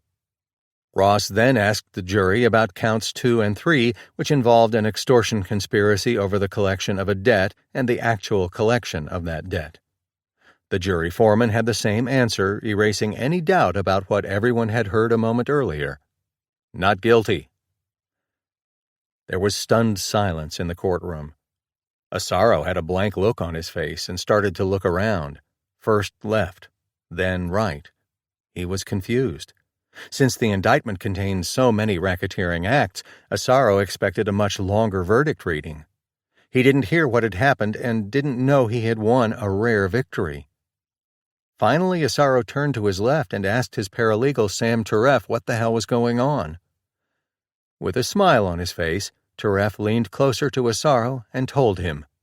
Asaro turned to Macedonio for confirmation, and she told him the same thing. "That's it. Not guilty. You are going home," she told him. It was as if Asaro had a surge of electricity jolt through his body. His eyes suddenly shot wide open, and he slapped his hands with glee on the table in front of him. Jumping up out of his seat, saying, "I can't fucking believe it," Asaro embraced Macedonio and planted a kiss on her lips, and then made as if he was going to walk right out of the courtroom until the federal marshals restrained him and had him sit down. Ross said she didn't think it necessary to pull the jury panel and took the verdict sheet back, thanking the jurors for what she said had not been an easy trial. She then dismissed them with the remark, "Have a nice rest of the week." After Ross thanked and dismissed the panel, she had one more piece of business, to dismiss the alternate jurors who had been kept apart from the regular panel during the deliberations. She told Asaro and everyone else to sit down. "Thank you very much," Asaro exclaimed. Over at the crestfallen prosecution table, Argentieri's stomach felt like it had dropped to the floor. She and her co-counsels, as well as FBI agents Yepilar and Menini, gathered up their files and walked out the courtroom door. They said nothing. Some of their colleagues, seated in the public gallery and who were likely expecting a quick conviction in the year's biggest criminal trial, looked like someone had just shot their pet dog. With reporters tweeting the verdict back to their newsrooms, word of the acquittal shot around the world almost instantly. News camera crews had already been staking out the courthouse at Cadman Plaza East, but as word spread of Asaro's astonishing victory, more cameras rushed to the courthouse. It would take about a half hour for Asaro to be finally discharged by the marshals so he could walk out the door, a man who, for the first time in 17 months, could sleep in his own bed. With Macedonio smiling to his right and Ferrone beaming to his left, Asaro looked at the gaggle of reporters and smiled. "Free," said an exuberant Asaro, holding his arms wide as if to signal a touchdown. Stepping to a microphone stand set up by reporters, Asaro had each of his arms around his attorneys as he gave a short, celebratory statement. "I want to thank my 2 lawyers. Without them, I wouldn't be here now. I'd like to thank the U.S. Marshals Service for treating me great," said Asaro, referring to the people who specially arranged to drive him to court each morning. "I can't say the same for the FBI," he added. Anxious to get her client on his way, Macedonio told the reporters that Asaro wanted to go home and spend Thanksgiving with his family. "I've got 2 years here and I am dying to get home," added Asaro. As he walked across Cadman Plaza Park, followed by a troop of reporters and cameras, Asaro admitted that, "I was shocked, really shocked," at the verdict, an indication that he had been resigned to defeat. "After 2 years it feels great. 2 years in here for nothing. I should have never got arrested," Asaro told the reporters who walked with him across the plaza. A white sedan was waiting for Asaro and his lawyers at Cadman Plaza West. As Sam Teref opened the trunk to place in some legal briefcases, Asaro couldn't resist a bit of strange mob humor for the benefit of the press. It seemed his way of mocking the government for attempting to portray him as a homicidal monster. "Hey, Sam, make sure they don't see the body in the trunk," quipped Asaro. After the verdict, Asaro was driven to a daughter's home in Franklin Square, Long Island, where a meal of spaghetti and clams awaited him. It never tasted better. Meanwhile, Argentieri, Cooley, Gertis, and the rest of the prosecution team repaired to the local O'Keefe's restaurant on Court Street in Brooklyn Heights to lick their wounds, commiserate, and try to figure out what had happened in a case that could have been a crowning moment in their careers if they had won. The government lawyers weren't the only ones scratching their heads over the acquittal. Since the jury was anonymous and elected not to talk with reporters after the verdict, the true reasons for the decision would likely remain unknown forever. But there were plenty of theories, some more plausible than others, and many revolving around the way the case was constructed by the government. On the street, according to one source familiar with the world of organized crime, some in the Bonanno crime family speculated that somehow Asaro must have compromised the jury. There had been a case in the past with the late John Gotti where jurors were tampered with. But with Asaro, that theory is about as far-fetched as they come. Even if he wanted to, Asaro didn't have the money or the help to pay off anybody, and the federal government had learned, after the Gotti experience, to be extra careful and use anonymous juries in mob cases. The indictment against Asaro was a complicated one in that it involved, along with the Lufthansa heist and the Katz murder, various extortion, arson, attempted murder, and other charges. The charges spanned different periods of time, and aside from claims that they were all part of the racketeering activities of the Bonanno crime family, they didn't seem to have any significant connection. The indictment seemed like a hodgepodge.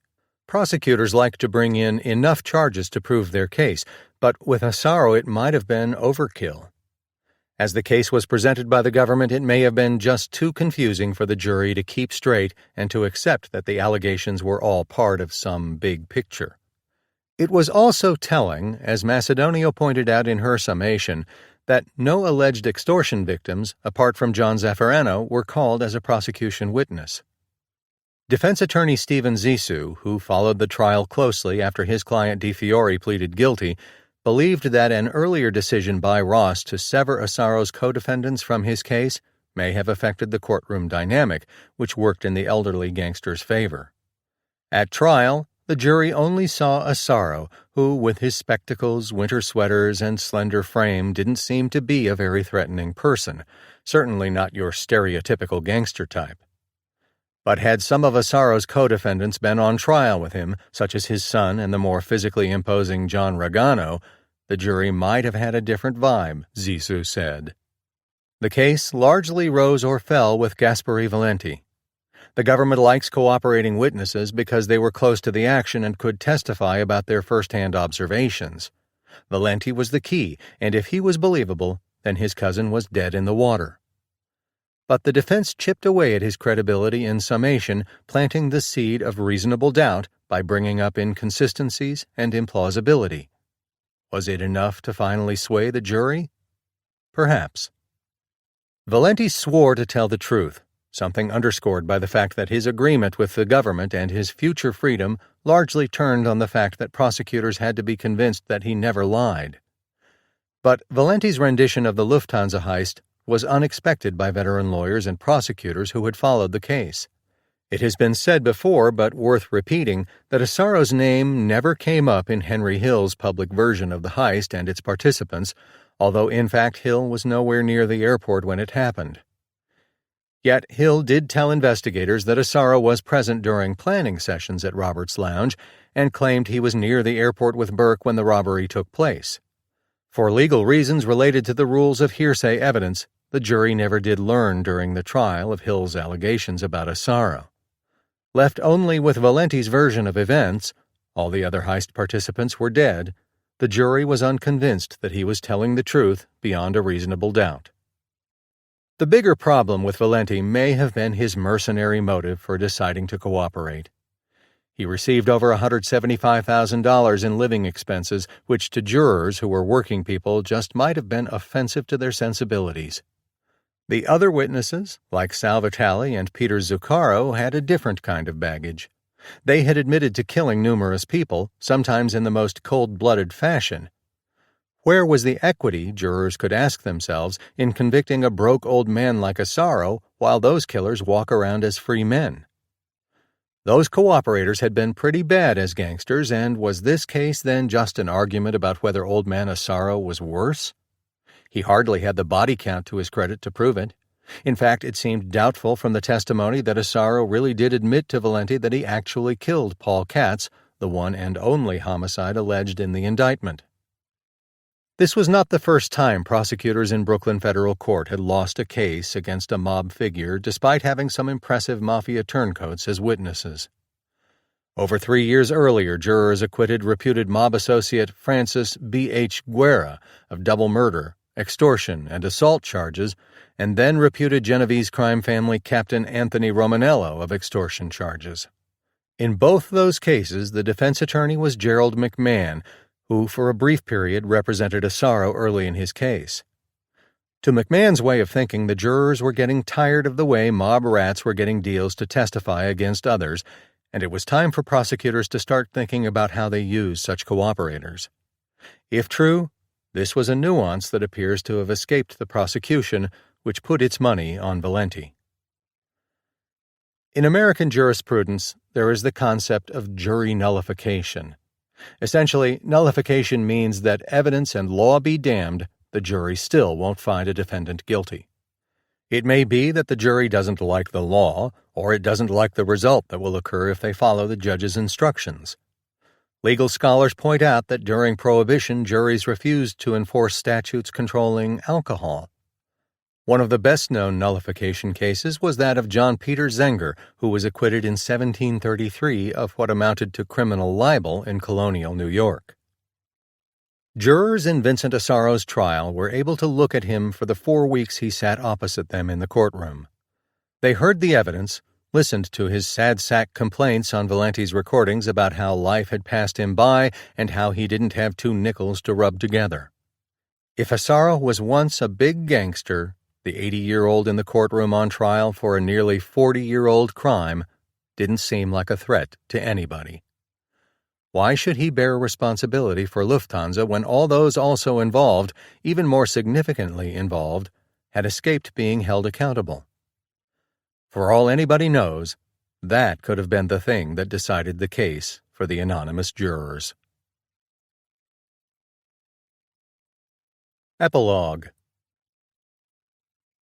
The first thing I noticed as I walked up the front steps of the house in Ozone Park was the small patriotic sign visible in one of the windows of the door. God bless America.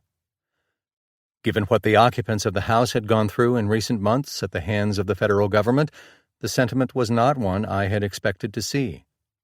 I had tracked Vincent Asaro to this 2-story frame house after going to his old address in Howard Beach and finding out he had moved from there some time ago. It was an early July evening, and I had in my hand a 1-page note I had typed. Through his attorney, Asaro had expressed the sentiment that he wanted to talk about his feelings, particularly as they related to Joseph Massino and Gaspare Valenti. But for reasons that he didn't want to explain, Asaro felt he couldn't talk to me. Nevertheless, I figured a visit might change his mind, even if only briefly. Asaro lived in the 3-bedroom home built around 1935 with his girlfriend Michelle. The dwelling was a detached structure that was typical for this middle-class area of Queens. The neighborhood was not far from Liberty Avenue and over the years had mirrored the ethnic changes in the borough, going from a mix of Italian, Irish, and German families to inclusion of more immigrants from the Caribbean and Latin America. Michelle answered the door, and I asked for Vincent. She indicated he wasn't around, so I told her I had a letter. "I can take it," she said. Michelle was a mature, well-groomed woman with short-cut blonde hair. She had a slender face and friendly eyes, which looked at me with curiosity. I had recognized her from court, and I knew when she took the letter that I had the right house. As she spoke, I heard the sounds of a man's voice coming from the enclosed area of the porch. She handed him the envelope. I moved and looked inside, and there was Vincent Asaro. He seemed taller than I remembered him being. He was dressed in a freshly pressed white short-sleeved shirt and blue Bermuda shorts. It was summertime, after all. The day he was acquitted, he was all smiles and buoyant. But today he seemed thinner, and his face was lined with concern. He seemed surprised to see me, but there was a flash of recognition, likely from the way I had shadowed him during his triumphant walk from the courthouse last November. "How did you treat me?" he asked with a smile, referring to my news stories. "I treated you fine," I responded, knowing that he must have seen my story reporting his courtroom victory. I also reminded him that his attorney had told me of his declining to talk. The letter, I said, explained that I was respecting his decision and hoped he would reconsider. Asaro used his thin fingers to open the envelope. As Michelle and I watched him, the only sound was the crinkling of the paper as he held it in his hands. I figured at his age and with the low light in the foyer that he might need my reading glasses, but Asaro had no trouble, and he read the note carefully for what seemed like an eternity. He folded the paper up carefully, placed it in the envelope, and looked at me. "I'm sorry, I mean no disrespect, but I just can't talk," he said. From years of experience as a reporter, I knew it was often a long shot to show up at someone's home to get them to talk. I already was told he didn't want to say anything. But sometimes in these situations a person, seeing a sympathetic face, might have a change of heart or at least say something. Asaro did not disappoint. Gasperi Valenti's decision to become a turncoat hurt Asaro. My presence on the front steps brought back memories of his cousin's actions and seemed to enrage Asaro. "I will say this," said Asaro. "He lied through his teeth." As he spoke, Asaro's eyes flashed open with anger, and he was chomping at the bit, ready to explode. Along with the anger, I sensed a great deal of hurt with him. Gasperi had been his lifelong friend, and in the gangster life they had once chosen together, becoming a rat was still a curse. "They bought Gasper for $6,000 a month," Asaro continued. He was referring to the money the government had paid for Valenti's subsistence during the 8 years he had been cooperating with the FBI. The prosecution did admit to $3,000 a month, although security costs were extra. No matter what the amount, it was all blood money as far as Asaro was concerned. Although he didn't name her, Asaro inveighed against Argentieri for going after him for an old state case in which he had paid his dues. "She tried to frame me on a case I did 5 years on," opined Asaro, referring to the old state court auto theft case involving Guy Gralto, in which he was convicted and sent to state prison. One of the quirks in the federal law is that even though someone is convicted of a crime in state court, the FBI can use the old crimes to prosecute somebody for a conspiracy to commit that same offense, even roll it into a larger racketeering case. So, in effect, a person can be convicted for the same acts twice. While a permissible legal tactic, to Asaro the dredging up of the old crime he thought he paid his debt to society for was unconscionable. Only Asaro knows what he did or didn't do in his life, but in terms of his Lufthansa case, he has that 6-page verdict sheet that he can show everybody and argue his innocence. As Asaro spoke, Michelle sensed his excitement and she stretched out her hand and touched his chest. The action seemed as much to keep him from raising his blood pressure as it was to console him. Asaro already had heart issues. Her gesture was tender. Whatever their relationship, she seemed genuinely concerned about him. "I have a lot on my mind," Asaro finally confessed as he quieted down. "My sister is sick." Asaro glanced down as he spoke about her, although it wasn't clear how seriously she was ill. With all of his old friends either dead or having turned against him, Asaro's social circle had narrowed more and more. There was still Michelle, his daughters, and his sister, but the loss of even one person now seemed too much for him to think about. As I looked at him, I saw the old man the jury had seen. Maybe it was right that they decided to let him have his freedom. There was one more shot from Asaro. The government witnesses had all sorts of homicides to their credit. Sal Vitale, Andy Ruggiano, Peter Zuccaro. They were all admitted killers. "Where is the fairness in that?" Asaro asked as he clicked off their names. It was time for me to go. Asaro asked me what the title of the book was, and he smiled when I told him. I asked him what he had for that first dinner after his acquittal, and he told me about the spaghetti and clams. We all shook hands, and I watched Asaro go back into the house. "I really can't talk," he repeated. As I walked to my car, I realized that Asaro was living in what for him was the old neighborhood. To the south, about a mile away, was Jimmy Burke's old club. To the north, beyond Liberty Avenue by just a few blocks, was John Gotti's old Bergen Hunt and Fish Club. On Valenti's recordings, Asaro lamented about the old street life, When Gotti reigned supreme on 101st Avenue, Jimmy Burke lorded over the crew at Roberts Lounge on Lefferts Boulevard, and the Bonanno crime family was the one borgata in the city the federal government couldn't touch. Times had changed. The city had changed. The mob had changed with its notion of omerta, torn to shreds. Vincent Assaro's world was now one where the people on the streets of Ozone Park were more likely to have come from the Punjab than Palermo, and the food served at Burke's old saloon was West Indian roti bread and not ravioli with marinara sauce. At least it was a world within which Assaro could walk around a free man. It was also his choice to accept the way things had become or not, and daydream about the way life once was. Lufthansa Roll Call, as of July 1, 2016. Nicole Argentieri, Federal Prosecutor. She became head of the Public Corruption Unit of the Brooklyn U.S. Attorney's Office. Jerome Assaro, Bonanno soldier and father of Vincent. He died in 1977. His place of interment is unknown. Jerome Assaro, Bonanno captain and son of Vincent Assaro. He is currently serving a 90-month sentence after pleading guilty to federal racketeering charges in 2014. He is serving his sentence in Schuylkill Federal Correctional Institution and is scheduled for release on August 6, 2020. Vincent Assaro, Bonanno captain. He is living in the Ozone Park area after winning a verdict of acquittal in November 2015 in his federal trial on charges stemming from the Lufthansa Heist, the murder of Paul Katz, and other crimes. Vincent Basciano, Bonanno captain. He is serving a life sentence for a federal racketeering conviction in 2011 in which he was spared the death penalty. Basciano originally began serving his sentence in the high-security section of ADX Florence in Colorado.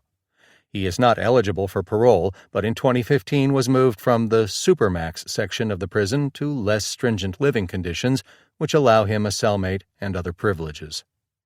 Janet Barbieri, girlfriend and government witness. She testified at the 1979 trial of her then-boyfriend Louis Werner for his complicity in the Lufthansa heist. Her whereabouts are unknown. Catherine Burke, daughter of James Burke. She is living in Howard Beach and is married to imprisoned Bonanno captain Anthony Bruno Indelicato. She has never been charged with any crimes. Francis Frank Burke, son of James Burke, Lufthansa participant, mob associate. He was killed in a drug dispute in 1987. He is buried next to his father. James Jimmy the Gent Burke, gangster. The father of Catherine Burke and Francis Burke, he was never charged in connection with the Lufthansa heist, but was convicted in 1984 on state charges for the killing of James Eaton. Burke was also convicted on federal charges in 1985 for the Boston College point-shaving scandal. Burke died in state prison in 1996 from cancer. He is buried in St. Charles Cemetery, East Farmingdale, New York. Burke's character, known as Jimmy Conway, was played by Robert De Niro in the film Goodfellas. Louis Cafora, mob associate. He was part of the planning and preparation for the Lufthansa heist. He and his wife Joanne went missing in March 1979 and are presumed dead. Steve Carbone, FBI case agent. He was one of the lead investigating FBI agents on the heist investigation. He retired from the FBI and is living in Florida and New York. Allison Cooley, prosecutor. She is a federal prosecutor in the Brooklyn U.S. Attorney's Office. Thomas DeSimone, gangster and Lufthansa participant.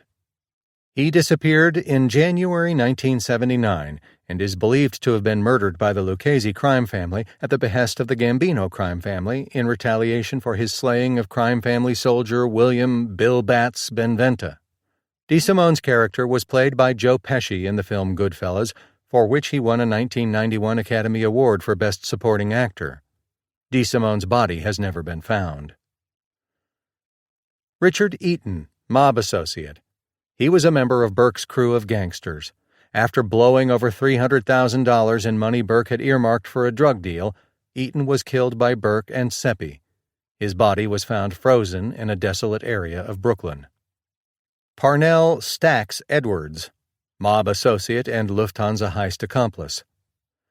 He was a part-time musician and thief who was shot dead around December 18, 1979 by DeSimone and Seppi after screwing up and not disposing of the getaway van used in the heist, as well as shooting off his mouth about the heist. Cops found the van and started tracing evidence found with the vehicle. Actor Samuel L. Jackson played Edwards' character in the film Goodfellas. Diane Ferrone, defense attorney. She maintains an active criminal defense practice in Manhattan.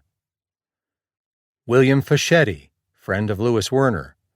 He cooperated with the government and testified as a government witness in the 1979 trial that led to Werner's conviction.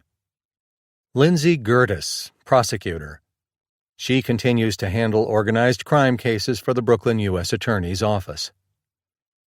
Peter Grunewald, airport worker and Lufthansa conspirator.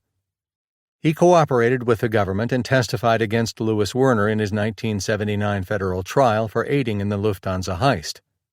His whereabouts are unknown. Henry Hill, drug dealer, hijacker, mob associate, became a government witness against Burke and others. He was the subject of Nicholas Pileggi's book Wise Guys. Hill died in 2012 before publication of the book about his role in the Lufthansa heist he co-authored with Daniel Simone. Actor Ray Liotta played Hill in the film Goodfellas. Karen Hill, wife of Henry Hill. She and Hill divorced in 2002, and she reportedly uses her witness protection identity to shield herself. Karen Hill was played by Lorraine Bracco in the film Goodfellas. Anthony Bruno Indelicato, Bonanno soldier. He is currently serving a 20-year sentence after pleading guilty in 2008 to a count of racketeering, conspiracy to commit murder, and a charge of conspiracy to sell marijuana. He is scheduled for release in September 2023. Martin Krugman, mob associate. He owned men's hairpiece retailer For Men Only and was also a bookmaker. Krugman disappeared in January 1979, a month after the Lufthansa heist. He served as the intermediary between Louis Werner and the Roberts Lounge crew, which pulled off the airport robbery. Krugman, who is believed to have been killed and dismembered by James Burke, was declared legally dead in 1986. His character, known as Morris Kessler in the film Goodfellas, was played by Chuck Lowe. Stephen Leifer, defense attorney. He continued to practice criminal law in Brooklyn after defending Louis Werner. Leifer died in September 1979, a few months after the verdict in the Werner trial. Paolo Lecastri, Bonanno associate, Lufthansa heist participant. He was found murdered in a vacant lot in Brooklyn in June 1983. Elizabeth Macedonio, defense attorney. She maintains an active criminal defense practice in Manhattan. Edward McDonald, prosecutor. He went on after the Lufthansa investigation to lead the Brooklyn Organized Crime Strike Force for the federal government. As a prosecutor, he secured a number of major convictions, including those of Bronx Congressman Mario Biaggi and Brooklyn Democratic leader Meade Esposito, as well as that of New Jersey Senator Harrison Williams in the Abscam case. He left government service in 1989 and eventually became a partner at the Manhattan law firm of Detchert LLP. He was representing former Bonanno crime boss Joseph Massino at the time he decided to cooperate with the FBI. McDonald played himself in the film Goodfellas. Robert Frenchie McMahon, mob associate. He took part in the Lufthansa heist and was found murdered in Brooklyn on May 16, 1979. Joseph Manry, mob associate. He took part in the Lufthansa heist and was found murdered with McMahon on May 16, 1979. Joseph Massino, former Bonanno crime family boss. He became a government witness in July 2004 following his federal racketeering conviction for, among other things, 6 gangland murders. Massino was released from prison in the summer of 2013 and is currently living in the Federal Witness Protection Program. While expected to be called as a witness in the Asaro trial, the government opted not to use him. Frank Mena, businessman. He had occasionally gambled and introduced Louis Werner to Krugman, who functioned as a bookmaker. Krugman eventually introduced Werner to Burke's Lufthansa gang. His whereabouts are unknown. Adam Manini, FBI agent. He is currently assigned to the FBI office in New York City. Daniel Rizzo, Lucchese crime family member and heist participant. He was sentenced in 1999 to 30 months in federal prison and fined $5,000 for extortion in the New York Garment District. He died shortly before Assaro's October 2015 trial, where he was named in testimony by witness Gaspare Valenti as being one of the Lufthansa Heist participants. Vincent Santa, associate of James Burke. He was a former NYPD cop who left the department under a cloud. Santa was known on the street as Jimmy Santos. He is said to have been a major link between Burke and corrupt cops who passed along law enforcement information and the names of informants, allegedly for a price. Prosecutors said he died in the 1990s. Angelo Seppi, Lufthansa Heist participant. He was a member of Burke's crew and also is believed to have taken part in the murder of Richard Eaton. Seppi was found shot to death in the basement of an apartment in Brooklyn on July 18, 1984, along with girlfriend Joanne Lombardo, 18. His place of interment is unknown. Gaspare Valenti, mob associate. He decided to turn his back on the mob life and became a government informant against his cousin Vincent Assaro.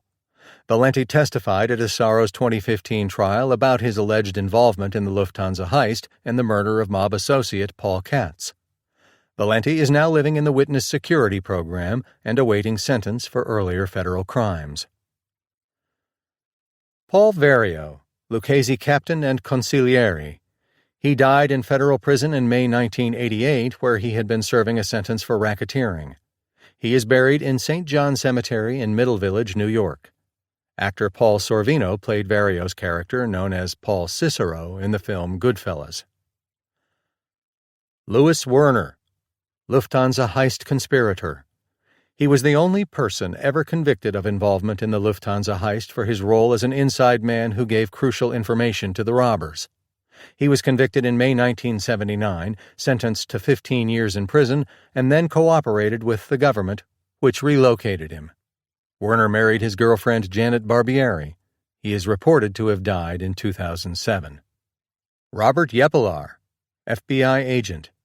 He remains a special agent with the Federal Bureau of Investigation. John Zaffarano, son of Michael Zaffarano, cousin of Vincent Assaro. Along with his mother, he inherited his father's sizable estate after his father died in 1980.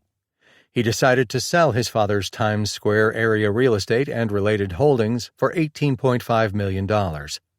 He is now living in Florida and testified in the trial of Vincent Assaro. Michael Zaffarano, Bonanno crime family captain. He was Assaro's uncle and a major mob player in the pornographic film business from the 1960s until his death of a heart attack during an FBI raid at his Times Square area office in 1980. Peter Zuccaro, former Gambino associate. He was released in the summer of 2012 after serving a federal sentence of 8 years and 1 day. He is currently in the Witness Relocation Program and has testified in a number of major mafia trials, including those of John A. Gotti, Charles Carneglia, and Dominic Pizzonia. This concludes the reading of The Big Heist, the real story of the Lufthansa heist, the mafia, and murder by Anthony M. DiStefano. Copyright 2017 by Anthony M. DiStefano. This book was read by Keith Sellenwright, a proud member of SAG-AFTRA. This unabridged recording was published by arrangement with Marcel Lyon Literary Agency, LLC, and was produced in 2017 by Blackstone Audio, Inc., which holds the copyright. Neither this recording nor any portion of it may be reproduced or used for any purpose without prior written authorization from Blackstone Audio, Inc. If you would like to obtain a monthly update telling you about new releases, call 1-800-SAY-BOOK. That's 1-800-729-2665. For a complete listing of our titles, visit our website at www.downpour.com. Thank you.